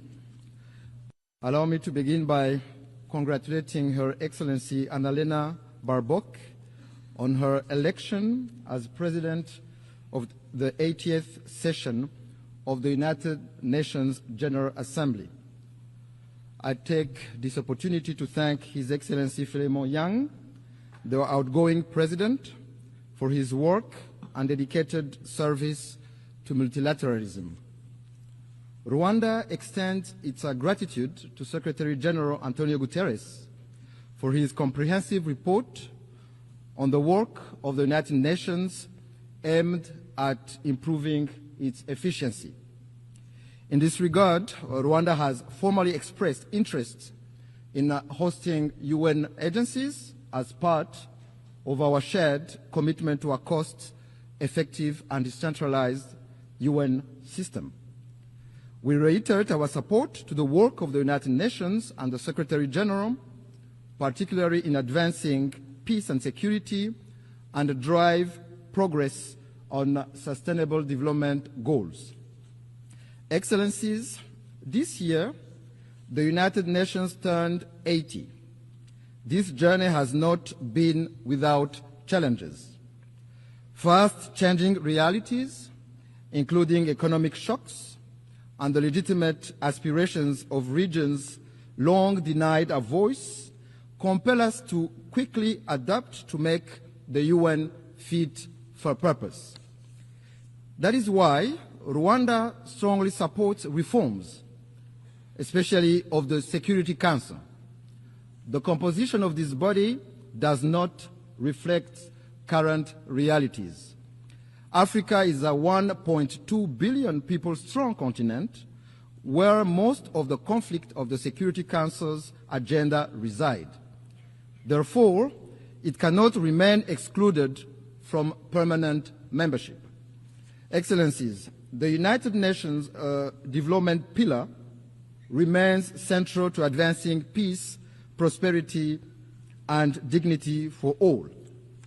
We commend the UN development system and its partners for their tireless efforts in supporting countries to address pressing development challenges, from poverty eradication to climate resilience, and in driving forward the ambition of the 2030 Agenda. This 2030 Agenda for Sustainable Development embodies our collective aspirations for a just, inclusive, and prosperous world where no one is left behind. Rwanda remains firmly committed to its full implementation recognizing that connectivity, innovation, and inclusive development are indispensable drivers of progress. Despite global challenges such as the existential threat of climate change and widening technological inequalities, Rwanda has taken bold steps to align national priorities with the SDGs. These efforts demonstrate that development, connectivity, and environmental stewardship can move forward hand in hand. Yet, the persistence of unequal access to finance, technology, and markets threatens to widen the gap between those with means and those without. In this context, solidarity among nations through development cooperation has contributed to bridging development gaps. However, we believe that it is time to transition from aid to trade, enabling developing countries to become self-reliant in a win-win partnership. Mr. President, Excellencies, Rwanda regrets the politicization of development cooperation, which is used by some development partners for partisan political reasons and interests. Let me recall that every nation is sovereign and cannot be forced to choose between its security and development. Development aid must serve as a tool for solidarity and progress, not as a weapon of coercion. Excellencies, the history of the 1994 genocide against the Tutsi in Rwanda called on us to become global advocates for a peacekeeping that always puts civilians first. We pay tribute to the men and women who have worn the blue helmet and who have paid the ultimate sacrifice in the service of humanity. Their legacy is written in the history of the United Nations and lives on through the lives they helped save. But peacekeeping must be judged by its results. For the sake of the millions who look to the UN for protection, we must ensure that peacekeeping remains true to its purpose. That is why Rwanda champions robust peacekeeping, the responsibility to protect, and the implementation of the 2015 Kigali Principles on the protection of civilians. Moreover, Rwanda has led calls for sustainable peace financing both in Africa and globally. Among milestone achievements is the revitalization of the African Union Peace Fund, which now mobilizes over $400 million. As a direct result, the Security Council decided to finance 3/4 of African Union peace operations for the first time. Excellencies, beyond the UN, Rwanda contributes to peace support operations on a bilateral basis in the Central African Republic and Mozambique in an effort to promote South-South cooperation and Pan-African solidarity. Major progress has been recorded in both countries in the restoration of state authority, capacity building of local security forces, and the fight against terrorism. Excellencies, I may recall that the United Nations was established to spare succeeding generations from the scourge of war. Yet, 80 years on, conflict continues to erupt across every continent. Rwanda firmly maintains that for most of those conflicts, lasting peace cannot be achieved through military means. We have consistently held that only genuine, good faith dialogue offers a sustainable path towards global peace.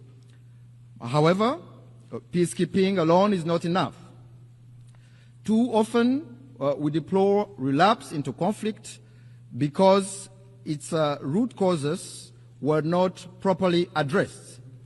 Prevention, mediation, and effective peace building must be our first resort. This lesson is particularly urgent for the Great Lakes region of Africa. The current conflict in Eastern DRC is not new.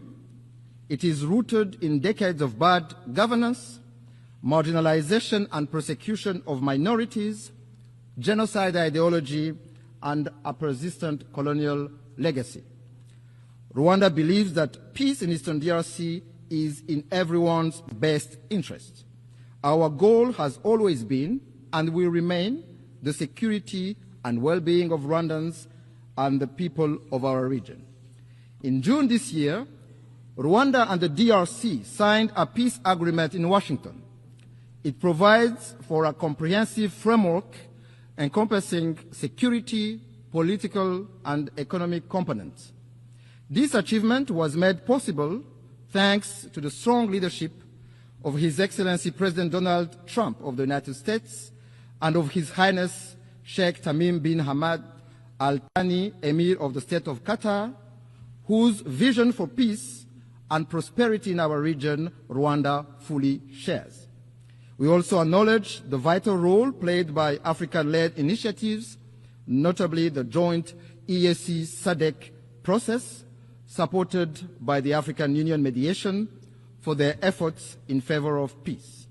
Nevertheless, since the signing of this peace agreement, progress has been moving slowly. While promising meetings are taking place in Washington to implement the June peace agreement, the situation on the ground remains deeply troubling. The DRC's renewed militarization, coupled with its continued collaboration with genocidal and UN-sanctioned armed groups, such as the DRC-backed FDLR and Wazalendo militias, and the deployment of attack drones and fighter jets against civilian populations, particularly the Banyamulenge and other Congolese Tutsi, underscore the gravity of the crisis. This goes against the letter and spirit of the Washington Peace Agreement. Additionally, this coalition is supported by foreign forces, including mercenaries, in clear violation of the 1977 OAU Convention and the 1989 UN Convention against the use of mercenaries. Rwanda condemns these developments and calls on the DRC to reject the military solution and implement in good faith the Washington Peace Agreement, which is a golden opportunity to end this conflict that has lasted for far too long. Excellency, since 1999, the United Nations has maintained a robustly mandated peacekeeping mission in the Democratic Republic of Congo, named MONUSCO, to help address the crisis. Yet, despite its efforts, the mission has not succeeded in halting the proliferation of armed groups, especially the eradication of the DRC-backed FDLR. Instead, MONUSCO has ended up working alongside a military coalition that includes the FDLR, going against more than 20 Security Council resolutions calling for the neutralization of that group. There is an urgent need to review the legal conformity of MONUSCO's mandate. Of particular concern to Rwanda is the emergence of Wazalendo militia, armed and supported by the DRC government, which are committing countless abuses, including burning down whole villages of Congolese Tutsi, lynching and burning alive civilians and military officers, as well as arming children for ethnic cleansing. Their brutality, methods, and ideology bear an alarming resemblance to that of the genocidal militia of 1994 in Rwanda. Strong action is needed to put an end to this dangerous development before it is too late. Excellencies, human rights are a major pillar of the United Nations. Rwanda rose from the ashes of the genocide in 1994 by placing human dignity, unity, and accountability at the center of our governance. We thank the United Nations for establishing the International Day of Reflection of the 1994 genocide against the Tutsi, commemorated every April 7th. We also thank the Secretariat and the many member states who have established genocide memorials on their soil as a lasting pledge to never forget. Equally, we commend the work of the International Criminal Tribunal for Rwanda and the residual mechanism for prosecuting genocide perpetrators. However, Rwanda is deeply concerned about the persistence of genocide ideology and related crimes in Eastern DRC under the watch of the international community and the UN itself. We call on the international community to not turn a blind eye once more for what is clear to see. The targeting, persecution, and massacre of Congolese Tutsi, including the Banyamulenge community, amounts to crimes against humanity which have all the early warning signs of a genocide. Indeed, genocide follows a pattern. It follows clear stages. It is not an umbrella term. It is defined by international law. Genocide targets a specific group for who they are, with the intent to exterminate them as such. In this regard, no amount of calculated cynicism can rewrite the truth and recast perpetrators as victims or victims as perpetrators. These are denialist behaviors often deployed by perpetrators. In the same vein, no claims from a government arming a genocidal militia will change the facts of history. Financing and providing weapons to a group with a proven genocidal record and ongoing intent is nothing less than complicity in the crime itself. I must say that if there are crimes in the DRC committed for economic gains, they have clear names. Those are corruption, bad governance, and the embezzlement of public funds. Mr. President, Excellencies, I wish to conclude by reaffirming that Rwanda stands ready to work alongside all member states to ensure that the United Nations remains a force for peace, justice, and sustainable development. While the challenges and solutions for multilateralism are clear, it is political will that must guide us today to build a UN fit for purpose. Together, we must build an organization capable of addressing the needs of billions across the globe, tackling human rights abuses, climate change, and responding to an increasingly interconnected world for successive generations to come.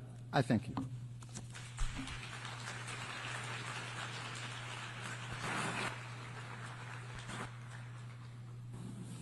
Je remercie. I wish to thank the Minister for Foreign Affairs and International Cooperation of Rwanda. I now invite Her Excellency Maria Gabriela Sommerfeld Rosero, Minister for Foreign Affairs and Human Mobility of Ecuador, to address the Assembly.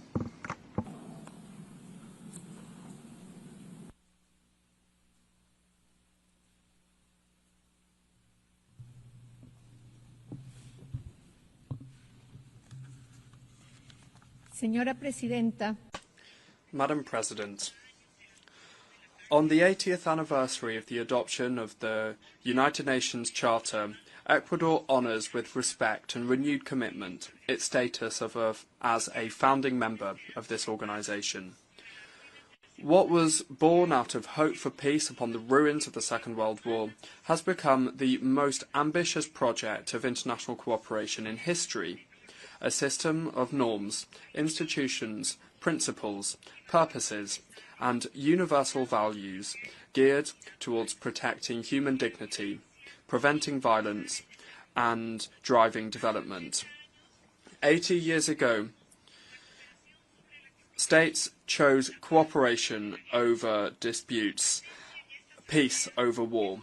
My presence here at this Assembly is an opportunity to reiterate before the international community that Ecuador will continue to prioritise cooperation between states, because it is only by working together that we will be able to ensure a future of peace, security and prosperity for our peoples. Therefore, the foreign policy of Ecuador supports multilateralism, which is the model that enables international cooperation to be possible in order to address global challenges and to achieve common goals. Madam President, multilateralism needs to change in order to respond to the current demands of peoples and to confront new threats. Ecuador believes that the concept of international peace and security must be broadened and include the fight against transnational organised crime, which is a phenomenon that undermines governability, that feeds corruption, that perpetuates violence, and that erodes the perspectives of progress. Indeed, it causes consequences that are similar to traditional armed conflicts in the economic, political and social realms.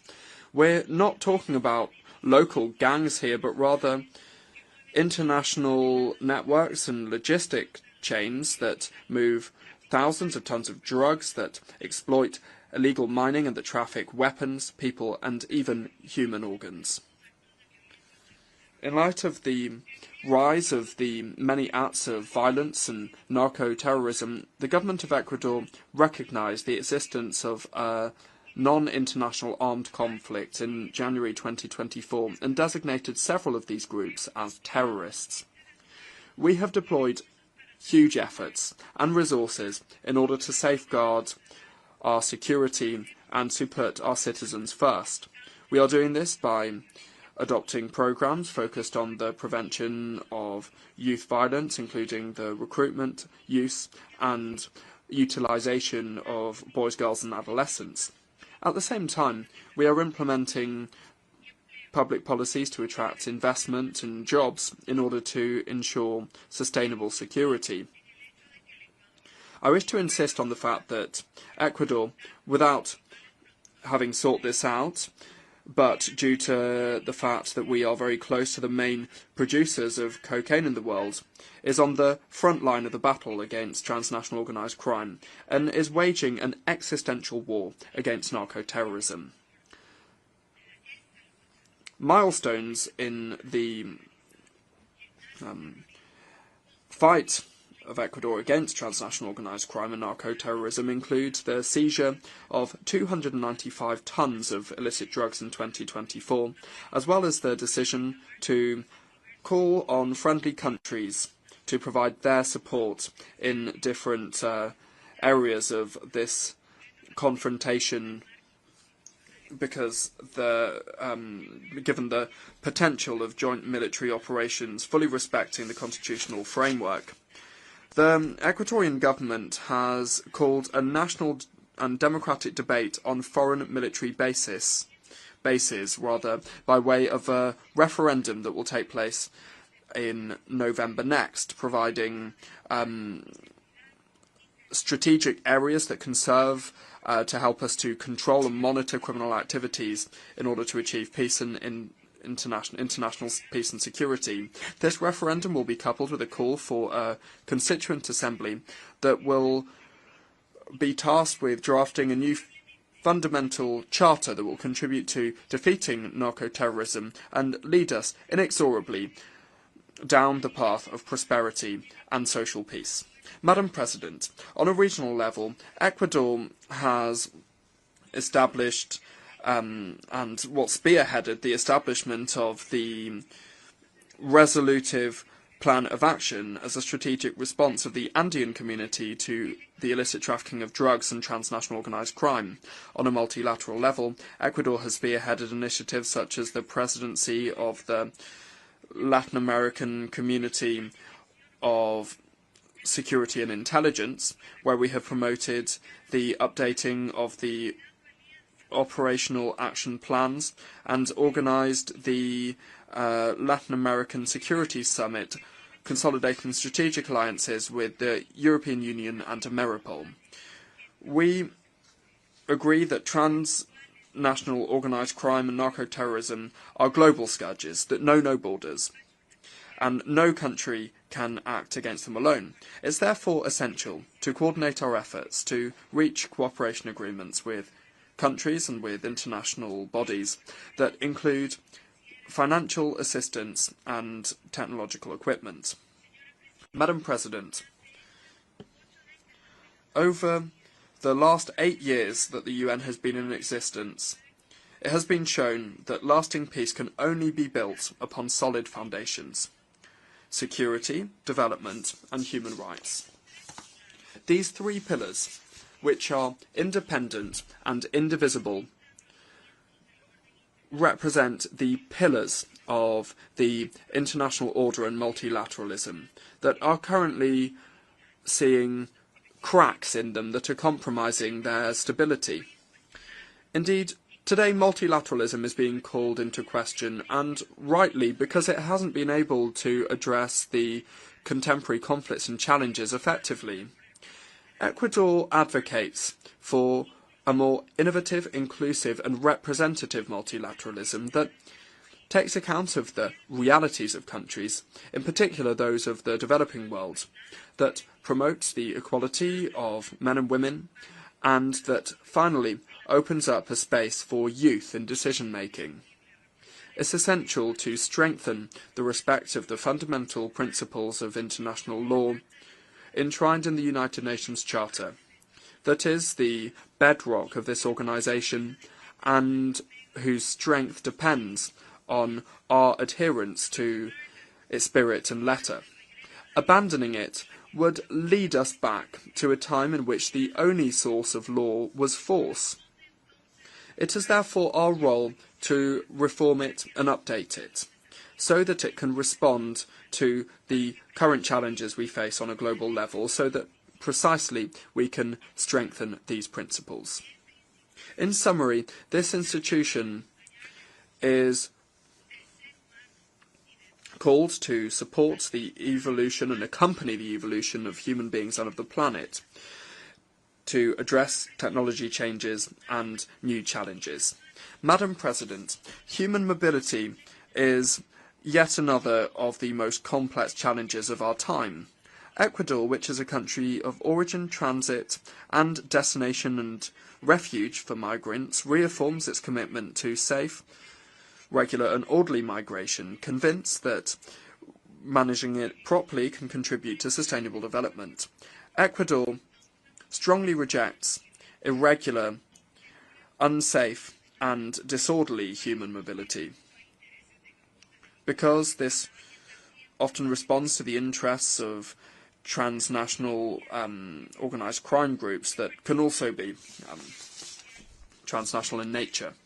Emerging technologies, in particular artificial intelligence, offer up unprecedented opportunities for human progress. However, they also offer up significant risks for security, equity and human rights. Ecuador believes that it's essential to move towards multilateral and ethical governance of these tools that would guarantee their inclusive access to them, that would avoid new digital gaps and that would ensure their use is guided by the common good. Climate change and the loss of biodiversity threaten our stability and development. As a mega-diverse country, Ecuador advocates for more environmental financing, for technology transfer and for international support for the conservation of unique ecosystems like the Amazon and the Galapagos Islands, which are the treasure of humanity. Financing for development is another great challenge.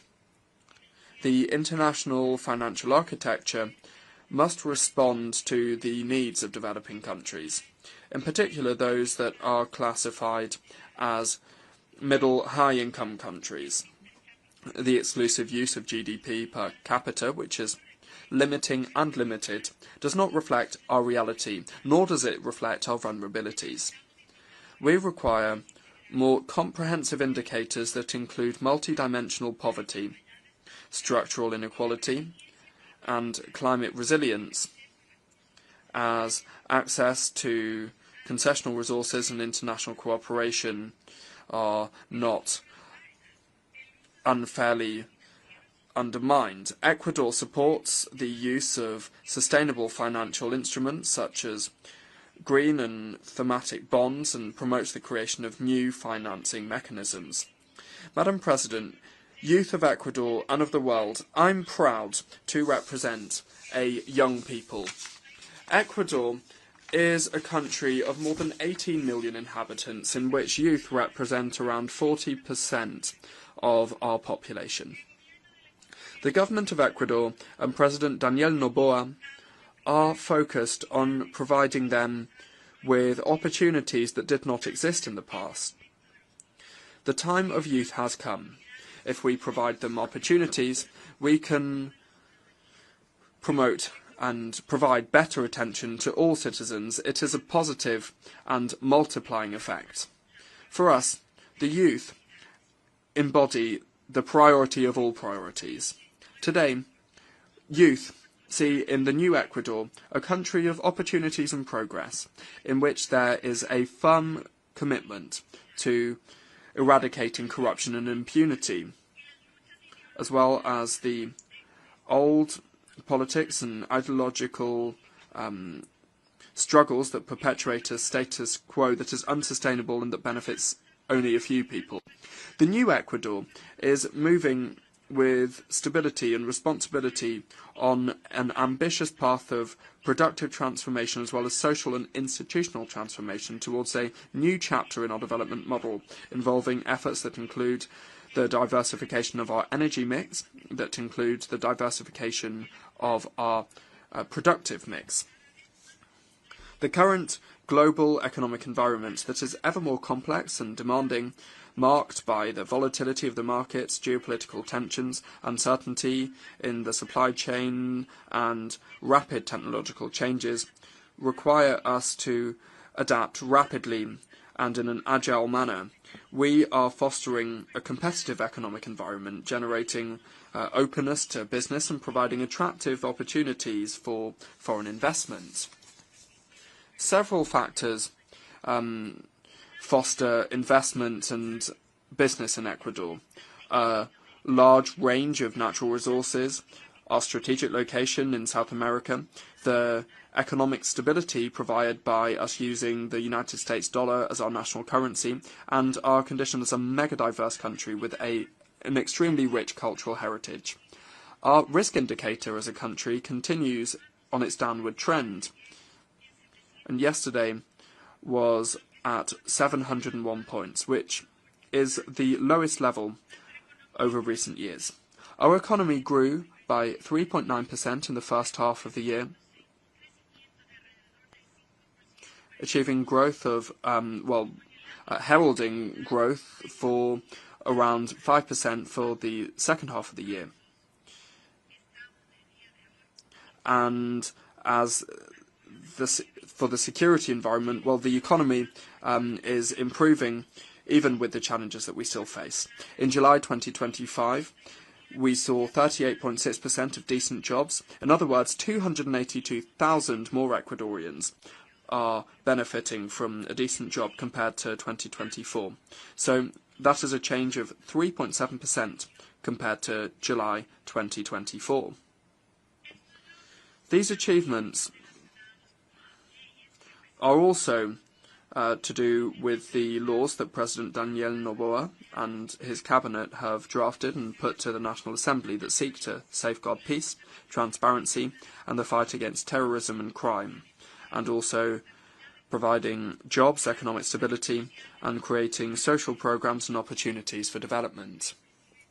Madam President, the 80th anniversary of the UN is a turning point. On this historic commemoration of the United Nations, I invite you to adopt a creative vision like the one that we had in 1945 that's able to renew and strengthen this institutionality grounded in an ethical model of democracy and changing to adapt to contemporary challenges.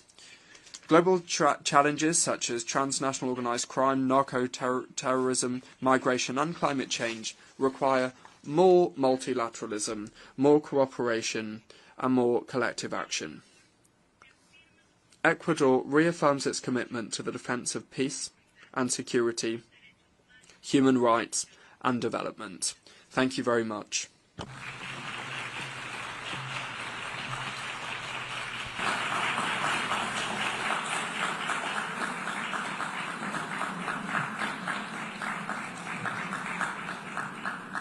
Je remercie. I thank the Minister for Foreign Affairs and Human Mobility of Ecuador.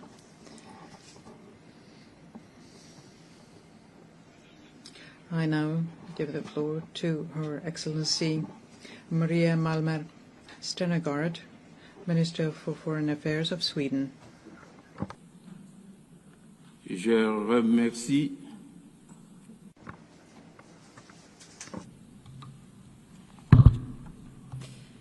Mr. President, Excellencies, 80 years ago, nations came together. It was a bold act of faith. Faith in multilateralism, the rule of law, and the shared responsibility to save future generations from the devastation of war. But as we gather here, the world and our organization, the United Nations, are facing the risk of failing. Leaders of several nations are choosing conflict over cooperation. Around the world, we are witnessing grave violations of the rules and principles that we have all agreed to. For too many, peace is fragile, justice abstract, and dignity denied. There is so much wasted potential. The UN was founded to curb aggression and the arbitrary exercise of power by the strong against the weak. That vision remains as valid today as it was then. Mr. President, it is not only the UN that turns 80 this year, it happens to be 80 years since Astrid Lindgren published her first book about the strongest girl in the world, Pippi Longstocking, a strong-willed girl who believed everything was possible. Pippi has inspired generations of children, especially girls, to believe that strength and independence are not confined by expectation or tradition. I have never tried that before, so I should definitely be able to do it. Although not a direct quote, it captures the spirit of Pippi. Let us use the coincidence of anniversaries as a reminder that even in the face of unprecedented challenges, we must approach the impossible with boldness and resolve. Mr. President, Sweden is a committed defender of international humanitarian law, principles that safeguard human dignity even in the darkest of times, and they must be upheld without exception. We cannot be deterred by a few states' disregard for our charter. This is our time to act and to defend these fundamental rules and principles for us and for future generations. We need an efficient UN that defends the right of every state, big or small, to uphold its sovereignty, territorial integrity, and political independence. We need a strong UN that helps member states deliver on their commitments to respect, protect, and promote the human rights of every individual. And we need a focused UN. The UN must remain true to its core, securing peace, advancing human rights, driving sustainable development, and providing humanitarian relief. Mr. President, as a steadfast partner and major donor to the United Nations, Sweden remains committed to addressing global development challenges and to humanitarian efforts to provide protection and life-saving assistance.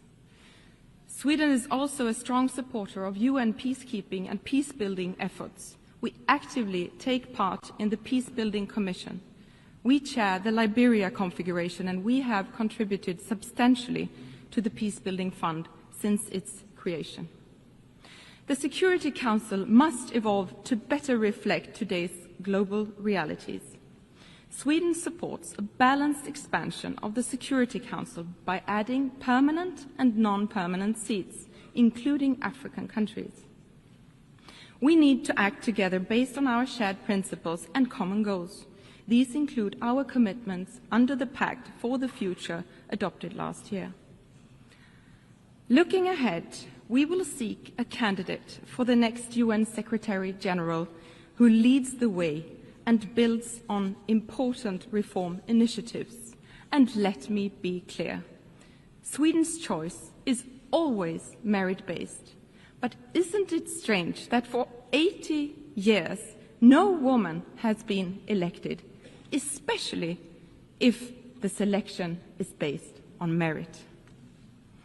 Mr. President, in a world in which armed conflicts are multiplying, we must not allow injustice to go unpunished. Accountability is critical to uphold our international rules-based order.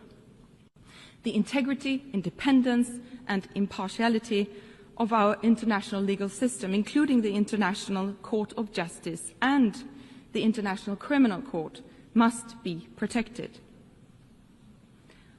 When I think of accountability, I think of little Angelina. You have probably seen the picture of her celebrating her 2nd birthday next to a giant teddy bear. Angelina never got to celebrate her 3rd birthday. She was born during Russia's war, and she died from a Russian missile. Little Angelina and her mother were killed in one of Russia's deadliest attacks on Ukraine in Kiev in August this year. The only one saved from the rubble was her giant teddy bear. Russia's war of aggression against Ukraine is a blatant violation of the very foundation of this organization. A permanent member of the Security Council has brutally invaded another UN member state. This cannot be tolerated. Holding Russia accountable is essential for all of us to deter further aggression and to preserve the global order. From the very outset, Ukraine has sought a just and lasting peace based on international law, including the UN Charter. Sweden remains unwavering in its support of Ukraine's sovereignty and territorial integrity. Mr. President, on October 7, 2023, Hamas carried out the worst mass murder of Jews since the Holocaust. Men, women, and children were brutally murdered and kidnapped by Hamas terrorists. And when the music faded at the Nova Festival, so did the lives of young, peace-loving people. They were raped, killed, and taken hostage. It was truly a painful reminder of how dark the world can be. The hostages are being held in appalling conditions by Hamas. More pressure must be put on Hamas to immediately release them, and Hamas must never have a place in the future governance of Palestine. The war in Gaza has led to suffering beyond imagination. We are reminded daily of the painful desperation inside Gaza. The offensive against Gaza City is worsening an already catastrophic situation. Parts of Gaza are now officially in the grips of famine. This cannot go on. Israel has a right to defend itself, but that right must be exercised in accordance with international law. And the way the Israeli government is waging its war is unacceptable. The UN and other humanitarian actors must be allowed to work safely in all parts of Gaza. Humanitarian space must be protected and aid should never be politicized. Increased pressure on the Israeli government to change its course and meet its obligations according to international law is urgently needed. Sweden welcomes international efforts for a peaceful resolution to the Israeli-Palestinian conflict. It is in the interest of all states to not only bring this war to an end, but to ensure a sustainable two-state solution for a better future for all, both Israelis and Palestinians.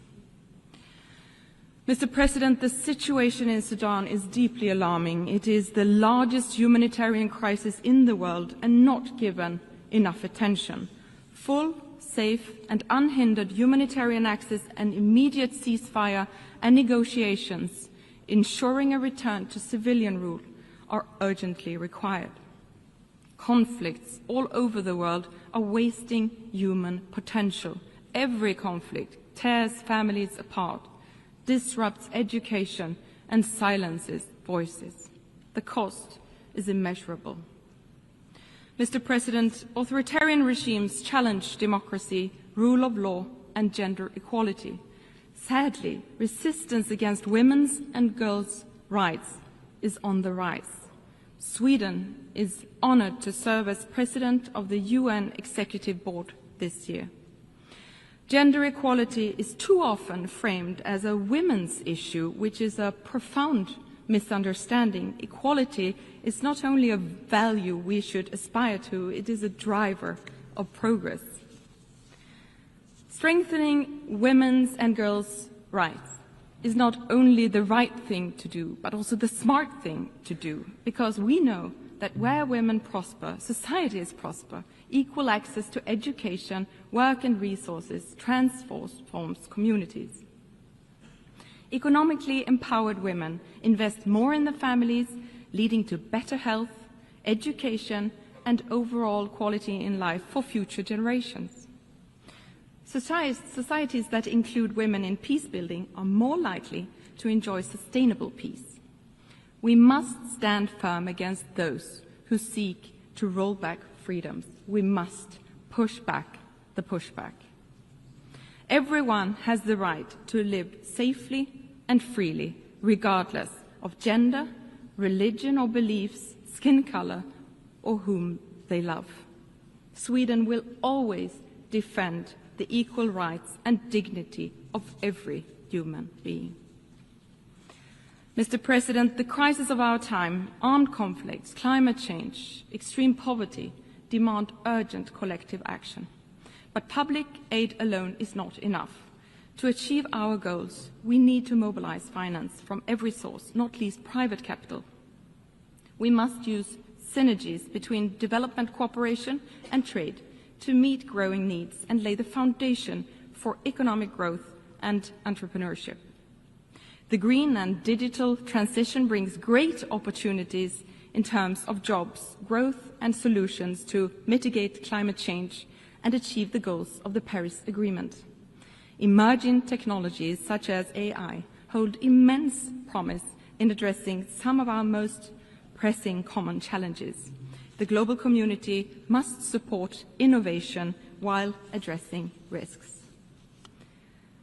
Mr. President, the UN was not created to take mankind to heaven, but to save humanity from hell. These words of the second Secretary General of the United Nations, Dag Hammarskjöld, remain just as valid today. These are difficult times, but times have been difficult before. Let us not surrender to despair. Most nations continue to stand by the fundamental principles agreed upon 80 years ago. We should not let this anniversary become a celebration of the past alone. Let's see this as a call to action. Let's embrace the spirit of Pippi Longstocking and carry on with fearlessness and conviction.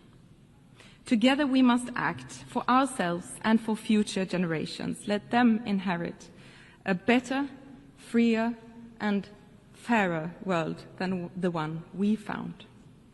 For my son, Christian, and for my daughter, Kajsa, for all our sons and daughters who deserve to grow up in a world where their paths are not limited by their gender, tradition, or violence. We must not let potential go to waste. We must not let them down. I thank you.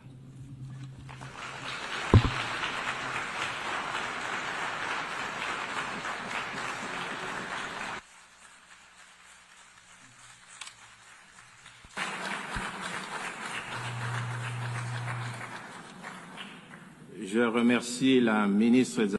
I thank the Minister of Foreign Affairs of Sweden. And I now give the floor to His Excellency, Mr. Lejeune Mbela Mbela, Minister for Foreign Affairs of Cameroon.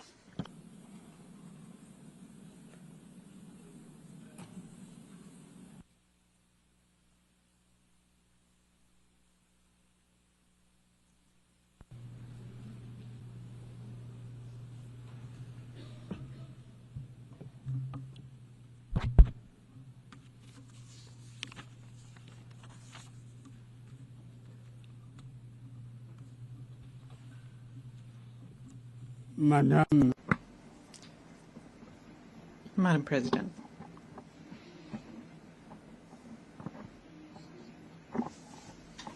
I was entrusted with the honor on behalf of His Excellency Paul Biya, President of the Republic of Cameroon, Head of State, and he instructed me to speak in his name.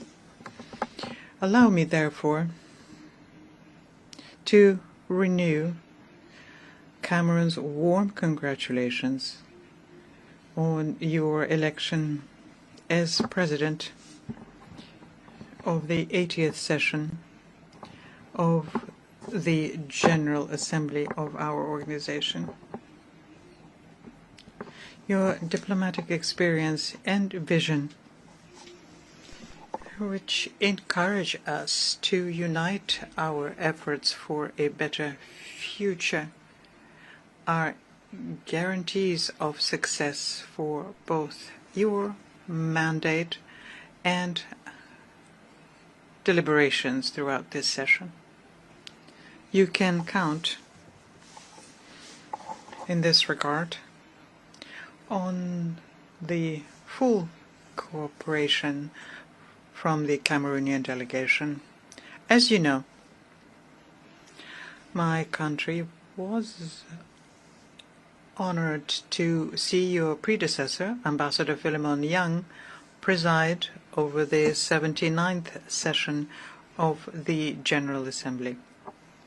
And I would like here to commend his commitment, his professionalism, and his determination, which was marked by his spirit of being able to listen and conduct a dialogue as he fulfilled his mandate.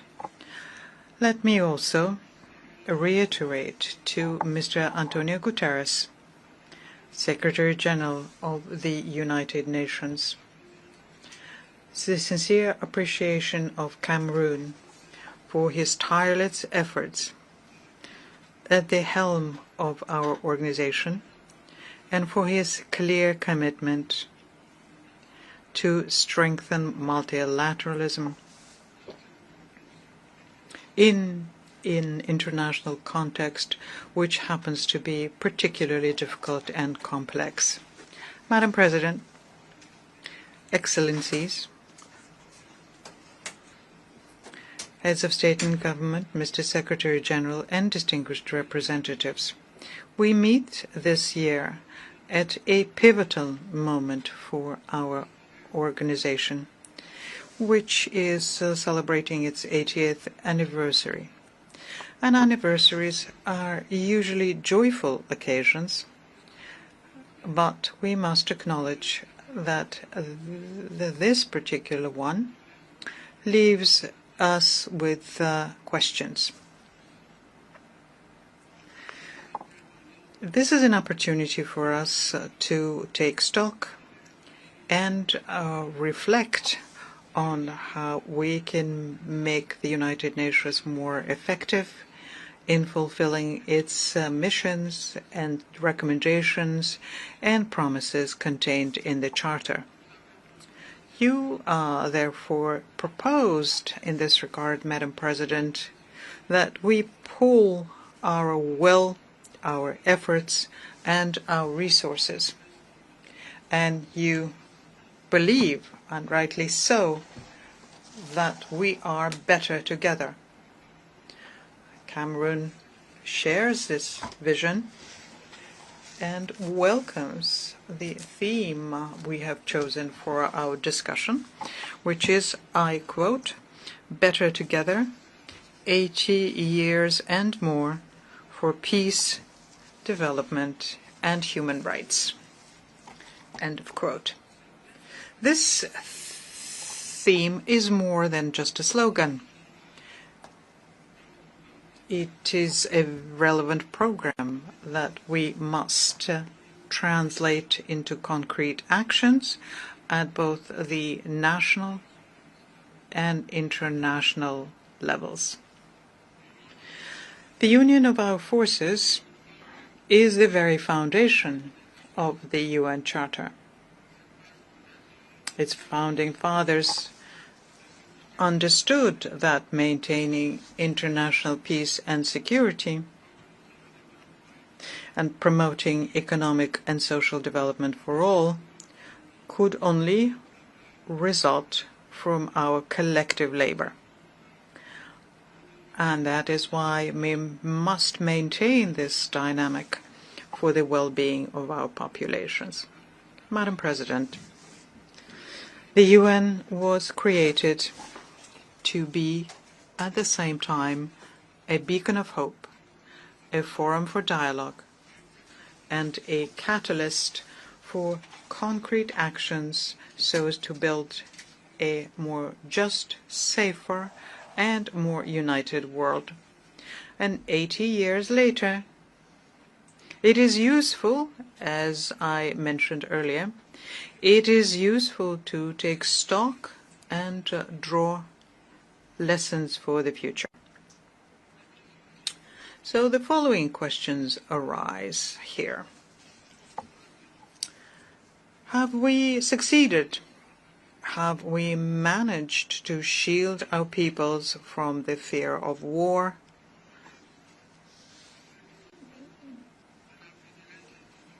Uncertainty about their future? Have we succeeded to shield our peoples from famine? The current international situation, which is marked by numerous crises, offers a clear and negative answer to these questions.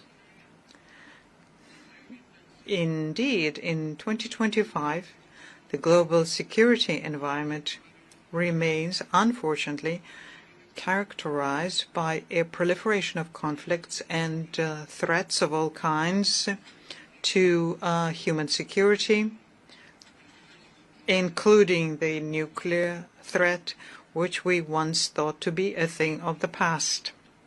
Whether in Europe, Central Asia, the Middle East, Latin America, or Africa,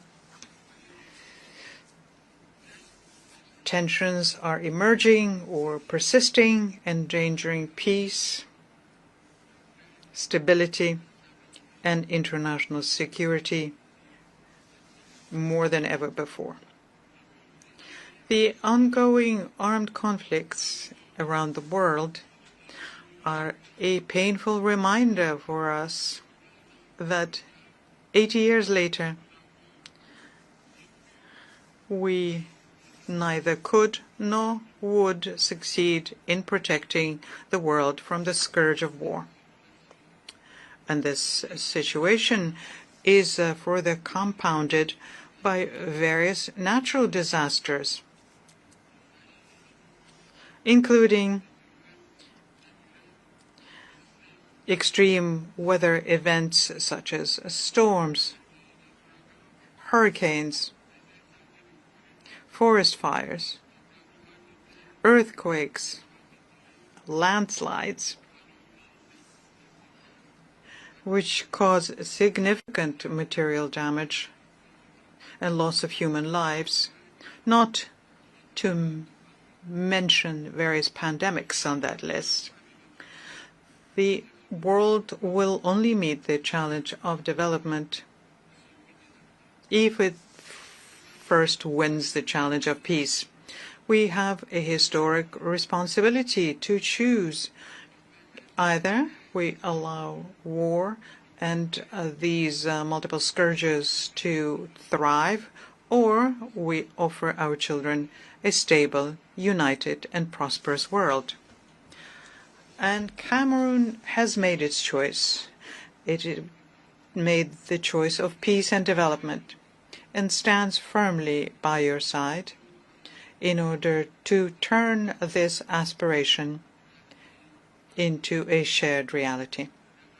Madam President, Your Excellencies, it is well known that there can be no development without peace, nor can there be lasting peace without development. The ongoing crises, which negatively affect international trade, the cost of raw materials and market supplies, undoubtedly hinder the development of many countries. And yet, economic development through the Sustainable Development Goals remains a primary objective that the United Nations must attain for the well-being of our peoples. In recent years, however, we have seen with regret that millions of people still live in extreme poverty, facing disease and food insecurity. In this particular context, children, women, and the elderly, and people with reduced mobility are the most vulnerable. And although access to education has expanded, many children and young people remain outside of the school system. At the same time, we observe a decline in life expectancy. We see deteriorating health indicators and a critical shortage of healthcare professionals, especially in Africa. With 5 years remaining until the SDG deadline, it is urgent that coordinated actions be taken to fulfill the promises of the 2030 Agenda. We must indeed take our responsibility individually and collectively so as to achieve these goals that we had freely and voluntarily set for ourselves. Your Excellencies, ladies and gentlemen, Cameroon, a ward of the United Nations, remains committed to the purposes and principles of the United Nations Charter and spares no effort under the high leadership of His Excellency Paul Biya, President of the Republic, to promote peace and international security. And in this spirit, my country actively participates in UN peacekeeping operations and through its 3 major specialized schools, trains police, gendarmerie, and other African civilian personnel who take part in these operations. Moreover, Cameroon remains consistently engaged in the fight against terrorism in general, and in the Sahel, and particularly in the Lake Chad basin, where the Boko Haram sect operates. Now, in economic terms, my country has adopted an ambitious national strategy that promotes harmonious economic and social development across the nation, whilst advancing democracy, respect for human rights, and good governance. This allows us to progressively and systematically realize the Sustainable Development Goals and the African Union's Agenda 2063, among others. Madam President, in the Congo Basin, Cameroon actively contributes to finding solutions to global climate change and to protecting wildlife and biodiversity. He will always do its part and expect that promises made, especially in terms of financing, will be honored. For Cameroon, it is essential that the efforts of developing countries be supported.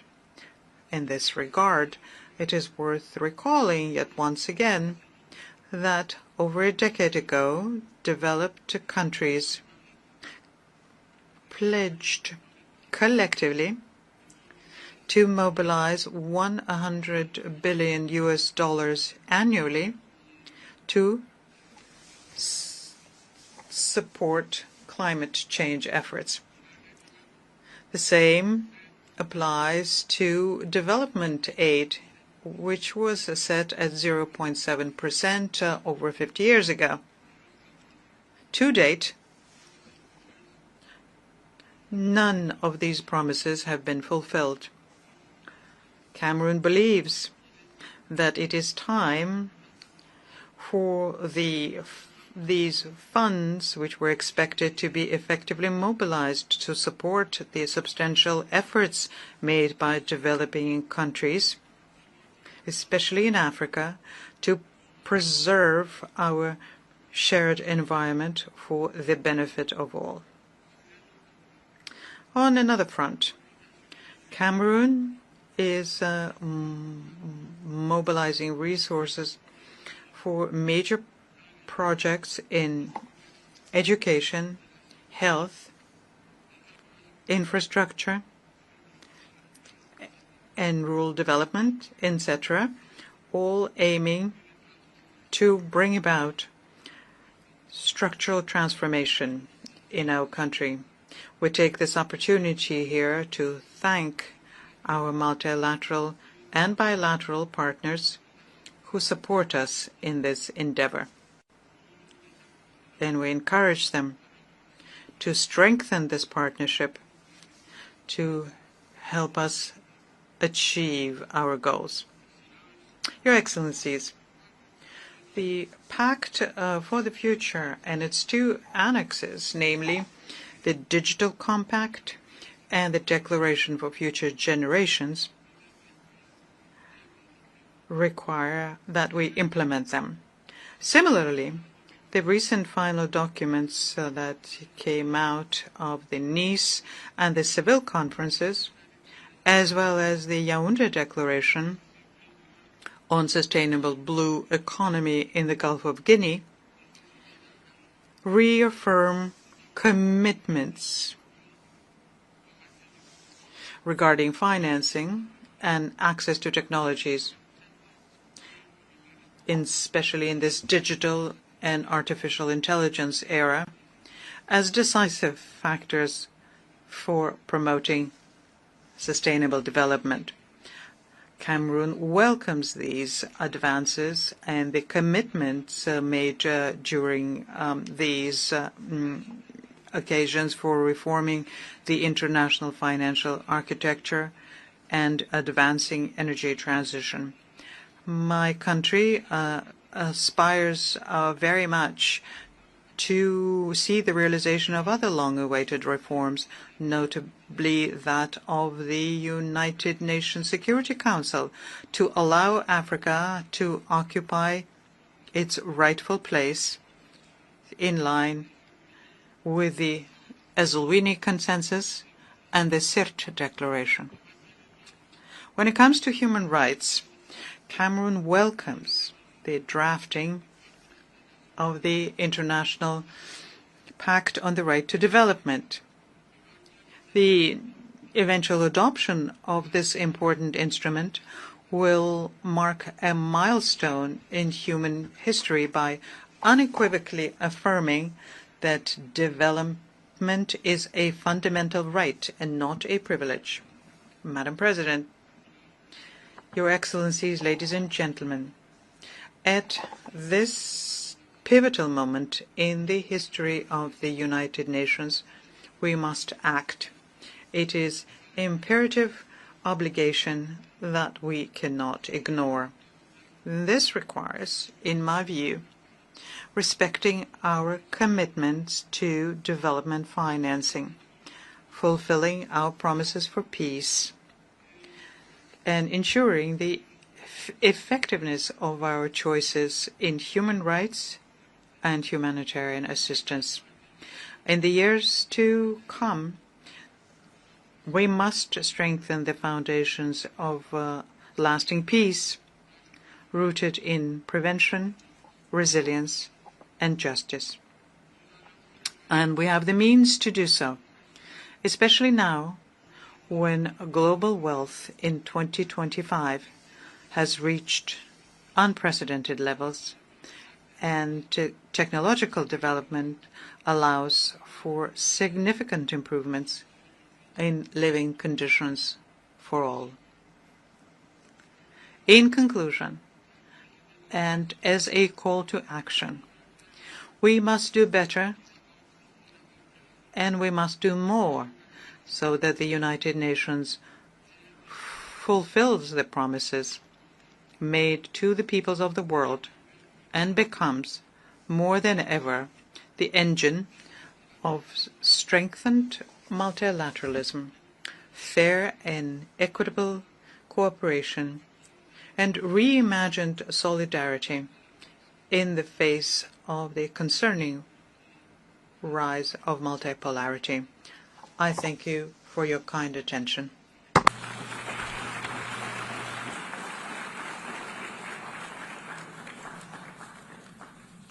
Je remercie le ministre. I thank the Minister for Foreign Affairs of Cameroon.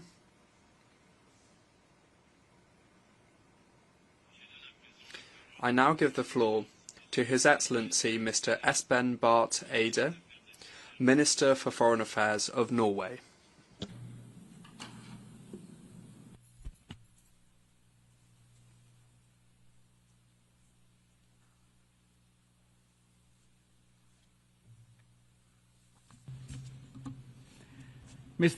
Mr. President, Excellencies, distinguished delegates. 80 years ago, against the backdrop of the Second World War, world leaders gathered in San Francisco to sign the UN Charter, to save succeeding generations from the scourge of war. This once-in-a-generation moment brought the idea of the United Nations to life. Let us imagine for a moment that we are there in San Francisco in 1945 as the UN was negotiated. Participants who were at my age would have experienced the First World War, the short-lived Roaring Twenties, the Great Depression of the 1930s, fierce trade wars, the rise of fascism and Nazism, the Second World War, the Holocaust, and the nuclear bomb. And all of that in their own adult life.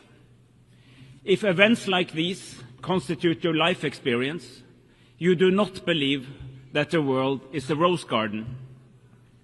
Those who shaped the United Nations were not guided by naive idealism. Quite on the contrary, this was a deep realist recognition that mankind simply could not continue as before. Centuries of great power rivalry, competing spheres of interest, and imperialism had not forged peaceful coexistence. The founders, however, were indeed visionaries, as they believed that a better world was possible. Our founders realized that the world needed shared norms and principles in order to avoid yet another world war. They were adamant not to repeat the debacle of the interwar years. This noble insight shaped the United Nations Charter. Simply put, the Charter rests on three sets of principles. Peace and security should be achieved through recognizing the sovereign equality of states, the prohibition of the use of force, and through peaceful settlement of disputes. Economic and social development should be ensured through close international cooperation and through finding common solutions to common problems. The dignity and worth of all human beings should be established through mutual commitment to universal human rights. Our United Nations, imperfect as it is, has since provided an unrivaled global arena for seeking common solutions to common challenges. There is little doubt that the world would have been a more brutal and less prosperous place without the United Nations. Since 1945, interstate wars have been fewer and further apart. Former colonies gained independence and became sovereign states of their own. Hundreds of millions have been brought out of poverty. President, however, at 80, we find our United Nations in crisis. This crisis is both political and financial. Political, because core principles of the Charter are under threat. The world is more divided, more dangerous, and more unpredictable than it has been for decades. Respect for international law is eroding. Gross violations go unchecked. This, in turn, weakens the trust in our institutions. It is a vicious cycle. The crisis is also financial, because several member states are significantly reducing their economic contributions, and this, in turn, makes it difficult to accomplish the core mission of the United Nations. President, savage wars are raging in several corners of our world. In Sudan, civilians are facing the largest displacement and hunger crisis in the world today. The war in Sudan has been raging for almost 900 days. This is but one of the many horrific wars that receives way too little attention in the power centers of the world, even in this organization. In Ukraine, Russia has violated the most fundamental principles of international law. There is simply no other way of seeing it. Russia's invasion of the sovereign state of Ukraine is a blatant violation of Article 2.4 of the UN Charter. While Ukraine is in its full right to defend itself, as affirmed by Article 51. Norway and so many other states stand firmly with Ukraine's fight for freedom and independence. We do so in solidarity with the brave Ukrainian people, but we also do so to uphold the respect for international law, an interest shared by all states, large and small. In Palestine, Israel is in clear violation of international law. Life in Gaza is living hell. For almost 2 years, we have witnessed extreme levels of death, starvation, forced displacement, and massive suffering. The fact that these atrocities continue is a disgrace to all humanity. In the West Bank, the illegal occupation, settlements, and settler violence continues unchecked. The Palestinian authorities are under massive stress, its finances strained, and its capacity to operate is severely restricted. The war must end now. Massive humanitarian aid must reach those in need now. The remaining hostages must be released now, and the illegal occupation must end now. But, colleagues, there is an alternative to this never-ending cycle of violence. We have made important steps just these past few days. At the Conference on Palestine in this hall on Monday, member states further developed the roadmap to a settlement to the deeper conflict between Israel and Palestine. By now, 159 member states have recognized the state of Palestine as a contribution to the realization of the two-state solution. However, the recognition of Palestine is only one of the elements needed to reach such a two-state solution. There are many pieces in this puzzle. Palestinian governance and economy must be strengthened. Hamas must be demobilized. We need security guarantees to both Israel and Palestine. And key Arab states aim to normalize their relation with Israel as part of a broader agreement. In order to put together these pieces of the puzzle, the Global Alliance for the Implementation of the Two-State Solution was launched here in New York last year during the last UNGA. It continues to gather support for a comprehensive settlement. It is our firm conviction that both Israel and Palestine have the right to live in peace and security, side by side in two states. Excellencies, ladies and gentlemen, A world order based on international law is not a luxury, it's a necessity. When we condemn Russia's blatant violations of international law in Ukraine, we must also speak just as clearly against Israel's violation of the rules in Palestine. International law cannot be applied with double standards. It must be upheld universally, regardless of who commits the violations, and regardless of where they take place. This is not optional, this is fundamental. We must also defend the institutions that safeguard accountability, the International Court of Justice and the International Criminal Court. Just as important as the sacrosanct integrity of borders and the sovereign equality of states is our mutual commitment to human rights. The UN Charter commits us to respect and promote these fundamental freedoms for all, without distinction to race, gender, language or religion. Human rights are universal. They are our best hope for a world that rejects injustice, inequality, violence and brutality.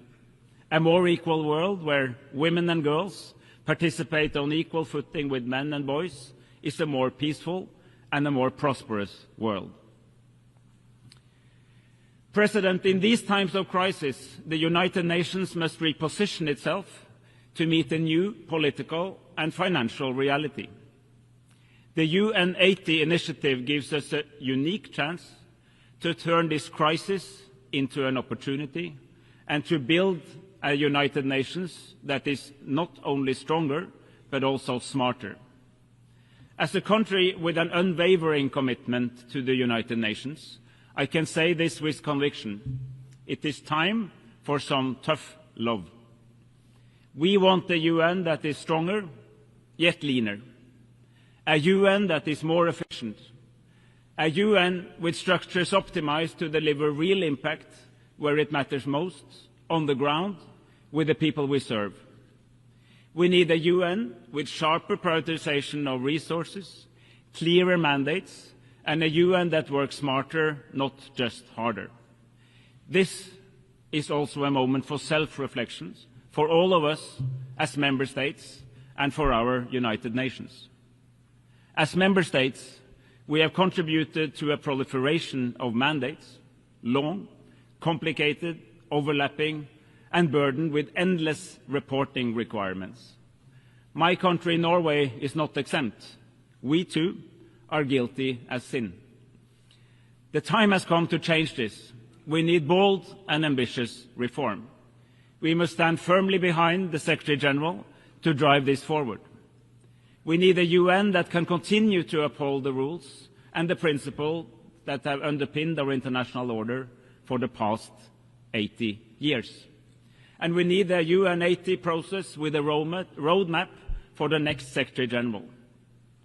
When she assumes office in 15 months, she must be able to head the reformed UN fit for the next 80 years. President, we need a global convention on tax cooperation. States have the primary responsibility to provide essential service to their people. Then we must enable states to fulfill this duty. The capacity to tax both citizens and companies is paramount.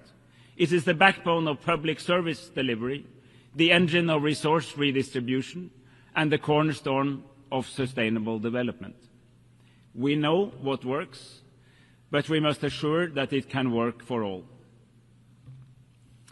Colleagues, let there be no doubt. The climate crisis is real. It is here, it is man-made, and it's affecting the lives of millions of people around the world. As an Arctic nation, we experience some of the fastest paces of climate change anywhere on the planet, and we feel its impacts in our everyday life. The science is irrefutable. Observed warming is outpacing predictions. Curbing global warming and making peace with nature is the greatest collective challenge of mankind. We have no time to lose. Yet over the past decade, the world has achieved significant progress in this area.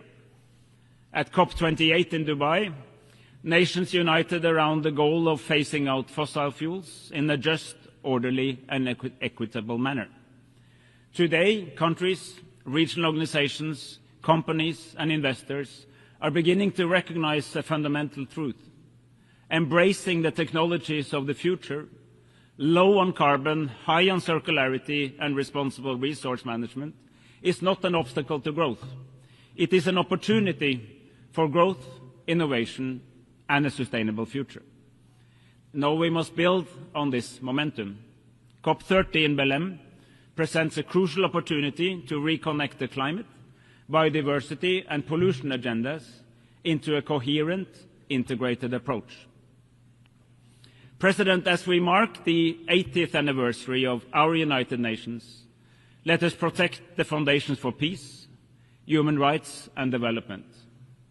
The norms and the principles are not the problem. They are just as relevant for the world today as they were back then. What does deserve scrutiny is the system we have established to protect and enforce these norms and principles. And that is what the UN 80 is all about. Let us make sure that these principles apply for all people, everywhere, all the time, so that in another 80 years, future generations do not have to build a new version from the ashes of another devastating world war. It is up to us to find the answers that fit the 21st century. But when it comes to the core purpose, we should take the cue from our founders. We are, indeed, better together.